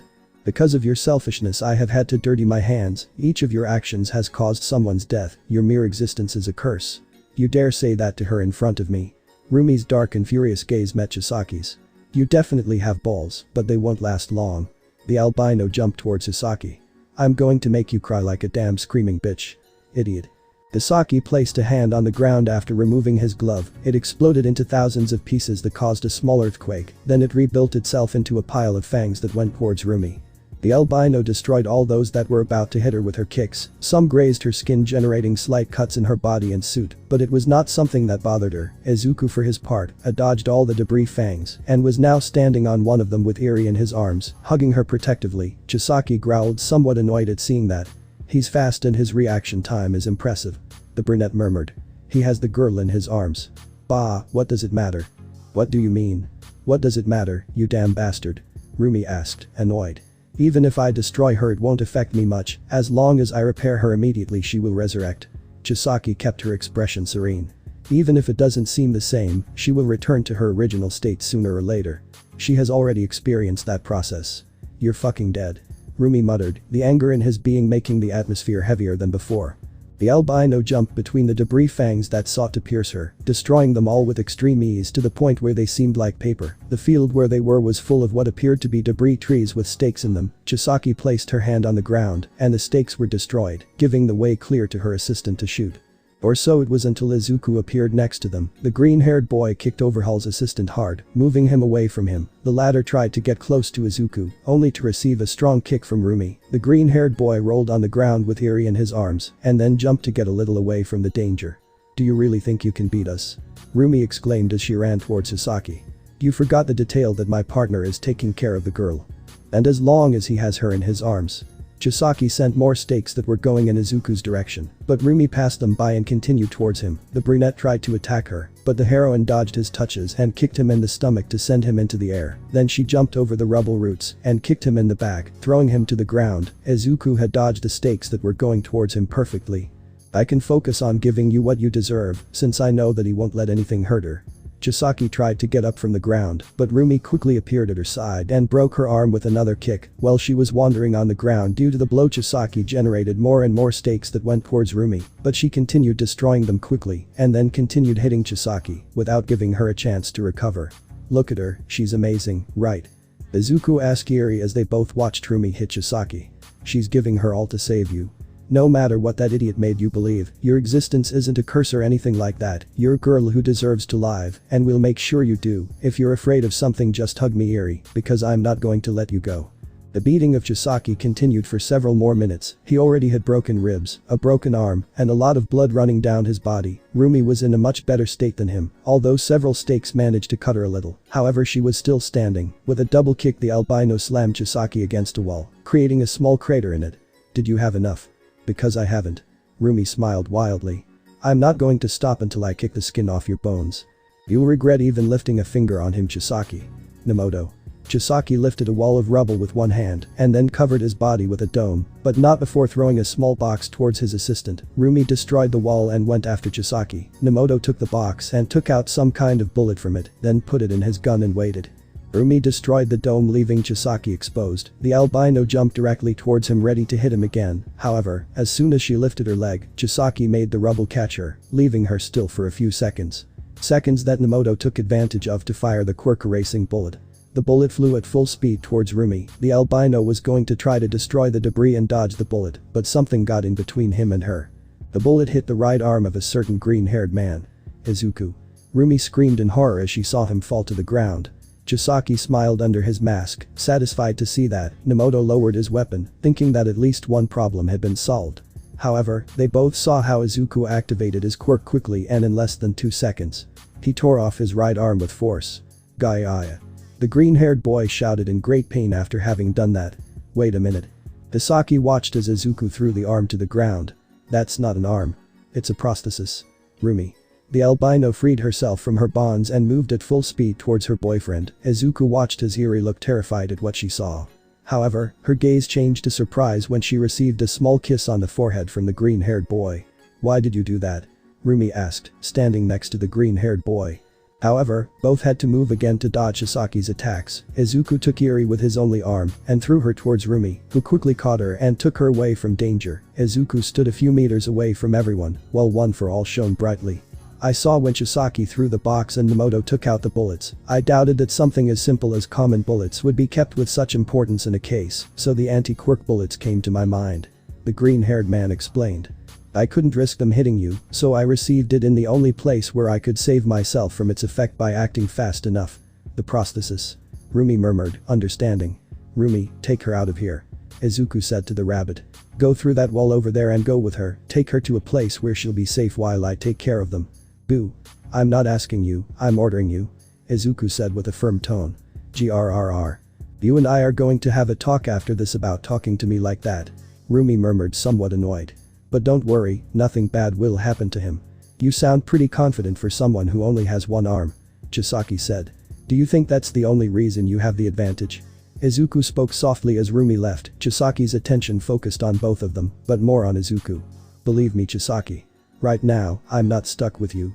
The 40% One for All manifested in the green-haired boy's body. His hair waved in the air while lightning came out of his eyes and body. Izuku gritted his teeth before shouting at the top of his lungs at Chisaki. The anger in his voice made his assistant tremble and even caused Chisaki to jump. "You're stuck with me." Izuku began to walk slowly towards Hisaki. The brunette prepared for the attack that came directly towards him. Or so he tried, until Izuku appeared behind him and kicked his back hard. Chisaki rolled on the ground before stopping. The man touched the ground with one hand, raising a large amount of stakes towards Izuku. The green-haired man sighed at seeing that and threw himself at the stakes. With powerful kicks and punches from his left arm, Izuku shattered all the stakes with extreme ease and appeared in front of Chisaki again. The green-haired man grabbed him by the face and slammed him into the ground, creating a huge crater, then moved away preventing him from touching his body. Izuku reacted in time and caught a bullet that was going directly to his face. His gaze met with Nemoto pointing a gun at him. The boy put the bullet between his fingers and pointed it at Nemoto. The bullet shot out with a quick movement and pierced the assistant's leg. Izuku made a great jump, dodging a wave of stakes that came towards him. Izuku's gaze met the box of anti-quirk bullets a few meters from Nemoto. The green-haired boy moved at a terrifying speed and took the box in his hand, then put it in one of the pockets of his suit. "I'll keep this." Izuku patted his pocket as he looked at Chisaki. "You really are pathetic. Be quiet." A wave of debris spikes moved towards the green-haired boy. Izuku just lifted his foot and then stomped hard on the ground, raising some debris that stopped the stakes. Chisaki saw how a green lightning moved between the debris and then stopped in front of him. The next thing he saw was a fist inches from his face. And then he was sent flying with his plague mask breaking. Chisaki was caught by Nemoto in the air, however before he could say anything his face was taken by Chisaki. Both exploded in a sea of blood, intestines and bones, that then reintegrated into a repulsive form. Izuku watched as Chisaki got up from the ground, now looking at him with great anger on his face. His Grim Reaper mask had been repaired, and 2 more arms lay on his body. Chisaki touched the ground and 4 pillars of rubble went towards Izuku. The green-haired man jumped on each of them, and then jumped to the roof, and finally gave another jump to Chisaki, preparing for another kick.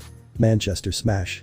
The power of the blow generated a shock wave that sent Chisaki flying, the latter almost receiving it full on the head. While he was in the air, Chisaki received another blow from Izuku. The green-haired man began to bounce off the walls and debris Gran Torino style. The power with which his blows and his speed left Chisaki in a state where he could not respond until Izuku stopped with a final kick that made Chisaki go through the wall behind him. Izuku landed on one of the debris, only to see everything around him break. The walls, the ceiling, everything was destroyed in a pile of rubble and dust. Izuku used his hand to disperse all the smoke and be able to see. "It's your fault I had to die again." Izuku watched as a voice came out of Overhaul's left hand. It could be heard throughout the place. "Is this what you wanted, Eri?" Izuku searched everywhere for a sign of the girl. He managed to observe how at a considerable distance Rumi was hiding in the rubble with Eri in her arms. She was holding her to prevent her from going towards Chisaki. Izuku gritted his teeth in anger. "You better shut your mouth, you damn murderer." Izuku disappeared once more and appeared next to Chisaki. The guy couldn't avoid receiving a rapid wave of blows to his chest that broke his ribs and sent him flying. Blood fell from under the plague mask he was wearing. Chisaki tried to recover, but Izuku appeared above him and kicked him directly to the ground. "Everything that happened here is your fault, Chisaki," Izuku shouted as he moved towards him again. "You chose this path, you followed it, you made me attack you. Be quiet. You don't understand anything." Izuku stopped for a moment to catch his breath. "You took something from Eri. And I'm going to give it back to her. I haven't taken anything away from her. Since she was born I've done nothing but bring out all the potential in her existence, haven't I, Eri?" Chisaki sounded hysterical.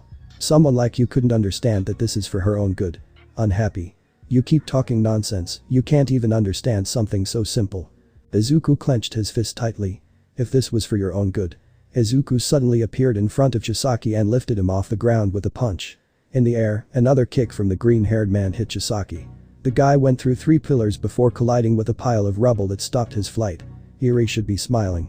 Chisaki got up from the rubble, only for a double kick from Izuku to bury him in it again. He tried to touch him to finish him off once and for all using his quirk, but Izuku was much faster, much more skilled. Izuku was on a completely different level, and Chisaki's broken leg showed it perfectly. Using his quirk again, Chisaki rose up in a pillar of rubble, but Izuku destroyed that pillar with a kick, then took it with his hand and spun around his body, throwing it at Chisaki as he fell to the ground. The rubble hit him directly and sent him to the ground. "Who knows how many innocent people you killed, one after another after another." Izuku landed on the ground and lowered the power of his one for all a little. His body was already suffering due to the prolonged use of 40%. "And now you're trying to blame Eri for what's happening. Are you trying to make excuses? You're trash." Chisaki tried to get up, only to receive a punch in the face from Izuku. While he was in the air, the green-haired man grabbed him with his arm and kneed him in the back. Chisaki's scream echoed throughout the place, before Izuku gave him a downward kick in the stomach that buried the guy in the rubble. This time Chisaki couldn't even try to get up. Izuku appeared at his side and attacked him with a wave of punches and kicks that were too fast for him. He couldn't even touch him with his fingers because the green-haired man was changing positions at a speed that he couldn't follow. The difference between them was abysmal. Chisaki was being used like a fucking punching bag that the green-haired man wasn't going to leave until he was unrecognizable. It didn't matter if he tried to dodge a punch, a kick would hit him. No matter how much he tried to get away, Izuku would appear behind him and attack him again. It didn't matter if he covered himself, Izuku broke through his barriers and continued the assault. It didn't matter what he did, because Izuku destroyed him and continued massacring the Yakuza without stopping. Izuku's fist and legs were stained with the blood that fell from Chisaki's body, with each blow he gave. Even if Chisaki regenerated with his quirk, the green-haired man attacked again, leaving him in the same condition. Izuku slammed his forearm into Chisaki, knocking him to the ground. He then kicked him hard in the back, and as he went up in the air, he delivered a punch that sent overhaul through all the debris he was using to attack. Izuku moved until he was behind Chisaki and stopped him with a kick to the back. He then moved in front of him and crushed his stomach with his fist. The blood Chisaki vomited with that blow was choking him inside his plague mask. Chisaki fell abruptly to the ground, and Izuku stepped on his back, crushing him against the earth and the debris below him. The green-haired man looked at him in disgust as he continued to crush him until he noticed tears falling from Chisaki's eyes. "You? After everything you did? Do you dare cry?" L materialized in a series of blows towards Chisaki by Izuku. Kicks, punches, headbutts, air bullets, knees, all kinds of attacks were launched towards him without any hint of mercy. No matter how much he regenerated with his quirk, the result was again the same in a matter of seconds, until Izuku finally buried his body in a wall after a kick to Izuku's stomach. The green-haired man turned off his quirk with some tiredness and leaned against a wall to breathe. Until from one moment to another, everything exploded into a pile of rubble that regrouped into two pillars that rose towards a hole in the ceiling. Izuku watched as Rumi quickly jumped towards the left pillar. A blood stain on her back made Izuku worry, but his concern passed to Eri when she saw her hair on top of the left pillar. Izuku activated his quirk and jumped towards the right pillar where Chisaki was. The brown-haired boy tried to attack Rumi with his stakes to prevent her from reaching Eri, but they were destroyed by Izuku, who jumped in his direction. Chisaki moved to another pillar, dodging the green-haired boy. "Come back here, Chisaki." Izuku shouted angrily as he ran up the pillar towards the brown-haired boy, dodging all the attacks he threw in his direction. "Chisaki, you can't escape from me, I will chase you to the end of the earth if necessary. Disgusting brat." Izuku's punches caused as much destruction as Chisaki's attacks as the pillars rose into the sky. Eri staggered on the pillar, but grabbed onto it to avoid falling. The small girl peeked over the edge of it to see Rumi quickly jump towards her. "Stop!" Eri shouted as tears fell from her red eyes. "He will kill you if you continue." "He won't do it, he can't do it." Rumi showed a big smile to Eri as she continued towards the girl. "Eri, I know you're afraid of Chisaki. I'm also afraid of failing and not being able to save you, but it's exactly that fear and the desire to be able to help you that makes me here." Izuku shouted as he continued fighting with Chisaki. The boy ran up the walls towards Eri and propelled himself with air bullets to get up once he lost his balance. "You have to trust us. We are not going to let him continue to hurt you. Don't listen to him." Izuku grabbed Chisaki by the face and dragged him along the wall as he ran, then threw him back into the pillar and continued their fight. Rumi moved, dodging all the debris falling towards her, and continued moving forward to reach Eri. "Hey Eri." The girl met the big smile of the rabbit heroine as she continued on her way to catch up with her. "Do you remember how you felt in that alley? How did you cling to me, Izuku, when that idiot bird appeared?" "Me too. Do you remember?" Eri remembered that moment, the warmth of their arms, the security of being with them. Not even Chisaki's aura could compare to that small moment, that warm and happy moment that reminded her of her parents before Chisaki appeared. "Yes, I remember." Eri shouted loudly as tears fell from her eyes. "This time we won't let you go. We are going to protect you from any idiot who wants to hurt you. But you have to come with us." Rumi shouted as she jumped towards Eri, her arms extended in front of her. "I'm not asking you as a heroine, but as a person. Let me protect you, Eri. Let us save you from all this evil." Rumi showed the girl a big smile. "Just take the jump, I promise I'll never let you go." Chisaki watched in horror as Eri jumped off the pillar and into Rumi's arms, the albino holding the girl in her arms as they fell to the ground. Izuku left the brunette and jumped towards them, taking them in his arm. Eri clung to Izuku and Rumi as the boy jumped in the air with his quirk to prevent them from falling to the ground abruptly. Tears escaped from Eri's eyes as she placed her head on Rumi's chest, feeling the warmth of the heart of the woman who was carrying her. "Give it back." Chisaki jumped at them again, bringing with him dozens of rubble stakes. "Rumi, hold on to me tight." The albino nodded and used one of her arms to hold onto Izuku. The green-haired boy released Rumi as she held on and charged her arm ready for an attack, this time having 100% of her quirk in it. Give me back Eri.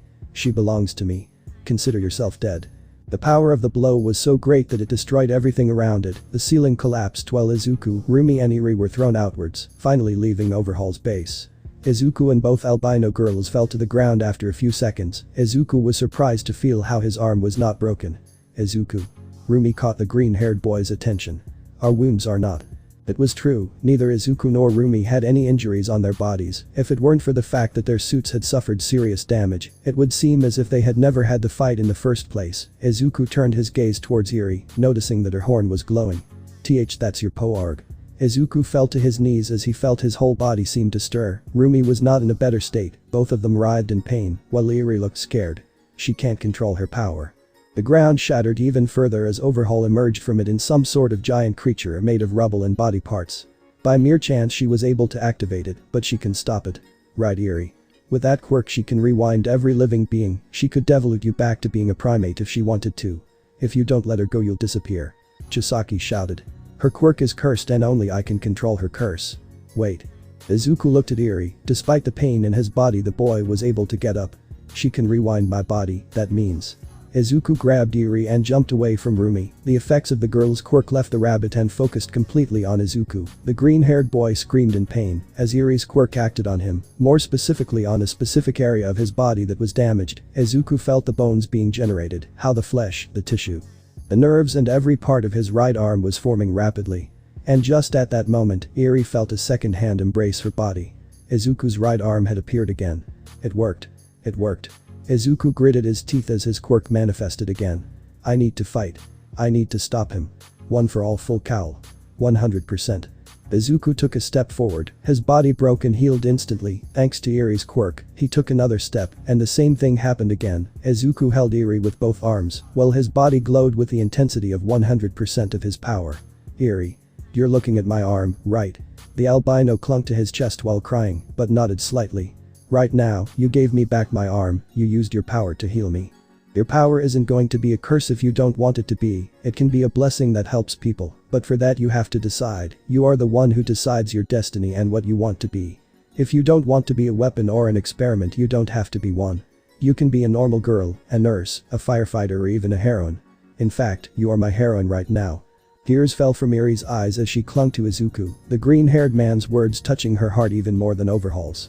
Your quirk is good, you are good, your existence is a blessing to this world, and I'm not going to let Overhaul make you think otherwise. Izuku quickly ran towards Chisaki with 100% of one for all in his body. Eri, lend me your power. Yeah. Stop meddling, she's not a product for broods like you who can't appreciate her value. Two giant stakes formed on the sides of the giant beast and went straight towards Izuku. The green-haired man turned his back to cover Eri with his body and received the attacks.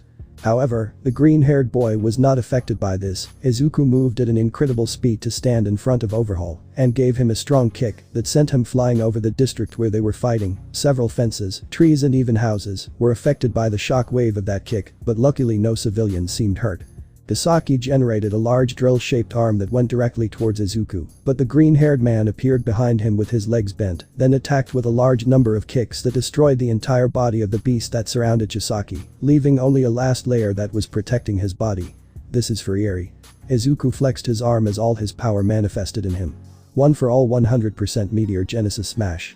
Chisaki did not receive the direct impact of that blow, however the power with which it hit threw him against the street, destroying everything beneath him. Chisaki crossed the street and sank into a powerful giant crater that destroyed everything within a 50-meter radius as soon as the smoke from the attack stopped. Chisaki was unconscious on the ground, possibly close to death. He had lost the battle. Izuku landed on the ground carefully, he was going to ask Eri something. But out of nowhere, pain invaded his body. The girl's quirk became stronger and stronger affecting Izuku. Both screamed in pain as the energy of their powers raged around them. Izuku tried to stop his screams and calm Eri, but the pain in his body was too much to move. Everything distorted around him as the pain increased. Until a strong blow hit the back of Eri's head, knocking the little girl out. The girl was about to hit the ground when a pair of brown hands caught her, preventing her from getting hurt. Rumi sighed and sat next to them, putting Izuku and Eri on her lap to rest. The green-haired boy had fainted due to the pain in his body. I'm sorry I had to do that, but for a moment I thought Izuku was going to die. The albino murmured, caressing Eri's head. The blow wasn't going to leave a mark, but she owed him quite a bit before fainting. I'm sorry. Rumi heard some sounds coming out of Eri's mouth. Is she still awake? No, I fainted her with that blow. Rumi caressed Eri's head to try to calm her down.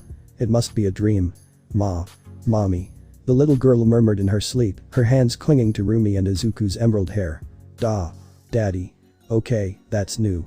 Rumi gave a slight smile upon hearing that.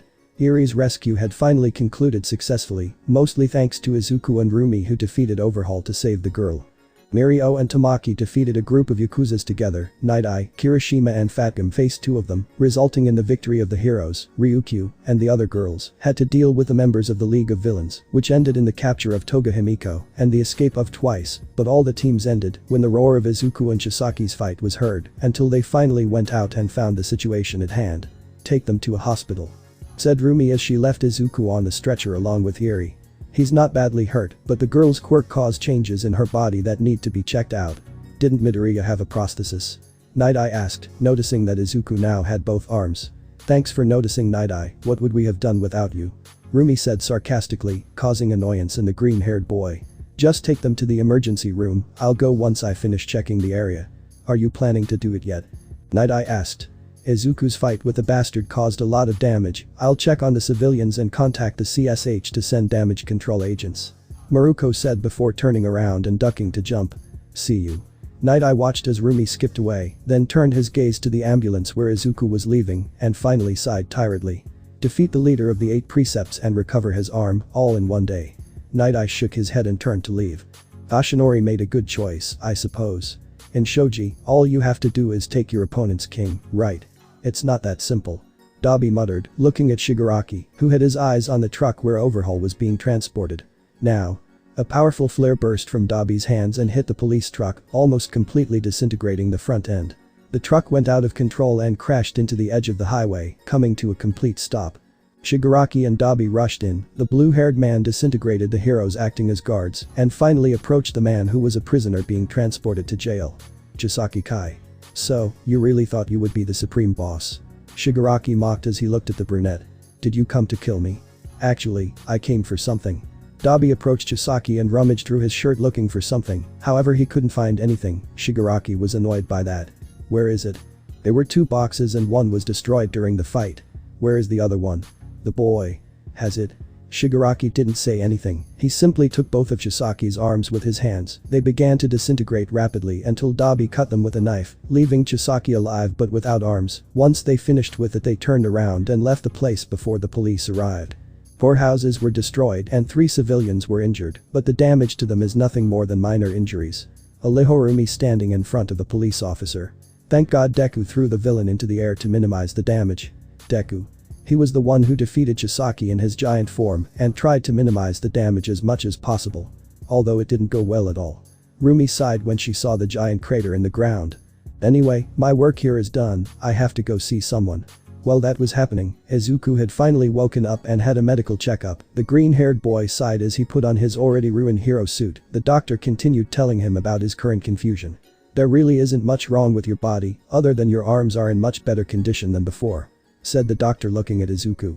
You had a very bad medical history regarding that, but now your arms are healthier. How does your right arm feel? It feels like I never lost it. Izuku punched the air a few times. Although, my body is thinner than before. During the tests I had to activate my quirk. Now I can only hold up to 25% of my power. A lot of my training went down the drain because of that move. But I think it's okay, it's a small price to pay to get my arm back. You're also a little smaller, I'd say you're 1.78. Said the doctor, staring at Izuku intently.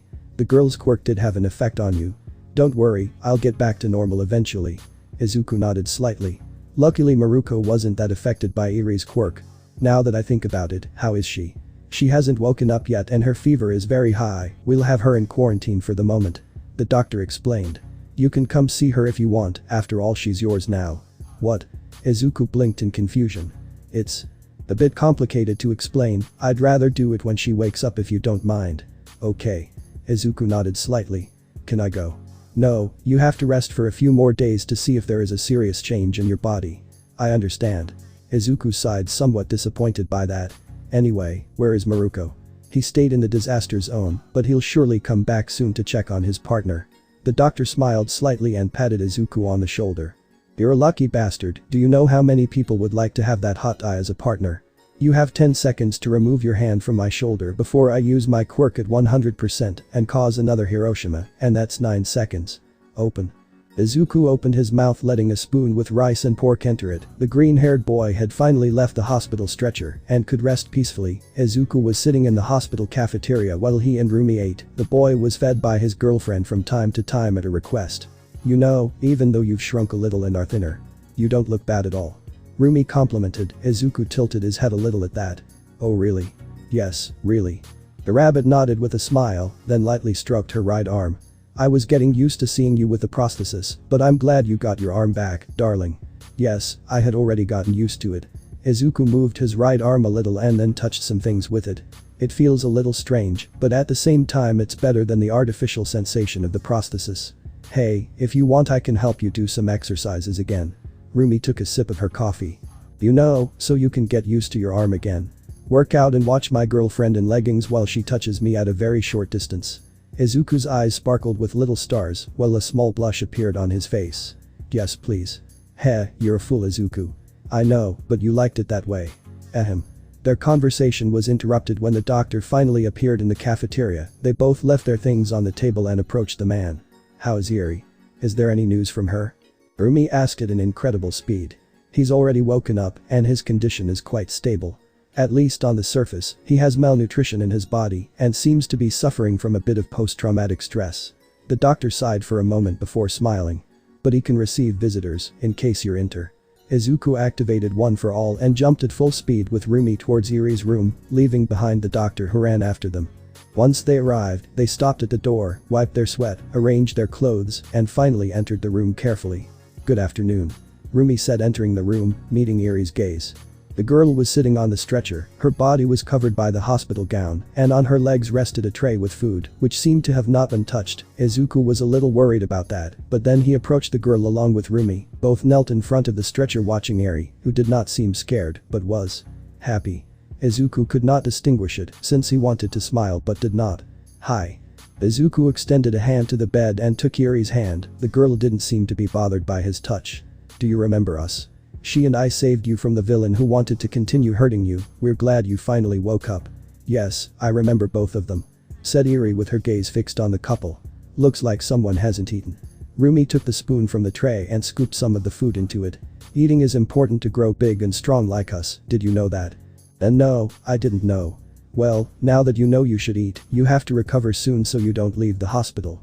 Rumi slowly directed the spoon to Eri's mouth. Open wide, here comes the little airplane. The girl slowly opened her mouth and received the food in it. Eri slowly chewed the food while enjoying the taste. Izuku smiled at that and stroked the girl's hair with a smile on his face. Eri swallowed the food and focused on the feeling of Izuku caressing her hair. The girl leaned towards Izuku asking for more caresses. Izuku couldn't refuse and caressed her hair and head with both hands. Eri quite enjoyed that touch, even though she didn't show it at all. Oh, she's so cute. Rumi also reached out and stroked Eri.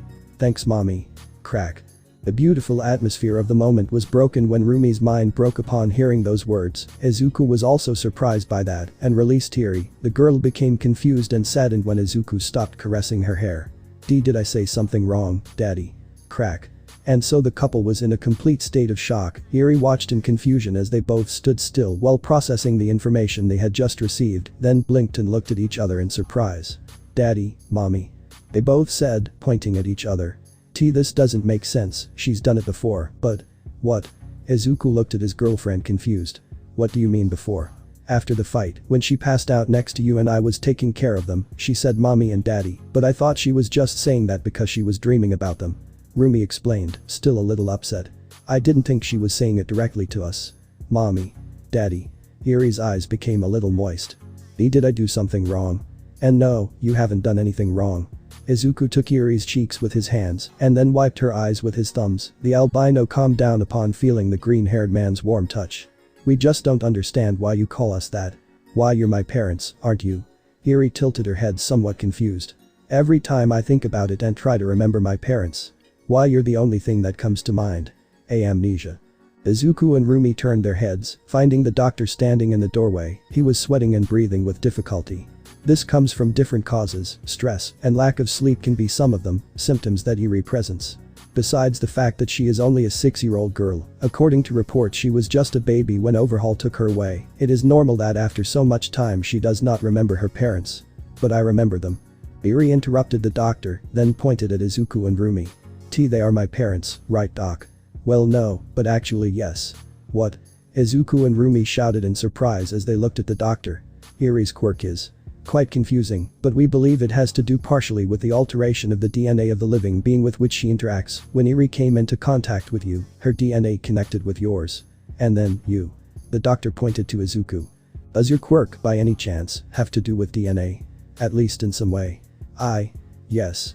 Izuku remembered the way One for All was transferred. Yes, that's right. Look, I wasn't in the battle, and I can't get a 100% analysis, but after your statement and Miruko's, I have a theory. The doctor looked at both of them seriously.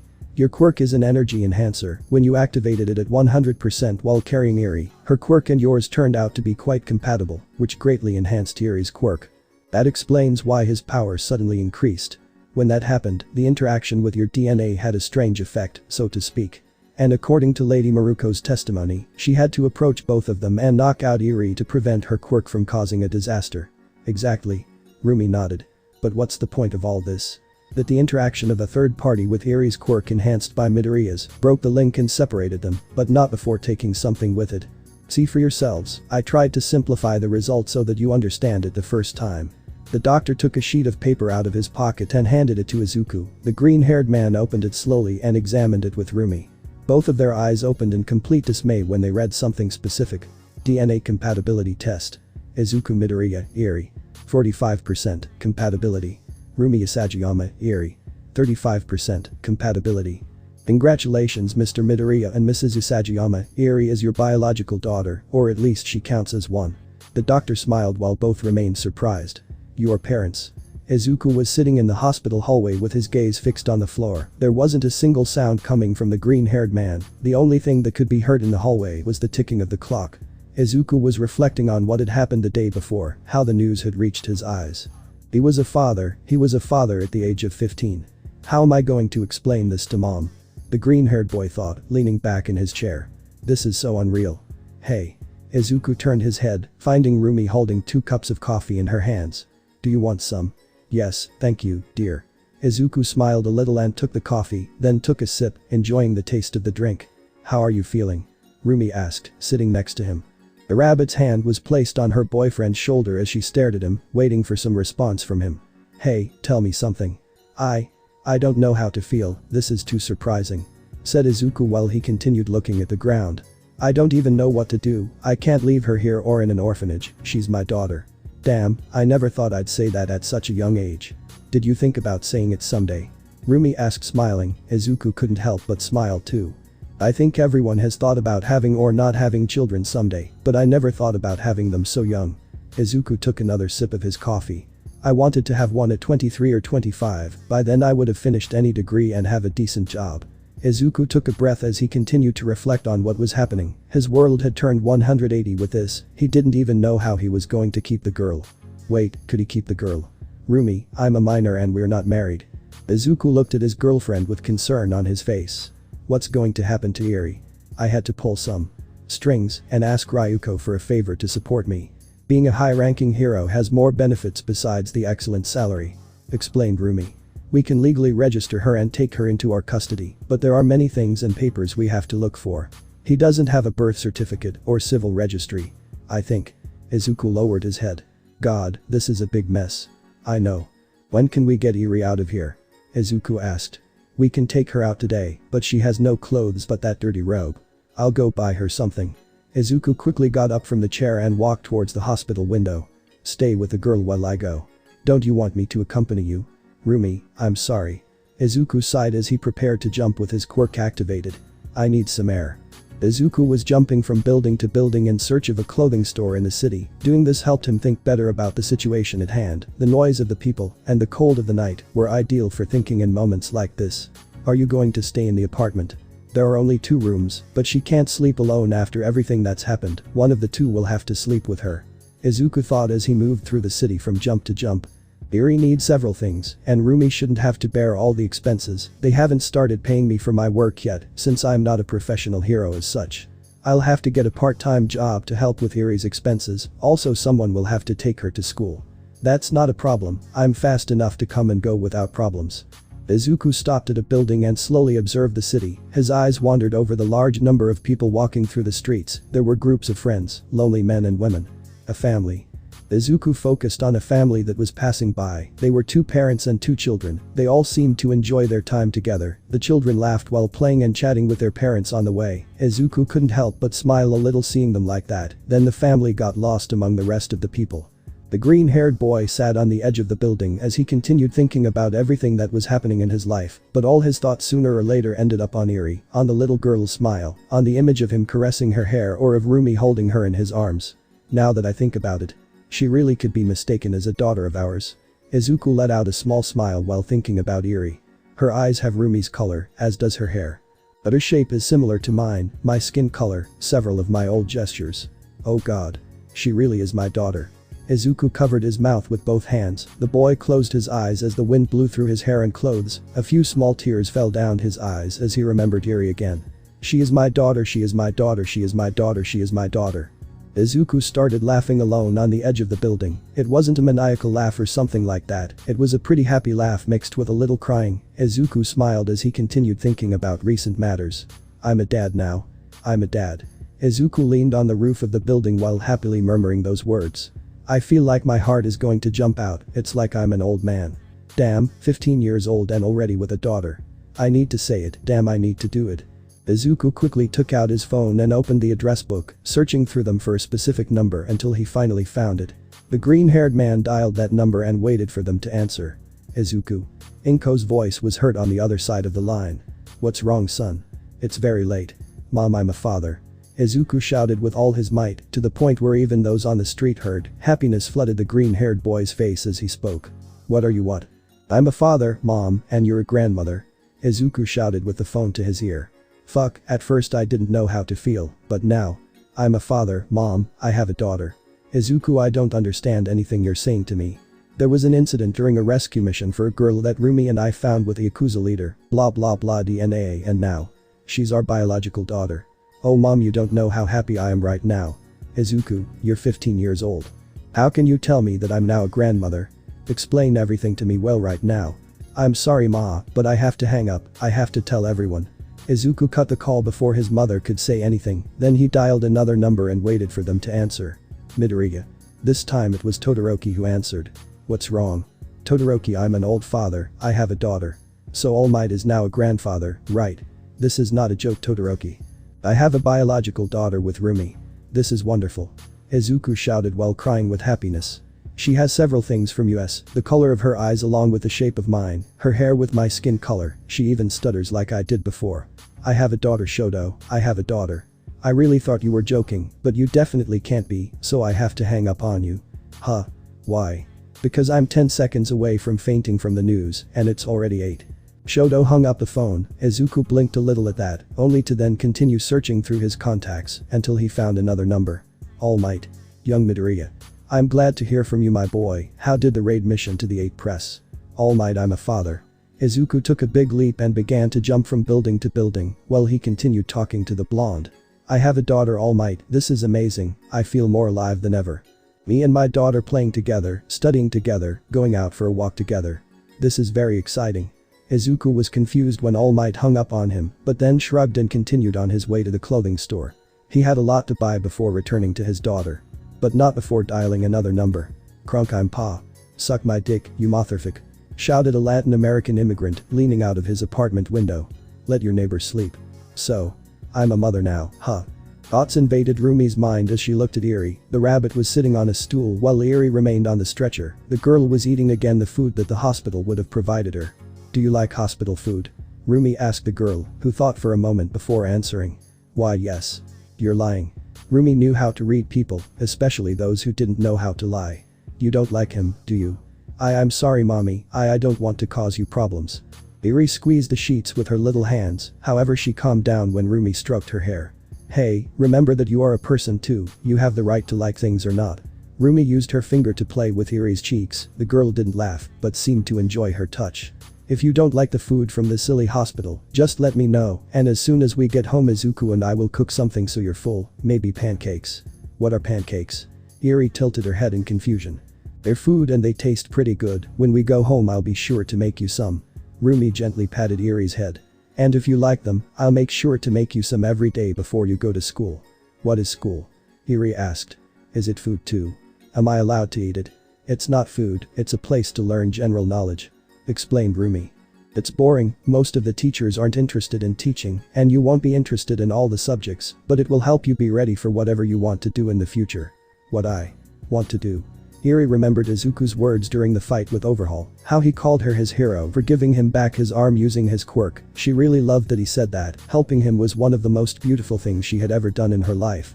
Me daddy said I can do whatever I want with my quirk. Iri looked at the rabbit heroine for a moment. See, can I heal people? You mean being a doctor? Rumi nodded slightly. Of course you can do it, just work hard since it's not an easy career, do you understand? Why yes, mommy. Hey, come on, don't be so nervous. Rumi sat on the stretcher and stood next to Iri. I'm not mad at you Iri. I'm sorry mommy. You don't have to apologize, you haven't done anything wrong. Rumi stroked the albino's little head, her horn had shrunk considerably since they found her. Hey, how about we both smile a little and play a game? A smile. Mommy. I'm sorry. Iri lowered her head a little. I can't smile. That bastard Chisaki, if I ever have to visit a prison, I'll make sure to leave him a very clear message. Rumi felt her anger rise to critical levels after hearing that, but she had to concentrate so as not to scare the girl. Rumi slowly took Iri in a soft hug and caressed her back, trying to calm her sadness. Iri, do you know why Izuku and I smile from time to time during our fights? Izuku. Your dad. Rumi found it hard to say that without a silly smile escaping from her face. His name is Izuku Midoriya, and my name is Rumi Isagayama. But getting back to the topic, a smile is not just a facial movement. There are times when a smile can convey everything a person wants: confidence, security, anger, affection. All those feelings can be conveyed through a smile. Seriously, mommy. Yes, when Izuku is fighting he smiles to give confidence to those he is protecting, although he also does it to show the villain that he is in control of the fight. And you? For the thrill of battle. I can't help but smile as I enter combat and use my strength to defeat those Shuu. Rumi stopped upon noticing Iri's gaze. Those people who committed bad deeds. I see. But it's only when we're in combat.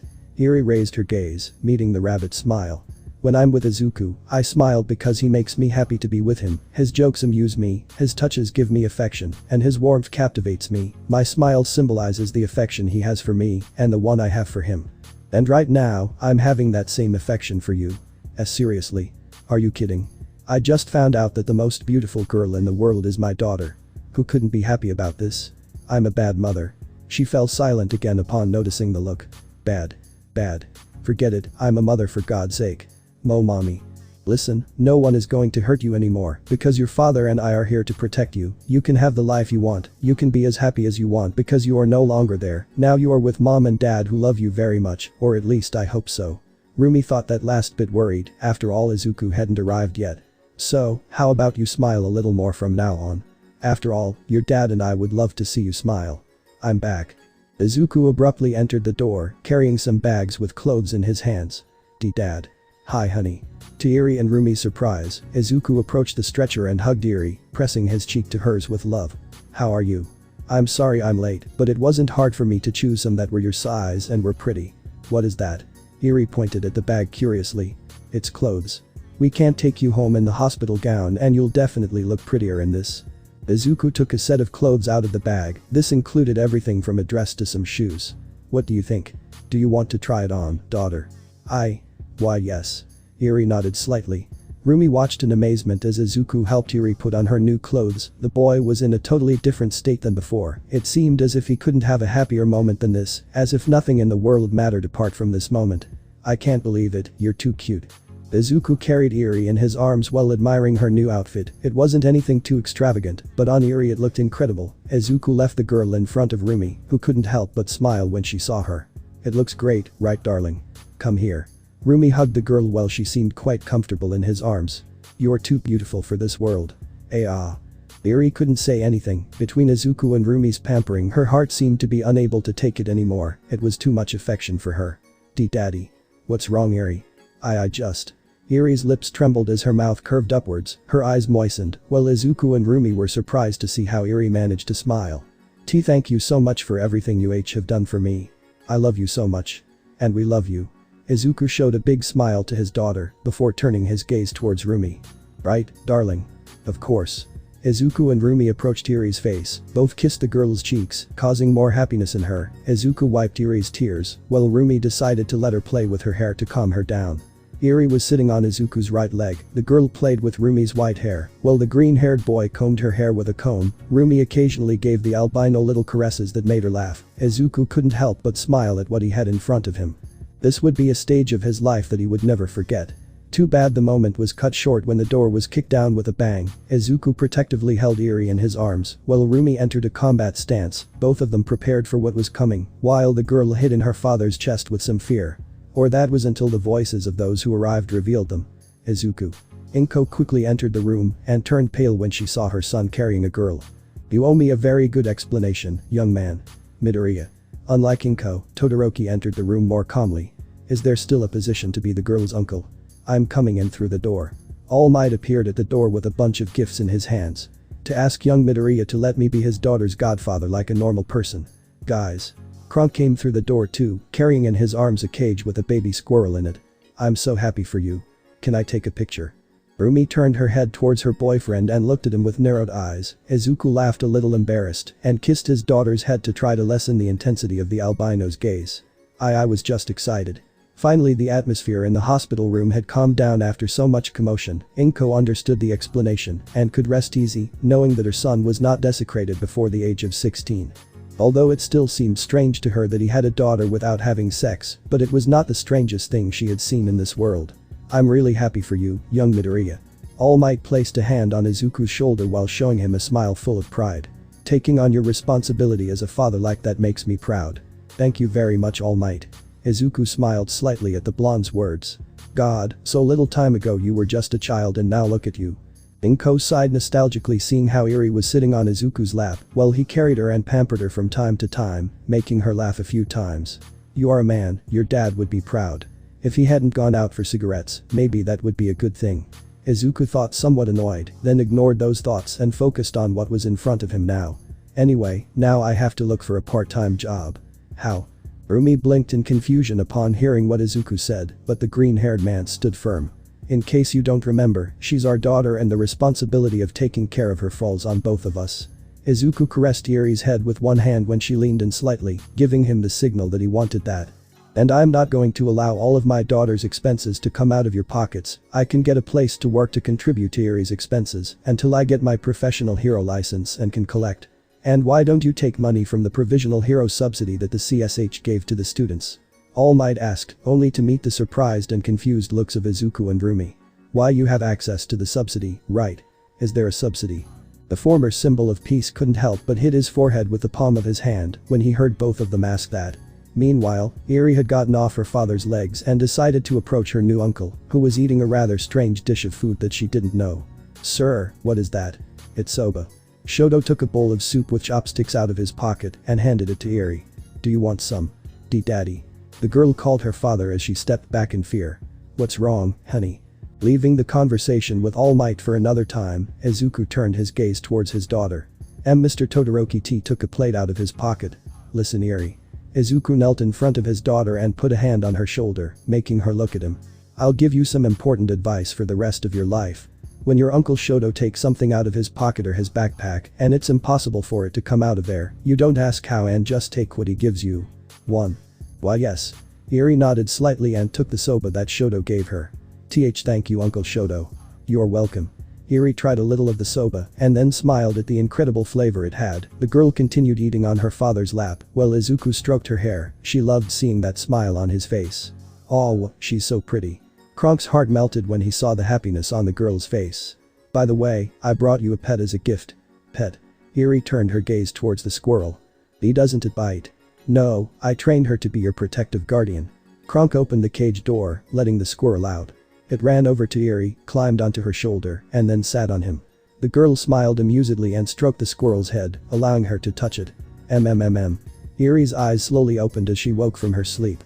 The albino waited for her vision to clear so she could see everything around her. She was sitting in a small room without many things in it. Her parents said they would buy things to decorate it once Izuku could get the money from the Provisional Hero subsidy. Getting out of bed dressed in a pair of all-might pajamas that Izuku used as a child, the boy had bought a new one, but apparently it was too small, one of the many mistakes made when buying clothes. Eri walked slowly towards the living room of the house, hearing familiar voices in that place. "Izuku, do you have to do that on the kitchen table?" Rumi asked as she held a plate of pancakes in her hands. Izuku was filling out some paperwork that would allow him to obtain his provisional hero allowance. In addition to having a bag with his hero suit broken by the battle with Chisaki, he had to take it to the repair agency to have it fixed.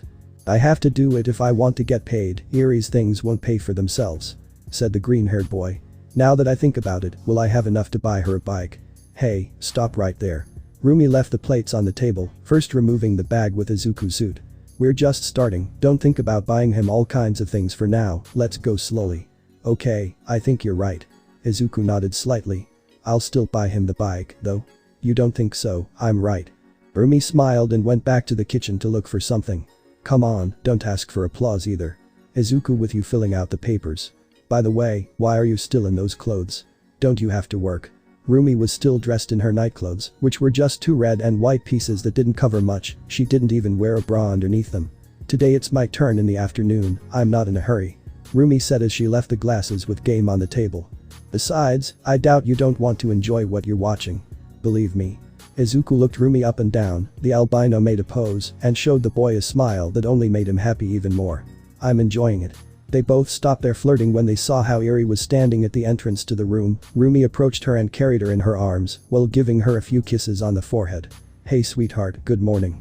Rumi placed Eri on the table, right in front of a plate of pancakes. "Remember when I told you I would make some pancakes? These. Eri touched the pancakes with a finger. "They feel weird. Try them, darling, I hope you like them." Rumi kissed the girl's head, bringing out a small but bright smile. "I made them with a lot of love. And with many failed attempts." Izuku looked out of the corner of his eye at some burnt pancakes that were in the corner of the kitchen. "What's this about bothering me in front of our daughter, Izuku Midoriya?" Rumi's eyes narrowed at Izuku with slight annoyance. Delicious." Eri murmured while eating the pancakes, thus gaining Izuku and Rumi's attention. "It's delicious, mommy. And you haven't tried the chocolate ones, or the carrot cake?" "Carrot cake tastes fey." Izuku had to keep quiet at the look his girlfriend was giving him. That look was saying, "Shut up or I'll make you buy a dog to sleep with." The green-haired boy decided that it was better to keep quiet. Or that was until he remembered that he wasn't a dog lover. "Eri." The girl directed her gaze towards Izuku. "Carrot cake tastes horrible, never forget that." "Yes daddy. Come here." Rumi grabbed Izuku by the collar of his shirt and dragged him towards her room. "You and I are going to have a serious talk about your teasing of me." This conversation didn't last long and ended with a round of kisses. Once Izuku was able to escape from his girlfriend's arms, he went directly to his daughter, finding that she was still at the table, but now with a dirty plate. "What are you doing there, Eri?" I thought about washing the plate, but..." The girl lowered her gaze a little. "I thought that if I broke it you might get mad at me. It's just a plate, you're worth much more than that." Izuku stroked Eri's head and then helped her carry the plates. "How about after this I help you brush your teeth?" I don't know how to do it." Izuku had to restrain himself from making a sudden movement and scaring the girl. At Chisaki's place they always got me with those tea things, boo, but they never taught me how to use them, they just said brush your teeth. Play, boo. Say no more." Izuku knelt down to be at a similar height to Eri's. The boy placed a hand on his shoulder and looked into her eyes calmly. "I'm not Chisaki. Chisaki is rotting in jail, and we shouldn't remember him anymore. At this moment you are my daughter and I am your father. If you don't know how to do something I will do everything possible for you to learn. If you need to eat something just tell me, and I'll find a way to feed you. So how about we teach you how to brush your teeth?" "Yes." Eri smiled slightly. "Yes, Dad." "Turururu." Izuku sang as he walked through the mall with a cart in his hands. Eri was standing inside the shopping cart while peeking over the edge and looking around quite curiously, as if she were a puppy on a road trip. Izuku found that action quite cute. Finally the green-haired boy had collected his provisional hero allowance, which was not exactly low. Once he did, the boy decided to buy things for his daughter and for the house pantry. His first stop had been the market. "Daddy." Eri caught Izuku's attention. The girl was pointing at a cereal called Morocco's, which curiously had the image of the professional heroine. "See, can we take it?" "Of course, your mom would like to see you eating those." Izuku took the cereal box and gave it to Eri. The girl hugged it against her chest, not wanting to drop it. They continued buying different things at the market until they finally left. Izuku was holding Eri with one hand, and in the other he was holding 2 bags with food. "Okay honey, now we're going to a clothing store to buy you something that really suits you," said Izuku looking at his daughter. "Only 2 of the 10 sets of clothes I bought her fit her well. I think it's not a good idea to buy clothes for your daughter without knowing her size." "Oh okay, Dad." "Eri, do you see this bunch of people around us?" Eri nodded. "Always be careful with them, Dad will be here to protect you, so if you feel uncomfortable just tell me and I'll take care of it." "Why yes, Daddy." Eri nodded slightly. Dad, my hands are sweaty, why you don't mind that I have to hold you?" "No, of course not." Izuku quickly denied. "And even if the Prime Minister came and told me to let you go, I wouldn't do it." Eri didn't say anything, she just smiled. "Hey kid." Izuku turned his head to see an old woman approaching them. Eri quickly hid in the green-haired man's leg with some fear. "What are you doing with that girl?" "She's my daughter," Izuku said calmly, stroking Eri's hair to calm her down a little. "HMPF, this young man doesn't care about anything anymore, having accidents at such a young age," said the old woman, crossing her arms. Izuku felt the part of his pants where Eri was hiding begin to get wet. Anger manifested on the boy's face at that. The people around him stopped when they saw the situation and watched as Izuku bent down to hug Eri. The boy kissed her on the forehead and dedicated a few words to her in a low voice that managed to calm the girl. Once that happened, the green-haired boy asked her to close her eyes and then covered her ears. Once that was over, he turned his gaze to the old woman from before. "Yes, I became a father at a young age, but my daughter is no accident," Izuku said. "An accident makes you feel bad about yourself and makes you wish it hadn't happened, but none of those things happened to me with her. Eri is a girl I love very much and I'm going to raise her with all my effort." The green-haired man took a breath for a few seconds before continuing. "Besides, who the fuck do you care what I do with my damn old life, you big gossiping whore." And so the lady ran away. Izuku took his hands off Eri's ears and then carried her out of the center, leaving the people around him shocked. "Let's go shopping somewhere smaller," Izuku murmured, walking next to the girl. "Daddy, look." Eri excitedly pointed to a giant television in the center. "It's mommy." On the screen appeared Rumi brutally beating several villains. Eri was excited to see Rumi fighting. It reminded her of the beating she gave Chisaki when they were in the hideout. "Come on, mommy, come on." Eri waved her arms excitedly as she watched Rumi kick the villains' asses. "Look, your mom just beat them." On the screen, Rumi knocked out the villains with one last kick, then stood over them and showed her wild smile to the audience. "Daddy, are you also going out to defeat villains?" Eri asked curiously, to which Izuku nodded. "Of course, your dad also has to work, but for the moment I'm going to dedicate myself exclusively to you." Izuku tickled Eri with his nose, causing the little girl to laugh. Stop, Dad, you're tickling me." "That's the idea, honey." "Yes, boo-oh." Eri stopped and admired something that came out on television. Izuku turned his gaze to the television, finding an advertisement for the UA Cultural Festival. The green-haired boy smiled at the emotion that Eri had when she saw that sign. "Do you like it?" The girl nodded quickly. "Well, I think your mother and I would be more than happy to take you to the festival." "Really?" Eri asked excitedly, to which Izuku nodded. "Thank you so much, Dad." "You're welcome. But remember, you have to behave well for that to happen." "Yes, Dad." "Wow, that's strange," said one of the passers-by, who was talking to his friend. "That girl says Miruko is her mother, and her father confirms it." "Brother, just leave it, she's a girl, and the guy doesn't want to break her illusions yet." The guy next to him patted him on the back and continued walking. "Besides, we're talking about Miruko, she's a rude, aggressive and definitely maniacal woman. It's impossible for her to have a stable partner, much less a child." "Yes, you're right." He let out a light laugh. "The last thing I imagine is Miruko acting like a loving wife." Izuku sighed as he fell into bed after a long day. At least he could rest after everything he had to do. It was nice, and he had a great time playing with his daughter, but every man should rest. "Hey, Matador." Izuku opened his eyes to see Rumi getting into bed. A light smile escaped the albino's lips. "Are you feeling tired?" "A little." He raised a hand and stroked her hair. "Did you cut your hair? It looks very nice." "Thanks, I'm glad you noticed." "Hey." Izuku watched as Rumi moved across the bed on all fours until she climbed on top of him, their bodies slowly pressed together, heating up the atmosphere in the room. "How about you and I have some fun?" the albino asked, smiling playfully as she brought her lips closer to Izuku's. "You know there's still a week left until my 16th birthday." Izuku placed a finger on the albino's nose, stopping her advance. "Believe me, I also want to do that, but I don't want to get you in trouble. We already have enough with the fact that we are hiding our daughter from the general public." "Okay, TCH. Rumi clicked her tongue in annoyance before smiling playfully again. but is foreplay prohibited? Well, I don't know. Izuku saw how Rumi's smile grew in size. Soft laughs escaped from the albino as she directed her hands towards her shorts, but just as she was going to pull them down, the bedroom door opened, causing both of them to move away and turn on the room light to see the intruder. Eerie. They were both surprised to see the girl enter the room. Mommy, Daddy. See, can I sleep with you? Eerie asked, looking at both of them. I saw a shadow in the window. Odd, how could we let her sleep alone on her second night here? Izuku quickly picked up the girl and put her in bed together, both of their arms wrapped around her little body as they hugged her protectively. Eerie smiled as she felt the warmth of her parents surrounding her and was able to sleep peacefully that night. And it's not like Izuku and Rumi complained about having their little girl in their arms during her sleep cycle. Izuku felt his phone vibrate for a moment. He quickly took it out and read a message that had come to him from Shoto. Shoto. Midoriya, I'm sorry for scaring your daughter. I was reloading the bullets for the rifle I used to protect her room at night, and she must have seen me do it. Go back to sleep. Izuku preferred not to look for an answer to the message and go back to sleep.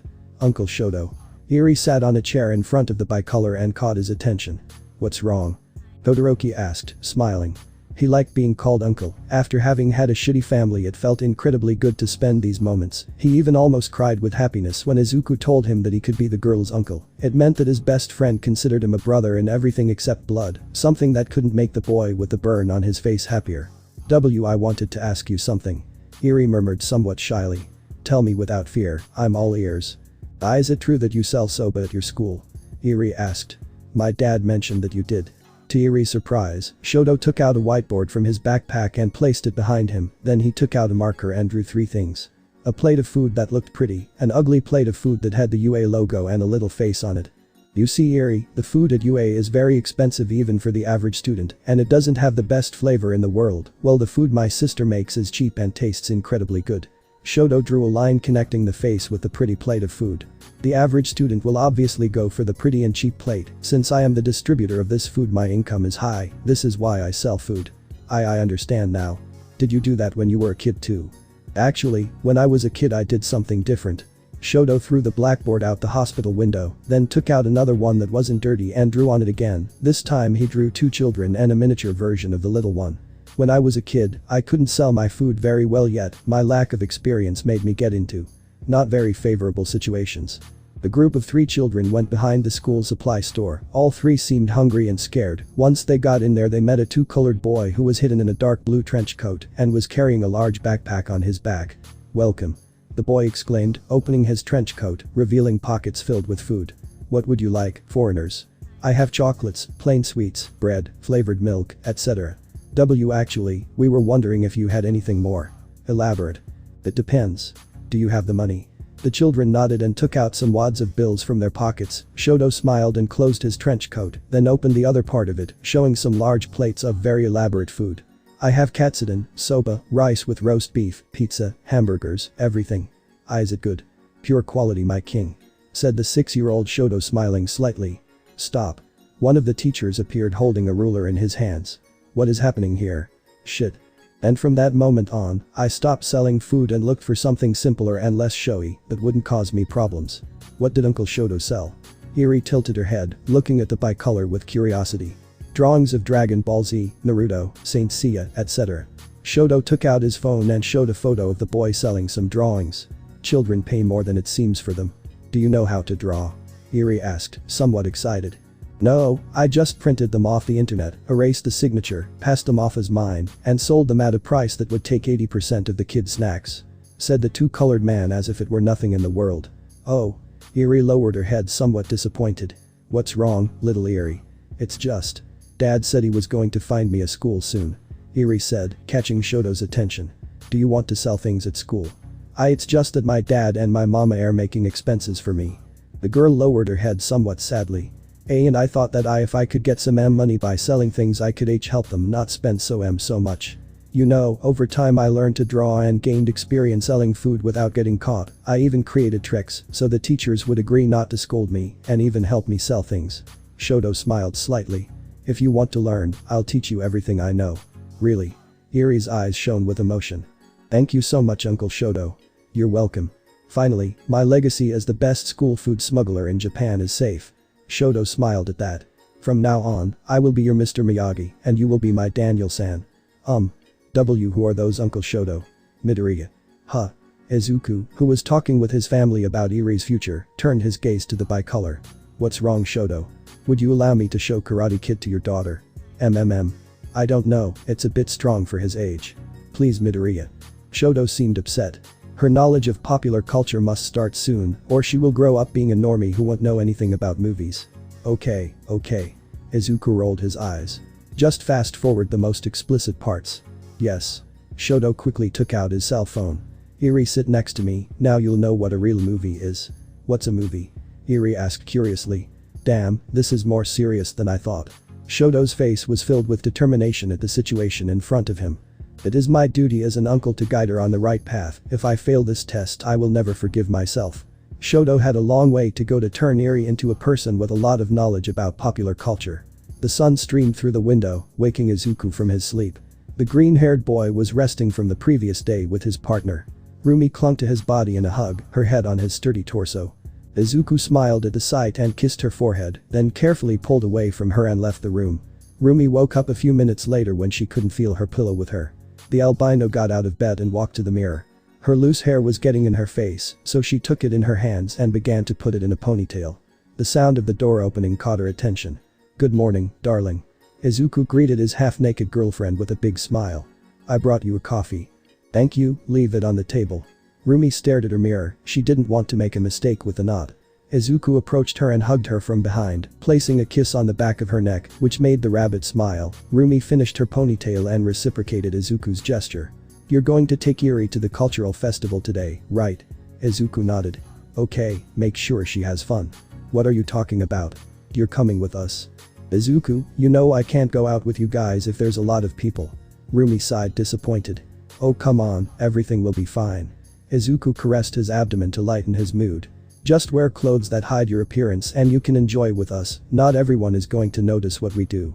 And if they do, what does it matter? Listen, I don't give a damn about the image many people have of me. But if there's a misunderstanding, Iri could be hurt. He won't, we can both work this out. Please honey, or are you going to tell me you don't want to go out with your boyfriend and your daughter? Shit. Rumi smiled a little imagining that. What time is it? It's in 3 hours. What? Rumi got excited upon hearing that. And what are you waiting for? Go take a bath so we can go. Come in and buy your candy dragon. Traditional Chinese food, come and enjoy. Who wants to ride a tiger? Daddy. Iri moved excitedly on the boy's shoulders. Let's try some of those. Izuku smiled fondly as he carried his daughter around the cultural festival. Iri excitedly looked at all the festival attractions and hopped on her father's shoulders to get closer to them. She saw a student dressed as a dinosaur extend his fist in greeting. Iri smiled and punched him back, sending the boy flying. Sorry. Izuku quickly apologized to the stall owners, while Iri just hid in the boy's hair. A recent discovery about Iri was that, aside from possessing her mother's speed and agility, she also possessed a vast amount of power that was still growing. The girl worked to control it, but there were times when she felt more power than necessary slip through her fingers. Izuku was both happy and scared of what his daughter could do, but she was still an adorable little girl. Daddy, when will mommy come? Iri asked. She said she would come with us. It will be here soon, darling, don't worry. Midoriya. Izuku shuddered upon hearing that. Old, you came to the festi.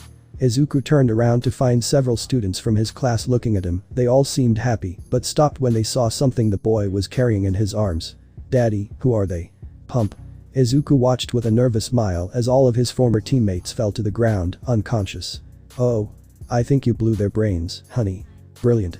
Odd, I know I don't go to church much. But please save me. Damn. Rumi thought with a bitter expression on her face. Are people really that stupid?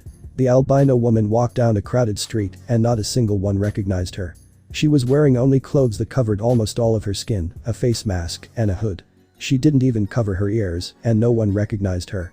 She knew the disguise would work, and she was glad they didn't recognize her, but at the same time, it seemed so surreal. Rumi almost collided with a man in a costume and his little friend in a costume.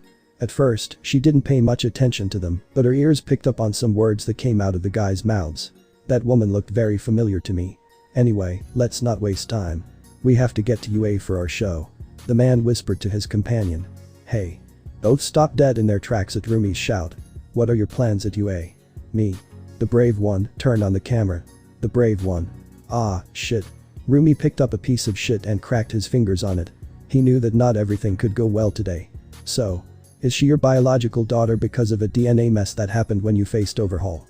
Kirishima asked, still overwhelmed by what happened. Basically. Eri was playing with several girls from Class 1A, from floating with a Chako to carrying the others with her newfound strength. The girl enjoyed a game with them while Izuku chatted with his classmates. Dude, this is so surreal. Just under 6 months ago you were bored in class. Kirishima looked at Izuku overwhelmed. Don't you find it strange? I don't know, dude, but I like it. Izuku shrugged with a smile. So, what do you have planned for the cultural festival? Let's play music and dazzle everyone with a show. Sounds good, I'm sure Eri will like it. I'm sure he'll love it too. Rumi. Wait, why are you so dirty? Rumi, his clothes covered in dust, mud, and torn in places, could only sigh and scratch the back of his head. It's a long story, how about we take Eri to another ride instead? Listen Yue, we're going to make you explode with our sound. With a loud bang, Bakugo began playing alongside Jiru's band. The others took it upon themselves to dazzle the audience with fireworks and spectacular lights that left them in awe. Mommy, Daddy look. Eri moved excitedly in Izuku's arms, the great show had her amazed. It's incredible, they play very well. That's right, darling. Izuku smiled at seeing her so happy. Meh, I've seen better. Rumi shrugged as she ate, although she enjoyed seeing her little girl like this. What do you want for dinner after this? Let's think about that later, now. Izuku grabbed Rumi by the waist and held her to him. Let's enjoy the moment. Rumi smiled and hugged Izuku back, both of them snuggled up among the people next to their daughter while they enjoyed the show. Okay, enough fun. Time to get to work. So. Rumi stretched a little as the trees around her moved in the wind, she was wearing her heroine outfit. Could you explain to me what you two are doing here? I told you a while ago, both of them asked me for an audience with you. Said Izuku, he was standing next to her wearing a casual version of his hero costume. In front of them were Inasa and Shoto in their suits as well, the former was visibly nervous, while the latter was calmly eating soba. Listen, during the short time Midoriya was with you, he obtained a spectacular increase in ability and power. In addition, his character and mentality improved as well. Rumi smiled proudly remembering that from Shoto's words. I would like to train with you too, almost failing the license exam made me realize that I had many things to correct, and if you could help my friend, I don't see why you couldn't do it with me. I need to improve myself too. Inasa raised an arm with his trademark excited expression. Hearing that Midoriya-sen was trained by a professional like you, I couldn't help but come and ask you to train me too. I swear I'll do my best to improve and not disappoint you if you take me on as your student. So that's what you want. Sounds interesting, but I want you to know that I won't be like any of the masters you've had before. I'm going to make it my mission to slowly and painfully destroy you until you can't take any more, understand? Yes. They both answered. Okay, now I need to know your problems in the field so. Rumi got into a fighting stance. Come fight. Will Inasa go first or? Both at the same time. A wild expression appeared on the brunette's face. I'll make sure to give them a beating they'll never forget. Are you serious? Shoto asked, surprised. Believe me. Izuku had a small Vietnam flashback about his first training. Be serious. I don't think he's serious. Inasa prepared to attack. 2 minutes and 15 seconds later. If I was serious. Asura Inasa mentally cursed himself as he lay on the floor, a kick left him buried there. I told you. Izuku helped Shoto out of the tree where he was buried. He told us. Come here. Inasa and Todoroki approached Rumi, despite their obvious pain. Now let's go over your flaws, starting with you, Todoroki. Shoto silently awaited his analysis. Your left side is out of sync with your right, causing your attacks to collide with each other several times. You're too slow when switching, you leave trails of ice in combat that limit your field of vision and attack, your melee skill is shit, even though you decide to attack from a distance, you don't know how to correctly manage the amount of ice and fire you throw, which causes a degradation in your aim. In addition, you consume too much energy trying to cover your opponent, instead of concentrating your power in small but quick and precise amounts. Fuck. And you Inasa. Rumi directed her gaze to the boy. Too impulsive, inaccurate with your wind, you release too much power when attacking which only results in a waste of energy. At short range, you are worth the same as an old man in a wheelchair with cancer. I like your precision with your gusts, but the time it takes you to form a decent tornado will cause your death. There is also a serious problem between Todoroki and you, because during the fight you kept getting in each other's way. Do you think so? Izuku looked embarrassed at that. That's why they almost failed the license exam. Then let's fix that. This world doesn't need your personal problems getting in the way of combat. Rumi crossed his arms. Now go, run to the exit of the forest and come back here. It will be 10 laps of 20 km each. Yes, sensei. Despite their injuries, they both ran off. Well, this will be fun. Izuku watched as they both slowly walked away. Do you think so? Rumi let out an annoyed sigh. Why do academies take so long to correct their students' mistakes? I know they're only in their first year, but for God's sake. These things are too basic. They want to take their time, anyway. Izuku took out his phone. Rumi noticed her wallpaper and blushed a little. Why do you have that photo? What's up? You look sexy working out. Yes, but I let you take it for yourself. Rumi crossed her arms. What if someone sees your wallpaper? I don't want a stranger to see me posing in a bra. Okay, calm down. Izuku stroked her hair and opened the camera. How about I take a picture of you in your hero suit? That way there wouldn't be a problem since everyone knows you like that. Okay. Rumi moved away a little, but Izuku didn't take the photo. What's wrong? Can you pose? TCH. She placed her hands behind her head and made a pose. How about this? Great. Izuku took the photo. How about one for the lock screen? You're greedy. Rumi smiled and made another pose. How about it? Izuku smiled and approached her, then took her in a hug while Rumi continued in the pose and took a picture of both of them, placing the first photo on the screen and the second on the lock screen. Rumi smiled at that and kissed her partner's cheek. Wow. Inasa, who seemed agitated, was surprised to see Izuku and Rumi hugging. Midoriya is dating her. What are you looking at, idiot? 10 more laps for nosy. The rabbit shouted, to which Inasa ran again. Move. Izuku ran at great speed through the streets using his one for all at 40%. Rumi jumped using everything around her to maintain an incredible speed. Behind them were Inasa and Todoroki, one of them flying and the other sliding on his ice. Hey Todoroki, I heard you wanted to imitate your old man's jet burn. Said Rumi. Shoto remained silent. You should know something, he doesn't waste fire every time he boosts. He even compresses his flames to get more speed. If you don't have enough control over your left side, you won't be even close to achieving that. I understand, for now I will defend myself with my ice until I achieve that. Of course not, idiot. Rumi glared at him. Ice and fire are opposites, but that doesn't keep them so far apart that you waste potential like that. You said you trained your ice for almost your entire life, right? Use that along with your head and find the perfect mobility. Perfect mobility. Shoto looked at his foot for a moment. It was expelling ice at high speed that helped him move. I think I know what you mean. Inasa, take a good look at the environment. Rumi used 3 traffic lights to move and kick a man who was about to steal a bag. Right after kicking him, she used her body to continue moving.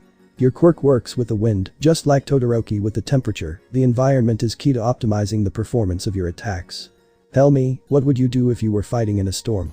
Keep it from getting in my way. Rumi looked at him angrily. Oh, I understand. I must control the storm in my favor. No, you must use the storm to your advantage. Your control is not so great as to control something like a storm. Use every air current to propel yourself in every direction and attack with more force. Rumi jumped onto a tree and continued on her way. Right now the sky is clear, so you are the storm to use. But I'm propelling myself with my tornadoes. No, you're generating tornadoes that push you. You're not moving with them. I understand. Inasa gave him a thumbs up. I'll work on it, sensei. Improve, kids. This time you're not in a class where you lose points. If you make a mistake. Rumi launched herself with a sign toward a child playing at the edge of an apartment terrace. The child slipped and began to fall to the ground, but was caught by the heroine. Rumi spun and jumped off a wall, landing on the terrace. She dropped the child and kicked the ground to propel herself away again. You will lose lives, understood? Rumi asked. Yeah. Midoriya. Izuku looked at Shoto as he continued running. Do you have any advice? Izuku smiled and then deployed at full speed. The green-haired boy jumped and fired air bullets that hit a thief, then kicked the air, propelling himself forward. The others followed him. Izuku arrived at a dog that was about to be run over and saved it. The driver lost control for a moment, but Izuku reached out a hand towards him, and a black whip held the vehicle, preventing it from crashing into a wall. Want to know the best part? Izuku smiled at his friends. A long time ago, I should have thought about keeping my full cowl on, regulating the percentage I used to shoot bullets, jumping without breaking any objects, and not causing a tornado when I jump. Now I do all of that subconsciously. My advice is simple. You will never have decent control unless you achieve something like that. I see, but what was that whip you used on the car? What are you talking about? Izuku tilted his head in confusion. I just held the car with my maw. Izuku raised an arm to prove his point, but a black whip shot out and stuck to a wall near them. Okay, that's new. So. Izuku looked at the people surrounding him. You are my predecessors. Izuku was almost completely covered in black smoke, the only things free were his head, his arms, and a bit of his legs. The green-haired man was surrounded by 5 men on thrones, a manifestation of golden fire in the form of All Might, and behind him were 2 men with their heads on the wall, as if they were being punished. What's wrong with these 2? Did they use one for all to become criminals or what? Izuku asked, pointing at the 2 guys. We have something to discuss with you, said a bald man. Get to the point. Well, first I have a question. Izuku raised a finger to the sky and shot out a bit of the black whip, then it returned to his body. Can you use it? It seems to be linked to my emotions. If I concentrate enough I can use it for a few seconds before feeling overwhelmed. Izuku explained. I think my control over One for All is also linked. I recently recovered my standard 40%. Fascinating. A very thin white-haired man seemed slightly amazed. So much control in such a short time. Now my question. This has to do with you, right? Izuku asked. It's my quirk, said the bald man. Black whip. Did either of your parents happen to have a quirk related to spiders? Yes, both of my parents had something to do with it. But that's not the point. He shook his head. We're here to deal with an emergency. Time is running out. A man with a scar on his face looked Izuku in the eyes. Since you obtained the One for All, our power evolved exponentially. A long time ago it would not even be possible to communicate in this way. So due to its evolution, I can now access the powers of the previous predecessors. Izuku spread a bit of the black whip in his hands. This will be troublesome. Did All Might tell you about the wine glass metaphor? Yes, the cup is the bearer's body, and the wine is the quirk. An empty cup is a quirkless. Wait, if the quirk is the wine, then that means that from now on the One for All should. The bearers looked overwhelmed as Izuku began to mutter for a long time until he finally stopped and looked back at them. So, the One for All evolved to a point where it can no longer be inherited due to its heavy burden, and consequently I am the last carrier. Yeah. The scarred guy blinked. I thought explaining this to you would be more emotional. Don't worry, I understand. Izuku shrugged. So now it's up to me to kill All for One and Shigaraki. Midoriya. Izuku noticed a downcast look Nana had on her face. Are you capable of killing Shigaraki Tamura? I've never killed anyone in my life. I think. Izuku said the last thing, thinking about the large number of people he left in the hospital during these months. But All for One and Shigaraki represent a danger to me, my family and my future. So I will give everything in me to make sure they don't come back. And I have a plan for that. The smoke around him formed a small screen where the green-haired man's room was shown, in it Izuku was keeping a small metal box. I see. Shimura-san. Izuku called the predecessor's attention. I know that Shigaraki was once your grandson, but that guy not only tried to kill me repeatedly, but he's also allied with the most dangerous villain I know. Who knows if he hasn't killed people already? I know it might hurt, but I can't let him live and risk something worse happening in the future.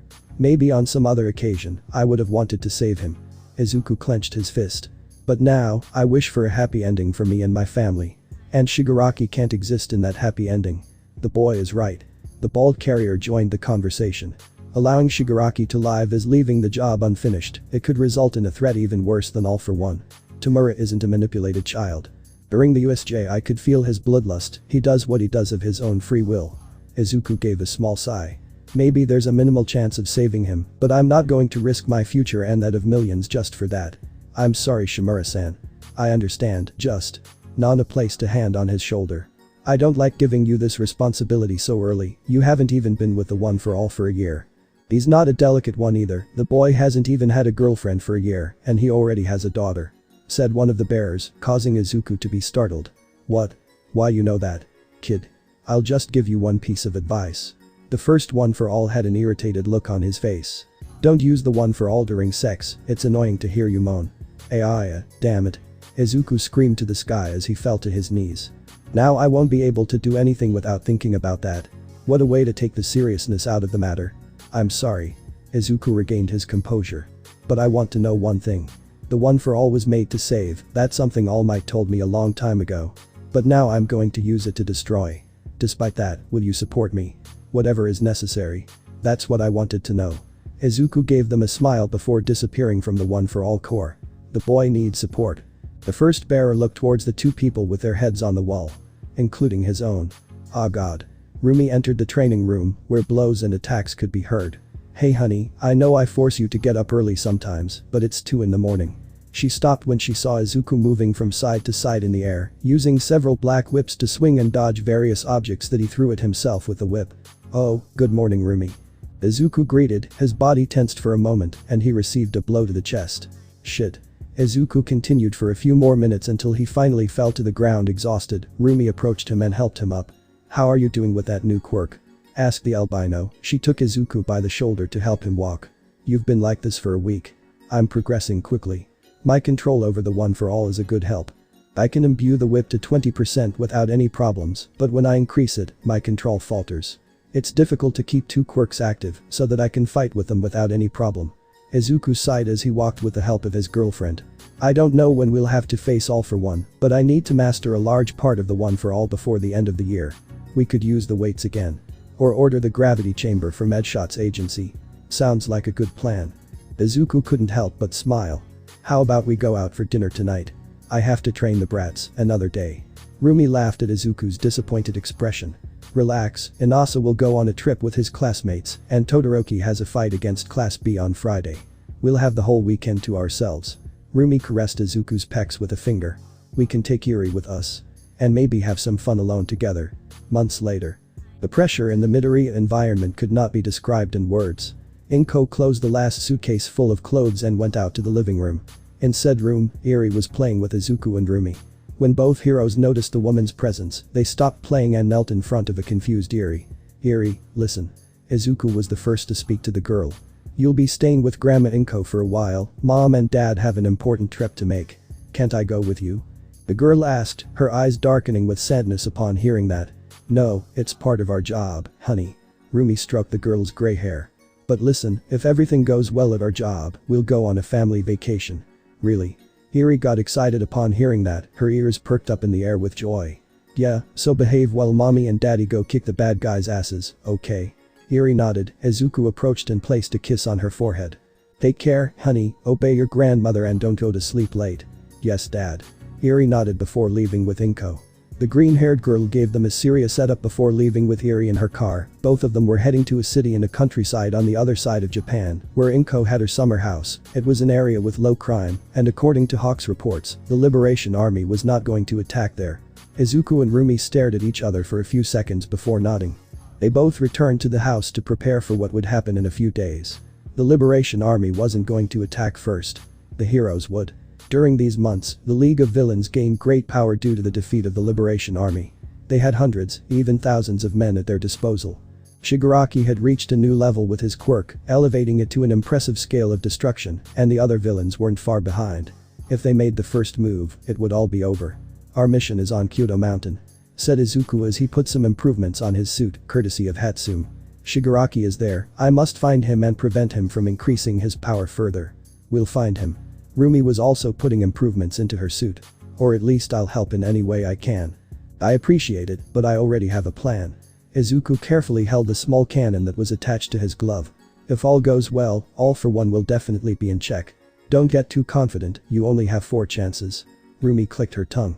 Who would have thought that bastard Chisaki would do something right in his life? It's all or nothing. Izuku stared at his hand for a few seconds. "I managed to raise my maximum percentage to 60% in these months. I can raise it up to 65% with some pain and 65% without breaking any bones, but my arm remains numb for a few minutes. The black whip is at a good level, and the rest continues to progress. You'll do fine, believe me."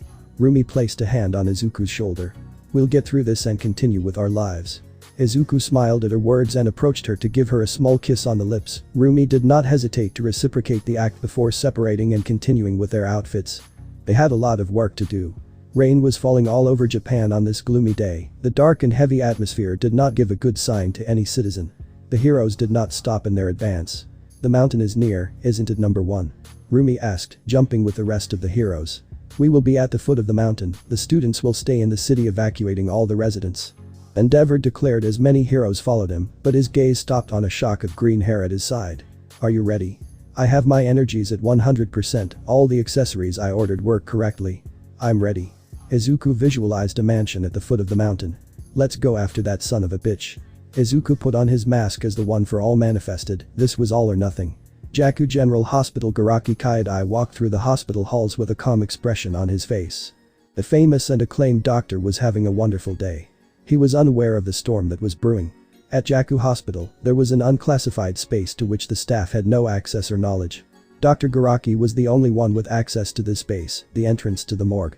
Naomasa and his agents managed to obtain an image of the interior, where a small Nomu could be seen. There was no need to explain what this meant. The doctor barely managed to turn toward the hospital hall when Black Whips caught him in the act and immobilized him. Nomus Maker, all for one's right-hand man. Endeavor stood next to Izuku and looked at Dr. Garaki with anger. Surrender, villain. The doctor began to writhe in place, but Izuku's whips intensified and gripped him even tighter. Out of nowhere, the villain began to age rapidly as Aizawa used his power. He has a quirk after all. Aizawa said, his hateful gaze fixed on the doctor. Perhaps this is the secret to all for one's longevity. Naomasa gave his opinion on the matter. Quirks with regeneration or longevity abilities are too rare to be added to multiple Nomus. Perhaps they were replicated or artificially created by the… Stop. Some doctors from the hospital approached when they saw the doctor trying to free himself from the Black Whip. You can't do th. Another round of whips came between the doctors and the pro-heroes. Izuku shook his head and tightened his grip, causing the doctor's whips to tighten. The green-haired man pulled on the whips to pull the doctor towards him, despite the screams around him. Evacuate the hospital.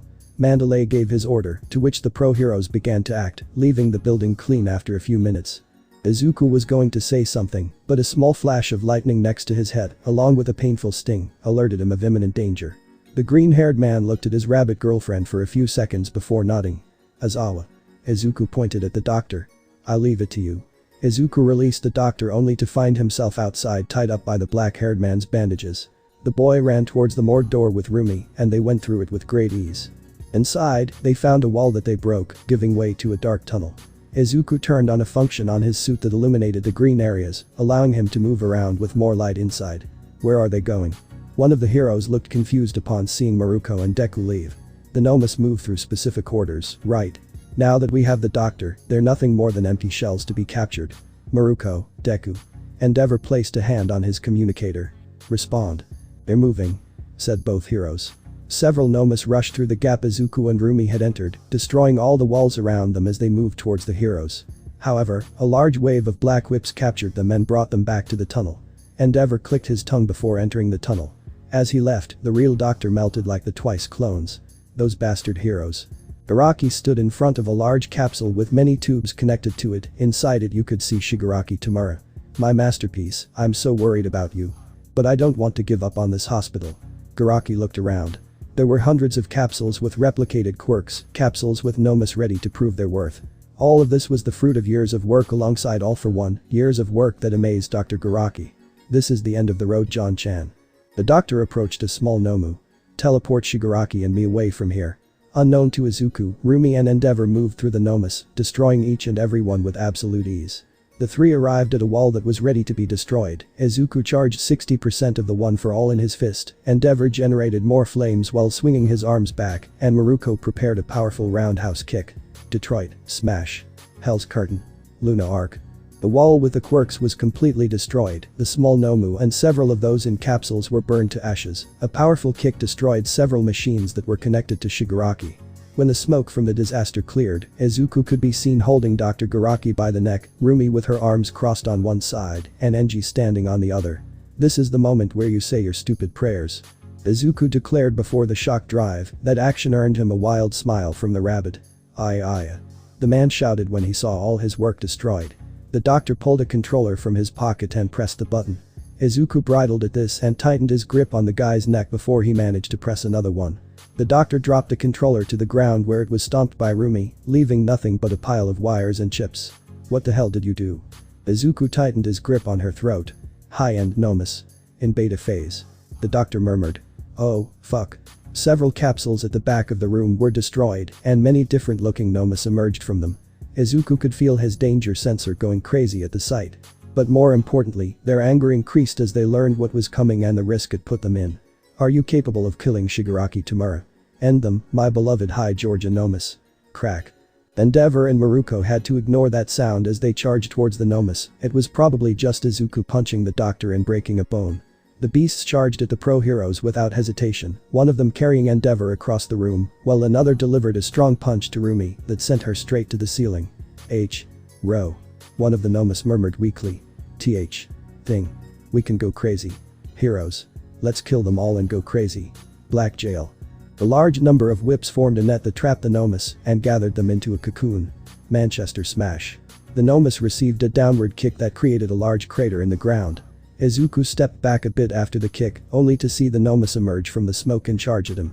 The green-haired man braced for impact, but a shield was placed in front of him, taking the Nomus's blows. Crust. Izuku smiled under his mask when he saw the number 6 hero by his side. Thank you. Attack, kid. Carolina smash. An X-shaped punch from Izuku knocked the Nomus back, then Rumi appeared and kicked them with all her might while smiling, despite having her head full of blood. Izuku caught the Nomus with his black whip and began to spin them like a throwing ball, until finally crashing them into the ground mercilessly. The Nomus rose again, but a great attack of flames made them retreat in pain, and Endeavor returned to combat. They're not as strong as the one I beat a few months ago, said the current number 1. But they're still tough. HMPF. I could take them on by myself. Rumi bumped her fists with a bloodthirsty smile. But it will be more fun to crush them together. Midoriya, what happened to the doctor? Endeavor asked, without receiving an answer. Mido. Get down. Izuku grabbed the heroes with his heartbeat and forced them to duck. A giant metal tube passed over them and fell a few meters in front. Izuku turned and pointed his hands towards another high-end Nomu. His gloves changed into a form that enhanced his ranged attacks. Air Force style. Jet Gatling. As if it were a machine gun, hundreds of compressed air bullets shot from his fingers and impacted with the high gamut Nomu, causing it to retreat. While Izuku took care of that, the other Nomus charged towards the heroes. Crust generated more shields that stopped their blows. Endeavor took advantage of the slowness of one to place his hands on his chest and shoot a large flame that sent him to the other side of the room with great burns on his body. And Nomu tried to attack him from behind, but Rumi kicked his arm with great power, managing to separate the limb from the Nomu's body. The hair of one of the Nomus grabbed her waist and threw her to the ground. Despite the strong impact, Rumi managed to cushion the damage using her legs. Then she jumped, taking the Nomu with her, and with a great turn she crashed it against another wall. And Nomu separated its body in two and moved towards her, as did the Nomu of the hair. Rumi smiled and moved at full speed to attack. Using both legs open, she managed to connect powerful kicks to the faces of both that disfigured the faces of the Nomus. Luna Ring. That hurts. The Nomu with the hair charged towards her despite the pain on his face. You'll see, bitch. Her hair split into several hardened strands that attacked Rumi. The rabbit jumped between them all and kicked the Nomu in the face, knocking him to the ground with such force that it left a large crater in him. Endeavor stepped back as the Nomu pulled its ribs out of him and extended them towards him to kill him, its flames spreading more forcefully as it flew around him. The number 1 hero generated a fire tornado that surrounded the high-end Nomu, who tried to get out above but didn't expect Enji to be already there with his fist ready. Flashfire fist. The fiery punch burned the Nomu's insides, but Enji didn't stop there. No. One turned his fist into a powerful grab on the Nomu's insides and increased its flames, causing the beast to scream in agony as it felt its body burning both inside and out. Enji raised his fist and slammed it back into the Nomu, causing the beast to be severed from its lower half and thrown to the ground like garbage. Despite all this, the Nomu still moved in an attempt to fight, but Enji landed on its head with a heavy stomp. The flames burned the Nomu's head to ash, killing it. Izuku jumped from side to side, dodging the Nomu's attacks. The beast extended its claws towards his head, but the green-haired man ducked under his arm, dodging. Izuku punched his stomach so hard that the Nomu flew with a huge hole in him. The beast was barely conscious when Izuku appeared in front of him with his leg raised. Manchester smash. Izuku's powerful kick destroyed the Nomu's head and what remained of its body. The green-haired man used his black whip to land safely on the ground. Izuku looked around for Cruster, finding the hero holding back a Nomu with his barrier. Deku. The hero gritted his teeth as the Nomu began to pierce his shield. A little help wouldn't hurt. Izuku activated 60% and moved at full speed to stand in front of the Nomu. His fist was surrounded by several black whips ready to attack. Black spikes. Detroit, smash. Izuku connected his attack on the Nomu's stomach. His fist pierced the beast, and then several whips shot out, piercing the Nomu's entire body. The beast could barely try to attack him before falling dead to the ground. Rumi dodged the laser attacks of one of the Nomus and took it with a leg lock to the head. The Nomu was ready to attack her with its eye laser, but its head was taken by Izuku's black whips. The green-haired man shot to move his head and avoid the laser from touching Rumi's arm. The rabbit smiled and with a quick movement, ripped the beast's head off without much problem and crushed it against the ground. Moon scissors. Rumi shouted when she killed the beast, then she gave Izuku a smile. I had it, but thanks. Izuku gave him a thumbs up while muttering a "you're welcome," only to then duck when the last high-end tried to kill him. The Nomu couldn't even do more when Izuku held him with his whips and Cruster crushed him with his shields, leaving him wanting to receive a kick from Miruko and a burning punch from Endeavor. Boom. That was the last one. Izuku muttered as he dusted himself off. Now. Izuku's danger sensor activated again. Izuku scanned the room for the source until his gaze stopped on a tunnel. Over there. Izuku pointed at the tunnel before running, being followed by the pro heroes behind him. They ran at full speed through the tunnel until they reached a main control room, where Shigaraki could be seen inside a large capsule with a control console next to it. All three of their instincts reacted to the danger. A voice in their heads whispered something simple. Don't let him continue. Endeavor saw something on the console. A progress bar reading 74%. Destroy it. Endeavor shouted. Don't let it complete. Rumi was the first to attack, kicking the capsule with all her might, breaking through it and knocking Shigaraki out of it. Cruster created shields around the villain that kept him trapped. Vanishing Fist. The powerful fire attack hit Shigaraki directly. Everything around him was burned by the number one's immense fire attack. Izuku prepared to deliver the final blow. This is the result of my training and the gifts of my predecessors. Izuku visualized Shigaraki. Anyone who looked at the green-haired man at this moment could notice the figures forming in the smoke behind him. Fajin. One for all 65%. Black Whip. Pseudo 100%. Detroit. Smash. The impact of the blow was too much for the laboratory. It was as if time slowed down, the building being destroyed by the power of Izuku's punch. Everyone was moving through the rubble as Shigaraki ascended into the sky without stopping. I'm cold. The voice chilled the blood of everyone present. Get away. Izuku didn't hesitate to obey the voice of the first wielder that sounded inside his head. His whips took everyone present and quickly rose to the sky with Nana's quirk. A black hand tried to grab his foot, but a shield got in its way. Izuku could barely see Cruster's smile before he was disintegrated. The green-haired man climbed out through the roof of the deteriorating hospital and headed toward another area.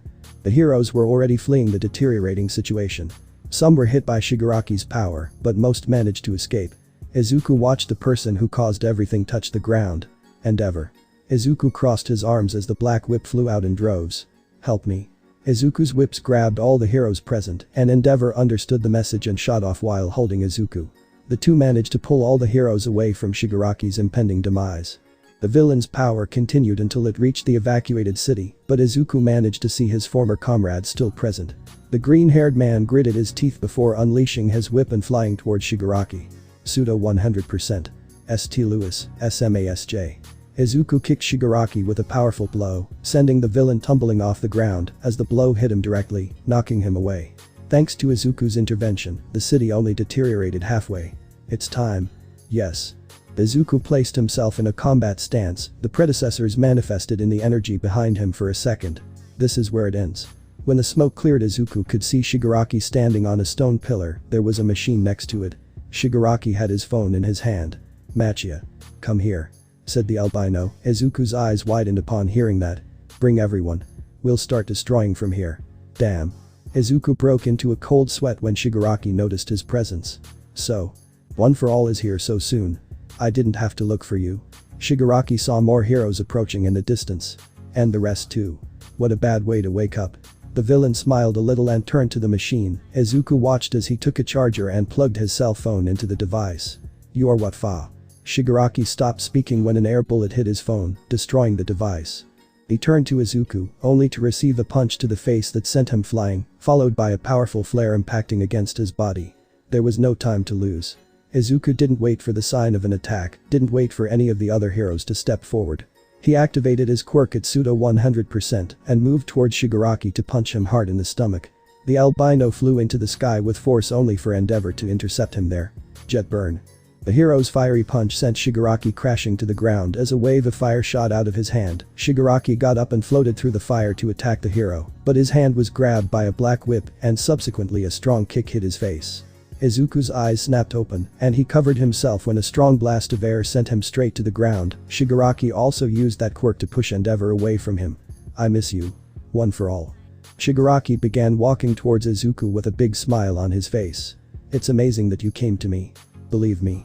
Izuku activated his quirk again. You'll regret having me here. There were no more words before both opponents collided with a huge shockwave destroying everything around them. Izuku emerged from the smoke of the explosion to get away from Shigaraki. With his black whip, he took all the debris he could around him and used it to hit the villain with it. If he touches me with his quirk, I'm dead. The danger sensor alerted Izuku in time to move away from the ground. Shigaraki sprang from it trying to touch him, but his arms were held by Izuku's whip.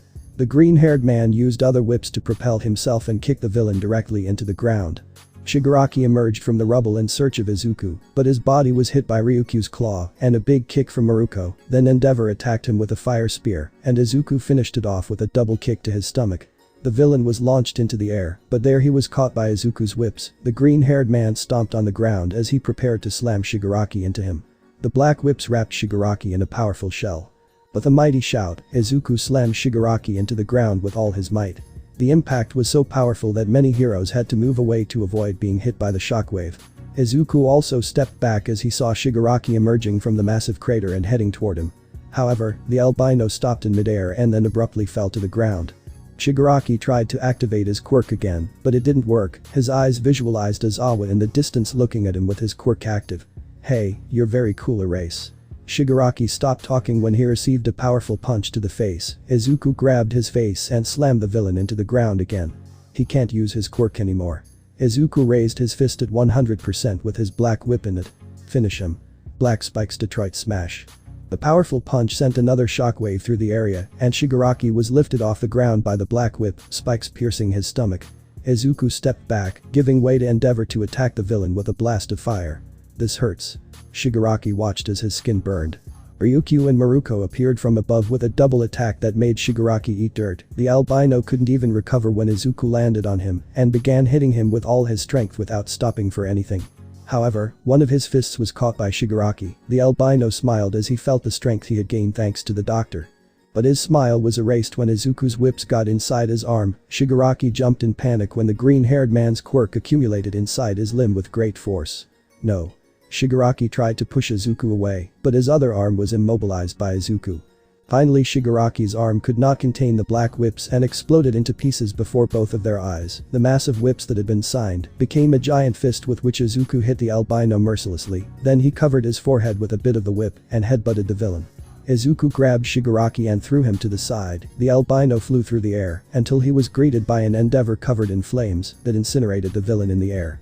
Shigaraki tried to escape the sea of flames, but Izuku's whips emerged and kept him tied up so that Endeavor could burn him as hard as he could. Infernal spider. A large amount of fire surrounded Shigaraki as if he were a spider web. Burning first. The battlefield was filled with fire after Endeavor's attack. Izuku stepped back with the other heroes to give Endeavor some space.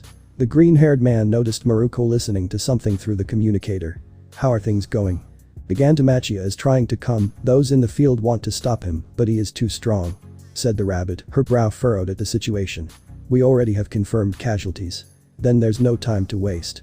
As soon as Endeavor stopped, Izuku entered the sea of fire and shot out, dragging Shigaraki across the ground. Izuku threw the villain away from him and prepared his black heartbeats for another attack. Black whip. Mamba. Hundreds of black whips were fired towards Shigaraki to hit him. The albino tried to dodge most of them with his enhanced reflexes, but Izuku cornered him in a fair spot. The whip slammed Shigaraki into the ground, some even piercing his skin, causing the albino pain.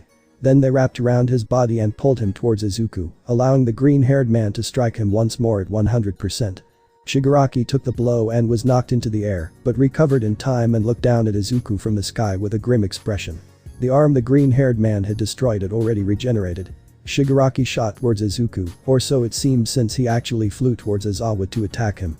The albino was intercepted by Ryukyu and Miruko on his way to the black-haired man. Then Izuku grabbed him with his whips and pulled him towards him to hit him again with his quirk and hold him against the ground.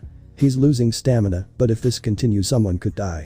Izuku took off his right glove and threw it at a rabbit standing near him, then grabbed Shigaraki by the head and slammed him into the ground across the field. Rumi stared at the glove before remembering something and putting it on. "He doesn't know we have this." Rumi prepared the glove to shoot. 2 shots, just that and it's over. Pseudo, 100% Detroit smash. Izuku slammed his head into Shigaraki's head, but his arm was caught in a powerful bite. However, this proved to be a terrible decision, as Izuku's whip swung out through his arm and pierced his mouth at full force. Black spikes. The black whip surrounded Shigaraki's limbs. Iron Maiden. Izuku's thorns pierced all of Shigaraki's limbs, giving the villain a great amount of pain. Izuku then used his counterweight to crush Shigaraki into the ground. What's going on? Shigaraki became excited when he realized his wounds weren't regenerating. What day is it today? Your body can't keep up with the power of the All for One. Izuku raised his fist once more. And today is the day of your death. The floor shattered as Izuku threw his next punch. The heroes were taken by the black whip to keep them away from destruction. Izuku rose into the sky while hitting Shigaraki again and again. Midoriya. Sorry. Aizawa frowned as his eyes became extremely dry. My erasure will be gone. Rest Aizawa. Izuku used his fingers to pierce Shigaraki's eyes when he looked directly at him. I'll send this wretch flying. If you like heaven so much, then I'll take the one for all and send you straight to the other world. Endeavor. Izuku pulled the number 1 hero in while breaking Shigaraki's left arm with a powerful blow. Endeavor flew through the left area of the fight and attacked with a powerful blast of fire that hit Shigaraki directly. Izuku then launched a powerful blow at the albino that dispersed the fire and destroyed everything around it. You are. Izuku held Shigaraki with his black whip while hitting him. An obstacle in my dream. The feeling is mutual, one for all. Another powerful blow destroyed everything. My bones are already giving way to the pressure of the pseudo 100%. Izuku gritted his teeth at the pain in his arm. If I continue like this, I'll soon start to break my bones. Give it all you have, Endeavor. Izuku threw Shigaraki into the air, allowing Endeavor to fly towards him with all his power. Prominence burn. Shigaraki began to fall to the ground after receiving that powerful attack. His body was completely burned to the point where his skin was falling apart. Izuku took him in the air with one for all at 100% to give him another punch, but he froze when he saw something in front of him. Then Shigaraki, all for one, extended his hand towards Izuku. He was ready to touch his face and use his quirk on him. But at the same time her fingers touched Izuku's skin. 2 bullets hit his back. Rumi smiled from a distance as she held her wrist with Izuku's glove in her hands. But what? Game over. Izuku smiled before everything went dark.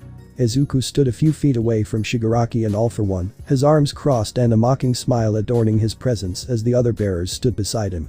What? Shigaraki looked at his hand for a moment, noticing that it was beginning to disintegrate. What is?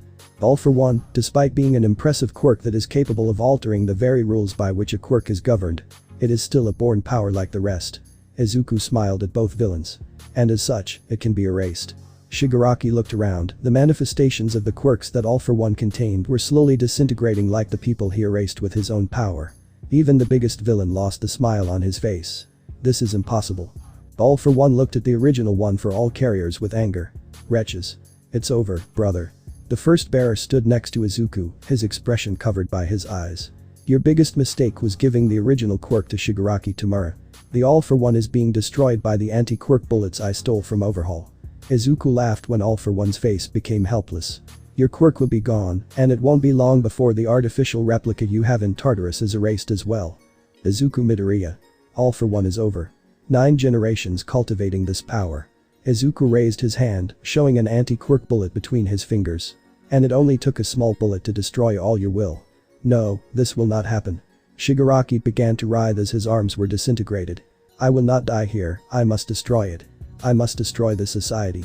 Tenko. Nana whispered to herself as Shigaraki slowly disintegrated. It was enough. Izuku began to walk towards the dying Shigaraki. No, there has to be a way.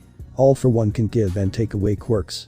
Erasing something like a bullet capable of attacking the quirk and saving its existence doesn't fall into that category. Izuku stood in front of the dying remains of the original All for One. How does it feel that a teenager with a little good luck will end a century of planning? Midoriya.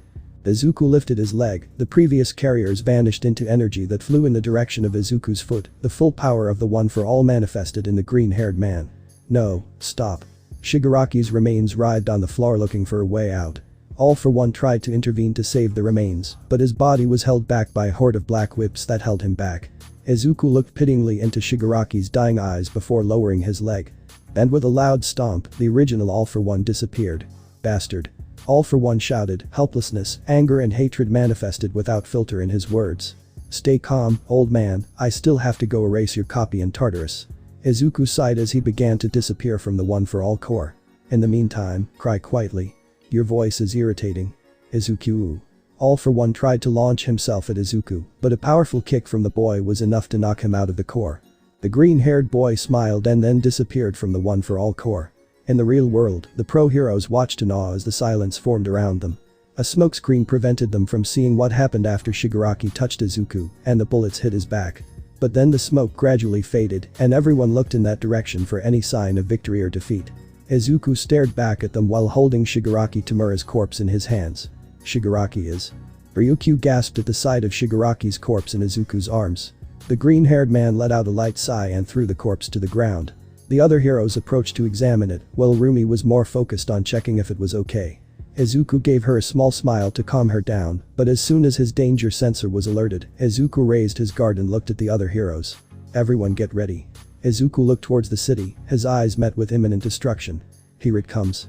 It didn't take long for Gigantomachia to arrive, rampaging through the city and arriving alongside the League of Villains on the battlefield. Dabi peeked over the shoulder of the dress, ready to start a show, but stopped when his gaze met Shigaraki's body. Shy Shigaraki is. Master. Gigantomachia's ear-piercing roar abruptly interrupted the League's shock. The beast lunged forward in an attempt to reclaim the body of its albino-haired master. However, he encountered an obstacle. Izuku grabbed Machia's shoulders with his black whips and launched himself at Machia, slamming his chin down with all his might.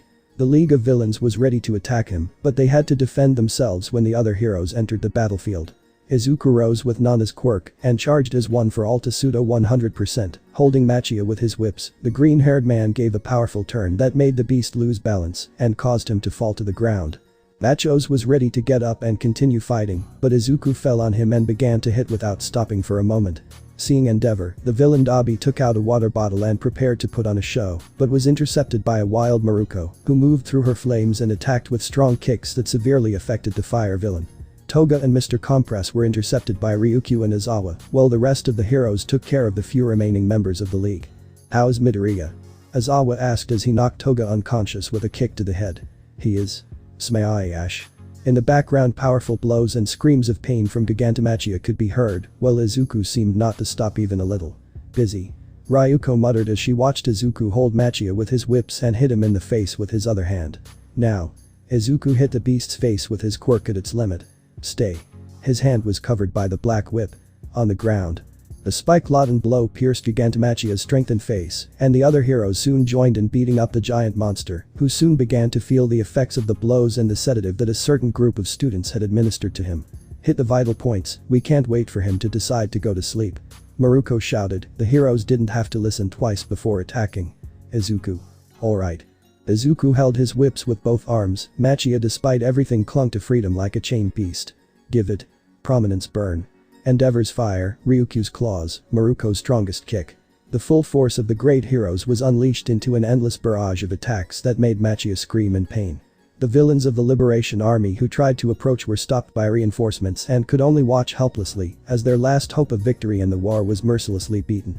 Izuku began to feel how Machia's strength was weakening, and he created thorns in his whip to weaken him further. Machia continued to scream and beg for help until, by a miracle of fate, he fell exhausted to the ground without any strength to wake up.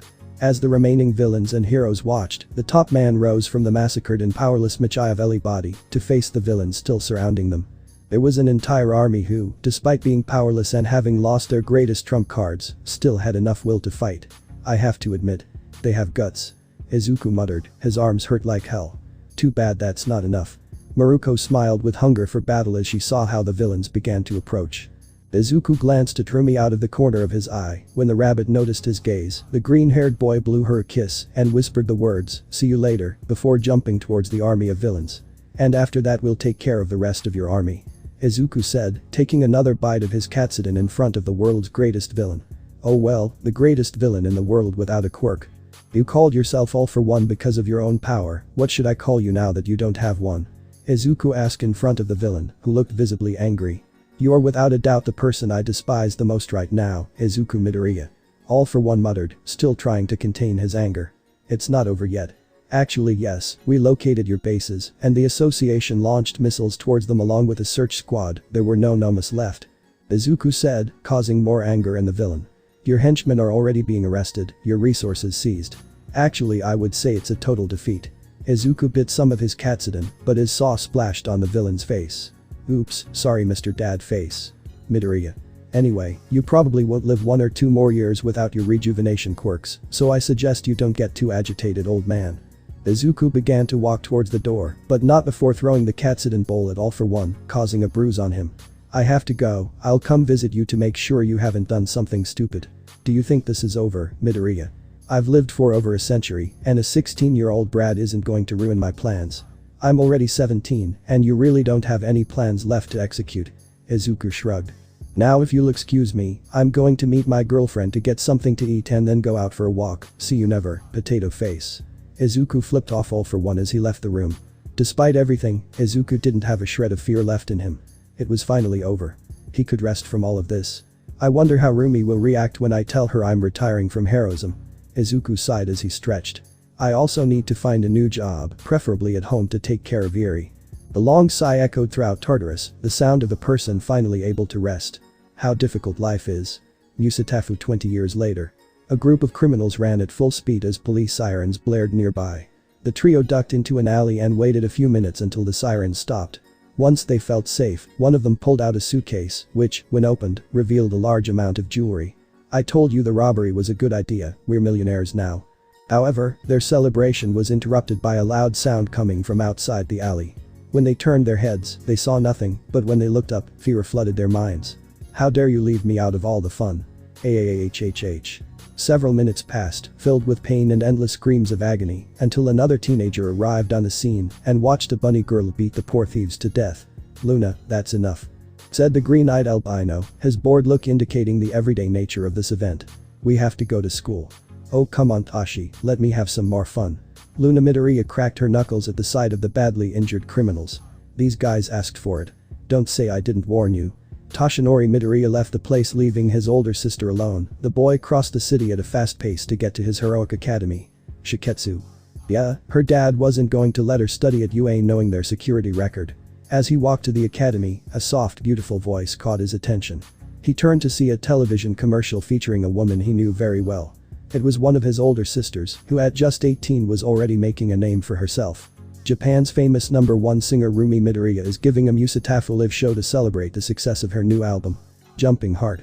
Said the announcer as Inko smiled at the camera. Don't miss this show, the young star who fell in love with all of Japan will be waiting for you. Dad will have a heart attack when he sees that. The walk to the academy was short and precise. It took Tashi only 10 minutes to get there without needing to use his quirk. Once he arrived, he greeted everyone at the academy and headed to his classroom. Upon entering, he was approached by his classmates, but he slipped through the crowd and made it to his seat, where a specific classmate with two-toned hair was waiting for him. Oh, hello Ray. Toshinori raised a hand in greeting to his best friend, who looked at him with her classic expressionless look. You arrived early, where is Luna? She stopped to beat up some criminals. Not proud of his sister's behavior, Tashi replied and sat next to the girl. By the way, I forgot my lunch before leaving home, can you? The girl took a pot of cold soba out of her skirt pocket and left it on Toshinori's desk. The albino took out some bills and gave them to his friend before putting the soba away, since the teacher was entering the classroom. Good morning class. Toshinori sighed when the eyes of the male students in his class fell on the woman they had as a history teacher. Under other circumstances, he wouldn't have cared, but the problem was that the teacher was his other older sister and Rumi twin. Izumi Midoriya, who was also identical to his mother. Well, actually almost all the women of the Midoriya family were identified with the matriarch. Listen. A sensual voice came from the front of the classroom, where the sexy woman stood in front of the blackboard with her back to the students. Today we are going to review the history book. Thoroughly. Ray. Toshinori patted his classmate's shoulder, who was drooling at the teacher's presence. Are you imagining my sister as a poor movie teacher again? Yes. Unable to hide the truth and with a blush on her face, the girl nodded slightly. Your sister is sexy. Why do Todoroki have the habit of being so frank? Guys, be quiet. The real Izumi, who didn't dress or act like in Ray's imagination, interrupted the duo. Pay attention to class, this will come in the exam. Of course, Mamasi. Ray slapped herself lightly. Of course, Teacher Izumi. Toshinori sighed at that and prepared to continue with the class, but they were interrupted when the door was abruptly opened. Luna was thrown into the classroom by a person dressed in a hero costume and a bored look adorning his face. It was none other than the only daughter of the Midoriya family who did not resemble her mother. It's Sasha Midoriya. Shiketsu's best student, I can't believe she's here. Please give me an autograph. Step on me. How annoying. Sasha sighed and looked at her older sister, who seemed amused by her suffering. I found this girl fighting villains illegally. Don't worry, I'll take care of it. Izumi approached her little sister and carried her over her shoulder. Luna was covered in bruises and saw little stars. Go back to your practices, sister. Sasha nodded and disappeared at high speed, leaving only a trail of lightning behind her. Toshinori sighed boredly. He wished his brothers were here to keep him company, but they all had their own things to do. For now, he could only pray that nothing else would happen. Their prayers were interrupted when a floor of a building exploded in the distance. Oh shit. The 14-year-old boy looked distressed as the floor of his workplace exploded. They're going to fire us. How can they fire you if you're just an intern? Asked a boy next to him. He looked exactly like him, but with black hair and a different cut. I'd be more worried about the scolding mom's going to give us. Mikumo and Raiden Midoriya, also known as the younger twins and the smartest members of the family, had excelled in engineering from a very young age and, at just 14, were interning at one of Japan's most important companies. And they just blew up the whole floor where they were working. Do you want to run? I was hoping you'd say that. Meanwhile, in a remote area of the city, there was a huge mansion filled with luxuries and amenities that could make anyone weep. 3 people were quietly eating at a table. The first was a man in his mid-30s, tall, well-built, with green hair and a patchy face. He exuded an aura of maturity and confidence that no one else could match, yet he also maintained a strangely attractive youthful air. The man calmly enjoyed his meal. Beside her was a 29-year-old woman with white hair, red eyes, and a small horn on her forehead. Her bunny ears were tucked into her hair to keep out of the way while she worked. The girl enjoyed her lunch peacefully. She was a well-known doctor throughout Japan and rarely had the luxury of having lunch with her parents like this. The last person was a woman in her 40s who despite her age still maintained an unparalleled beauty. With albino hair, tanned skin, and a fierce aura that would attract any man's attention, she was undoubtedly the most beautiful heroine to ever set foot in Japan. You may wonder, how could Izuku Midoriya afford all these luxuries and support such a large family? There were a series of decisions that were key to all of this. He first invested in the soba business his best friend started and became a direct partner. When the business was a success, 30% of the profits went to his name, which caused a large sum of money to benefit his life. Next up was college, and despite having to take care of his family at the same time, he managed to graduate with a degree in advanced engineering and landed a job as a mechanic for Hero Artifacts, alongside an old friend from UA with pink hair. And finally, there's being recognized as a war hero. The merchandise sells very well. Daddy, are the rest of us coming over for dinner tonight? Eri asked. Despite the passing of the years, she still maintained that affectionate way of calling her biological father. Yes, honey, your brothers will come to eat today. Izuku nodded. Grandma Inko will also come, commented Rumi, bringing a big smile to the albino. That's wonderful. I can't wait to have you all here, said the albino excitedly. Luckily my shift at Shiketsu ends early today. I'm not going to miss dinner for anything. Okay, honey, but… Izuku looked at the living room clock. Doesn't your shift start in 10 minutes? It's true. Eri finished eating in a hurry, then stood up and kissed her parents' foreheads before saying goodbye and running off to work. She had to get there soon. The place fell silent when Eri left. Izuku and Rumi didn't talk, they didn't say anything to each other. They just enjoyed their food and exchanged affectionate glances, along with a few light touches under the table. The atmosphere was beautiful, the amount of affection the married couple showed was impressive, nothing could disrupt this beautiful moment. Darling. Rumi moved her hand quickly under the table and placed it on her husband's crotch. I want another child. Izuku didn't respond to that, he just devoured his katsudon at maximum power and then stood up and approached his wife, lifting her with a firm grip on her butt and carrying her to the bedroom while taking off his pants. Oh yeah, Izuku Midoriya and Rumi Isagayama were living the dream. That's it guys. Hopefully you guys enjoyed it. With that, take care.